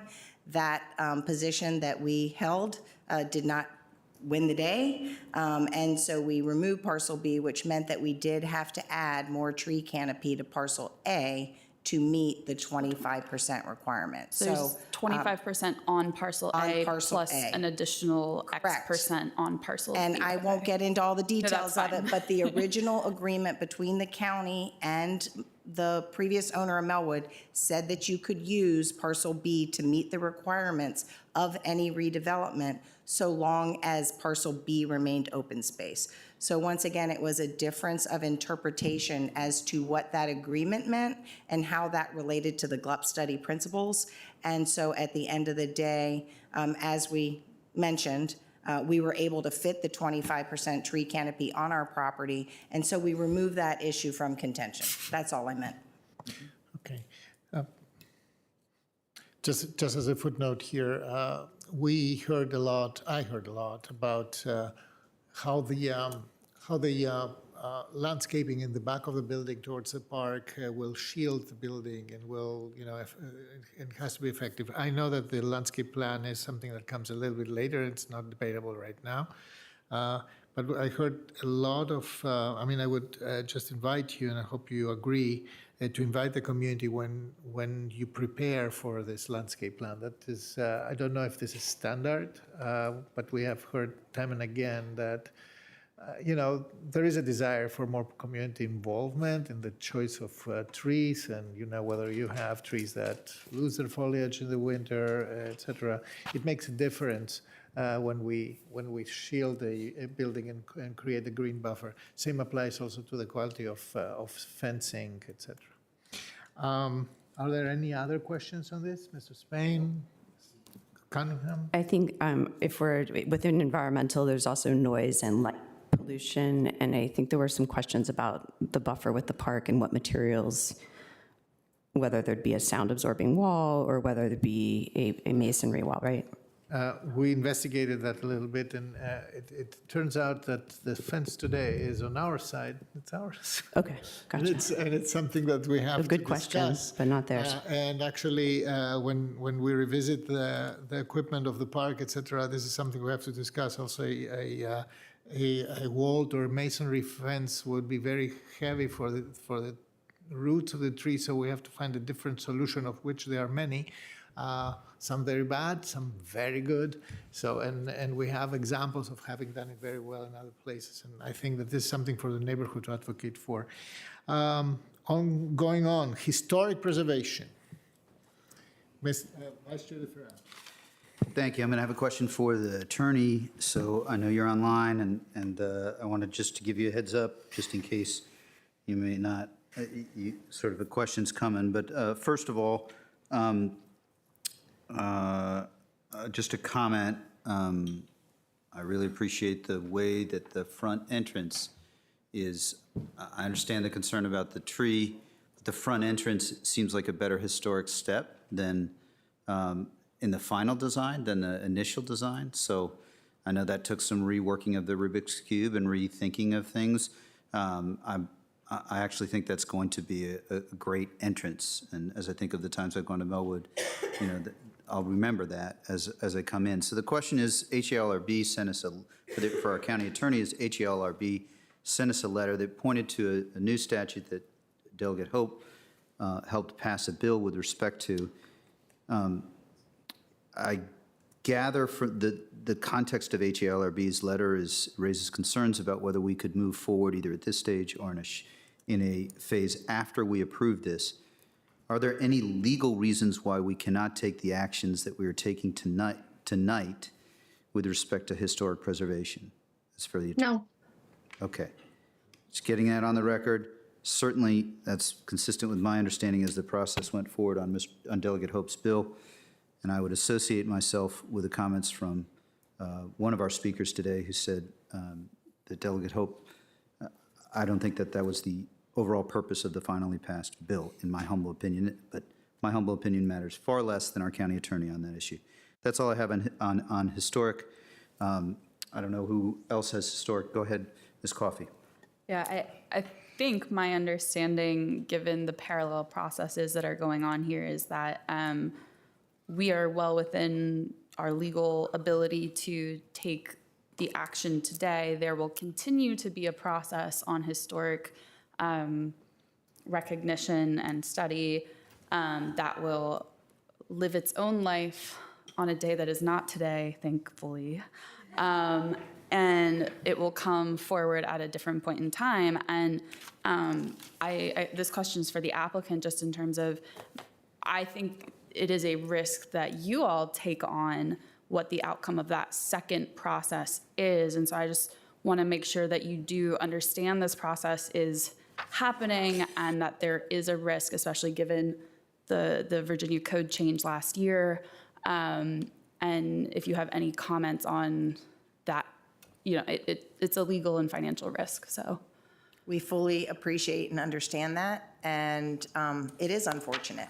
And it's unfortunate that the nomination was requested when it was requested. It's unfortunate that the processes are bifurcated. I think we We share that opinion, but it is what it is, and we have to abide by, the county's process. And so we believe firmly, based on Tracery's documentary study, based on the fact that there are other buildings of this architecture in Arlington County, based on the fact that there's actually another art building with this similar architecture that's still in use as a school, that there are other representative samples of this building that would lend us to not have to preserve the building. That being said, that's another reason why we focused so intently on making sure that that historic interpretation was of the highest quality, in the hopes that that would help give people the comfort that we are respecting the history of the building, and we will also do so with a historic marker. And we just don't believe that the building is worth preserving. But we do understand that legal risk. We do understand that we cannot demolish the building until that process is completed. We would put in a plug, however, that process move forward with all due haste, and I think the community may appreciate that as well. We know that there are a couple of other nominations in front of us, but we do, we will have certain timeframes that we need to meet if we get the historic tax credits that we're seeking, or I'm sorry, the LIHTC credits that we're seeking, and so we will just continue to work with the county to try and meet those deadlines and get ahead of it. Thank you. I appreciate the work that you've done on the facade. I think that in addition to being, a historic interpretation of the existing building, it's also cute and aesthetically pleasing and interesting and different. And, I think will be notable, right? It's not something that you would see on most buildings that are being built in this era. So, and then I guess I would just throw to staff, can you talk about why it is that we're not doing the historic study at the exact same time, and what's ahead, and how is this going to play out? Right, so I can kind of start. So, we are following kind of the standard process and procedures for both the site plan as well as the LHD nomination. Unfortunately, they won't perfectly align at the right time, but, in terms of the LHD nomination, that will be heard at a future HLRB meeting date, and if they do recommend, it does come to the county board at a future date as well.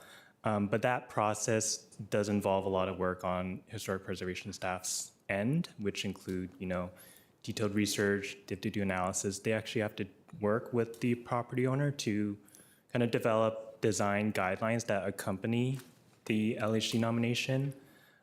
So there is a substantial amount of work that does have to go into each LHD request, and given the current workload and the number it is in the queue, unfortunately that timing just didn't occur for this site plan approval. Thank you. I'm done. Okay, any other questions? I heard that what I wanted to ask has been covered. So any reminder, any residual, Ms. Cunningham? Just one quick one. I think, Ms. Puskar, you said that you thought we've achieved here like historic interpretation of the highest level. We're not saving even a brick from the old building. Is that really the best we can do? Like, are there other scenarios y'all have considered? We have looked at other scenarios, but I did say interpretation because we aren't using any of the original materials. There's a small extent of original fabric left. It was our analysis and belief that it did not make sense to reuse those materials. I want to also clarify what I said before about kind of the other buildings in Arlington, which played into us determining that it probably was not worthy of saving, say, a brick course or of the lintels, which is of the 4 last desegregated schools in Arlington County. There are 3 other of those school buildings remaining. One of those buildings, as I mentioned, is still operating as a school. The other of those buildings is a community center, which has a high degree of architectural integrity. And so that building is the most representative building in terms of architectural integrity for the history of these buildings. Thank you. We did say that we would reach out to some other organizations who reuse materials. Where there are some, as people mentioned, some doors, transoms, other pieces in the building that other people may find valuable to reuse. Great. And then I would just note that when the state law passed or was being considered that created this little challenge, it was noted that it was likely to cause delays to housing projects, especially for some of our medium density housing. So just flagging that, I think we're all in a little bit of a pickle. I'm sorry it's hitting you guys exactly as the first project. Thank you. So are there any residual questions that are open? I think one that we may not have addressed is the revitalization area, and that is my understanding is we've done it just the way we've done it on other affordable housing projects, including Goodwill. Is there anything else to say about that there was nothing out of order, I guess? Okay. So just follow, that was my question on this area. My only residual question, which is, if we've done it the way we have in other cases, the timing, can you explain a little bit why the timing is later in the process, if you're able, then Mr. Giacobi, I think that was a reasonable point that Mr. Giacobi mentioned, Right. that it's later in the process.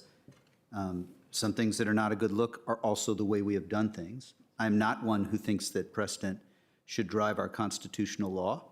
I think that you should interpret the law to make sense for the time. But I do think that he has a point that this is the process here, the timing is not the best of looks, and maybe you could explain it so that I could understand what Ms. Cunningham just sort of established. I kind of think what you're referring to is, it appearing on the board report as opposed to not in the commissions. This kind of action isn't subject to a planning commission vote, similarly to like the use permit was not voted on by the planning commission. I will note, as part of the housing commission, the revitalization area designation was part of those discussions, and they did vote on and recommend adoption of the resolution to designate it.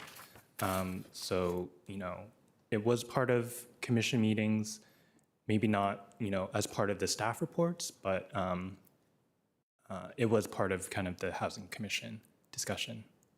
Right, but not planning. Anything to add, Mr. Striner? Okay, just so I understand. Okay, that's all I had. I'm ready. Ms. Coffey, I see your light. Yeah, I think, we've heard a lot of concerns from the neighborhood. People also reach out on their own when they hear information, they want to know more. And one of the concerns that I've heard is people thinking Melwood's redeveloping and now Melwood's going away, or they're not going to have the same services, or they're not going to provide, I've heard variations from this across various community members and avenues, and a friend whose mom was deeply concerned because she volunteers there and thinks it's really important. And what change, if any, to the programming offered by Melwood is coming? What services are currently provided, and what will be provided after the development?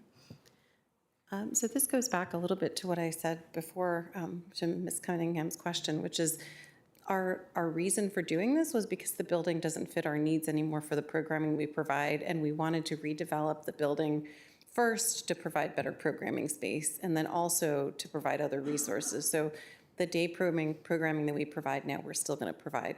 The workforce development in the IT tech sector that we provide now, we're going to continue to provide. There's a computer lab now. There's going to be computer space later. We're going to keep doing what we're doing in this community, but in better space that's more flexible, can fit better programming. And I think the only other question is from there, kind of what is the relationship, if any, between the services Melwood provides and then the residents of the potential future building? So Melwood provides services as a licensed service provider.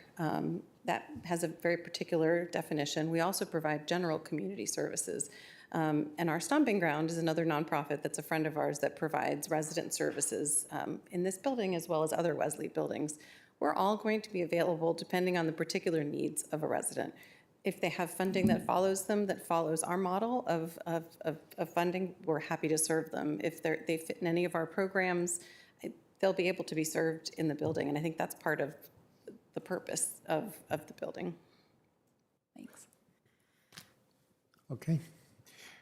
If there are no other questions at this point, I think I would invite a motion, Mr. Spain. Yeah. Just as a warning, it's a long motion. It is a long motion. And of course, I know I'll get a chance to talk on my motion a little later. Oh, Matt, you will have. I know, because I didn't have a lot to say. Can't you tell today? How many hours? Chair and members of the board, I'm going to move for that the county board, number one, adopt a resolution attached to the staff report to approve the general land use plan amendment to change the designation from public to low-medium residential for the northeast portion of the block bounded by 23rd Street South, South Grant Street, South Hayes Street, and 24th Street South, to include partial A, RPC number 36, tag 039, tag 015, excluding partial B, RPC 36, tag 039, tag 016, which is and shall remain envisioned as a portion of Nellie Custis Park. 2, adopt the ordinance attached to the staff report to rezone the property located at 750 23rd Street South, RPC 36, tag 039, tag 015, from C1, Local Commercial District, and R6, One Family Dwelling District, to RA818, Multiple Family Dwelling District. And 3, adopt the ordinance attached to the staff report for SPLN 24, TAC 0002, SP number 478, to permit the construction of a 5-story mixed-use building with approximately 131,736 square feet of residential GFA and 17,033 square feet of institutional GFA, with modifications for additional density, reduced residential parking ratio, density exclusions, and other modifications necessary to achieve the proposed development located at 750 23rd Street South, subject to the conditions of the attached ordinance. And number 4, adopt the resolution attachment 1 of the staff report to designate the site as a revitalized area. Revitalization. Revitalization area. Lemon on the coal. It's moved and seconded by Vice Chair DeFerranti. Yes, I would love to talk to this. It's been a very long process, and for many of you here, I wasn't here at the beginning, but this is not my first rodeo show with development and knowing a little bit about not just Melwood, but the community. So I'm just going to go back to what I've been listening to today and how I base my decision and when I am making this motion. I've always thought about, finding these compromises. Where does the community meets like development, and how do we move together? Everything's not going to be perfect, but are we making strides to try to do right and realize that we aren't the same Arlington that we were when I moved here 16 years ago and bought a single family home? We just aren't. I think there has been great intentions on all parties, especially from the applicant, from the county, and hats off to the folks in Aurora Highlands who've been working hard. I think there's been a lot of compromise made here. And again, it's not perfect. But as I sat here today and I listened, and then I went back and listened to some of the planning commission meetings and transportation committees and the SPRC, and I heard some of the testimonies and conversations, I'm also thinking about the individuals that really need this type of housing, but we're not here to talk or speak for themselves, right? So when Pam Van Hine came here this morning, she was been here 40 years. and she spoke about the great need of needing this housing. Susan English, been here 43 years. She spoke about it. Tyler Dillon was here, been here 5 years, and he needs it, right? Kelly Cohen was here first time, even though she may not have been a supporter, but the fact that she showed up here and spoke about this process and being involved in the neighborhood meant a lot. Paul Nolan talked about having empathy, right, and understanding the needs for others in this inclusive and thriving community. And I can go on and on and on. Charles Moore talked about, retired military guy, but talked about his sister, right? And lastly, we've had folks like Meg Flores that was here. She's a mother. Donna Budaway, who's worked furiously with folks and a parent of those with adults with disabilities. Let me tell you, not only the people with disabilities are folks in the highest unemployment rate, they're also the ones that are the individuals who have a hard time finding housing. And I think this opportunity that presents itself here before us here in Arlington is very unique, where we can really set a high standard for perhaps others to emulate. I know there's going to be some stressors and it's not perfect, but we have to at least make an attempt. And someone talked earlier about the pricing and rental. The truth is that those folks at 30%, 40% AMI, they cannot afford to get into these open market rentals that we're talking about. You just have to realize that. They need different type of housing, different type of accommodation, and we just don't have enough of that. I'll be honest with you, here in Arlington, where a lot of our families are turning around and raising their adult children who have disabilities. It may not be you, it may be a neighbor. And I happen to know a lot of those folks here in Arlington, and they need our help. So I don't think we're really, infringing upon the rights of people's neighborhood. I hope that we try to keep neighborhoods, at least the character of neighborhoods, the best we can. I understand that. But the facts remain at the end of the day, and I'll close with this before I turn it over. I took some notes about this social compact. Or social I mean, that is not my mandate. Those evolve over time, with time. And I think we can't put ourselves in a situation as a community that we're just like stuck in 25 years ago.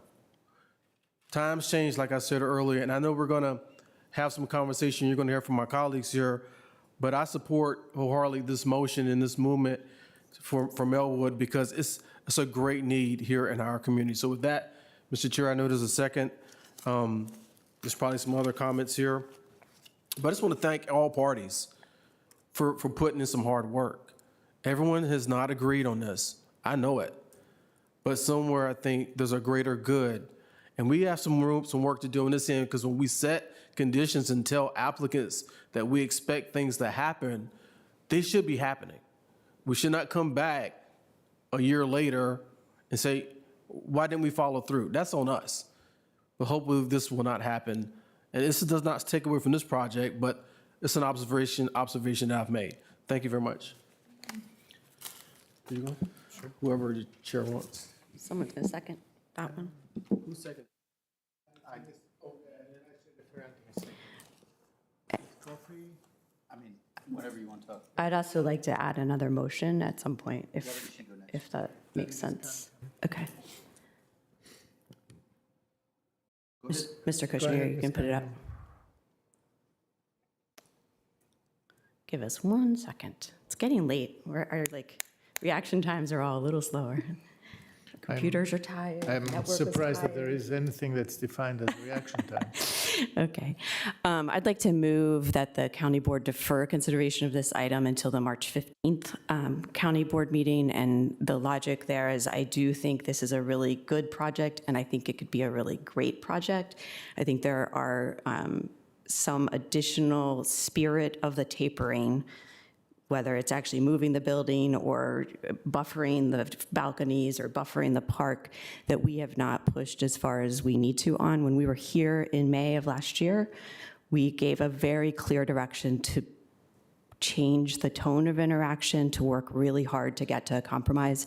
This is the first project like this that's going to go through we as a community need it to go really well. We want it to go really well because we want Melwood and Wesley to be there forever and to be amazing and to be the pilot project.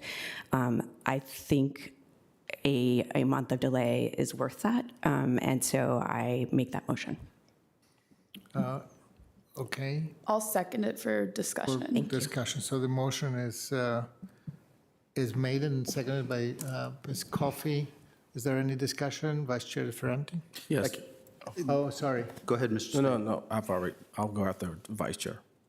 I mean, I'm sorry, I can't support the motion. I think that substantively, I agree with the desire for grace, and we have to be gracious, and I think that what Mr. Giacobbe mentioned with respect to the Housing Commission, get over it, that's not what I feel. That is not a phrase I ever want to be associated with in this context, but I will say, I think Ms. Pushkar summarized the substance of this. Folks don't like the mass and height, and what I heard, tone is just different than a mandate, and the people who spoke on this item were outstanding today. We got to move forward. They've been paying, the process is how affordable housing gets killed. I'm sorry, but I can't support it. Thank you. Mr. Spain. So to my colleague, Ms. Cunningham, could you talk a little bit more about what your expectations would be if this was to be deferred? I just want to hear, what are you, I don't want to defer things just for the sake of doing it. I tried that earlier this morning. But what is it you expect to return in 30 days? I'd like to see the design evolve one more step. I'd like to see the buffering to the park, to the areas, both visually, light, noise, to be addressed. And I guess just going back to the guidance we gave, are we failing to taper? Is there anything more we could do visually to have it feel tapering? Is there anything more historic? And then can we buffer? Those were the 3 things that we sent you out on. And again, I think it's a good project. I think we all want this project to happen. But I think our community and this project deserve to be a great project. And I think we can get there. Ms. Coffey? Thank you. And I'll ask some questions for you. So not as sharp as I was several hours ago. So I guess to the applicant, and I'll talk slowly while you find a microphone with a battery.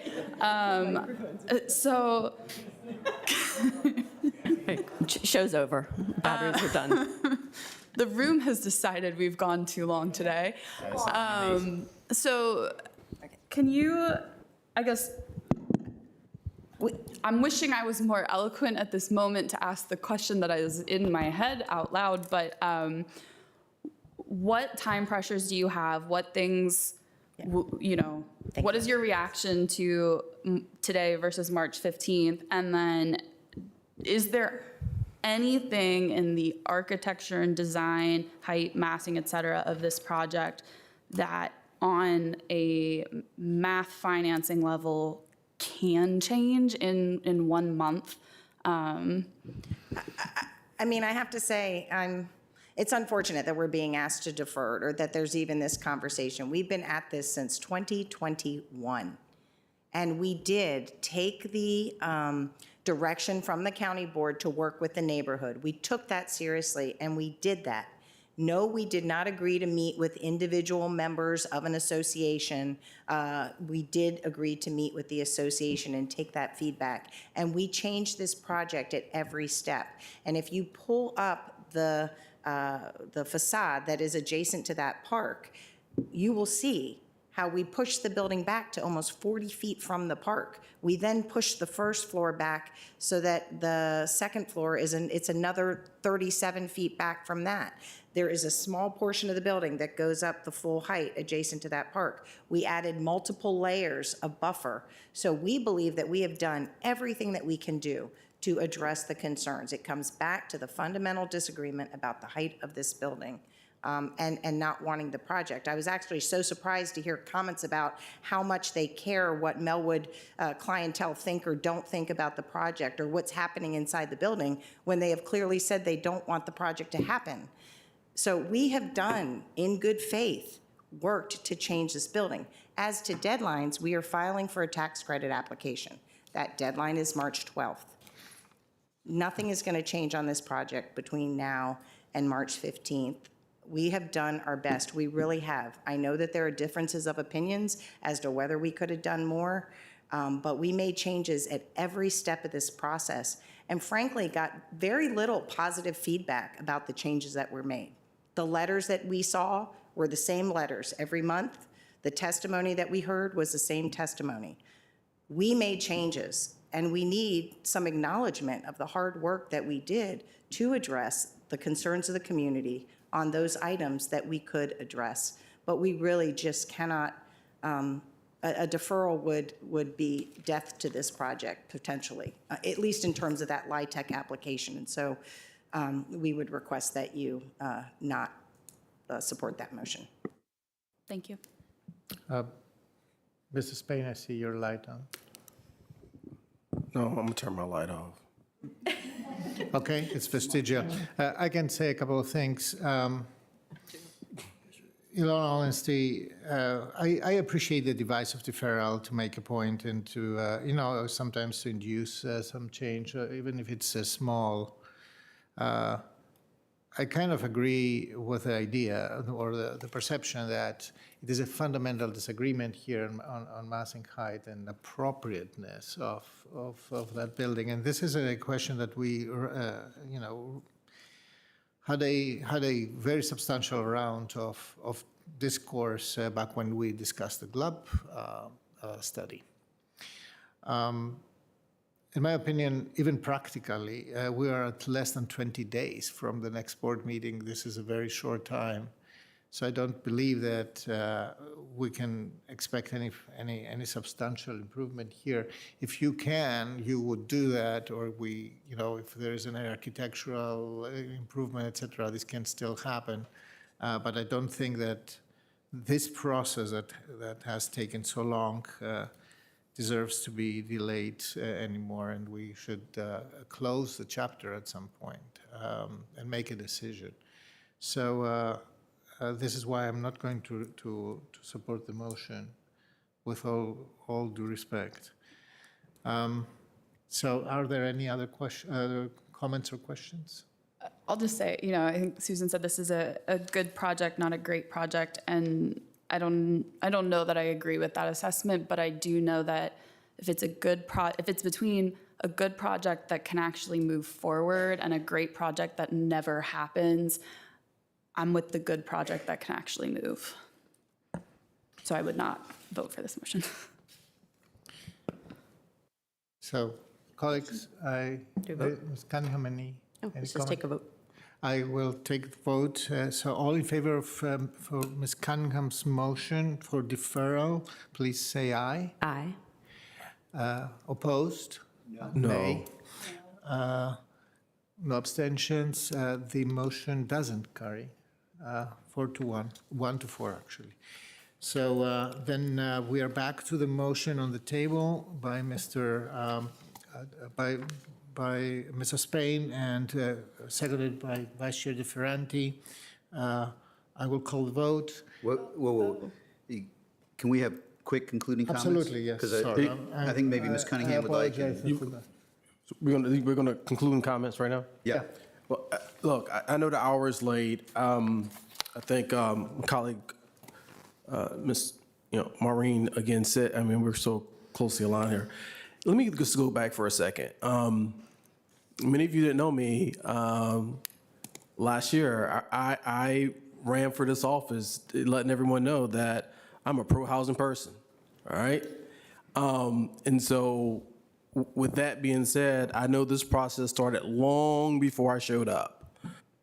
And what I see, as I stated in the motion, is that there's a great opportunity for us to make a significant difference in impact here in Arlington. And so with that, again, I just want to thank everyone who participated in this journey. And for those who perhaps did not get what they wanted, let's look at ways that we can, in other ways that we can look and make Arlington even better and inclusive, right? Maybe not in your particular neighborhood per se, but anywhere in Arlington. I think it's going to take a collective effort. Because again, in these types of housing, these CAF units, over 100, committed affordable, we're in dire need, y'all. Seriously, make no mistake about it. And there's, I see this every day.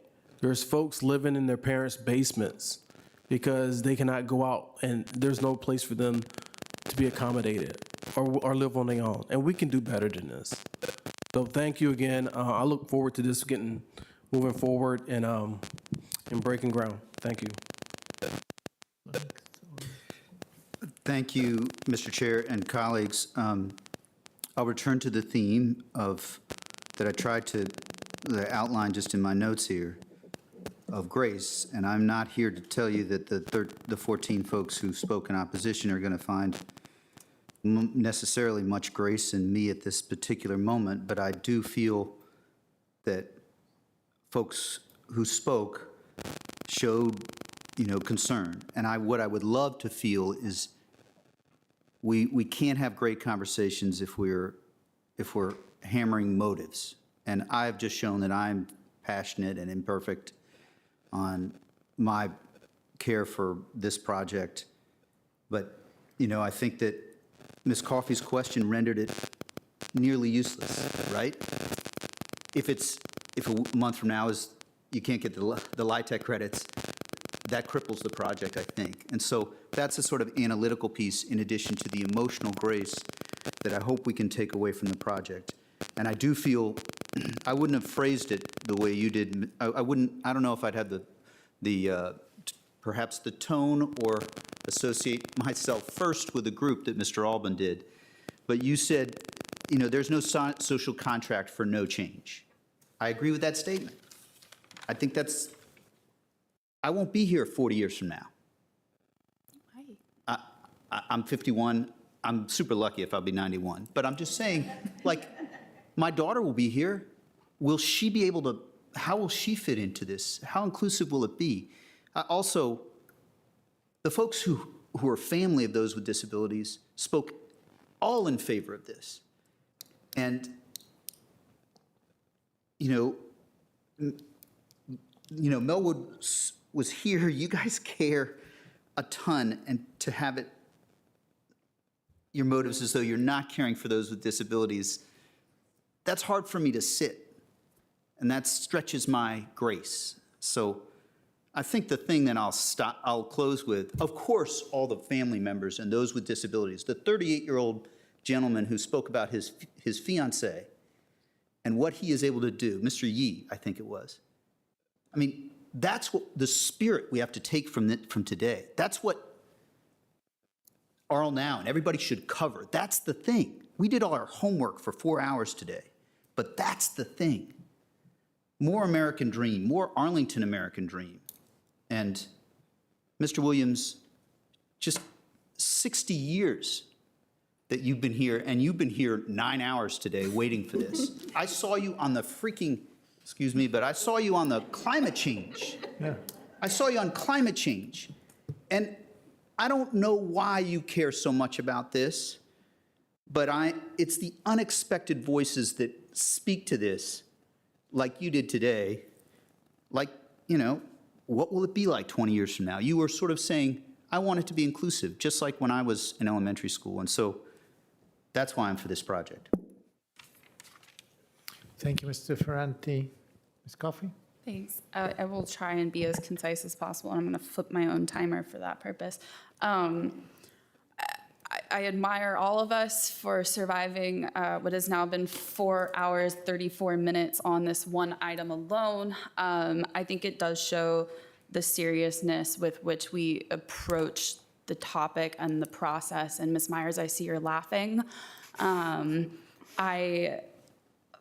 One of my biggest challenges with this project has been the approach of the neighborhood. And I think we heard today from neighbors who were for the project, as well as neighbors who are against the project. And all of the communications from the Civic Association and all of the representation in the SBRC has been the community is against the project. And I think that does not represent the fullness. The crosstalk is really not useful here, friends. I really don't think that represents the fullness and the nuance of your own neighborhood and community. And I think it's done a disservice to our ability to move forward in this process by not bringing the people who support in with the people who oppose and having some real conversations about which parts of this can we get behind. No letter that was ever sent by the Aurora Highlands Civic Association highlighted we support having accessible housing in our neighborhood. We didn't have the things that you were in favor for, only the things that you're against. And it's really hard sometimes to feel like you're not just saying no. And I know I've met with all of you, and I know you have good motives, and I know you feel really passionately about this. But I do think it gets frustrating for everyone involved in the process when folks do make changes and those changes are never enough. And when the goal is, it begins to feel that the goal is that the project doesn't go anywhere and that substitute projects are proposed and that, well, what about this site over here? Or what if we built a school on this parcel of land that the county doesn't own? And it's really hard to move forward because sometimes there are just choices between things that are possible and things that are not possible. And we're trying to work through the things that are possible. And I really think that, you know, it seemed like there was no zone of possible agreement with some of the things that were being brought forward here. I wish that there was. I think that they have tried to listen. I don't think they got 100% of it right. I'm not sure there was a project that existed that could have gotten it there.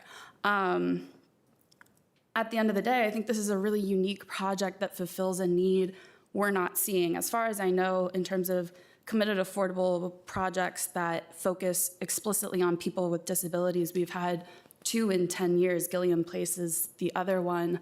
And yes, we do go through a lot of development and we go through a lot of committed affordable and planning processes, but that uniqueness of the focus on people with disabilities partly is so critical because they're a hard community to serve. And that's why we've only seen a couple of projects that focus on this population, but that doesn't mean that the challenges in serving them do not mean that we shouldn't try to serve them and try to find something that works. If this building was proposed directly next to single-family homes, I think I would feel very differently about the scale and appropriateness of this. But there are commercial buildings, and there is a park, and there is separation. And so the scale, you know, those fact-specific, site-specific things matter in understanding that. I know there's been a lot of arguments about like, well, now this will be used as context for the next block over. The next block over becomes directly adjacent to other single-family homes. So the context of this block to that block isn't equivalent, at least in my mind. And as we make future decisions, that will continue to be in my mind. And so I think, you know, man, do I wish I was saying all of this 3 hours ago when I was fresher and younger and happier. But I think this achieves so many good things for our community. I know that it doesn't achieve everything that everyone wants. I don't think we're ever going to achieve everything everyone wants, but I think it's important that we're able to move forward on something that does so much good for people who are here in our community, who deserve to be seen and who deserve to be served by this county. Thank you. I know I've already went once, but I just need 30 seconds. As a liaison to the our Disabilities Commission and as a retired military veteran with a disability, I just want to, because I've heard it a couple times today, and I think it's appropriate. In the testimonies I heard today, I heard words used like handicap. I've heard the word cripple being used. And I just want to remind folks that, you know, words matter as well, and that, you know, even at Melwood, we're dealing with persons with disabilities and people with disabilities. So just be mindful of, like, you know, that, because it does matter. That's why this county has a Disabilities Commission, so we can educate and inform folks about what it means when you say that, right? So just want to take a moment, Chair, and mention that, okay? Thanks. Thank you. Ms. Cunningham.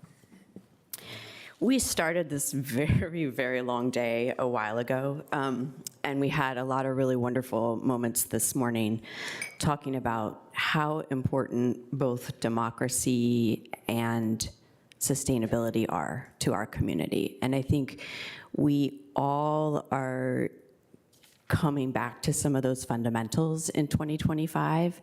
And part of that is figuring out how we engage. Part of it's inclusion and making sure we've got space for everyone.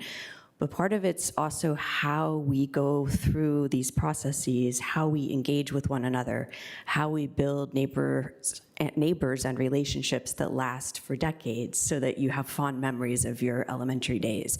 So I just want to really lift that up. And I think this building's not going to get built anytime soon. There's a lot of steps between now and then, including HLRB holding up the demolition. I understand there's thousands of things to do, and it's incredible work that you all do. But I would just invoke all of us. We've got to be good neighbors to each other on all levels. And we are working on our processes here, thinking about how we can make that easier for folks, and we welcome your feedback. But we really need to, because when we get through a project like this, and it is great, then it makes more greatness, because people come to see it and say, oh, okay, yeah, I could do that in my neighborhood. So I just want to lift that up, because I do think it's important. And I know time is short and money is tight, but I would really encourage you to keep that idea of buffer and smoothing, both in the physical and in the operational and in the relational, so that if you can change a balcony to be a little less transparent, a little more opaque, or you can put another tree buffer, or you can reach out a hand or host a meeting. I think all of that is something we all need to continue to recommit to. And I look forward to that happening here. Thank you, Ms. Cunningham. Everything is said. Not everybody said that. I want to end with just a personal note. Going back, one of the privileges of elected office is that sometimes you get to know more in depth something that under normal circumstances you wouldn't have typically the opportunity to do. One of my very revealing insights was to actually understand the challenges that are related to trying to get the disabilities communities to bring them to any level of equity in life, to try to open the ways for gainful employment, to try to find housing, to try to find decent financing and make human everyday life possible. So one of my approaches to that was always the cadence, for example. I remember very well the 10 units that you have there. I know people there, and I know what they need and how they need it, and how this is delivered to them. And I thank you for that. That's really important. And I think, when the special GLUB study came, I was always thinking about this block in the following context. So this will be a facility. It is challenging. It's bigger than 3 stories, but it is on a park. And you will have these people having the completeness of this mini neighborhood, super safe, extremely accessible, being able immediately from their door or even from the back door to go to the park. The mental health impact of this is immensely. I walked this place a few times myself, just for my own benefit, and I saw that this is really a unique place in Arlington. This was my approach when we discussed the change that the special GLUB was bringing into the equation. of 23rd Street. Later, I discovered that 23rd Street was meant to be not a neighborhood street, but actually a small neighborhood commercial street. And that this was controversial already in the 60s for the scale of the 60s. So, and I then discovered in the interaction with the neighborhood again today, and I recognize that this is a neighborhood that is right now next to a very high intensity, but also a very high amenity place. Crystal City is both an opportunity and a burden. Since RPP, I know that for a fact. So I understand that the neighborhood is taking, let's put it this way, a risk. It allows today, it has debated, it has pushed back, it has tried to change the project, etc. But at the end of accounts, we realize, I realize when I will be voting for this project, I realize that we are taking a calculated risk that I believe it's to the benefit of everybody in Arlington. That is a project that could always be better. The room for improvement is the biggest room in the world. But this will serve in a very specific way, and I believe that at the end of accounts, it will be a good result for everybody. If I had one testimony that I really appreciated today was Miss, I just blank on her name right now, Almschneider, right? Almschneider, yes, Ann Almschneider, who reminded people on Culpeper Gardens. And oh my God, Culpeper Gardens is a tower, right, in the middle of a neighborhood. This would be a project that I would, oppose at this point.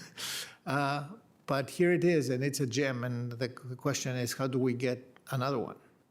And how do we manage smartly density and scale so that we can afford to be able to house and at the same time not offend anybody, create value on the long term.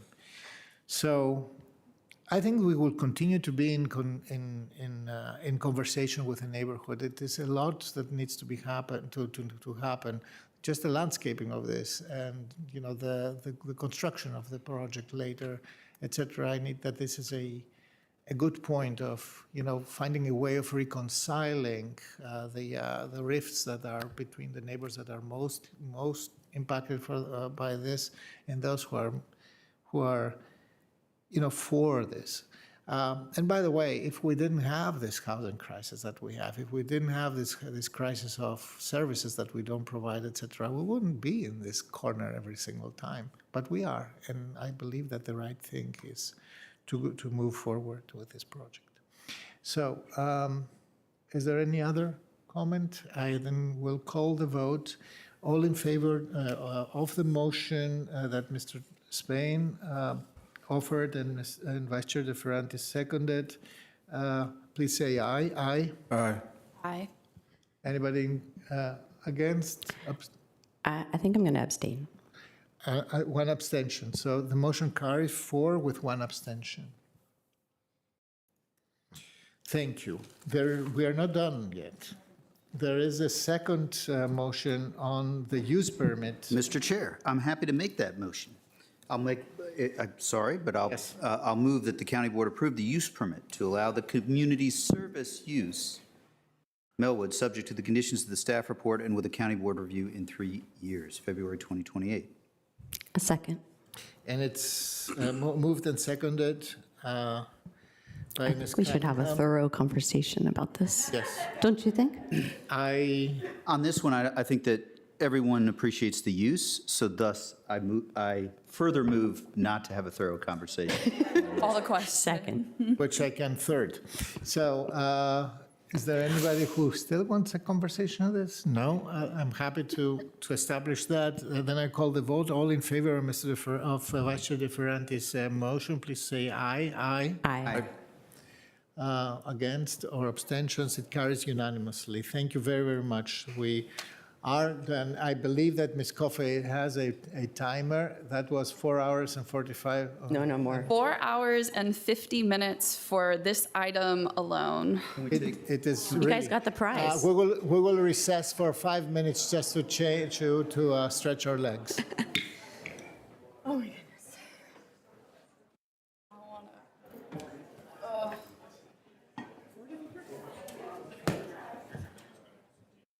I'm so sorry. This is not for us anymore.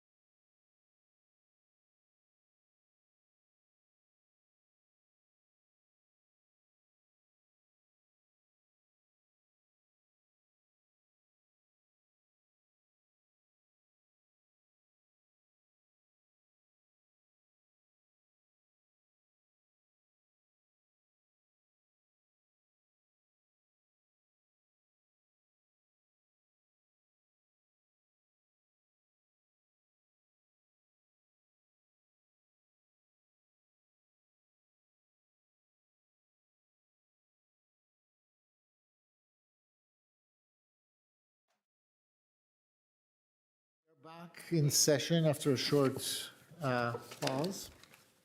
I hope Mr. Spain is on his, he's here. Excellent. Thank you. Could we get a shot of the boardroom that no one really wants to talk about the budget wonder at why. 8 o'clock on a Saturday night? So it is item There'll be time. 22, live from Arlington County. It is item 22, fiscal year 26, budget presentation, and unfortunately, there is zero joke in this. Mr. Clerk, I assume that we can proceed with the item. The item has been called. Mr. Manager, the floor is yours. Okay, thank you, Mr. Chair and members of the board. I want to apologize in advance because we do have a significant item. We're going to have to talk about it for a little while. I'm going to have some introductory remarks, and I'm going to turn it over to Mr. Stevenson. So, every February we come into this boardroom to discuss two subjects that are really closely related. The budget we present is close to 1,000 pages, okay, and it summarizes $1.7 billion in spending for the fiscal year that's going to begin in July. So we're going to have at least a dozen work sessions with departments. You're going to hear from commissions and residents and discuss specific proposals that range from close to $650 million for Arlington Public Schools down to $20,000 for the Rock and Recycle program at the Trade Center. We have hundreds of specific spending proposals, and we're going to ask you to consider on Tuesday close to 20 tax and fee advertisements ranging from real estate tax to interlibrary loan changes. So in discussion of these specific items, we can sometimes lose sight of the other process we're involved in, which is in addition to spending and program priorities, we begin our annual conversation over our values as a community. So this year, given the swirl of uncertainty brought about by the new administration across the river, the values we support need to be ever present in our discussion. So I'm going to turn it over to Richard in a minute to talk about the specifics of the budget, but I did want to spend a minute talking about the budget guidance from the board. I was asked to ensure that we fund our obligations to schools, our collective bargaining agreements, and our efforts on housing and equity.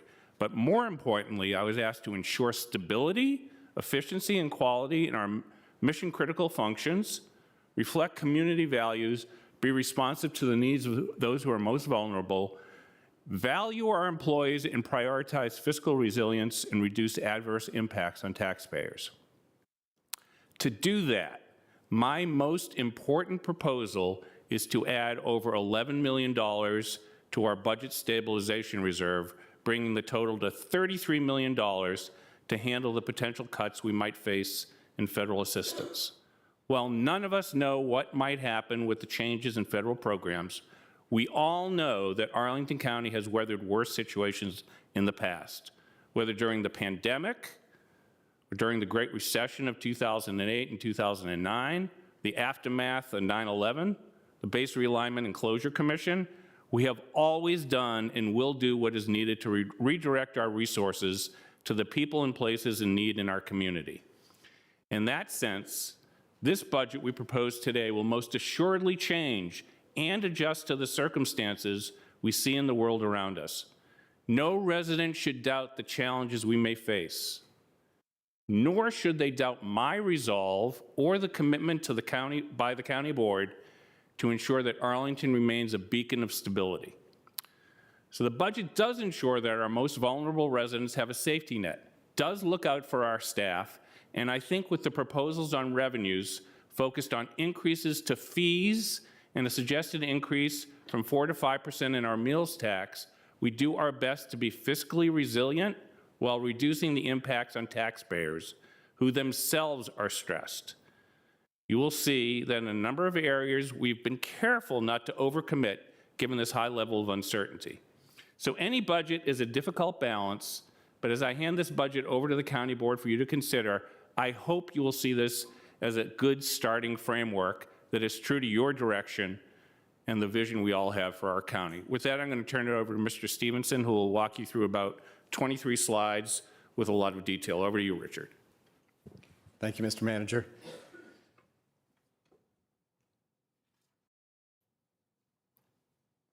Okay. So for fiscal year 2026, we have a general fund budget which totals $1.69 billion. This is a 2.1% increase from the current year's budget. The budget includes county operations of $1.04 billion and a school transfer of $647.4 million, which is a 3.6% increase in ongoing funding.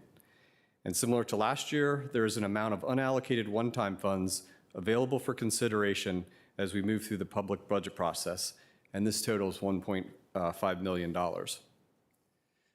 So during our budget planning process, we talked about a preliminary budget gap of over $30 million. And as we moved through the process and received a clearer picture of the budget gap for fiscal year 26, which we needed to solve for, it ended up being around $25 million. Expense increases were driven by rising healthcare costs, inflationary pressures on a number of large county contracts, employee compensation, and continued needs, most acutely in the health and human service area. Revenues, while growing at 2.2%, did not keep pace with the expenditure pressures. Real estate tax revenue, which is impacted by the change in property assessments, grew only 2% in calendar year 25. And this is our largest tax source and contributes to 56% of all revenue funding the general fund. We did see modest growth in other taxes and strong interest earnings based on the continued higher interest rate environment. And there's a lot of uncertainty in the regional markets, as the manager mentioned, and several recommendations are included in the proposed budget to address these uncertainties. Beyond FY26, there will be continued pressure on county finances as revenue is expected to grow at a slower rate than expenses. So balancing the budget. A lot of work across the organization went into balancing the budget. And as the manager has mentioned, the base budget is balanced before increasing taxes for priority needs. We went through an always difficult exercise with departments to identify service and program reduction, as well as capturing program efficiencies to save money. Unfortunately, some of the proposed recommendations impact filled and vacant positions. Our organization is supported and run on great people, and unfortunately, to reduce expenses, it can impact staff and the level of service we provide. To help balance the budget and limit additional reductions, the manager is proposing an increase to the meals tax, which provides resources to both the county and schools, as schools shares in tax revenue of the county. We have also proposed a number of fee adjustments to more fully recover the cost of providing services. So as I mentioned earlier, there is some uncertainty ahead. We are recommending that our stabilization reserve be increased, as the manager mentioned, from 1.3% to 2%, utilizing some one-time monies we anticipate from higher interest earnings. In fiscal year 2024, the county and schools received almost $88 million in direct or indirect funding from the federal government. And I think everyone understands the impacts which might occur if federal funding is reduced for county, schools, and our nonprofit partners. Also, as Metro has a significant funding problem beginning in fiscal year 27, and since we participate in the region's support in Metro, Arlington may face significant increases in costs associated with this important transportation system. I mentioned contractual increases in this year's budget, but we also anticipate these cost pressures to continue into fiscal year 27, along with some other programs which have had support of capital funding, which is shifting to operating tax support. And of course, along with the county's cost pressures, schools are experiencing similar budgetary pressures. So let's talk a little bit about overall budget summary and taxes.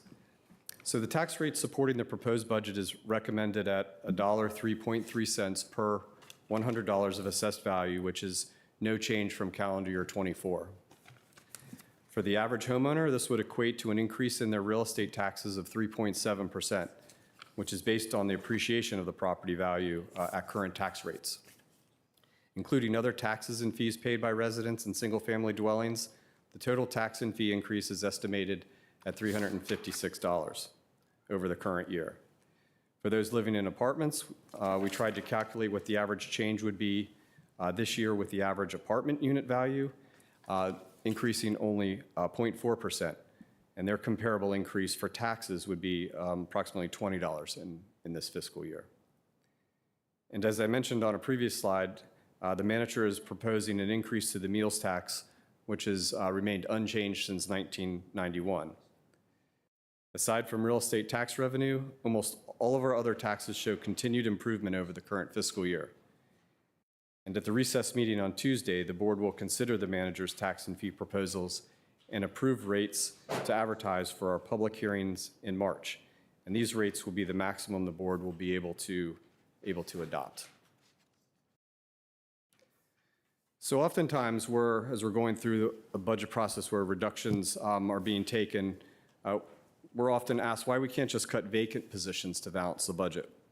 And unfortunately, current vacant positions may be in critical service areas which we need to fill. We do, as a matter of budget development, plan for a certain level of natural attrition and vacancy savings. Also, in the current employment environment, we have had a number of vacant positions, particularly in public safety, which require backfilling with overtime. So if we look back to fiscal year 2024, we experienced $29 million in vacant position savings. We had directly planned for over $17 million, and we experienced approximately $12 million in unbudgeted overtime costs across the organization. This effectively left no vacancy savings available. Now, we did eliminate a number of vacant positions in the proposed budget. However, these will all have service level impacts to our constituents and internal processes in the organization. And I will also note that there are a significant number of unfunded vacant positions currently, which we have not budgeted for in public safety due to difficulty in hiring right now. So the next 3 slides that I'll walk through list the various departmental cuts required to balance the budget this year. It includes over $12 million in reductions and impacts 44 positions, a mix of filled, vacant, and soon-to-be vacant positions. And I won't go into all the details on the reductions. We'll have a lengthy conversation during the departmental work sessions with the board beginning next Thursday. But you can see that reductions cut across programs, and to the extent we could, we tried to minimize service delivery impacts. Some reductions placed more workload on existing staff as work is reassigned or caseloads are increased. So this next slide shows some reductions to facilities in parks and recreation, efficiencies in management and finance, and support and program reductions in human resources on the left side of the slide. On the right, you can see significant impacts to technology services as they adapt to new technology applications and service delivery. And libraries will have some staff reductions which may impact service delivery in some facilities. This final slide shows reductions in environmental services and community planning, housing and development. In DES, reduction in transit, facility maintenance, and charging out some costs to other funds. I mentioned vacancy savings earlier. Under the title Multiple Departments there on the bottom left, there is $750,000 in one-time saving for holding positions vacant. The manager, a number of weeks ago, offered a voluntary early out option for employees. And we will hold a significant number of these positions vacant into 2026 to yield some one-time savings. We also expect to have some debt service savings as we reassess the execution schedule in our capital program and revise debt service costs based on cash flow needs. On the right, CPHD, there are 2 positions reduced in the general fund and a number of adjustments in the development fund. And as we have discussed in the past, the development fund has been impacted by the slowdown in the construction environment. And after a fee study was completed over a year ago, the fund is in the process of restructuring and aligning fees to more appropriately cover costs to make the fund sustainable in the current economic environment. So the last 3 slides showed the reductions we needed to make to balance the budget, along with the revenue proposals to close the almost $25 million funding gap. This slide illustrates the types of reductions we would need to make if we balance the budget with solely on expenditures, on the expenditure side only. So following the direction the board, we received from the board in December, this slide shows some areas where we might need to consider if we were to balance the budget with just expenses. These reductions are not recommended by the manager, but they are areas we discussed as we tried to balance the budget, and we were looking at budget options which weren't, quote, Washington monuments. And some of these areas we might need to explore in future years if we have similar expense pressures and we're not able to raise sufficient revenue. Okay, so the last few slides were the difficult reduction decisions we needed to make. The next few slides are areas we tried to prioritize with the limited resources we had. Some of the highlights include fully funding the collective bargaining agreements with the 3 unions. Fire will see an average pay increase of about 11%. Police will see increases of about 9%. And service, labor, and trades will receive a 4% increase with 2% range movement. General employees and uniformed sheriff positions will see a 3.5% increase with a 2% range movement. And additionally, both the county and employees will see an increase in the cost of health care of approximately 7.5%. In the human service area, in addition to a variety of contract cost increases, additional funding was provided for in the area of food assistance to the Arlington Food Assistance Center and Meals on Wheels. For child and elder care, additional resources are provided to the new child care licensing system, Virginia's Quality Birth to 5, which is the guide improvements in publicly funded classrooms, and one-time funds for Culpeper Gardens Assisted Living Facility. Under the housing umbrella, we continue to make significant investments in housing. The proposed budget allocates over $100 million to various housing programs. Housing grant funding is increasing by $2.5 million to $17.6 million in total funding. Also included in the budget is an additional staff person to support the increase in housing grants caseloads, a market rate adjustment for rents, and a recommendation to potentially implement a wait list for the program in 2027, fiscal year 27. The manager proposes the allocation of one-time monies of $5 million to continue the buy-down of debt related to the Barcroft Department line of credit. This will continue the reduction of the outstanding debt, bringing the balance to approximately $115 million, down from the $150 million originally. Our Affordable Housing Investment Fund allocation totals $12.3 million, with a combination of both ongoing, one-time, and federal home dollars. On the right-hand side, eviction prevention is lowered by $2.1 million from fiscal year 25. In the 25 budget, there was about $1 million was added in one time, and the budgeted cost projected is further reduced with a proposal to require eligible households to be in a lease for at least 6 months. All of these items we'll be discussing in length through the work sessions. We continue to support permanent supportive housing. And lastly, as I mentioned before, there are some significant cost increases in human services, several of which involve our county shelters, requiring an additional $2.5 million to provide existing and enhanced services to unsheltered residents. Some other areas of investment. The proposed budget, there's an effort underway to improve the collection of revenue owed to the county. 2 positions are being added to the Treasurer and Commissioner of Revenue's office, supported by increased revenue, and a position beginning mid-year for residential parking permitting once we get some additional technology in place. In public safety, continued investment in body-worn cameras, funding for a second recruit class in fire, additional traffic safety technologies, especially in school zones, and funding for the sheriff for contracted services and medication for inmates suffering from drug addiction.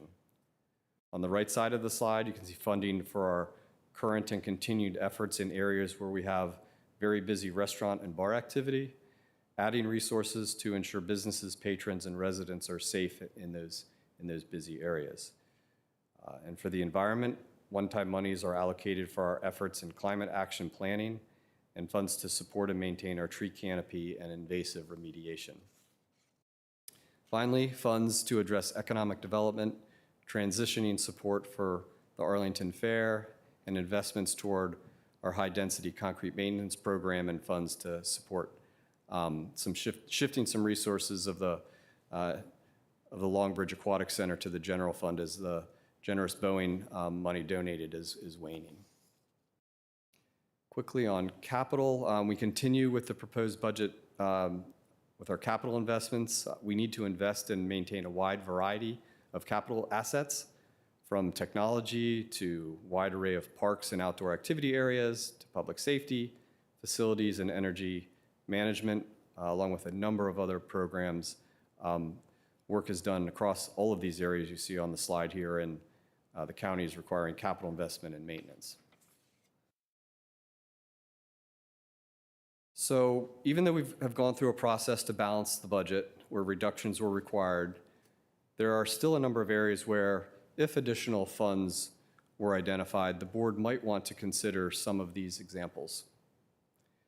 So you can see in public safety, funding for more positions related to the independent police auditing efforts, fire safety facility manager, some contract support in the 911 call center, and needs identified by the Commonwealth's Attorney Office.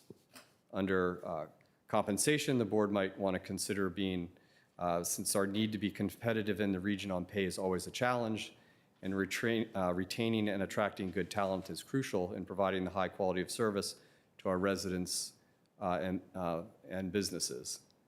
There's also a number of examples on the right-hand side of the slide, including developmental disability support, resources for county attorney's office, and programs in our park and libraries, particularly geared toward youth. So a couple quick slides on schools,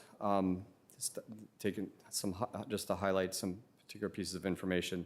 Schools is our largest single investment. So in fiscal year 2026, as I mentioned earlier, they'll receive almost $650 million in the proposed budget based on the principles of revenue sharing, and this is a 3.6 increase in ongoing funding over the current fiscal year. This next slide is just some information on how our school enrollment has changed over the years, and the funding that the county's provided to them. On the lower part of the screen, last calculated cost per pupil based on the Washington Area Board of Education statistic is that we invest over $24,000 per student, and the schools receive 46.8% of all our tax revenue, and 39% of all our general fund expenditures.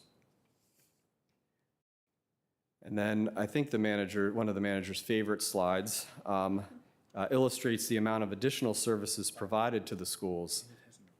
And it has an eraser on it. That's to erase all the mistakes I might make through the budget process. Yeah. The county pays for it. That's impacting the 27,900 students enrolled in the schools this year. The services listed in the pencil, or alongside the pencil, total approximately $11 million. And you can see that these items range from support of their bus fleet, to nursing and immunization, to youth programming, and to make sure that kids get home safely from school. So the manager mentioned that various tax and fees that you'll be considering for advertisement on Tuesday. The proposed budget includes no changes for the proposed personal property tax rates or business taxes, and business improvement tax rates, all at the current levels. There are a number of fees, as I mentioned, that are proposed to keep pace with cost recovery or increase to more align with the projected cost of providing those services. We'll update this slide as we move through the budget process to show how our sister jurisdictions are addressing their real estate tax rate and what they're including in their proposed budgets. And similarly, we have a meals tax chart here. One tax proposal that the manager is recommending, that which he mentioned, is increasing the meals tax rate. And you can see our current rate is 4%, proposed to increase to 5%. Alexandria is already at 5%. Most other jurisdictions are at 4%, with Fairfax considering implementing a meals tax for the first time this year. To be mindful of how the tax burden has changed, we wanted to show that alongside inflation. So over the last 7 years, the tax burden has increased slightly, has exceeded slightly higher than the rate of inflation in the aggregate. Right now, the consumer price index is currently at 3%. That's the January rate. And the projected tax and fee burden for 26 is proposed at 3.16%. I will note that we do have some concerns that inflation will probably, will actually tick up higher this calendar year. This chart you're familiar with, comparing the several years of the impacts of the tax and fee changes. With real estate assessment growth at the current tax rate, that would is a 3% increase to the average residential detached townhouse and condo property owner. And I mentioned the impact of apartments there in the box to the right. Our budget calendar compressed this year, with adoption being earlier than it has been on April 9th. We're proposing the budget today. We talked about Tuesday's advertisement of tax and fees. Following that, the schools will propose their budget March 13th. Beginning next Thursday, we'll begin the budget work session process with you all over a number of weeks, with public hearings on the 25th and 27th. And finally, budget adoption on the 9th. And then finally, and this slide is for those watching, details of the fun we'll have with the various departments in budget work sessions. You can see the dates that we'll be talking about these various items. Okay. I'll turn it over. Yep. And to conclude, first, I want to thank the board for the direction we got. Also, enormous amount of effort that's gone into this by staff. All the material we've handed to you, which includes a manager's message and the front part of our budget, is available online. Maria is going to give to you 19 board reports for you to take home so that the rest of your evening is fulfilling. And that will come back on Tuesday. Also, I did want to make sure that people do take some time to read the summary of our engagement. We engaged over 1,600 people online and 660 people in person who talked about their budget priorities. We took that into consideration. And so that concludes our presentation. Over to you, Mr. Chair. Thank you, Mr. Manager. Thank you, Mr. Stevenson. The entire team of the Department of Management and Finance. I believe that we all appreciate how much work this is. I know that you're looking forward to the budget of fiscal year 27 already. That's going to start just in about a month. So this is amazing. This is also very, very interesting and very, very good. I hope that we have it now online, right? Can you give me just an idea of when the budget, your budget proposal will be online? Is it Right, so it's online now. We have the first, I'd say, 150 pages, and then we have the balance of it will be fully available on Wednesday. But since we have work sessions starting on Thursday, the materials associated with those departments, which are the Department of Technology Services and the Department of Parks and Recreation, are online right now. Okay, And they're in the packets in front of you. We are looking forward to an exciting budget month. Colleagues, I believe that you will appreciate the fact that this doesn't need any discussion at this point. The discussion will be deferred to the Tuesday meeting, but if you have comments, short questions, that's okay. Not a question, just an encouragement for us to think and discuss over the weekend before Tuesday if we're not still here. And just, I do appreciate that the manager has proposed a budget that includes no real estate property tax increase. I would like to ultimately end there as well. But I do think given the level of vast uncertainty when it comes to our local financial situation, when it comes to House appropriation or congressional appropriations, there's a continuing resolution that will expire in the midst of our budget process that might give us some indication of whether we are anticipating drastic federal funding cuts coming through the pipeline. And I just think, you know, I don't have a number in mind, but I would encourage us to discuss whether we want to give ourselves the flexibility not to go above what has been proposed in the manager's budget, but to potentially replenish things that may disappear between now and adoption. So that's all. Correct. Mr. Vice Chair Ferranti, or yeah, I would go first to Mrs. Payne. Yeah. Oh, wow. Left to right. I'll be brief. One, I want to thank you to the manager and the team. This is my first budget, and my colleague Susan's like, get ready. So I do align myself with, again, something that my colleague Maureen Coffey just stated. I hope we can stay at a point whereby our, the proposed property tax rates are the same. But there's a lot of uncertainty out there, and I think we may have to put some flexibility in there if we want to continue with some of this programming. So I look forward to this process. Actually, I'm really excited to get into the weeds, and just want to thank you and the team for putting all this together. I know it's been a lot of work, so thank you. Thank you. I'll just echo that as well, just appreciation. Our budget is one of the coolest documents ever, and I'll ask you later how many footnotes there are, but not today. But the depth of it and the 10-year look back has been so valuable for me as a first-year board member to get in the heads of folks, and I know it's a lot of work, but it's really, really appreciated. And then to the tax rate question, I agree that we do not want to raise the tax rate in a year when everyone is experiencing such strain, and we may need to give ourselves a little room for the next couple of weeks while we make sure the wheels don't completely fall off. I very much appreciate the commitment that we made last year to increase reserves and the further nudge this year to do that. I think it's just prudent for a whole bunch of reasons. So look forward to many, many hours together, perhaps with a little bit of a nap in between. Vice Chair. Thank you to colleagues for the comments.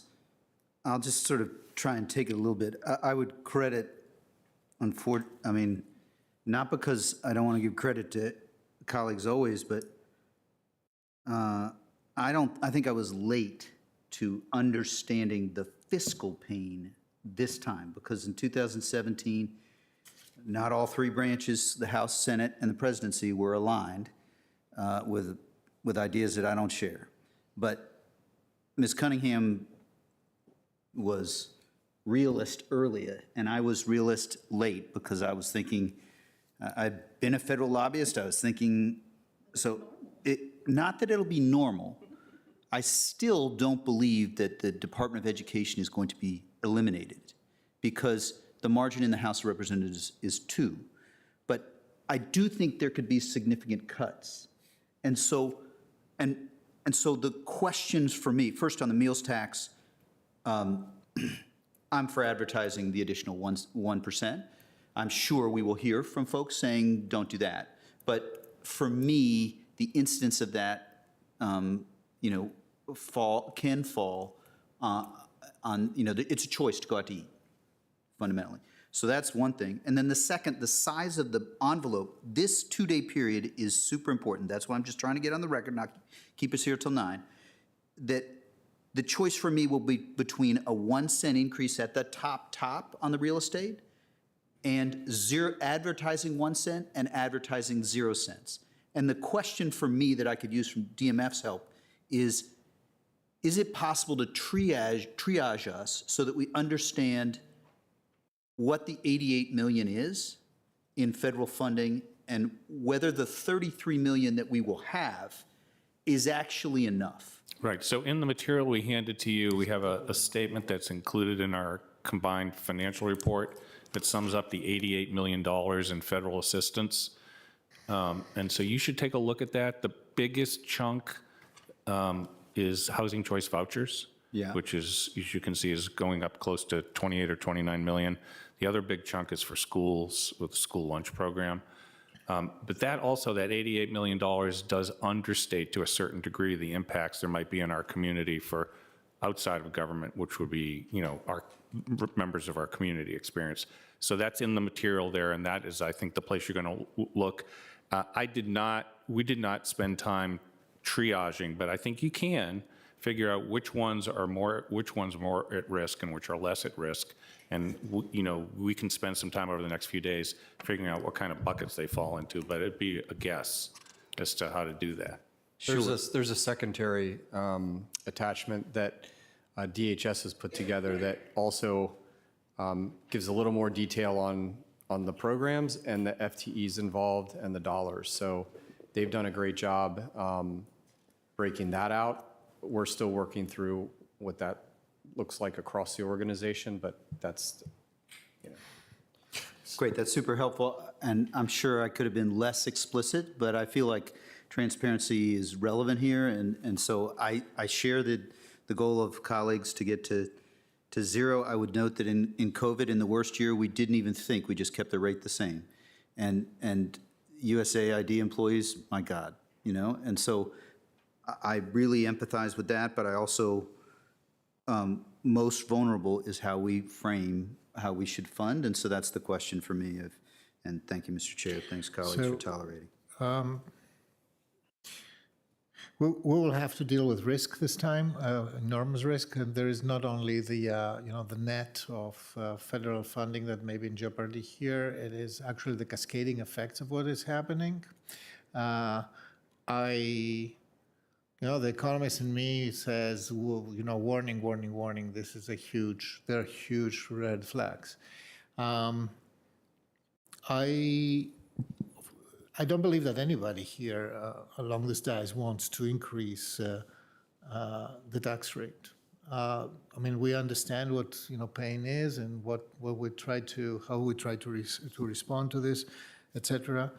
It's not the same time. It's not the same situation with the pandemic. It feels the same, but it's not the same. In the pandemic, we knew that some sort of federal relief would be coming. In the pandemic, there was actually a reasonable expectation that we will be in, but we will be out of that. Now we don't know what the time horizon for that is, and in addition, I think that there is no safe place for our economy right now. We are in flux, so therefore I think that my entrance to this discussion is with a very prudent advertisement without the intention to increase the tax rate. However, for the same reasons we don't want to increase the tax rates, we have to be ready to contemplate cuts. And cuts can be very, very painful, not only in programs, but they are also associated with jobs. And at this point, I'm not in a place where I want to risk jobs in our own government, in our own place. Well, we have some. There are ways around. So this will be a budget. I hope that this will be a moment of moment of risk. And we will respond to the risk we know today and to the things that we know and we control today. We should be preparing, though, and part is the addition to the stabilization fund, etc. We should be preparing for choppy waters ahead. And they may be significantly as choppy as they were during the pandemic, where we had to come back and actually restructure our budget. So therefore, my approach will be, this is what I have today. These are the efficiencies, reductions that I think are appropriate today to balance the budget at this point, under these conditions. But I will have in the back of my head always, something like Plan B. And I believe that this will be part of the conversations that we will have. We will have to test the budget against tougher assumptions at some point.